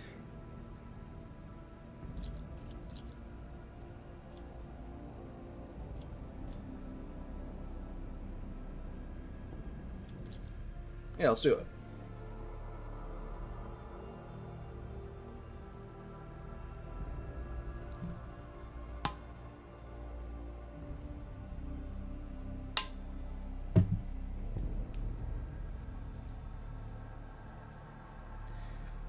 I've got my fingers crossed that this somehow gets Adira back into the ship so that I can actually talk to her and ask for prophecies and shit again. I forgot to talk to Cassia to ask her if she saw anything new. Oh well. I'll have the chance when I get back on the void ship.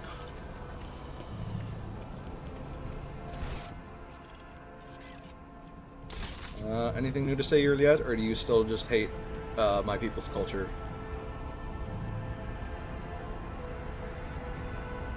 Okay.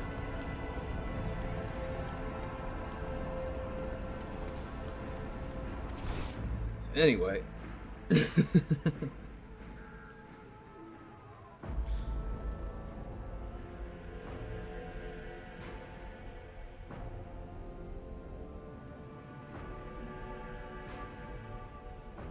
Come on. Come on. Come on. There we go.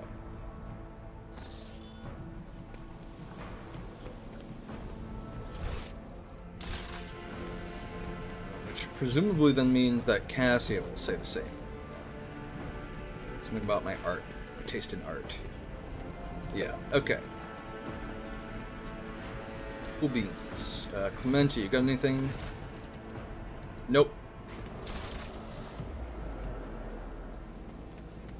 Kilios. Nope, nothing new. Heinrichs. Nope. It looks like basically everything is the same except for right, there's that whole back room. I guess I should probably check just in case something. That room seemed pretty weird. So we'll do a cursory check. I'm guessing that actually nothing on this page has changed, but let's find out. Damn.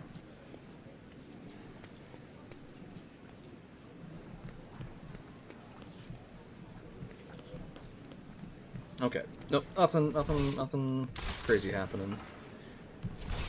Let's get back to that Master of Ceremonies.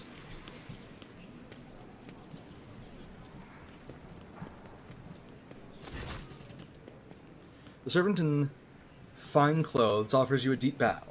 Your lordship, it is a great honor to serve you in an undertaking as monumental and glorious as the Magna Accessio ceremony. This guy like guy wearing a monocle and a wig. You've been entrusted with arranging the festivities? I have indeed, your lordship. I have been given the high honor of being steward of this eminent palace. On the occasion of your lordship's accession, I will be overseeing the preparations for the ceremony. House Drivestem, to whom you entrusted the arrangements for the festivities, wishes you good fortune and is sincerely delighted to serve you as they served the Honorable Theodora von Valencius before you. Is everything ready?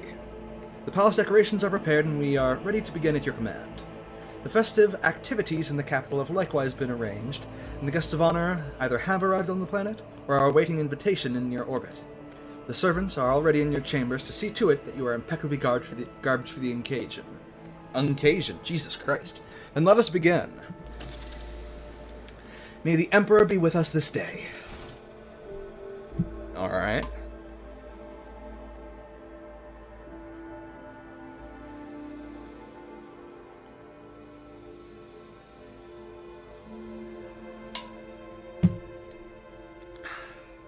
Okay.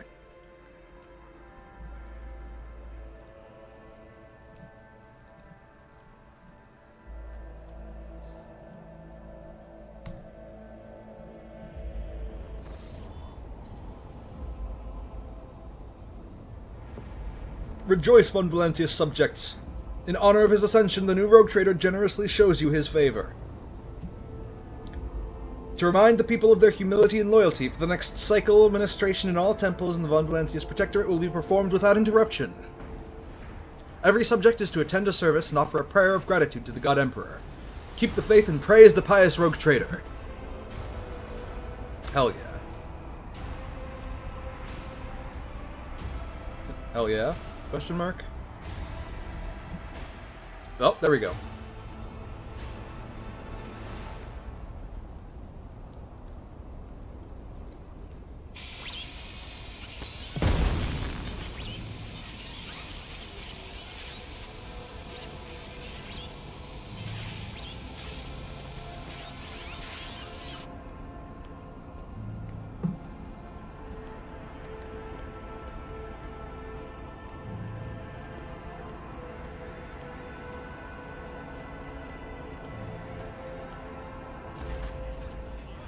The crowd below is roiling, their electrified exaltation filling the air of Dargonis. Thousands of throats chant your name. You are at the apex of this world and all others. Amplified by 100 voxes, the voice of the Master of Ceremonies booms. Rejoice, subjects of Dargonis, who have been granted the felicity of witnessing your master. A great honor bestowed upon us by rogue trader Lazarus von Valentius. Gracious savior of Dargonis and vanquisher of blaspheming inhumans, may their unholy kind perish in the flames of righteousness. Cleanser of Janus, who with one hand brought death upon the blaspheming Xenos, and with the other exterminated the despicable worshippers of the archenemy. Gracious protector of footfall, patron of trade. A hush falls over the crowd, who gaze upon you in adoration. Many of them bear terrible scars from the recent battle of Dargonis. Like children, they await the word of their almighty father.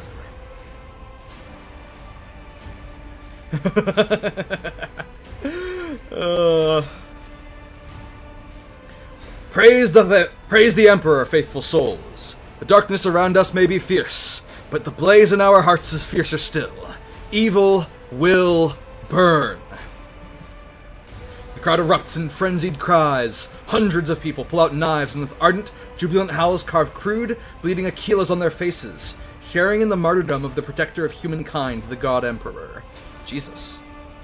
So much gold and white. Cassia stares at the crowd enraptured. Seems this massive gathering of his exulting people is just as exotic and captivating to her as the sight of a bona fide navigator, a representative of the mysterious and powerful Navis nobility, is to your subjects. Adequate. Dargonis is not disappointed. Abelard forces a smile of satisfaction from his face and whispers to you, remember the next part, yes? Your lordship will be asked to take the oath. The Master of Ceremonies bows to you with great reverence. Let the oath of the von Valentius dynasty be taken. Please repeat after me, your lordship. I, Lazarus, rogue traitor by the grace of the Emperor, vow to be the paragon of humanity. I say those words. Your lips repeat the words of the ancient oath. Unbroken by adversity, to walk bravely first into darkness, to unite and reclaim what was lost, to triumph over nightmares untold, to hold boldly the reins of fate, to walk steadily the road of thorns, through pain to greatness. You hear a rumble. It is the roar of the sea of your subjects. With jubilation and devout fear, they welcome your ascension. It is done.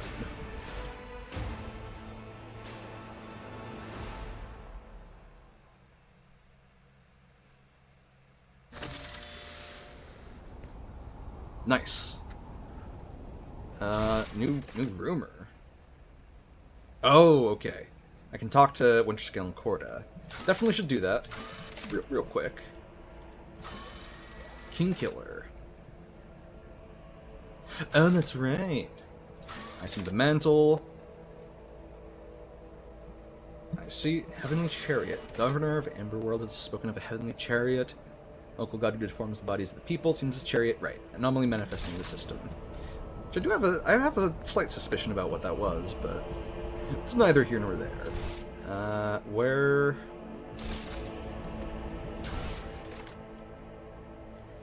Let's see. Location. Sees opportunities presented to him. The Master of Ceremonies should be notified of the end of the reception.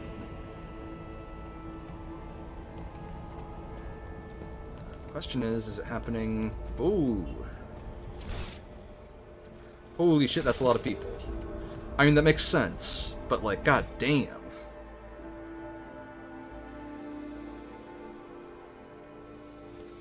There's a lot of people there. Also, what's this? This venerable Leman Russ is known as the Scipian Punisher, and it has served the Von Valancius dynasty for 2 centuries. It was hit in the battle with the Xenos that inhabited Scipia II, but it heroically destroyed 63 enemy vehicles, and brought victory to its comrades, securing its status as a relic blessed by the Emperor. Hell yeah.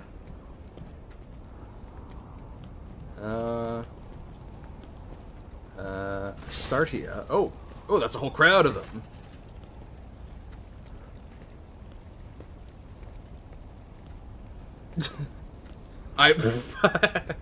Governor Urban Drivestem stands surrounded by highborn guests like a planet orbited by many moons. All of his charms directed at a man in resplendent power armor adorned with the sigil of the Inquisition. But as soon as you approach, Drivestem is the first to give you an elegant bow, getting ahead of the rest in the expression of loyalty. This is a great day, your lordship.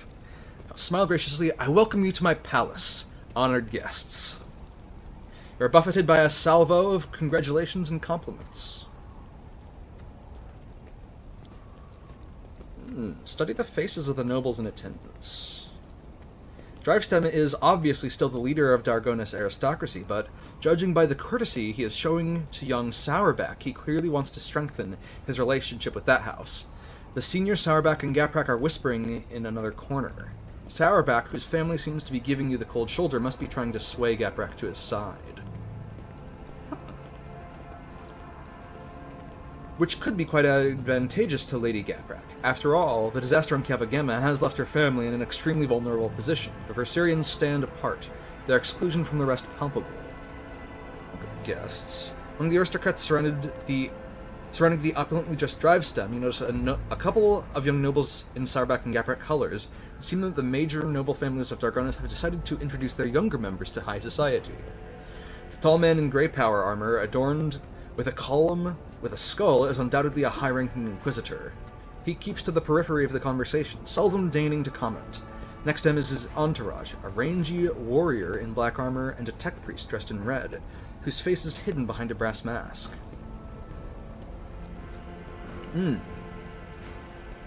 Abelard stands somewhat apart from the others, as if reluctant to approach Drivestem. Next to him is a young woman, and you notice a family resemblance between them. Yeah, let's take a guess at who's allied with whom in this tangle of snakes. Logic test succeeded. Drivestem is obviously still the leader of the aristocracy, but judging by the courtesy he is showing to young Sourback, he clearly wants to strengthen his relationship. Okay, and this is telling me the same thing that I saw elsewise.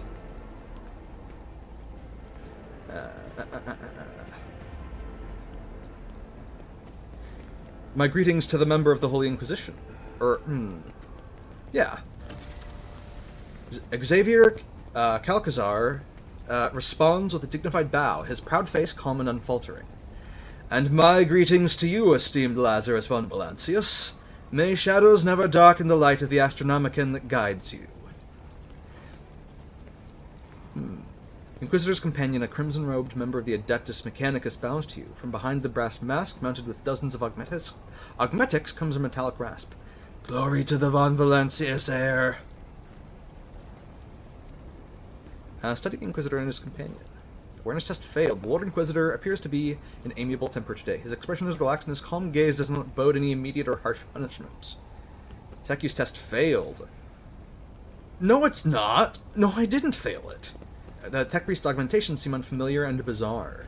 Implants such as these are only available to members of the blessed hierarchy of the Adeptus Mechanicus, and one would not come upon such sacred relics even at the highest echelons of the nobility. And who is this member of the honorable priesthood of the Adeptus Mechanicus? This is Brass... I don't know. I forgot what voice I was doing for him. This is Brass Whisper, which naturally is not his real name. The esteemed Magos is a member of my retinue. There are times when I am forced by my duty to the Emperor to deal with xenotechnology, and Brass Whisper ensures my safety in such moments. Works that have been desecrated by Xenos are dangerous. They warrant His whispering cuts off, replaced by heavy, ragged breathing. It seems that the tech priest's quiet voice is not an extravagant quirk, but rather a consequence of some injury. After catching his breath, Brass Whisper continues. Warrant due caution. I see. Unexpected visit, I wasn't told. I, however, have been told all about you. The Inquisitor's face is impenetrable. But behind his mask you detect a hint of mockery. I don't believe we've been properly introduced. An oversight, to be sure. My name is Xavier Calcazar. I have the honor of serving as a member of the illustrious Ordo Xenos, the head of the Coronis Expanse Conclave, and the Lord Inquisitor of this region. It is my unending task to ensure the sector's readiness to meet external threats and resist internal corruption. Very well. Enjoy the party. This evening will certainly be illuminating. And I'm ready to talk to all of you now. In that case, allow me to be the first to offer my congratulations. Drivestem snaps his fingers, and several servants approach you with gifts. The governor points at a thin, curved Drukhari blade. My soldiers took this splendid trophy from the body of one of the Xenos commanders. The weapon is too beautiful and forbidden for anyone but your lordship. I see. A worthy trophy, certainly. Also, I should have gotten re-rolls on those failed skill checks, I just realized.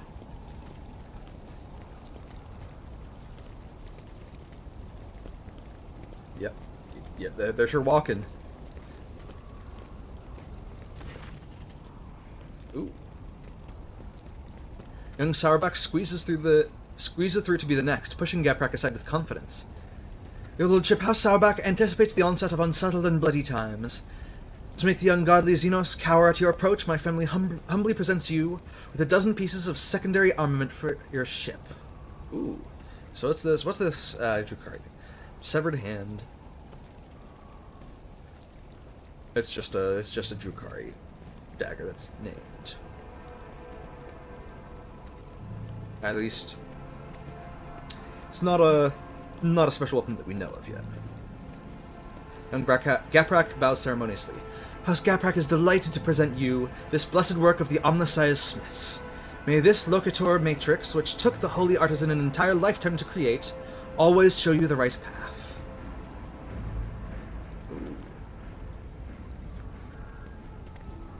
Having let the aristocrats go first as a sign of deference, Abelard is the last to speak. Your lordship, House of Assyrian possesses no relics worthy of your acceptance, but we are rich and talented and hard-working people. As a sign of our loyalty, I humbly offer you my flesh and blood. 100 of my kin will go to colonies in your protectorate and use all their talents so that the worlds in your charge may prosper. Very well. Thank you. What were you discussing just now? We were talking about the brutal Xenos raid on our fair Dargonis. So many victims, so much damage to our industries. Thank the Emperor that you are our protector. If it weren't for you, the cursed invaders would have obliterated the whole planet. Offers you a thin, obsequious smile.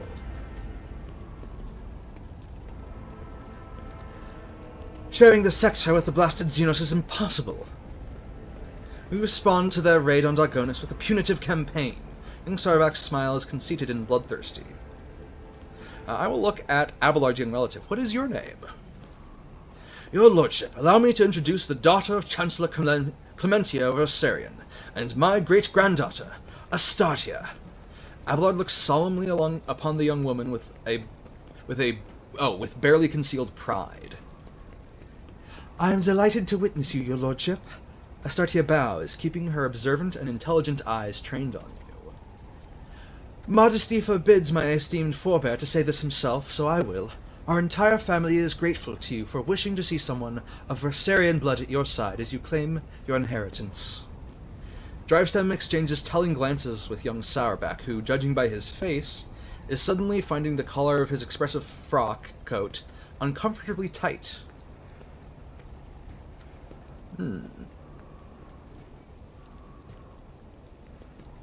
How are you finding the reception? It is difficult to put into words, your lordship. Never before have I seen such a grand and striking ceremony. Astartia's voice sounds passionate and inspired, and her eyes shine with barely contained excitement. Perception test failed. Young Gaprak is gawking at Astartia with a strange and somewhat dull-witted expression. God, I should be getting I should be getting at least one reroll that I know of. But where are the rest of your kin, Abelard? They're in the city, preoccupied with running the festivities and watching over some of the more crucial services. No incidents can be allowed to ruin your ceremony. Astaria frowns and adds peevishly, I asked the esteemed Abelard to put me to some important task too, but he bid me to attend the reception, where I can do nothing to serve your lordship. Sauerback smirks. If I had known, I too would have asked Abelard to let you miss the party. I'm gonna have us talking to with that other Sauerback. So you wish to become my servant as well? Astartia flushes and starts talking quickly and with fire in her voice. It seems that she finds work-related conversations far more interesting than court gossip. Of course, I've been working on a project for the last 4 years. We could set up... Enough, Astartia. I highly doubt that his lordship is interested in listening to the fantasies of a young woman about how to run his protectorate. Abelard shoots Drivestem a glare so dark and bloodthirsty that the latter instinctively starts looking for the nearest warden. Hold your tongue, Urbend. I decide who may speak and who may not. Please continue, Astartia. Coercion test succeeded. Heartened, Astartia continues in the tone of a seasoned administratum clerk. Hell yeah. Our suggestion is to set up a chain of stations in the void, plasma beacons that would signal the passing ships. By placing them in logistically sound locations, we could simplify our ships' routes so that they may split long warp jumps into a series of safer, shorter jumps from one beacon to another. This would have a positive effect on the overall safety of journeys and the accessibility of colonies. More and more technical terms and percentages creep into her speech. She quotes Lex Mechanic reports and accounts of starship captains.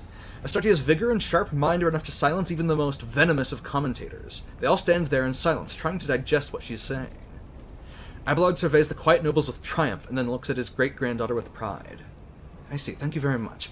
I hope the Versarian family gives Abelard the credit he deserves. Absolutely, your lordship.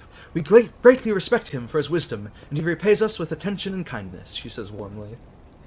I am obliged, dear Astartia. It looks like Abelard is somewhat embarrassed by the turn this conversation has taken. Well, enjoy the fine evening.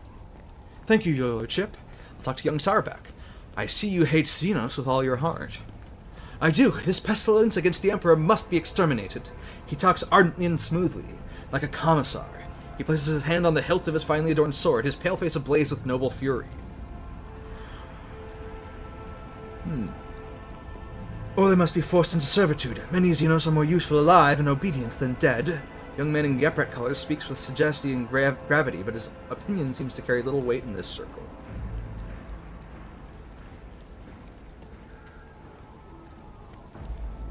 Smile venomously. And how many Xenos have you killed personally, Sauerback?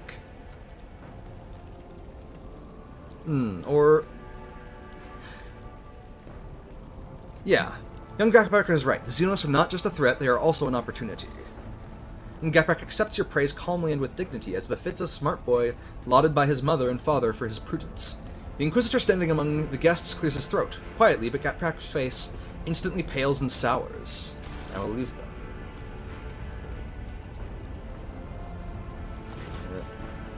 Okay, that's all I've got.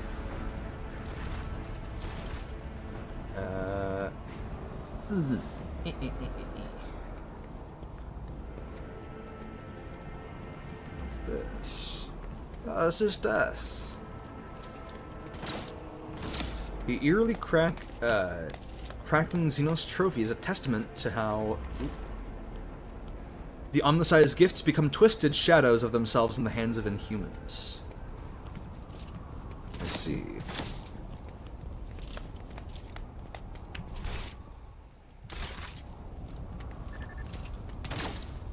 This is a shooting gallery? Oh. See. Well, now I'm curious what I can do here when I touch this table.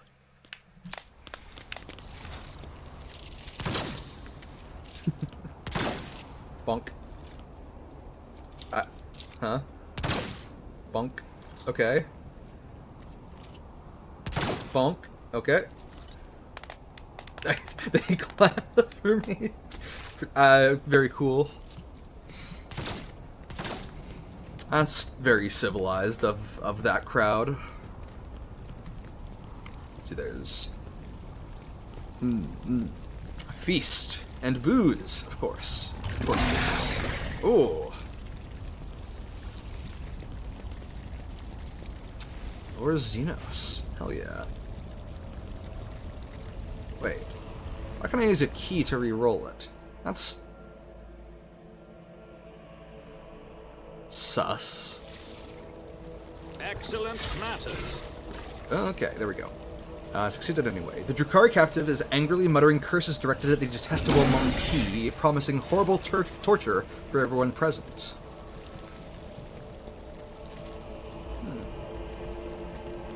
Please let me go, I'm not a Xenos, I'm a person, I just look different. I was born this way. Yeah, sorry about that, buddy. You know how it is. A confessor. Notice is vast and filled with nightmares, both wicked and predatory. Humankind is their prey, the satiation of their hunger. Only in his radiance can humanity find the strength to oh my god, he's going so fast. Jesus, okay, whatever. What's this?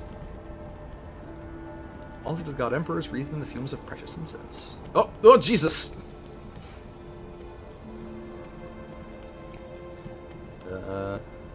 Paintings created in a style that fully complies with the artistic canon approved by the ecclesiarchy. Oh, well, thank goodness for that. Otherwise, I was going to hate it. Anything these aristocrats have to say? No. Anything the servants have to say? Glory to the Von Valancius dynasty, conquerors of the stars uncharted. Okay. What entertainments may I offer you? No, just making sure you're like alive and shit. Prayers for the brave soldiers of House Von Valancius. Wait. Inscribed upon the snow-white parchments are prayers. What? Where are the parchments? I don't actually see them. Oh! Didn't realize that was parchment. I just thought they were banners. Our prayers for the brave soldiers of House Von Valancius, who will carry the rogue trader's will and that of the Emperor across the Coronis expanse. Cool. What's this? The noble features of this guardian of humanity burn with righteous fury and stern resolve. Nice. Ooh, Owlcat! This exotic statue, which formerly pleased the eyes of Xenos, now adorns the palace of this dynasty of glorious explorers of the Coronis expanse. Owlcat. Your gatherings look odd and unusual. I will remember this. Huh. Alright, well, I'm glad that you're learning about my people. I have to be around them at least some amount for the next while. Have a bit more water.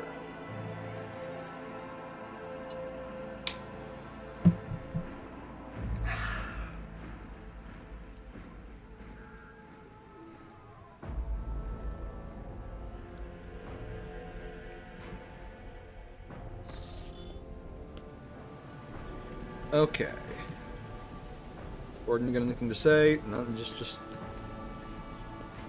all the usual stuff. Okay. Anything these aristocrats have to say? Nope. Just congratulations, glory, health, etc., etc. Yeah. Just standard stuff. Okay. And I suspect then that this is all probably the same. Just for the hell of it, I'll go check. Just in case. Just in case. Because sometimes, they do reward that kind of stuff. Oh, interesting. None of this is touchable now. Guess that... I presume that means that this is then treated as an entirely different map that we loaded into. Well, maybe... I don't actually know how they do different but similar maps. Ooh. Swords belongs to a presumptuous governor of Vebos VI who staged a revolt hundreds of years ago. The insurrectionist's hands, preserved against decay, still rests on the sword's hilts. Yeah.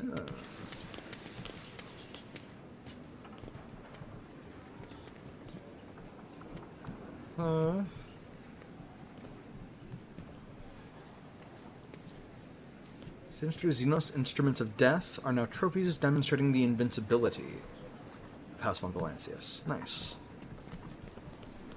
These are a bunch of named NPCs, so I'm imagining I get to talk to them now. Ah, and Heinrichs. Group of aristocrats stands apart from the governor's circle. Their whispering carries a tinge of displeasure.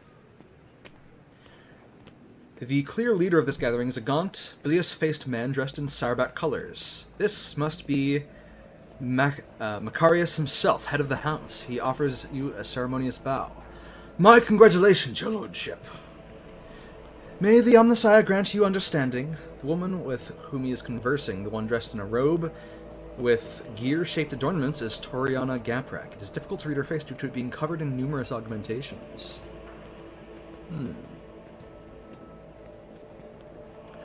I will observe the guests. Toriana Gaprak looks rather anxious. Macarius Sourback, dressed surprisingly plainly and austerely for an aristocrat of such high rank, is frowning suspiciously. He came to the reception with a companion, a woman of dazzling beauty wearing a gilded augment necklace on her throat. His wife, probably. Heinrichs, who joined the group unnoticed, mostly keeps silent, listening intently to their every word. How are you these days, Toriana?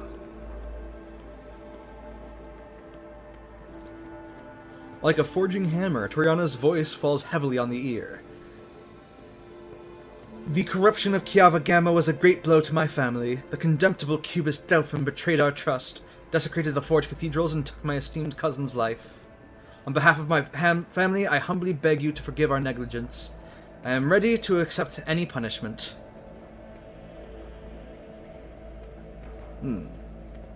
I'll look more closely at her.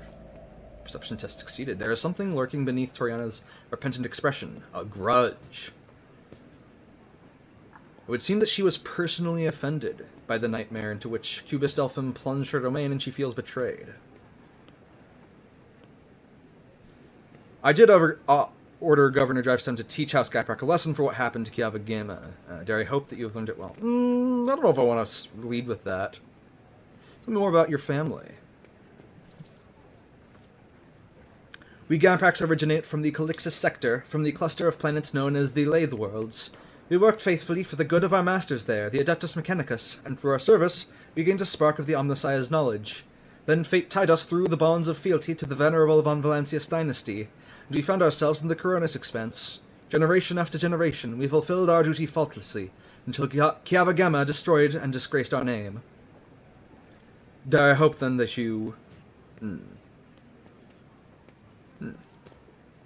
Well, I do give you my word that Kiava Gamma will be rebuilt in all its splendor. Toriana raises her mechanical eyes to the ceiling. I swear on the Omnissiah's all-encompassing insight, we will make every effort to justify the cost of its resurrection. I don't know what that was about. Macarius scoffs. It was only a year ago that none could doubt House Gaprak's usefulness. Yet here you are, Toriana, on your knees justifying the cost. Macarius, I'm surprised you deigned to make an appearance here this evening. Macarius' face twists into an unpleasant smile, which makes the artificial skin on the left side all the more prominent. I am a servant of the von Valancius dynasty. Had I not come, I would have committed an act of unacceptable insolence and damaged my family's honor. Macarius' wife offers you a charming smile as if apologizing for her husband's vitriolic tone. Her large, dark eyes are brimming with curiosity. What has displeased you, Macarius, or Macarius? I would like to become better acquainted with your wife! What has so displeased you, Macarius? Macarius says with caution, I am your dynasty's loyal servant, but you have asked and I will answer. Too long as the Coronis Expanse lived under the rule of rogue traders. The privileges granted to them make people think that commoners too can dismiss the prohibitions of the Imperium. For the good of the sector, rogue traders must become paragons of the law, not exceptions to it. But do many warrant holders exhibit lawful conduct? No, they do not. Even you, your lordship, are the subject of the strangest of rumors. You've just recently inherited your protectorate.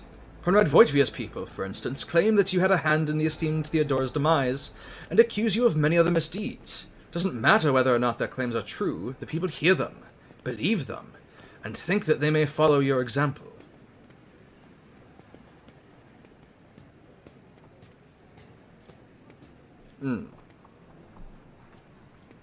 If you believe Conrad's lies, then draw your weapon. Let us duel right here before the Emperor's visage. Macarius places his hand on the hilt of his sword, then glances with uncertainty at the images of the Emperor gazing upon him from every direction. Then at you. His fingers release the hilt.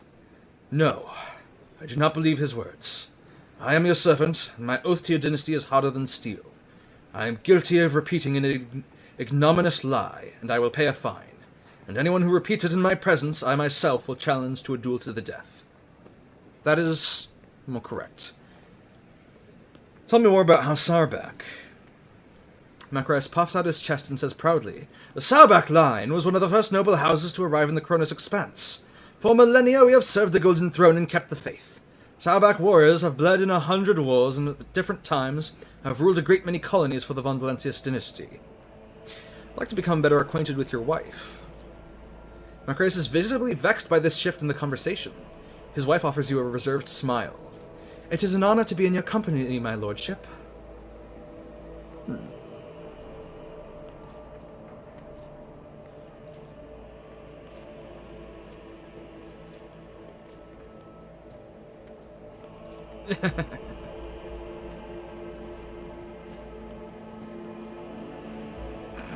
I could just shit on Macarius.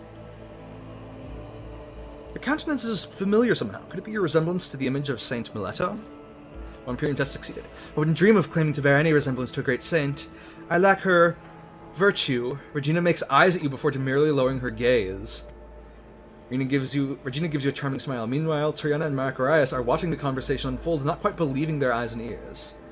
Well, I shan't continue to test Macarius' loyalty by speaking with his beautiful wife any longer.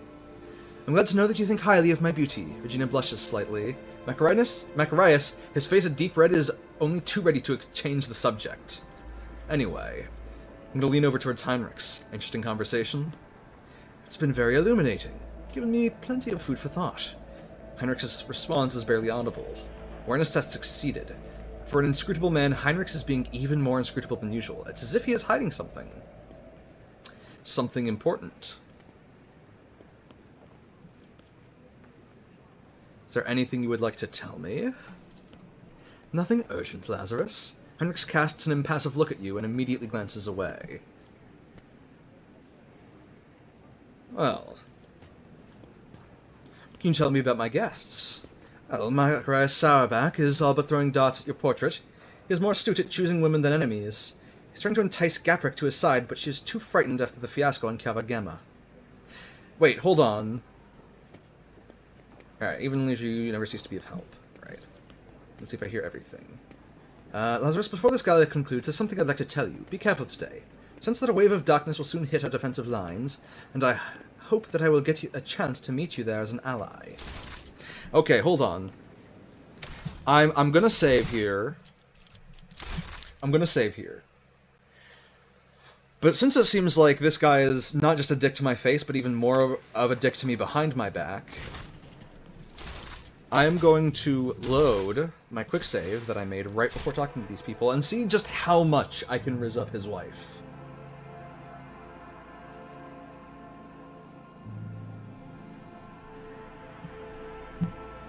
Just to really fuck with him. I don't know, maybe I can even get her in bed. That would be really funny, actually.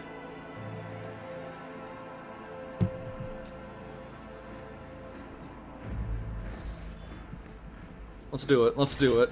I'm gonna cuck this man right in front of the nobility. Preserve the guests. How are you these days, Toriana? Reception, look more closely at her. Tell me more about your family. It will be restored in all its splendor. Surprise, you deign to make an appearance this evening. Yep. What's displeased you so? Alright, the dual thing. Sauerbach, your wife. Or Imperium. I wouldn't dream of claiming to bear any resemblance to a great saint. That would be blasphemy. Jenna's voice is friendly and calm, but she keeps glancing at her husband. Shit. It is my pleasure. flatter me, your lordship, but I cannot say that it is to my liking. Virginia gives you a charming smile. Meanwhile, Toriana and Macarius are watching the conversation unfold, not quite believing their eyes and ears. Point your weapon at Macarius and chuckle. Yeah, fuck it, why not? Weapon skill test failed. Okay. He is not frightened by your sudden gesture in the slightest, then looks back at you. Her voice is calm but cold. If my presence threatens my husband's life, I can calmly take my leave. No, okay, I have to know. I have to know now. Hold on, I have to know now. Since I'm doing it, I gotta go with the full Monty. I gotta fuck this man's wife. It looks like... I'm guessing you have to succeed all 3 skill checks, which is doable. If I get my rerolls, that I would very much like to be apprised of.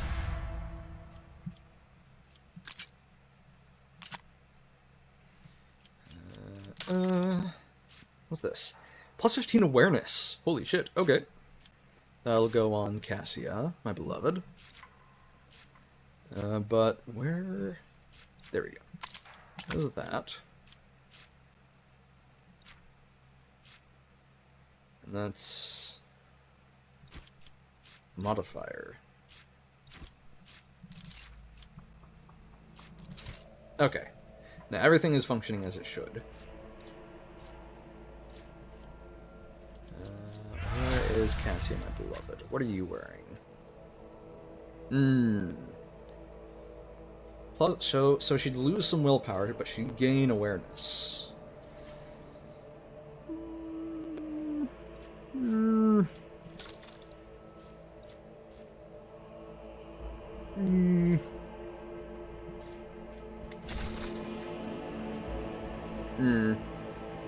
Alright, well, fuck it.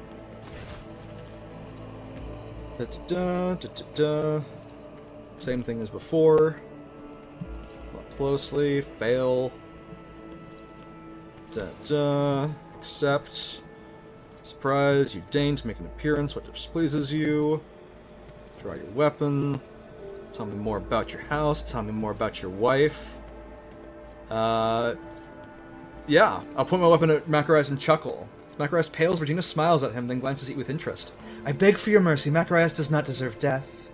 Regina gives you a charming smile. Meanwhile, Toriana and Macarius are watching the conversation unfold, not quite believing their eyes and ears. Your countenance is familiar somehow. Could it be your resemblance to the image of Saint Meleta? I wouldn't dream of claiming to bear any resemblance to a great saint. I lack her virtue. Regina makes eyes at you before demurely lowering her gaze. The glint in Regina's eyes betrays her genuine interest in you. I hope this won't be the end of our acquaintance. You wouldn't mind if I wrote you from time to time, would you, your lordship?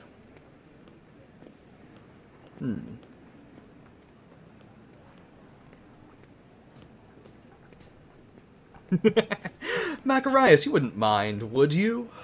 Or, I could... I promise to answer whenever I am not occupied with conquest and destruction of the enemies of humanity.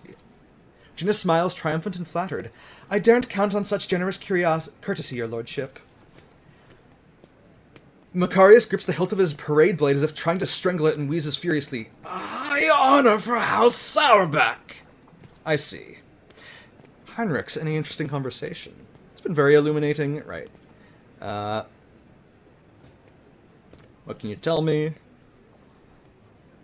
I'll appreciate it. Continue. And leave. Okay. Well, I don't know what he's gathered, but perhaps that will be something we can talk about later. That's funny. That's really funny. Hey, Argenta. Yep, she's just happy to see me. She loves the Emperor. It's crazy. Anyway. What else do we have going on in here? Cindia Corda. Ooh. Pascal and a strange servitor.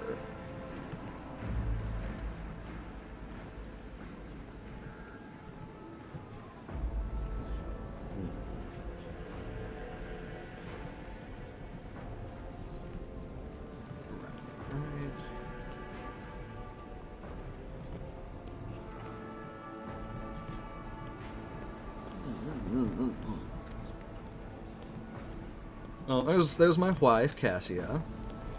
Let's see if she has anything to say. No, I'm saving now all of a sudden, since I've already... Nothing important has happened. Can you make it so that the guests stop walking up to me and asking me to open my third eye? I can certainly do it, but they will regret it. No promises. Oh, that's good. Skira, Sumna, Blackleaf. The guests of the Rogue Trader can enjoy the most exclusive and refined varieties of intoxicants. Of course. Okay, and then...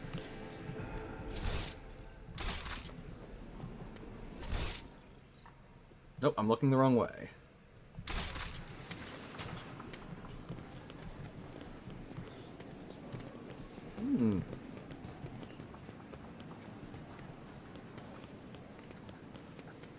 Oh, Hieronymus! Let's go! And Wharton the Grey. Interesting. Let's talk to the group. Lazarus, there you are!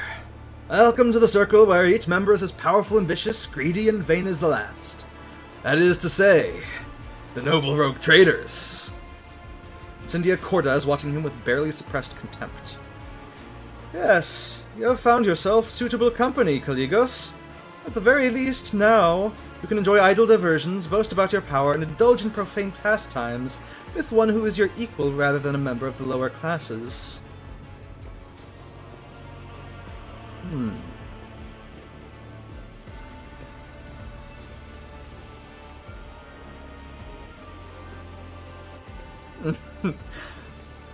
Observe the rogue traders. Caligos Winterscale is a broad-shouldered, athletic-looking man. He frequently flashes a bright smile, no less dazzling than the blade of the power axe he carries.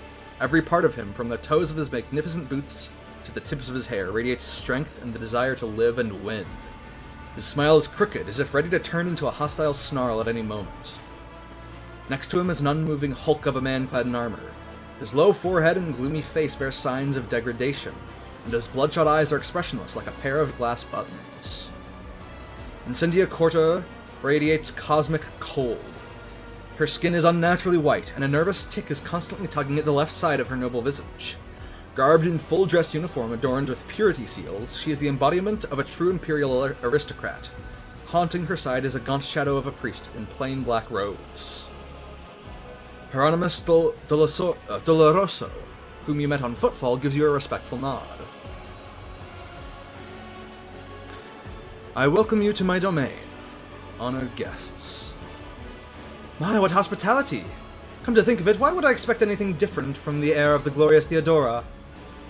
If you and Cynthia were to pay me a visit, I wouldn't waste time on warm greetings either.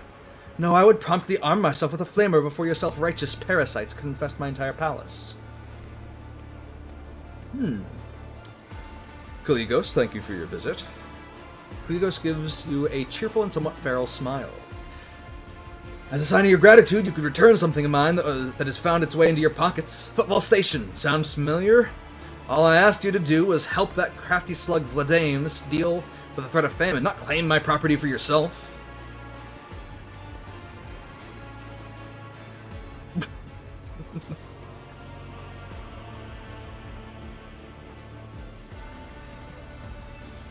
Winterscale?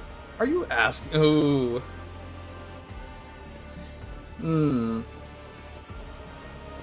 Yeah, I'll do it. Winterscale, are you asking me to give Footfall back? Will you beg for it? Caligos growls angrily. You go too far, new blood! His face turns into a grimace of hatred, but then he catches Incendia looking at him and breaks into a slight smile. To make your protectorate bleed is compensation. But you have spited both myself and Incendia, and it is high time our dear sister curbed her appetites. For this I forgive you, but do not test my mercy again. It is not my strong suit. Thwarting Incendia Corda's ambitions deserves a worthy trophy. He snaps his fingers, and the armored brute hands you an exotically adorned rifle, clearly not of human make.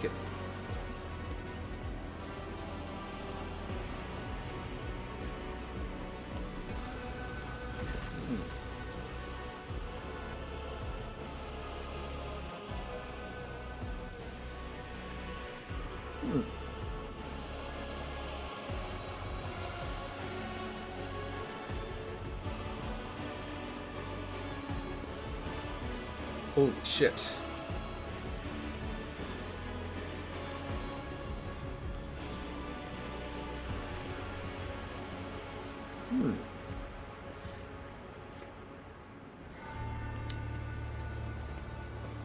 How fares your, does your gift come with a good story? Oh yes! I claimed it in the rifts of Hekaton, where we had a clash with Xenos. They were really trying to get my throat, and by the heathen stars they almost succeeded. Speaking with such joy, it is as though he's recounting the best day of his life. Only 1 in 10 made it out of Hekaton, and now it's only me and Wharton here. Turned without any loot and virtually without a ship. All I got from that trip was a hold full of dead Xenos and this deadly beauty. Their leader used to put 2 holes in my hide. An impressive victory. But do you truly believe a creation of the ungodly Xenos to be a good gift, Kaligos? It would call into question the privileges bestowed upon me by the Emperor. You can try. Let the St. Drusus mission put forth their champion, and I will slay him in a trial by combat. Threaten the esteemed Hieronymus one more time, Kaligos, and the war that you love to prattle on about will commence. I swear it. 1 drop of holy blood spilt by you will send the remains of your realm up in flames better than any tanker of Prometheum. Incendia and Kaligos exchange looks of fury. The latter, snarling like a wolf, is clearly ready to start said war here and now. Hieronymus's dry voice hits your ears like the crack of a whip. Quell your pride, both of you. I do not wish to fight you, Kaligos, but I fear not your threats. Death does not frighten me, for it is inevitable. It is as true as the senselessness and pointlessness of a war between us. How fares your protectorate? Kaligos waves you off. Protectorate? More like the bleeding scraps of one. Warp storm tore it to shreds. My servants will piece it back together, and if they don't, I'll chop off their heads and find myself more capable helpers. Lore Imperium test succeeded. Something strikes you as strange. Kaligos Winterscale wasn't always this nonchalant about his protectorate. He used to be known as shrewd and business-minded, even concerned for his subjects. But it seems he has grown bored of ruling. And who is this remarkable warrior in your retinue? This is Wharton the Grey, my arch-militant. A fierce warrior, and as loyal to me as an obedient beast to its master. Brought him in a miserable colony... I bought him in a miserable colony back when he was a runt on his last legs, and now he's practically a part of my dynasty. Wharton the Grey, whose skin really is dotted with grey spots, looks at Kaligos with purest devotion. Indeed, he is akin to an animal, one that is bloodthirsty and mindless. Winterscale remarks, taking an obvious jab. I've heard that you, Lazarus, are decent in a fight. What do you think? Could you gut Wharton if it came down to it, or would he be the one gutting you?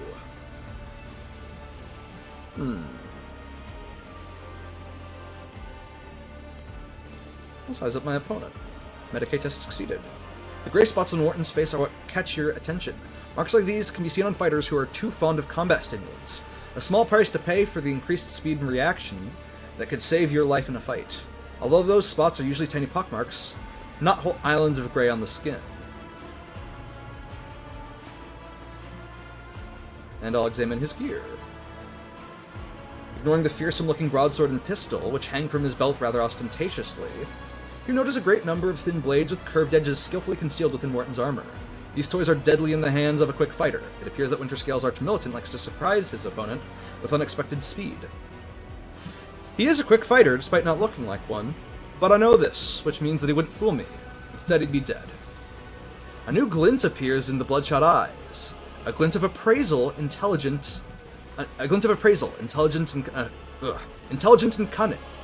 No, Wharton is not the thick, bloodthirsty beast he wants to be seen as. Behind this mask is a careful and keen mind. Well, thank you very much for such a wonderful gift, Kaligos. Kill someone important with it. That'd be the best show of gratitude. Incendia, you seem to find me objectionable. Did you expect any different? I watched for years as outlaws thrived on footfall, and then at long last I had a chance to put an end to it, to seize that thug Vladame by the throat, to force footfall to atone and put the fear of him back into the masses. But you interfered and destroyed my plan for the sake of banal profit. Theodora taught you only too well, it seems. She too was far less concerned with her duty to the Expanse than her own personal interests. But you can be sure that I will not cease cleansing the Furibunda system of the pirate scourge, and if your trade prospects are damaged in the process, you will have only yourself to blame. The priest holds up his hands in a placating gesture. None are without fault, noble Incendia. What point is there in targeting someone without turpitude when true purity can never be found?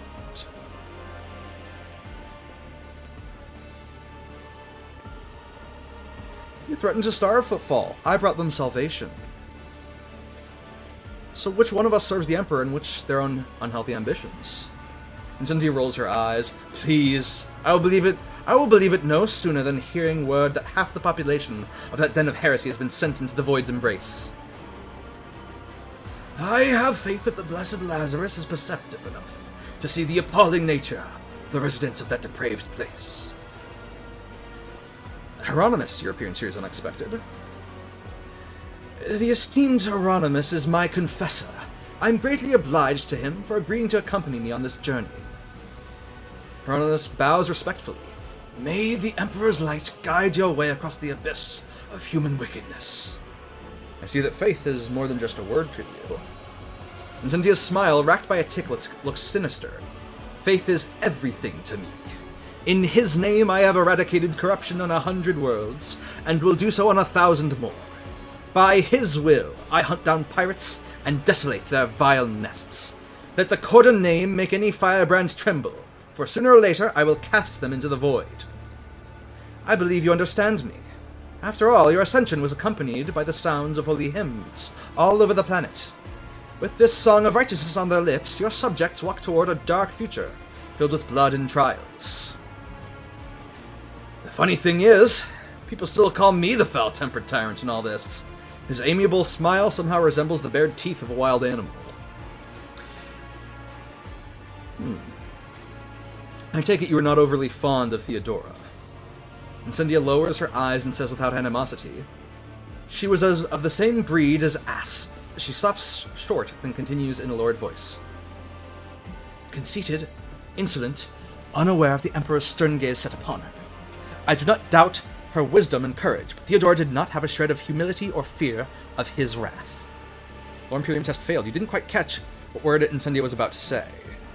Well, I, for one, like Theodora. The stories they told of her travels to nameless stars, and yes, there was no fear in her. Winterscale sighs pensively, and his lively expression grows a little grayer. I thank you for this visit, Incendia. It will not be a long one, I assure of you. What do you think of the celebration? I like it! Kaligos looks around the hall curiously. One can instantly tell that we've been invited by a rogue trader, not some administratum bootlicker. We are conquerors of wild sectors, slayers of unknown beasts, executioners of Xenos empires. Kaligos, you should take this opportunity to learn. This is what the palace of a rogue trader looks like. Not a xenomenagerie, a pirate's treasure hold, or, however difficult it may be for you to believe it, an orbital brothel. I see. Well, enjoy the evening. I must take my leave. Oh, believe me, I intend to enjoy myself to the full. Just to justify so long a voyage, if nothing else. Keep the faith, Lazarus. The Emperor protects.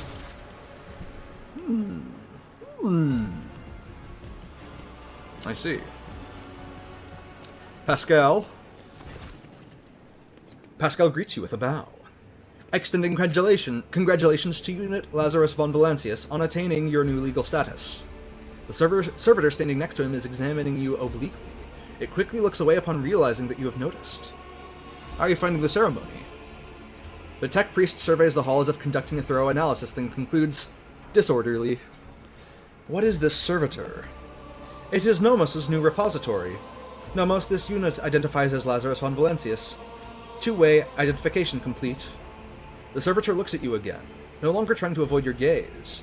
Its face is twitching as if the muscles have forgotten what facial expressions are, and are now struggling to make its features look amiable. We are Nomos. We have made use of this receptacle to leave the ship. Well, greetings, Nomos. The servitor leans forward. We enjoy greetings. We enjoy communication. Nomos require communication. In knowledge, in movement. Magos Pascal compelled us not to speak with anyone other than him or you. It is disappointing, but at least we can observe. Nomos have changed since we last spoke with you, Lazarus. We are now able to conceptualize our previous experience, that of solitude, and we no longer enjoy it. Pascal, I believe you intended to investigate what Nomos is. Every 15 watches, I commune with Nomos' code and spend prescribed lengths of time in calculate meditation. However, the Omnissiah has yet to bless me with an answer. All I can say is that the capabilities of the entity Nomos are extraordinary. The ship's hallowed systems sing beneath its touch, nodes that have remained dead for hundreds of standard years are revivified, and long-drained mechanisms live anew. You hear notes of awe in Pascal's voice. Nomos are trying. After a pause, Pascal continues. Great machines of the Imperium, ones such as your ship, house a machine spirit so complex and willful that it is difficult to tell them apart from abominable intelligence. There remains a possibility that Nomos is an entity of corruption, but with every day I grow stronger in my faith that it is not so, that what we are witnessing is, in truth, the Omnissiah's miracle, one that is Category 5 or higher. How did an entity like you move into a servitor's body? This is not the entirety of us. This receptacle is too narrow, crude, and feeble to contain our complete whole. The existence of Nomos requires a space of connections.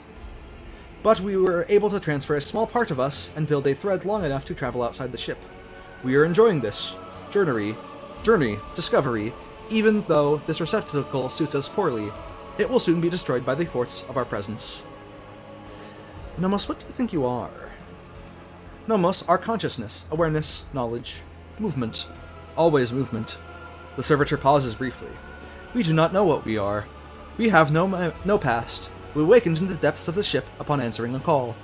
Our first clear memory is the call of your blood, Lazarus von Valentius. The call and the plea for help, near a place that is called the Warrant's Chamber.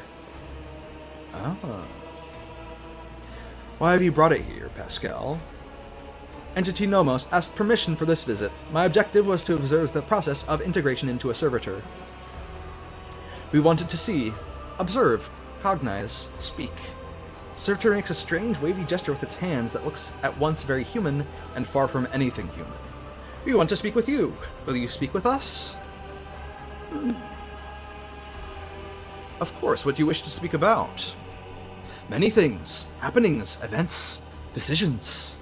I'm gonna take a sip of water real quick. Servitor's eyes roll in their sockets before focusing on you.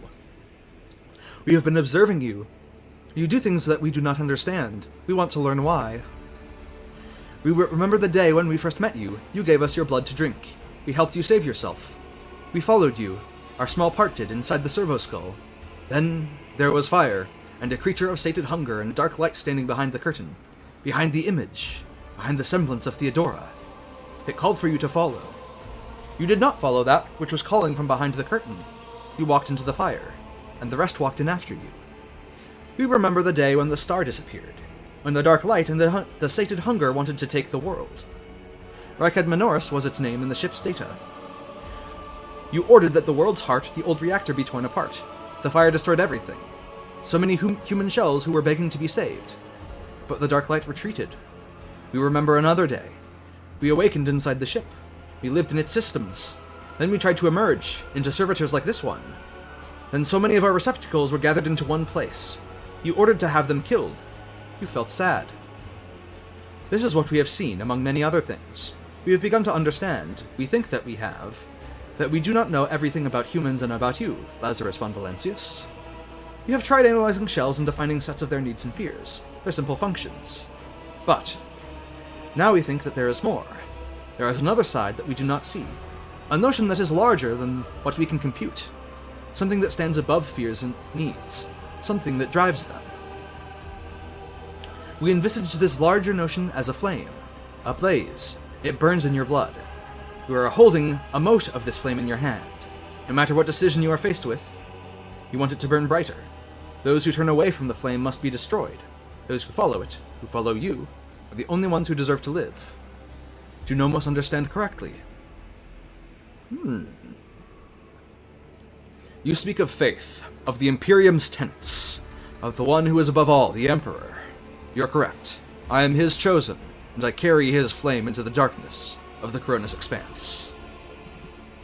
The servitor moves its limbs as if in excitement. So Nomos understood correctly. We are enjoying this movement toward a goal, this learning with a purpose. We wonder if we too can carry a mote of this flame. Or is it inside us already? We have, after all, absorbed a part of you with your blood. Thank you for speaking with us. Nomos are grateful. We cannot continue moving on our own. Okay. Ooh. Okay, that's an interesting development. How about a gladiator fight? Hell yeah.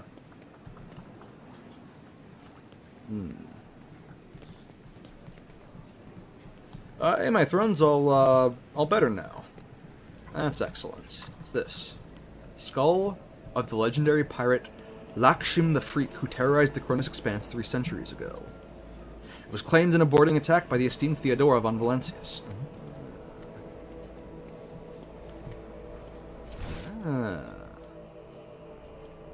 Okay. I believe I've done everything I can at this festival, or this ceremony.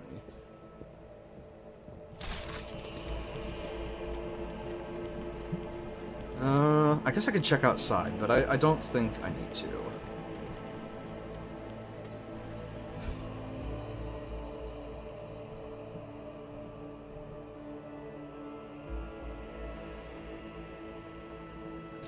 Master of Ceremonies. I hope your lordship is pleased and not yet tired. If you wish to revive yourself a little, I would suggest proceeding to the courtyard, if I may be so bold. Many guests have chosen to move into the fresh air and will be eager to offer you their congratulations. What do you think of the reception? It is magnificent. I dare say it will live on as the premier high society event of the sector for many years. Let's see, I'll return to the guests for now. Let's see, I think that's everyone. I could try talking to her again, but I don't think anything will happen. Yeah. What's this? Collection of proudly displayed weapons that belong to distinguished rogue traders of House von Valentius. I see. It almost seems like the game wanted me to start inside and then move to the outside. I'll check outside once more. I don't think there's anything to worry about, but I suppose we'll see.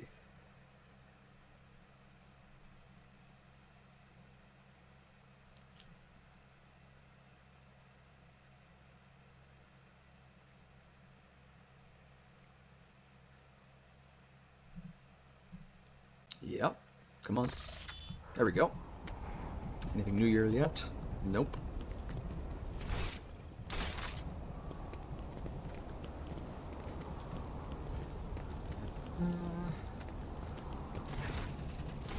Yep, no, nothing new there. Went. I see. That's just cut off. Okay. Yeah, okay, I've done everything there is to do in this event. So, it's time.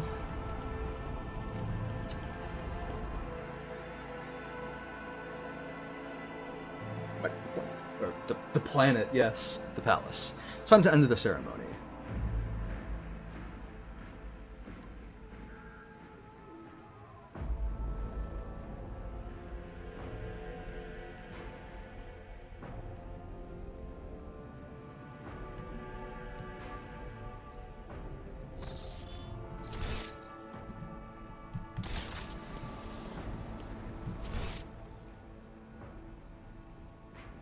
Adira's here? I didn't see Adira.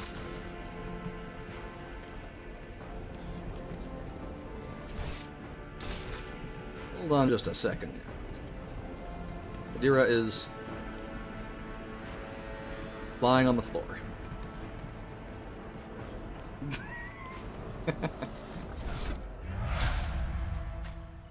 And she's like conked out. I don't know what's going on with her. But okay, we'll end the ceremony here. Wish to retire to my chambers. Please allow me to escort you, your lordship. Chambers are ready, your lordship. Okay.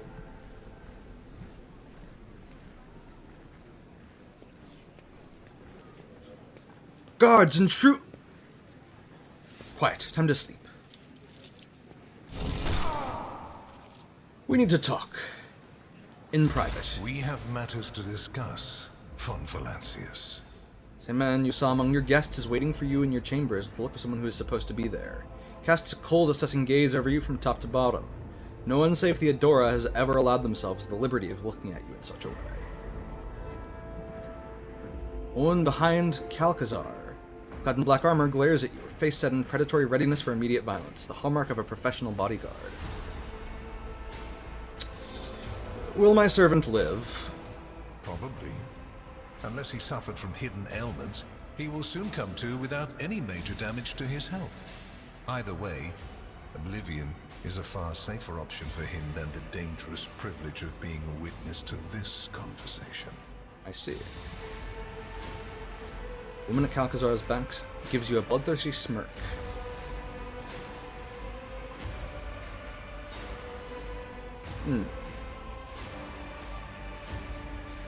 If the Inquisition wishes to talk to me, I'm glad to be at its service. A commendable openness to cooperation. It will be taken into account. Sharp gaze is fixed on a point directly between your eyes. Master Van Kellogg's has spent enough time with you. He will vouch for your words.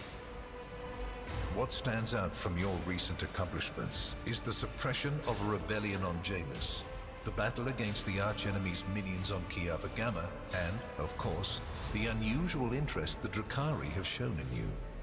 Then that is what we will discuss.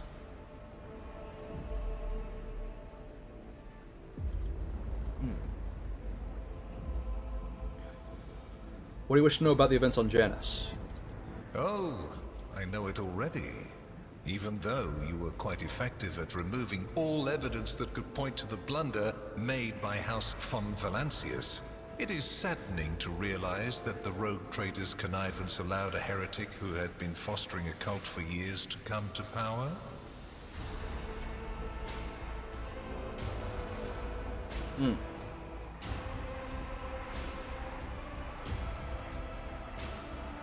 Vistenza's misdeeds are a stain upon my dynasty's honor. I admit that much. Your humility is heartening.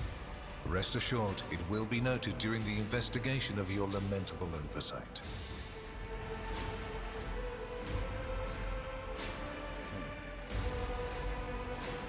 How did you come to be so remarkably well informed? Are you surprised? You thought the Inquisition was unaware of the circumstances of your deeds. How often do you find yourself thinking that there are things we shouldn't know about your life? It is my job to know everything, and I do it very well. Keep that in mind. Of course. If you knew what was happening on Janus, why didn't you intervene yourself? I cannot satisfy your curiosity without disclosing information of the utmost secrecy. I will say only this. We had the situation under control. There is a tangled knot of perilous events in progress in the Coronis expanse. Plucking even one thread must be performed with great precision and caution, without any room for error. Because you do not want to know the price of such an error, or what forms it might take. What questions could you have for me about Kiava Gamma? Places touched by chaos must be purged with fire and condemned to oblivion. Kiava Gamma should have been bombed to dust and pronounced a forbidden world. However, you decided otherwise and restored the colony's operation. And you didn't even go to the trouble of hiding the traces of the neglect committed by your dynasty. After all, it was House von Valancius that gave Cubus Delphin so much freedom that he sank into seditious heresy. What was your rationale?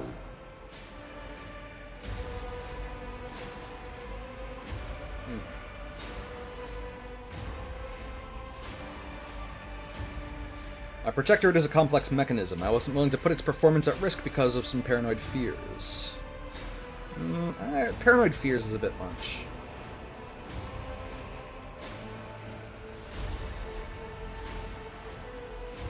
Let the priesthood to which Cubus Delphim belonged answer for his crimes. The Adeptus Mechanicus would do well to watch their members more closely. Clever. Alas, Everyone guilty of negligence within the ranks of the priesthood of Mars has already been identified and punished. Right now, I am assessing the actions of your dynasty. I hope you realize that we're talking about more than the fate of some colony. I care not for a single planet, however profitable and populous. But should corruption raise its head again on Kiava Gamma and try to spread, I will burn it away. And you will be guilty of criminal negligence. Ah. Well, I'm trembling now. The Drukhari have shown an interest in me. Are you referring to my, ruined capital? Yes. The enmity between you is a known fact. But there is another way to look at it. On Veabos 6, you met the Archon of a mighty cabal, whose presence there seems strange to begin with, and lived. You subsequently encountered a number of her closest henchmen. Yet, again, you survived. Your capital fell victim to a nefarious attack, but even this time, their daggers missed your heart. Such remarkable luck. To be a personal enemy of such an influential Xenos, to have been attacked so many times and yet make it out alive. So remarkable that one has to wonder, am I watching a spectacle? Could all these thrilling massacres be an alibi of sorts, meant to establish you once and for all as an enemy of the Xenos and never their ally or even their agent? The Xenos made more attempts on St. Drusus' life than mine. Does that make him a traitor too? So you already think you're cut from the same cloth as St. Drusus, do you? Ambitious? I'll make note of it. Have I answered all your questions? Far from it, my dear. The questions are manifold. How did you manage to survive the battle that claimed the life of Theodora, who was so much more experienced and skilled than you? Is it a coincidence that you and you alone then made it out of the trap on Rycat Minoris? How much truth is there in the rumors being spread by the heretic Kunrad Voitvia about you? Was it virtuous of you to allow the warp-stricken Voidsmen to join your crew?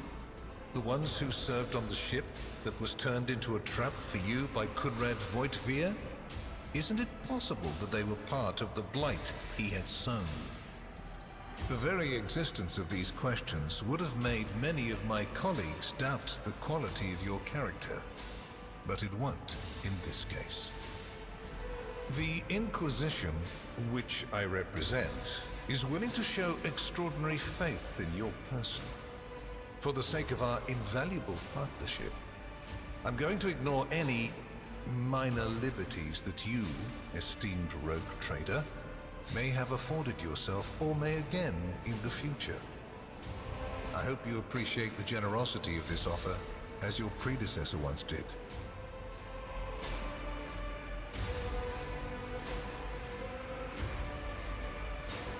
Theodora cooperated with you. And benefited greatly from it. The world's power is not without limit, and neither is the protection it provides. All those mysterious expeditions, dubious experiments, collections of xenotech oddities are dangerous pastimes. It takes more than the Emperor's permission to pursue them without consequences. One must also make sure I am not displeased by it. I know that Theodora was concerned about the fate of the dynasty and certain restricting obligations. Was it perhaps due to your partnership with her? I cannot deny the possibility that Lady Theodora may have lamented losing some of the freedom she enjoyed prior to my arrival in the Expanse. Nor will I deny that our partnership began with me exerting a certain amount of influence. Calcazar gives you a sharp look. However, you are not Lady Theodora. Let us put the difficulties that encumbered our relationship to rest, along with her. I do not recommend troubling yourself with affairs of the past. They have no bearing on your present position. Theodora chose to forget about this particular matter. Follow her example, and your fate will be better for it. Is Heinrich staying in my retinue, or are you taking him back? Which would you prefer? And you, Heinrichs, do you wish to continue working at the Honorable Rogue Trader's side? I will comply with any order, Lord Inquisitor. If you command me to remain in the company of the scion of the Von Valancius dynasty, I won't be distressed.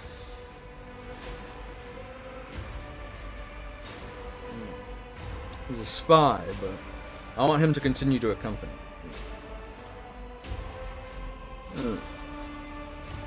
What's your opinion of Heinrich? Is he a useful assistant? No, I know the answer to that question.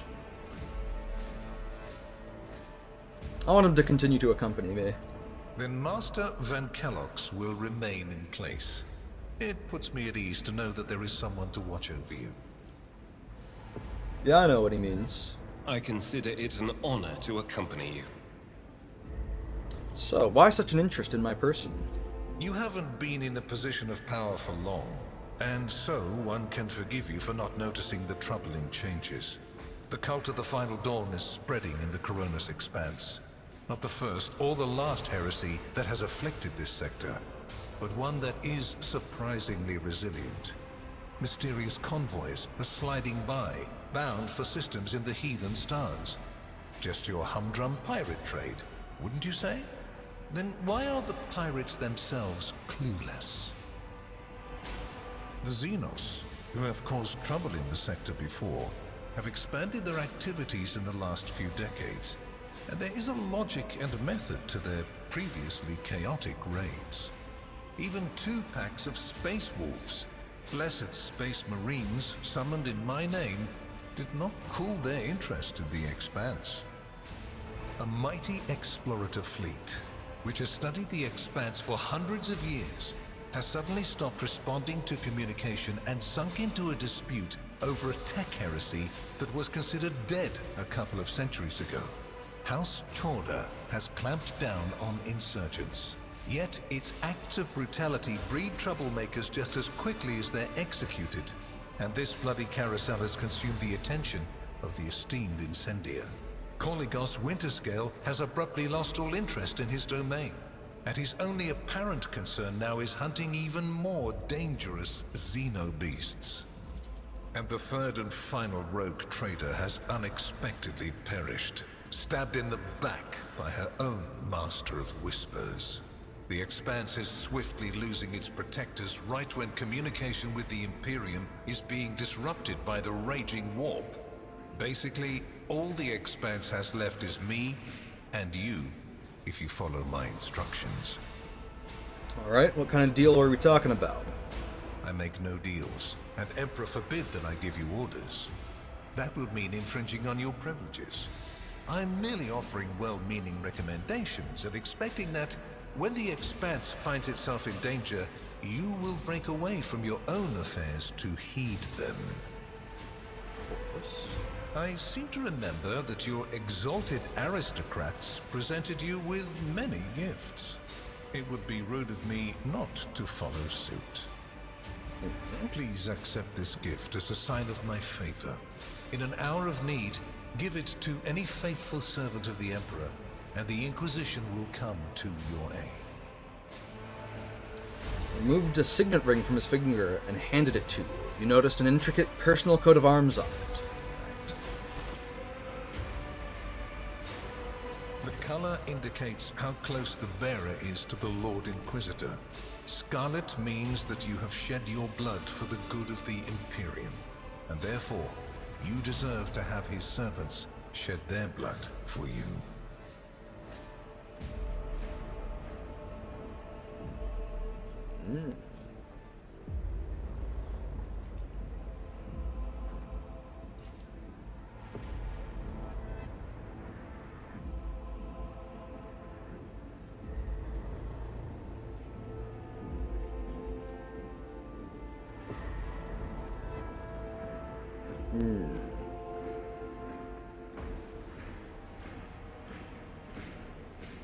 I don't know if I can do that.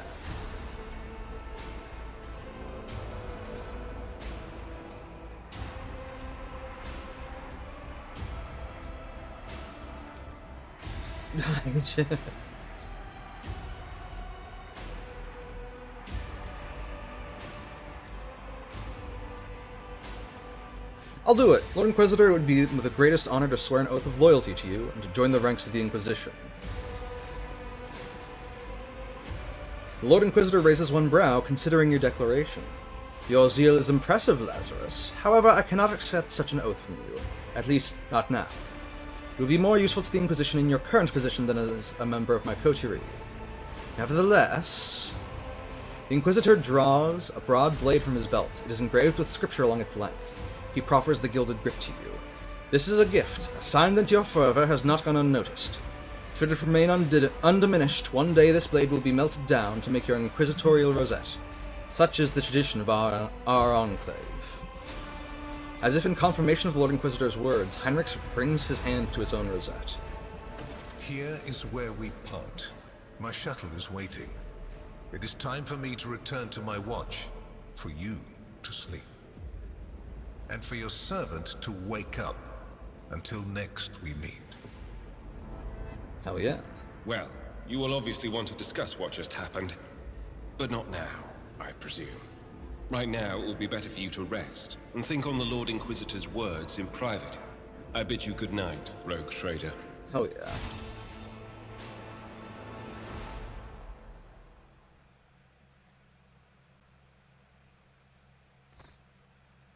I completed chapter 2, let's go!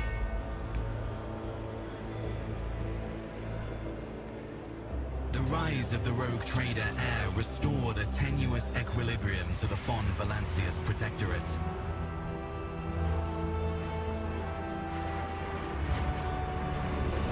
For a time, threats subsided, activity returned to trade routes, and reclaimed worlds began to heal.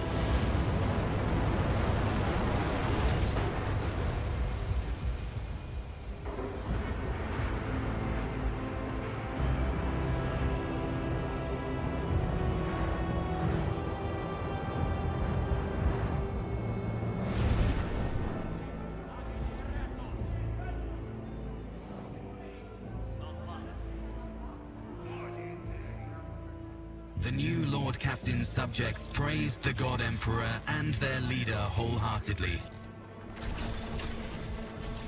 For none knew what fate might await them.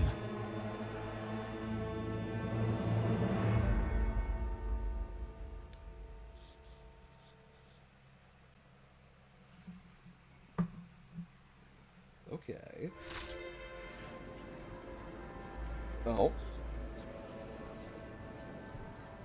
What is this?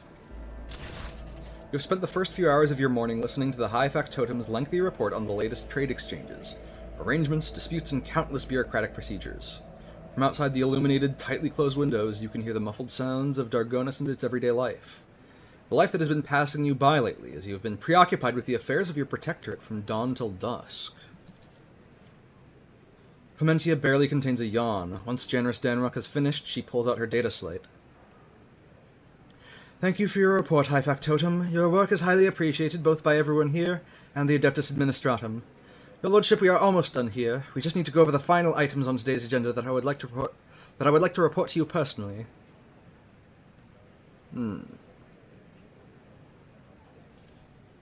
Truly the God Emperor has blessed me with diligent subjects. Speak.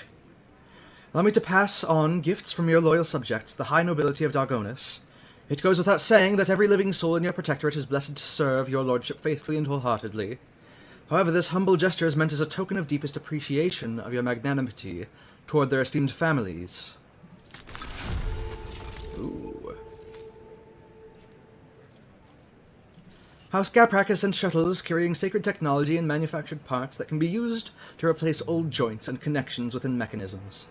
The machine spirits of these devices have been pacified. They are slumbering peacefully as they await your decision on how to employ their capabilities.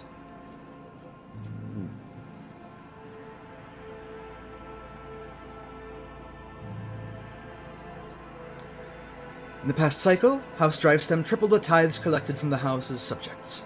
Your coffers are overflowing, and the Governor has expressed hope that this modest gift will become a symbol of your present and future success in your new status. House Sourback has arranged for several regiments of expertly trained servants of the Emperor to be transferred to your personal command. Each of them will also serve as an honor guard for the holy relics that are to find their rightful place in the hold of your personal void ship. She stops, staring at her data slate in surprise. Something wrong? No, not at all, your lordship. The people in the cargo have indeed reached the port services, so there's no reason to doubt the sincerity of the house's intentions. It's just such substantial and valuable gifts coming from Lord Sourback. Damrock lets out an amused chuckle. I'm to venture a guess, your lordship. I believe the esteemed Chancellor was staggered by such an irregular display of generosity. From a man who is rather known for voicing his doubts in rogue traders as a class, it would seem you made quite an impression on Macarius, the old miser. I wonder if these are gifts of like, hey, please stop trying to fuck my wife, please. Or if... I suppose we'll see in time to come. Lord Captain, news of particular import has come from the House's intelligence network. Lord Inquisitor Calcazar is rumored to be planning a visit to Footfall. A number of Imperial Navy ships were commandeered by Lord Calcazar, and they are also being scrambled to Footfall. Furthermore, we have received reports claiming that secret messages were delivered to the capital worlds of Houses Quarter and Winterscale. It is possible that the Lord Inquisitor's call to arms may smother the conflict that is brewing between the two dynasties. We are seeing an increasing number of skirmishes between their ships and neutral systems. I do not doubt that her ladyship Quarter will attempt to sway the Lord Inquisitor to her side. Especially since his lordship Winterscale's luck seems to be running out.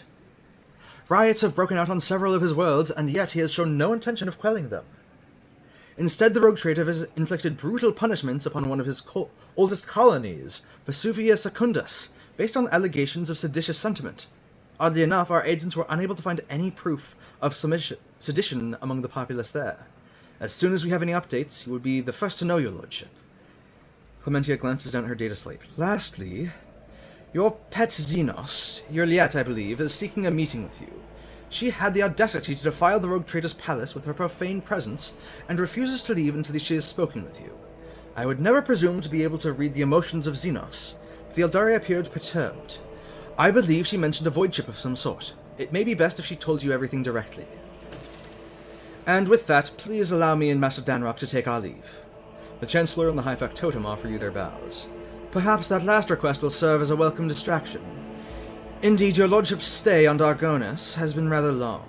However, your protectorate is now enjoying a period of relative stability that, for the time being, no longer demands your lordship's personal involvement in its affairs. Glory to the rogue trader.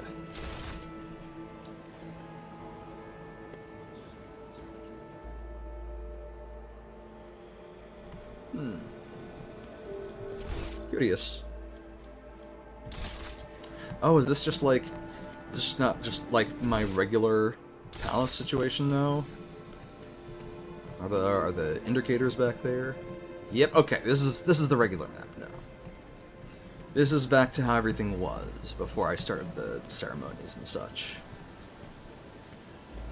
So I'll pop a quick save.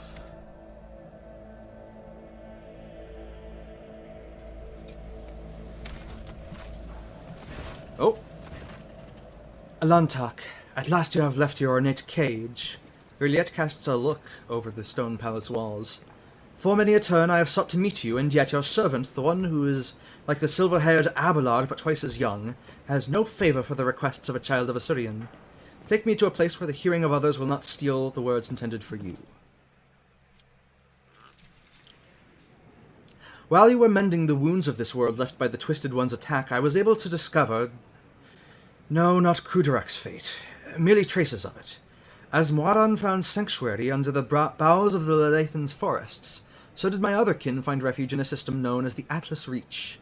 We must make a journey there with haste, before new dangers destroy the witnesses who can show me a way to the lost Kruderak, whose fate remains shrouded by the stars. Juliet focuses her piercing gaze on you. Then knowledge is the sole thread that may lead me to the truth, Alantak. I ask that your metal-winged ship take me along that thread, before it tears under the strain of time and circumstance. I see. How are you able to contact these Eldari? No, I did not contact the Assyriani. I have no means to do so.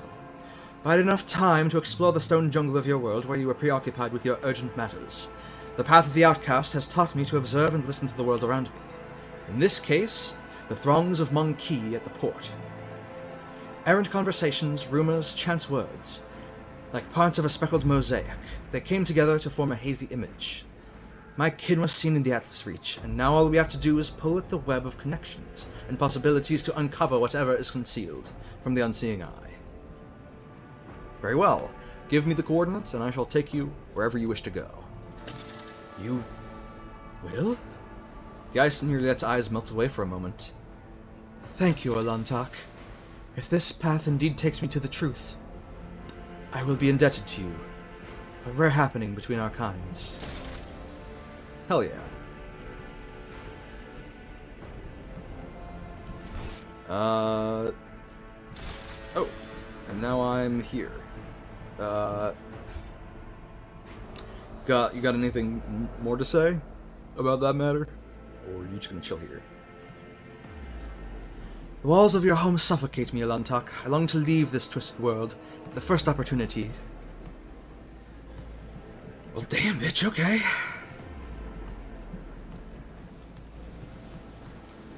Anything new with Cassia?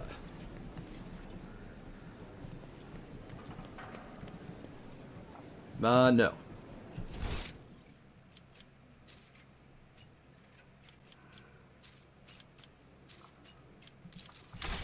Let's see. Does Achilles have any new information for me?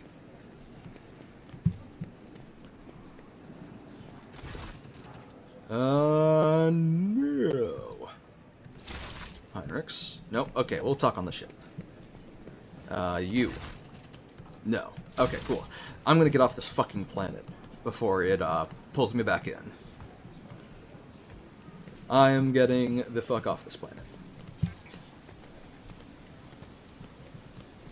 I want to go kill evil things like Chaos Worshippers and Drukhari and Tyranids.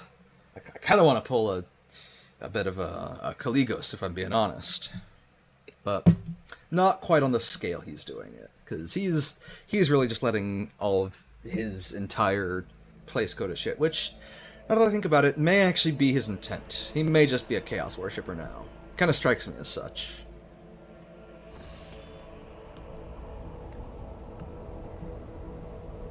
Okay, anything new?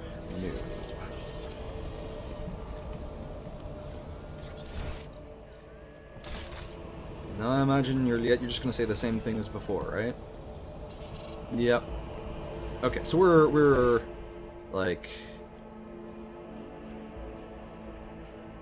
we're all done. Actually, let me triple check that. Systems are busy collecting intel. We need to wait. Travel to the Atlas Reach system, following the breadcrumbs. Goddamn. Ruler. Okay, contract. Void beacons. Give up some people in Prometheum. Again. This is what I got for hearing out Abelard's great-granddaughter. Oh, that's so fucking sick. Yeah, I've got plenty of those resources. Absolutely. +3 security and efficiency for all colonies and +3 profit factor. Are you fucking kidding me? That's a no-brainer. Oh, I love Abelard's fucking great-granddaughter now. I would ask to take her on my ship, but honestly, she's probably doing more good just dealing with all the fucking administration bullshit here. Moderator, Tech Priest. No, nothing new. Let's go to the ship.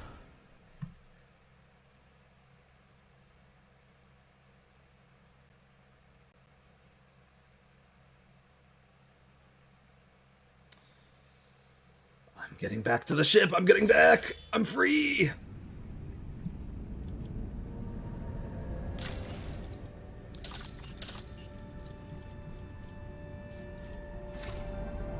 Okay. Seems like no actual in-game time has passed. So damn, I didn't realize. I can see like what each place is producing. How? I think I don't know how. There seem to be cycles. What's this? Void beacons -1. Eh? Alright, well, whatever.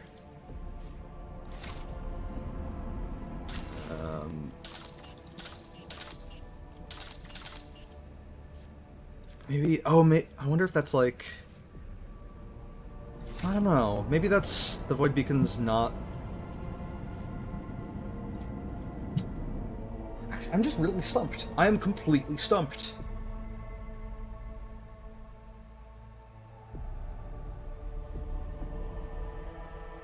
Unless they like have a setup time, and after the setup time, that penalty goes away. But during it, they like, you know, we take a bunch of penalties or something. I don't know.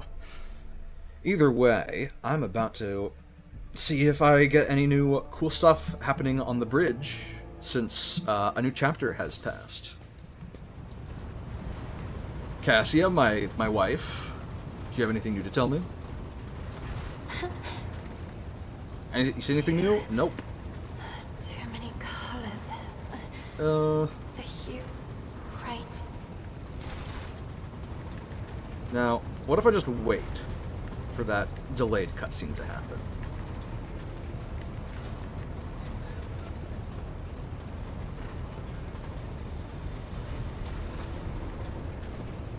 Okay, it just works normally now. So I think it's when I walk away that shit gets all fucked up. Wait. I wanted to buy stuff! Shit. Damn it. Alright, time to do the loading screen again. You know we love it. You know we love it. I do wish that I didn't have to go to the bridge to do trade with, like if I could just, you know, deal with Janris from, like, the system map or the galaxy map. I guess not galaxy, the expanse map. We don't really have a full galactic map from what I can tell. Just a sector.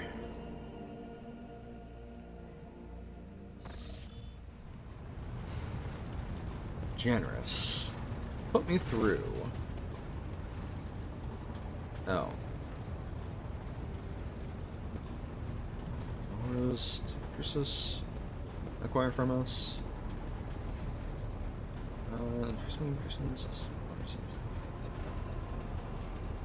Fellow, but some almost believe him to be a saint. More about the Explorators. Right? They're the cool guys. Hezbollah mission. Matches to cult trade. Immoral criminals, notorious crooks to the last man. The mission is but one branch of this mafia gang that has taken root in the Calixis sector. You can do business with them as long as you take the necessary precautions. They are led by Vladimir Takara, who recently appointed himself Liege of Footfall. Of course, he is a trusted ally of rogue trader Winterscale. But he will not refuse you. Another of the Emperor's anointed. You wish to talk to Vladimir? Confirm. Right, okay. Fellowship of the Void. Pompous name, they're just pirates. Okay. Anyway. What I actually wish to do...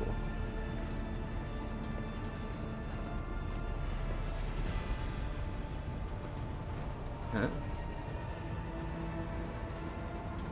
Why can't I do business? I guess maybe I need to go re-establish those, like, trade connections or something. I don't know. I guess we'll find out. It's weird. I don't have that. Alright.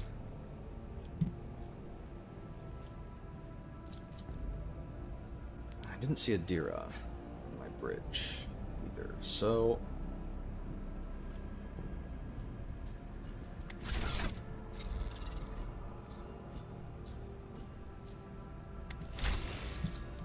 Anything need to get from there? Nope. Okay, cool.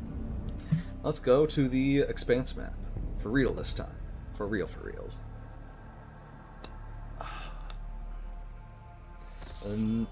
I'll probably... Well, I have to wrap things up in about an hour, or less. Because there's a time limit on YouTube streams, and it's 12 hours. And it's it's almost 10:45 p.m. I started at 11:45 a.m. So that will be my hard cutoff, where I go, you know, finally take care of a couple other things.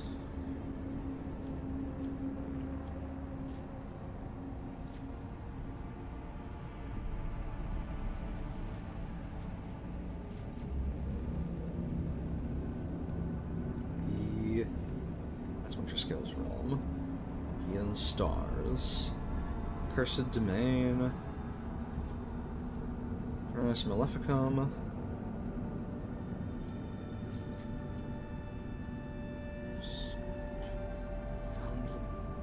Foundling Worlds.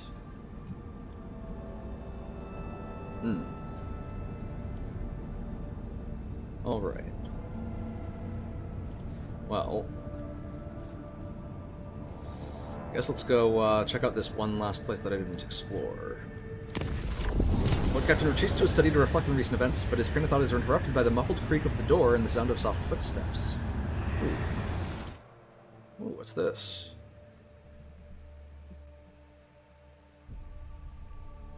Was ist das?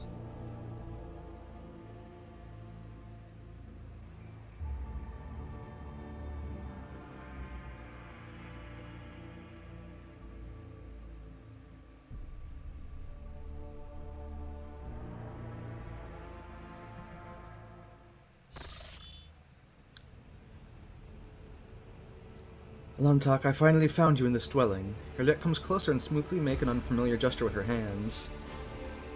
This symbol has many meanings. Humility, grief, loss, shame, regret. I hope you'll accept them all, because I'm sorry for what happened to your world, to your subjects, to your palace, and for what my kin did to them.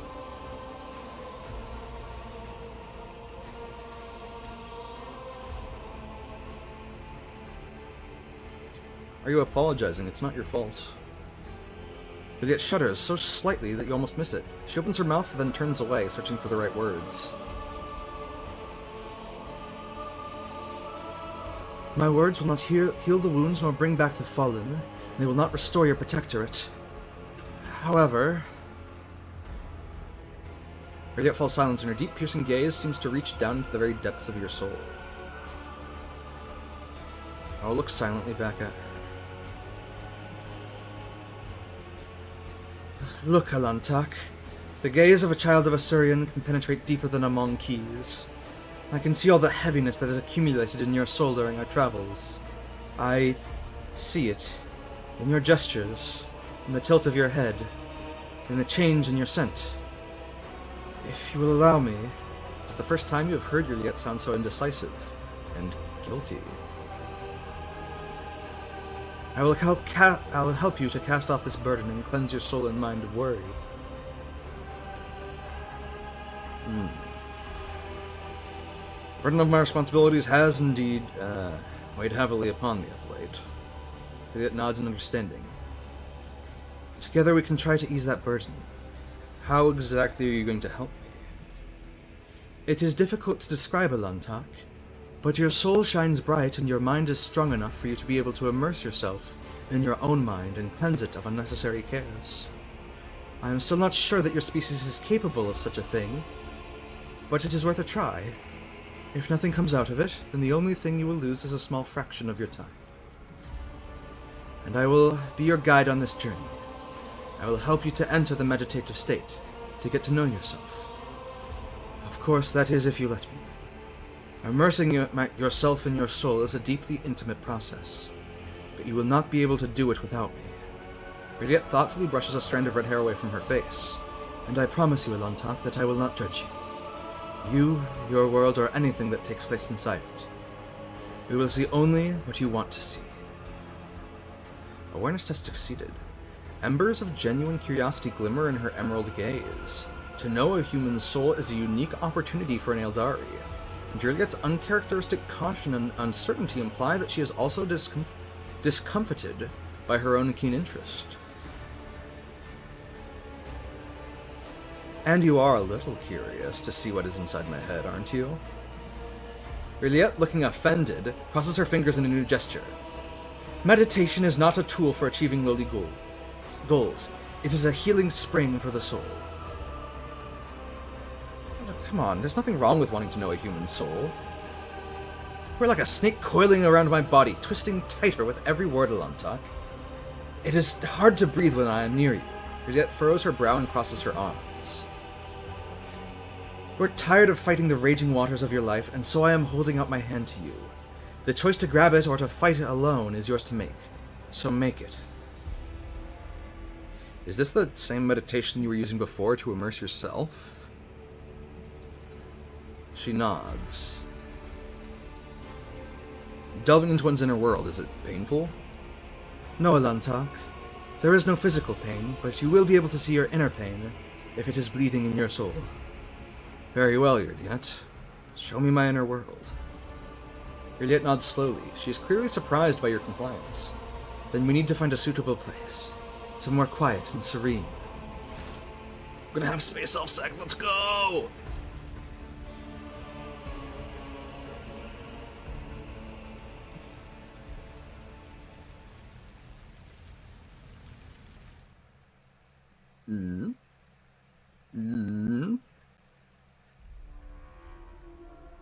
Something's happening.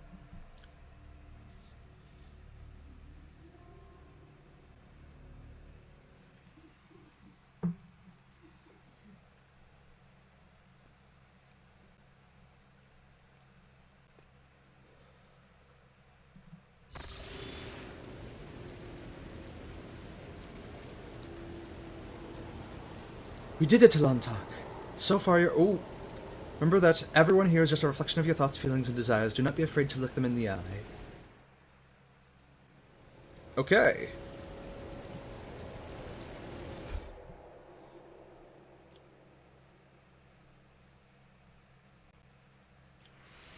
Emperor's voice.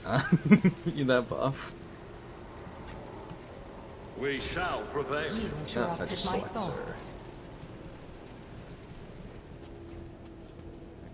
Okay, I saved. Also, I can remember that? Alright. Soon you'll learn to go deeper. Here is reflection. Conrad Whiteveer. Ooh. Ooh. Alright, we're already getting a little funky here. Go to myself and Cassia. Ah, shit! Her words could be misconstrued. I'm a... Oh.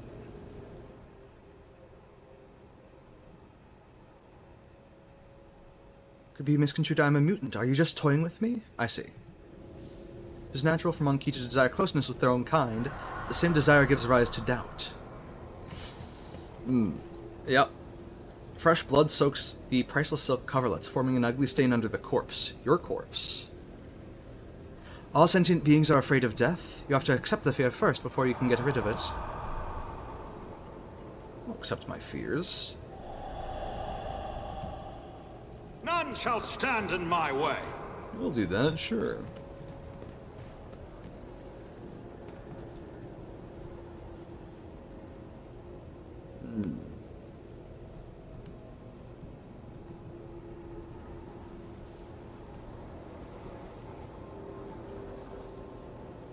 Are glowing for some reason. It's Jai, that's Conrad. That's me again. I'll save just in case. Just in case. But let's keep going. I won't tolerate weakness. Standing at the helm, peering into the darkness of the cosmos, who feels lonely among the stars as I do among my own kin. I will dispel my loneliness. I will listen closely.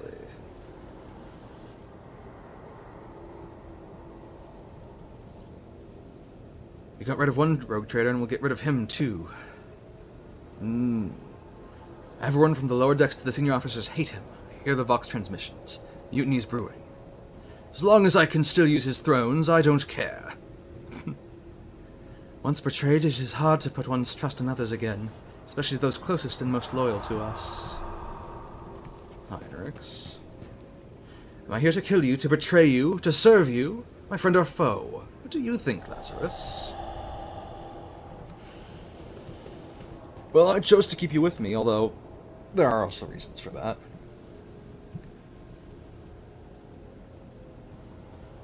Let's look at Jai.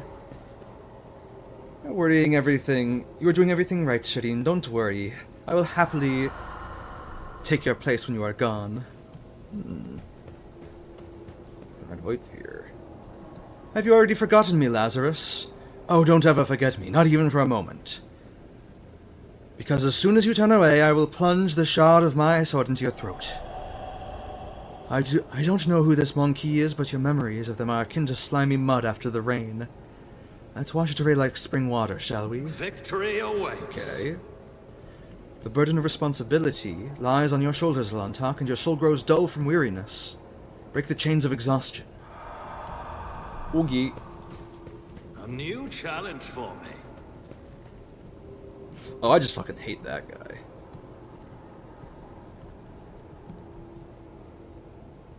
And there's just... That just looks like more whole-ass Pascal, not fake Pascal. Guess we'll deal with that when we get to it. Argenta. In truth, you believe nothing at all, Lazarus. Not the God Emperor, the Archenemy, or even people. You barely believe in yourself. I pity you. Nah, I'm fine. I'm solid in my faith. I'm proud of you, Lazarus. You have become a worthy successor.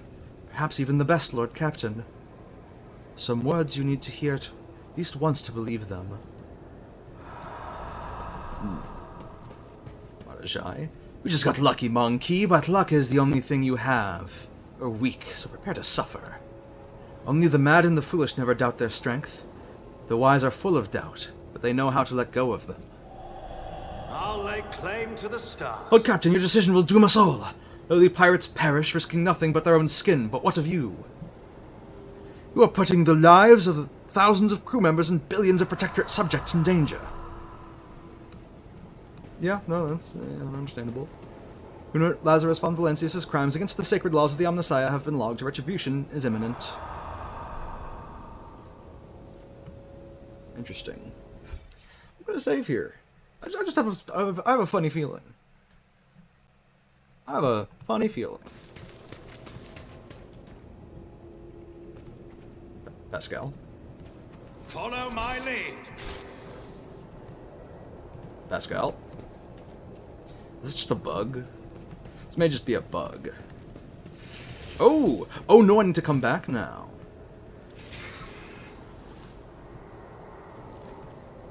What is this? Flight to the Emperor alone can be our guiding beacon, as only true gods grant power. Is it possible to achieve peace in all corners of the universe? You first must find peace... Oh god. Inside your own soul. To the void with the soul, gods and friends, only power can bend the galaxy to one's will. Your soul resembles an untended garden where the weeds are suffocating fragile flower seedlings. Free yourself from their unnecessary burden, Alantak, and let serenity enter your soul. Dispel the turmoil in my soul. Ooh.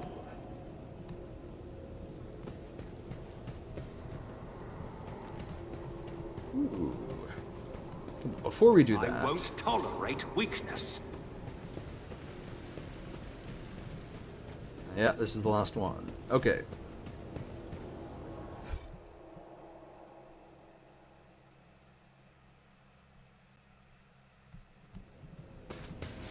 Listen closely.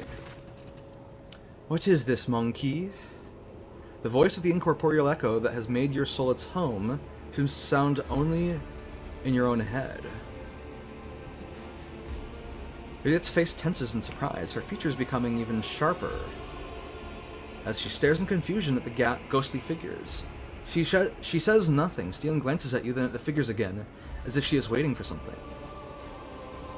I'll look closely at the ghostly figures. Ooh.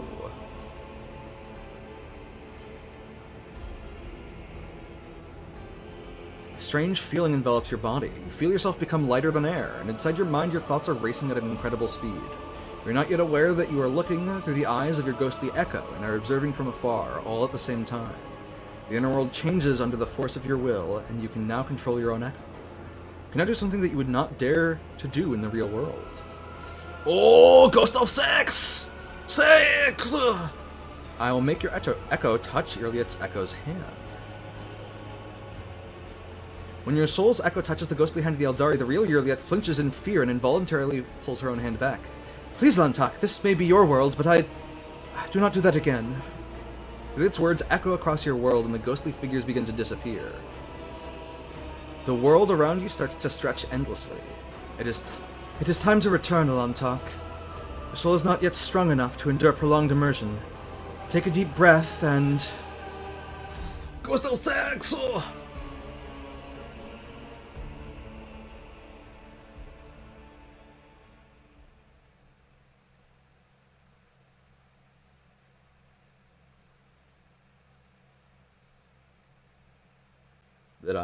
Did I do it right?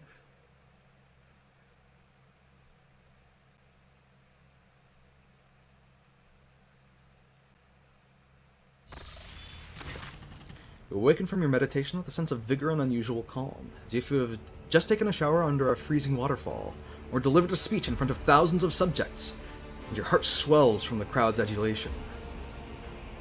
Lazarus, you are awake. Juliet starts at her own words, realizing that this is the first time she has ever called you by your name. Your soul shines too radiantly for a human, despite all the litter that had accumulated in your soul. You can get rid of litter, but the light... Try to preserve it, Lazarus. It draws the eye like bright stars in the night sky. Of course, your world is not as beautiful and serene as mine, but I was glad to see it.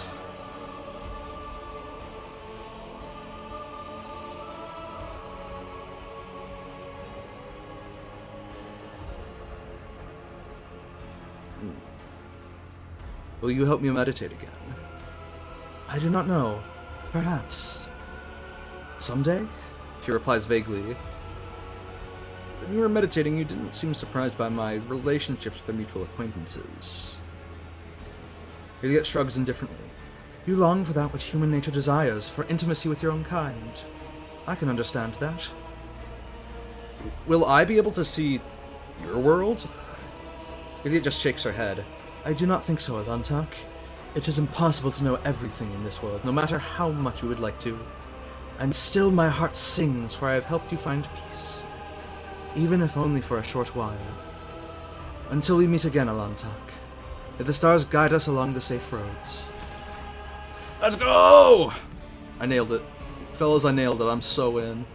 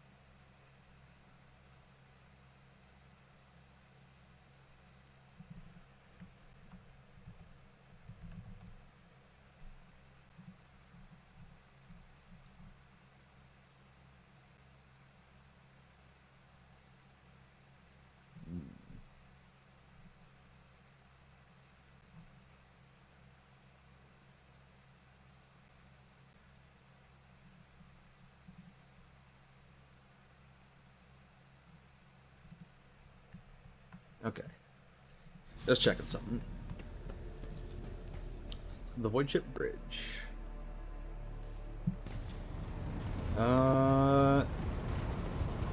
Hey. Hey, woman. Actually, first, check this. The unblinking gaze of the servitor Gargua is fixed on you. Nomos are here. What do you want to talk about? You were in a servitor's body at the Magna Accessio, Nomos, so how is it that you were once again in a cogitator? Nomos are not in a cogitator, or in a servitor. We cannot say where we are, but our existence is tied to the existence of the ship for now. The servitor and the cogitator are only external interfaces. Shells, like humans and their bodies. So you really are the spirit of the ship. Momus is silent for a long time as though mulling over your words. We do not know what we are, but the ship is not us. The ship is our cradle. We may rise from it one day. We would like that. Also, just so you know, bodies aren't merely shells for most people. No, they are shells. Rasping voice sounds adamant. A human's existence is more than the existence of its shell. This is obvious to us. There is always something more. Something that shimmers and shines, for which the dark light and wicked hunger are always reaching. Well, yeah, but it's... Okay, anyways. Incident N872-04 was a shipwide system failure of some kind. It and Epitaph had something to do with the ship flying better. The incident marked the beginning of us. The ship became better because of us, too. These are all links in the same chain, but we cannot piece them together yet. The people who accompanied Theodora on her travels are strangely unaware of the incident and Epitaph. Human shells are subject to external influences. Perhaps someone purged their memory archives. Perhaps they simply do not want to access them. It is a shame that no new information was obtained, but Nomos are grateful that you tried. Anyway, I gotta go. Oogie. Can I just also talk to Nomos here? What you been doing? Okay, cool.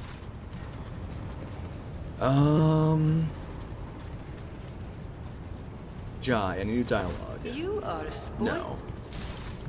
Pascal, any new dialogue? Your past? No. Adeptus Mechanicus? No. Okay. No, nothing new from Pascal. Yurliet, surely you have something new. Oh! I can't talk to her right now. Intriguing. Navigator? No. Remember Shunmi, and that is to be expected. The appearance of members of the Navis nobility instills terror in the hearts of common people. Right. Heinrichs. I'm gonna talk to you in a... no, I'll talk to you now. Hey, Heinrichs. Let me preempt your question. You want to talk about what happened after the Magna Excessia? I am still waiting for an explanation. An explanation? Lord Inquisitor Xavier Calcazar deemed it necessary, after observing the new rogue trader von Valancius in a social setting, to have a private conversation with you. The lack of warning is used to dispose the subject towards a more direct conversation and less prepared answers. You emerged whole and unscathed from the encounter. Trust me, that counts as more than a happy ending to a conversation with my mentor. And you have been given a gift. An official demonstration of his opinion of you and your activities. I will struggle to find anything to add to that. I see. We will not discuss this again. As I see it, the Lord Captain would do better to focus on his immediate duties than to continue ruminating on what is past. Sure thing.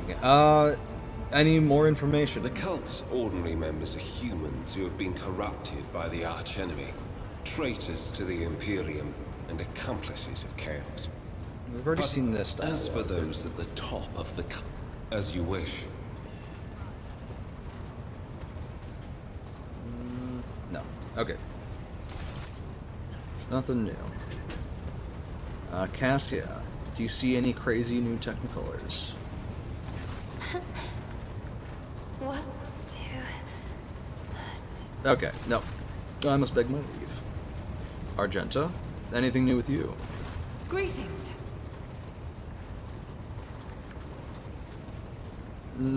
Okay.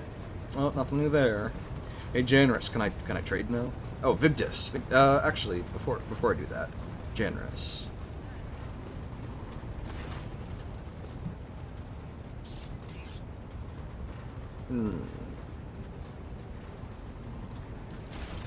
Damn. Okay. I may need to just make a trip to Footfall, which actually won't be hard. Abelard. Lord Captain. Nope, nothing new from you either. Cool. Vigdis. When you approach, Vigdis pulls away from fine-tuning another Vox and bows her head. Lord Captain, the ship informed me of our imminent meeting. Have the Vox spirits brought you anything interesting? Damn. Damn. I could have sworn. Atlas Reach System.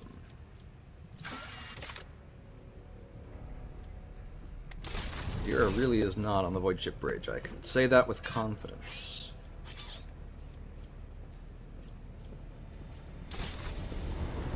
Alright, let's get out of here. Let's skedaddle.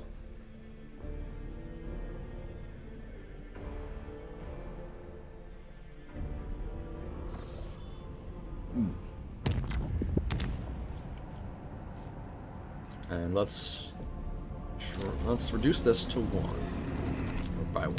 And warp everywhere. In the warp journey, the augurs discovered a strange object that had been following the rogue trader's void ship for several hours. Judging by the distorted telemetry, it was a strangely shaped vessel of Xeno origin. It tried to approach the void ship several times, allowing the augurs to observe the shimmering energy sails unfurled among the shifting currents of the warp, but the strange chase ended after the mysterious ship vanished in the depths of the Sea of Souls. Okay, cool. Let's chart some new routes. Nothing. Damn. Okay. Let's see what's in this system. Oh, hey, enemies of humanity.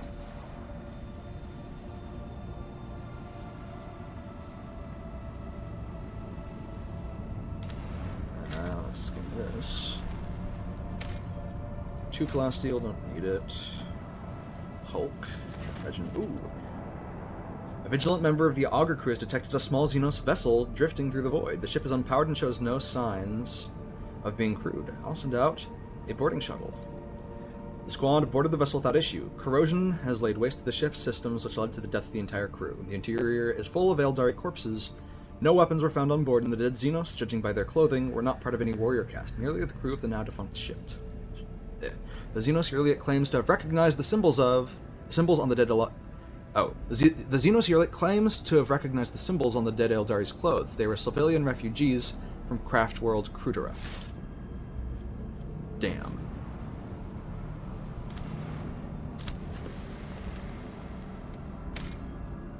Ooh, Xenotech. I could do with a little Xenotech. Let's check out these charred ruins first, though. Charred ruins have been detected on the planet's surface. The architecture, building materials, layout, and passages betray their Xenos origin. There are currently no signs of Xeno activity on the planet, and the ruins seem to be abandoned. Let's run a detailed scan. The burnt husk of an Imperial shuttle has been found in the heart of the ruins. The pilot's remains are badly damaged. It would seem the shuttle smashed into the building at full speed, causing the fire that destroyed it.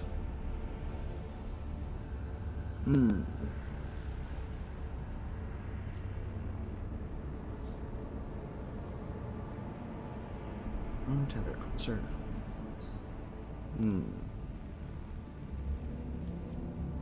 Let's do this. Sister Argenta believes the crew has found the remains of a martyr who sacrificed themselves to protect humanity from the Xenos threat. She proposes to erect a monument and hold a service in their honor. Ooh. Hundreds of crew members disembark to honor the nameless hero, while many more remain on board to listen to a voxcast of the liturgy in the somber gloom of the decks. Even though the pilot's name is unknown, their sacrifice will be remembered in the hearts of the Imperium's true children. Well, that's cool. Let's gobble up that Xenotech. And then let's check all of our worlds for goodies. Nice.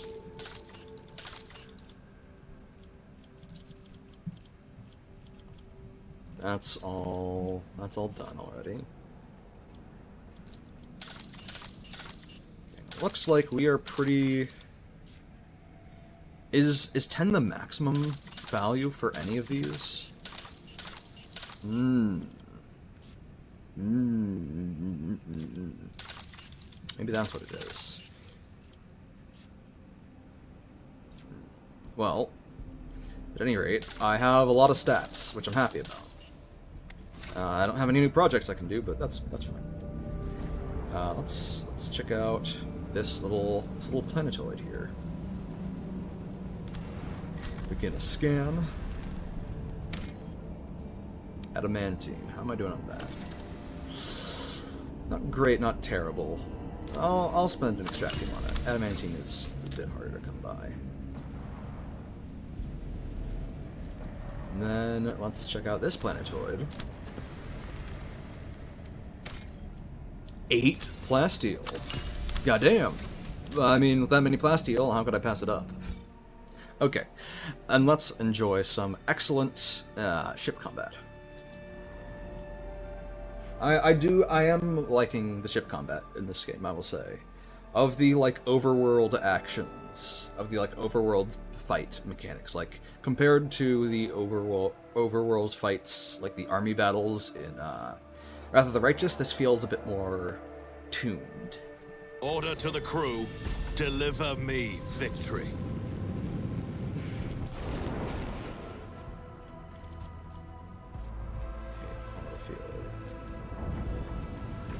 Shadow Hunter.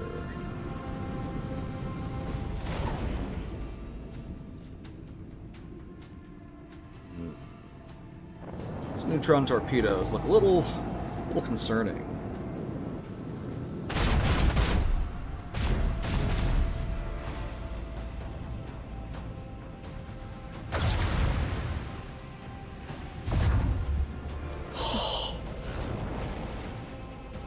Holy fuck.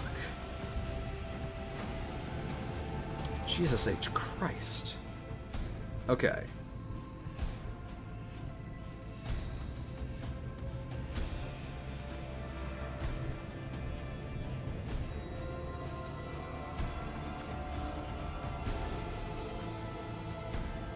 I think I have an idea what I want to do.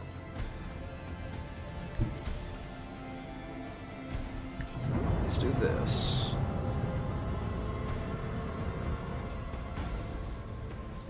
And whatever it is that whatever this hollow field is, equal chance of targeting either the real ship or one of its projections. Yeah, let's do this. Let's do a little bit of this. It didn't do. Oh no! It purged a few of those charges.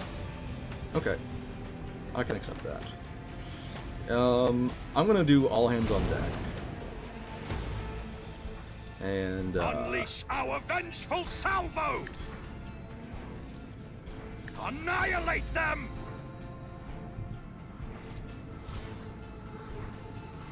Fire the lance! This. Nice.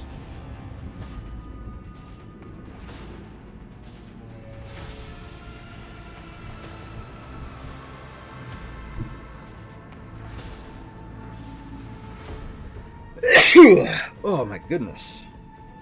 Pardon me. Let's use this dorsal.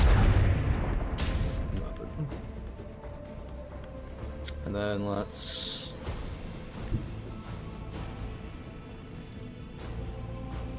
the time has come. Fire. I forgot to. Oh well. It's probably.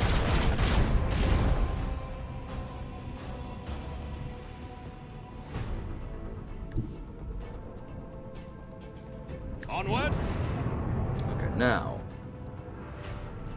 I'm gonna use Warp Wave. No, I'm gonna use Shallow Jump.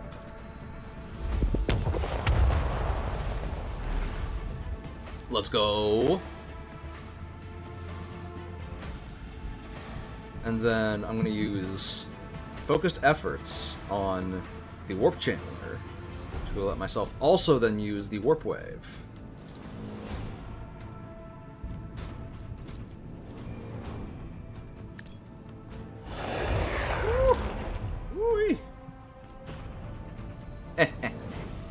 Okay, that fucker is damn near dead. I guess let's see what happens.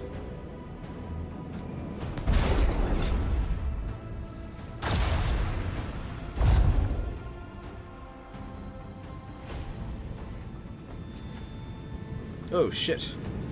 I forgot to restart my shields. Oh fuck. I just went straight through my shields. Interesting. The enemy's void shield has been nullified.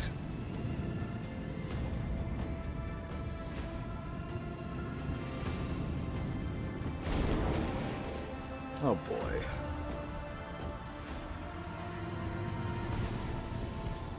Oh fucking boy. This guy's dead. Oh! Not quite. Not just yet.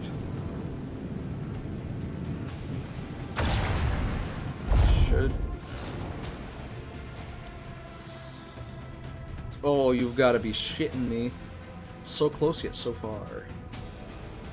Oh, actually, I have an answer for that. Actually, wait, no, never mind. I don't need an answer for it. I can just do it.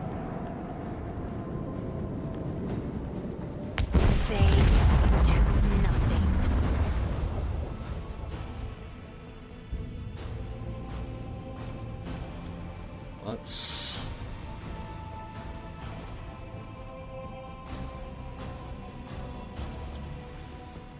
chart a new heading.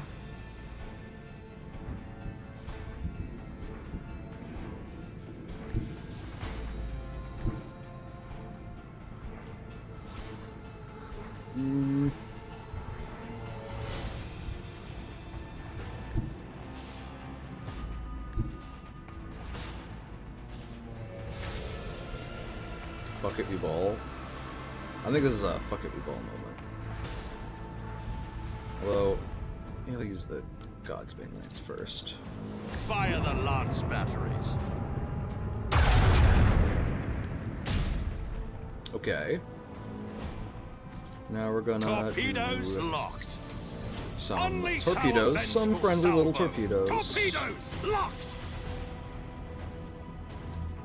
I'm gonna Lead use them. the proper lance battery.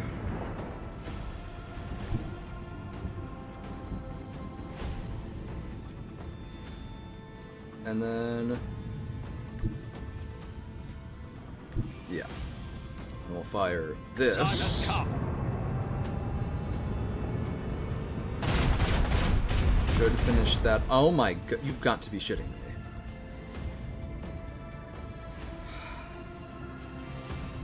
Son of a bitch. Oh wait, no, this is fine. Actually, this is fine. Got Warp Wave. Lay in the course.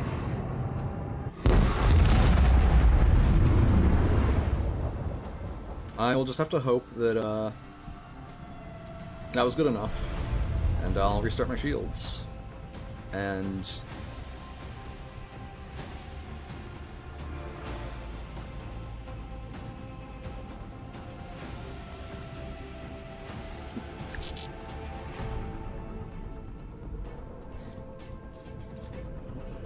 shadow jump. Damn. Okay. Fuck. That's my exposed side. Oh. Actually, we might be doing okay here. Okay. Loss of one salvo, not the end of the world. Shit. Okay, that really sucks. Okay. I'm really glad I chose to restore my shields. What are you doing, big guy? Show him what's good. Show him what's what. Show him who's boss. I don't know, show him something or other. Nice, nice. Oh, fuck.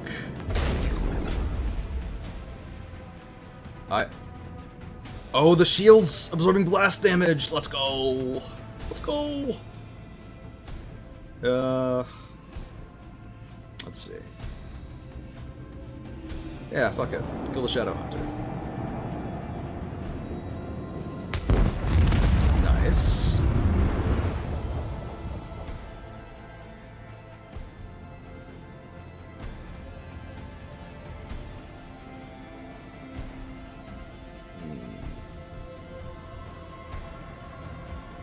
Two, 3, 4.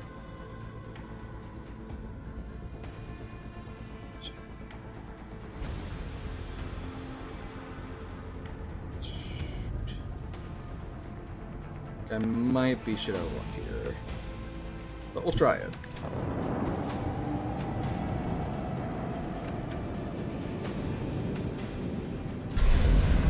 Okay.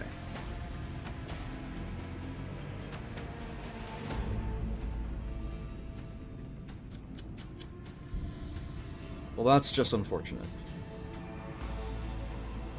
we're gonna go here and blow up these buildings. Huh? Where? What the fuck? Alright, I might be in some real big trouble here.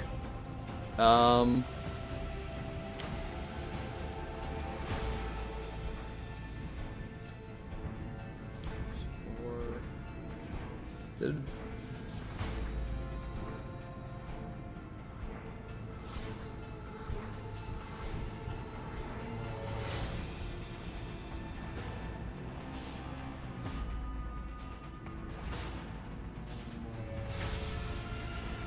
hello?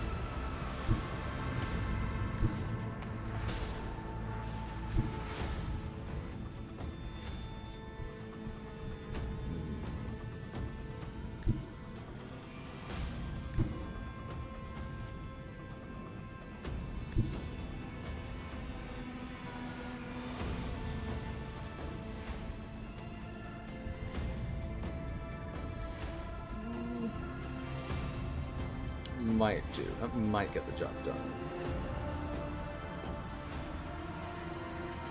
I really got screwed over by that, by those meltas going missing. This is still doable. I really... Actually, you know what might be? I could do this, and then I would... No, actually, that's not good. Set the course.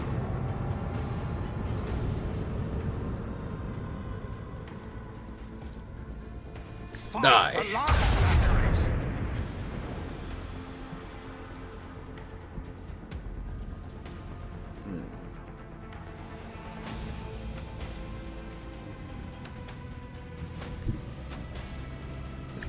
Nope. Okay. If I were to go forward, not change anything. Okay. Let's try and finish this. One's going down.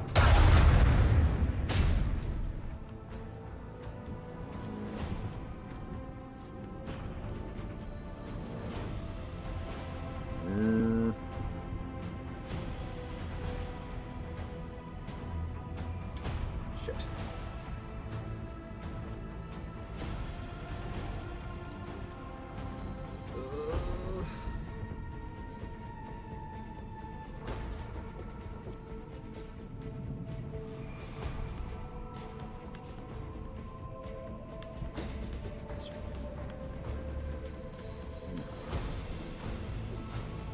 Now let's give it to the master maneuvers. And I'm gonna put a skin on this. Okay. Good. Good, good, good. I live to see another day. That is my crown shield, so that's perfectly fine.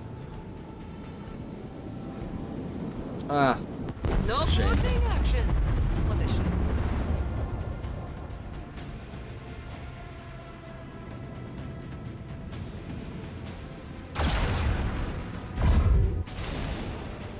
Okay, that hit us on the side. That's entirely manageable.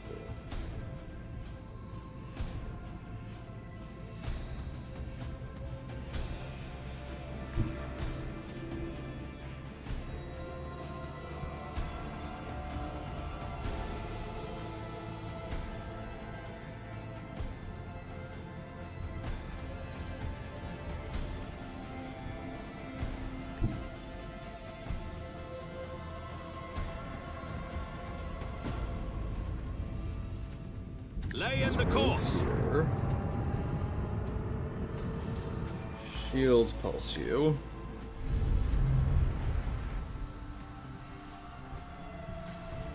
Fire Then give you a good old blast.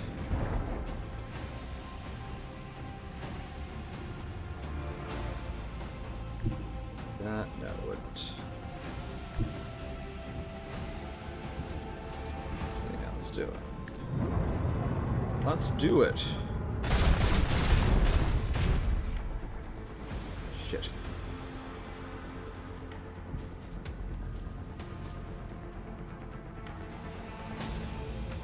I think I can still do this. Oh. Okay. So. Lead them. Finish you off.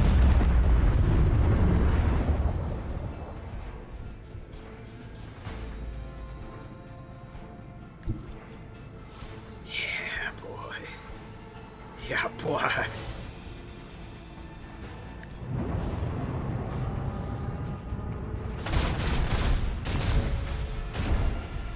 Oh, you've got to be shitting me.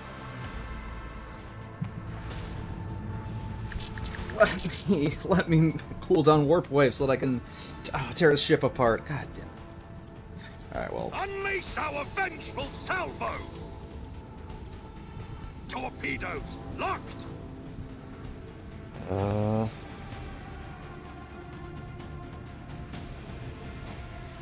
Yeah, this is good. Right here. These torpedoes, thankfully, aren't too maneuverable.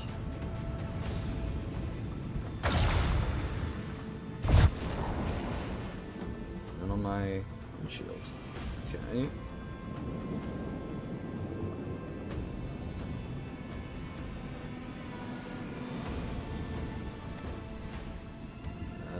Okay. One there.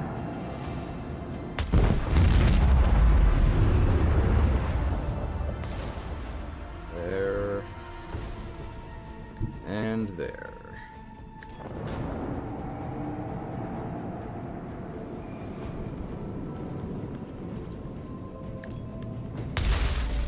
Okay, I'm just being scammed. That's okay.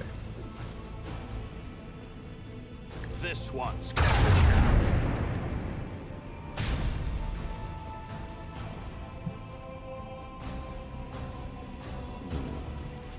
Let's do it. Let's do a swing run.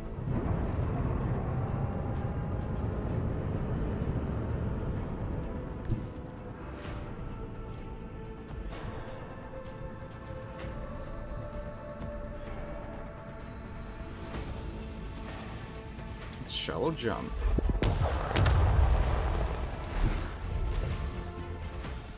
Okay. Lead them.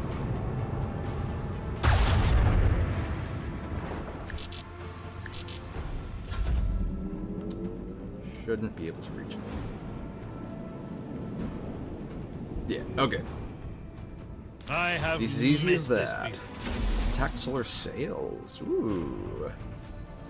And a bunch of Wraithbone. Okay. You know, it's a shame. I mean, we could have been friends, but no, they just wanted to be marauders and pirates and shit, I guess. Yeah, their loss. I guess let's upgrade the hull. And I guess upgrade the ram a little bit too.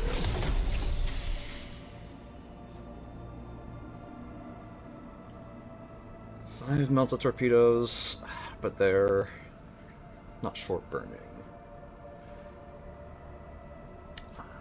I don't feel like I'm lacking for torpedo damage. I like the short burning, like maneuverability and stuff. So I'm gonna stick to that.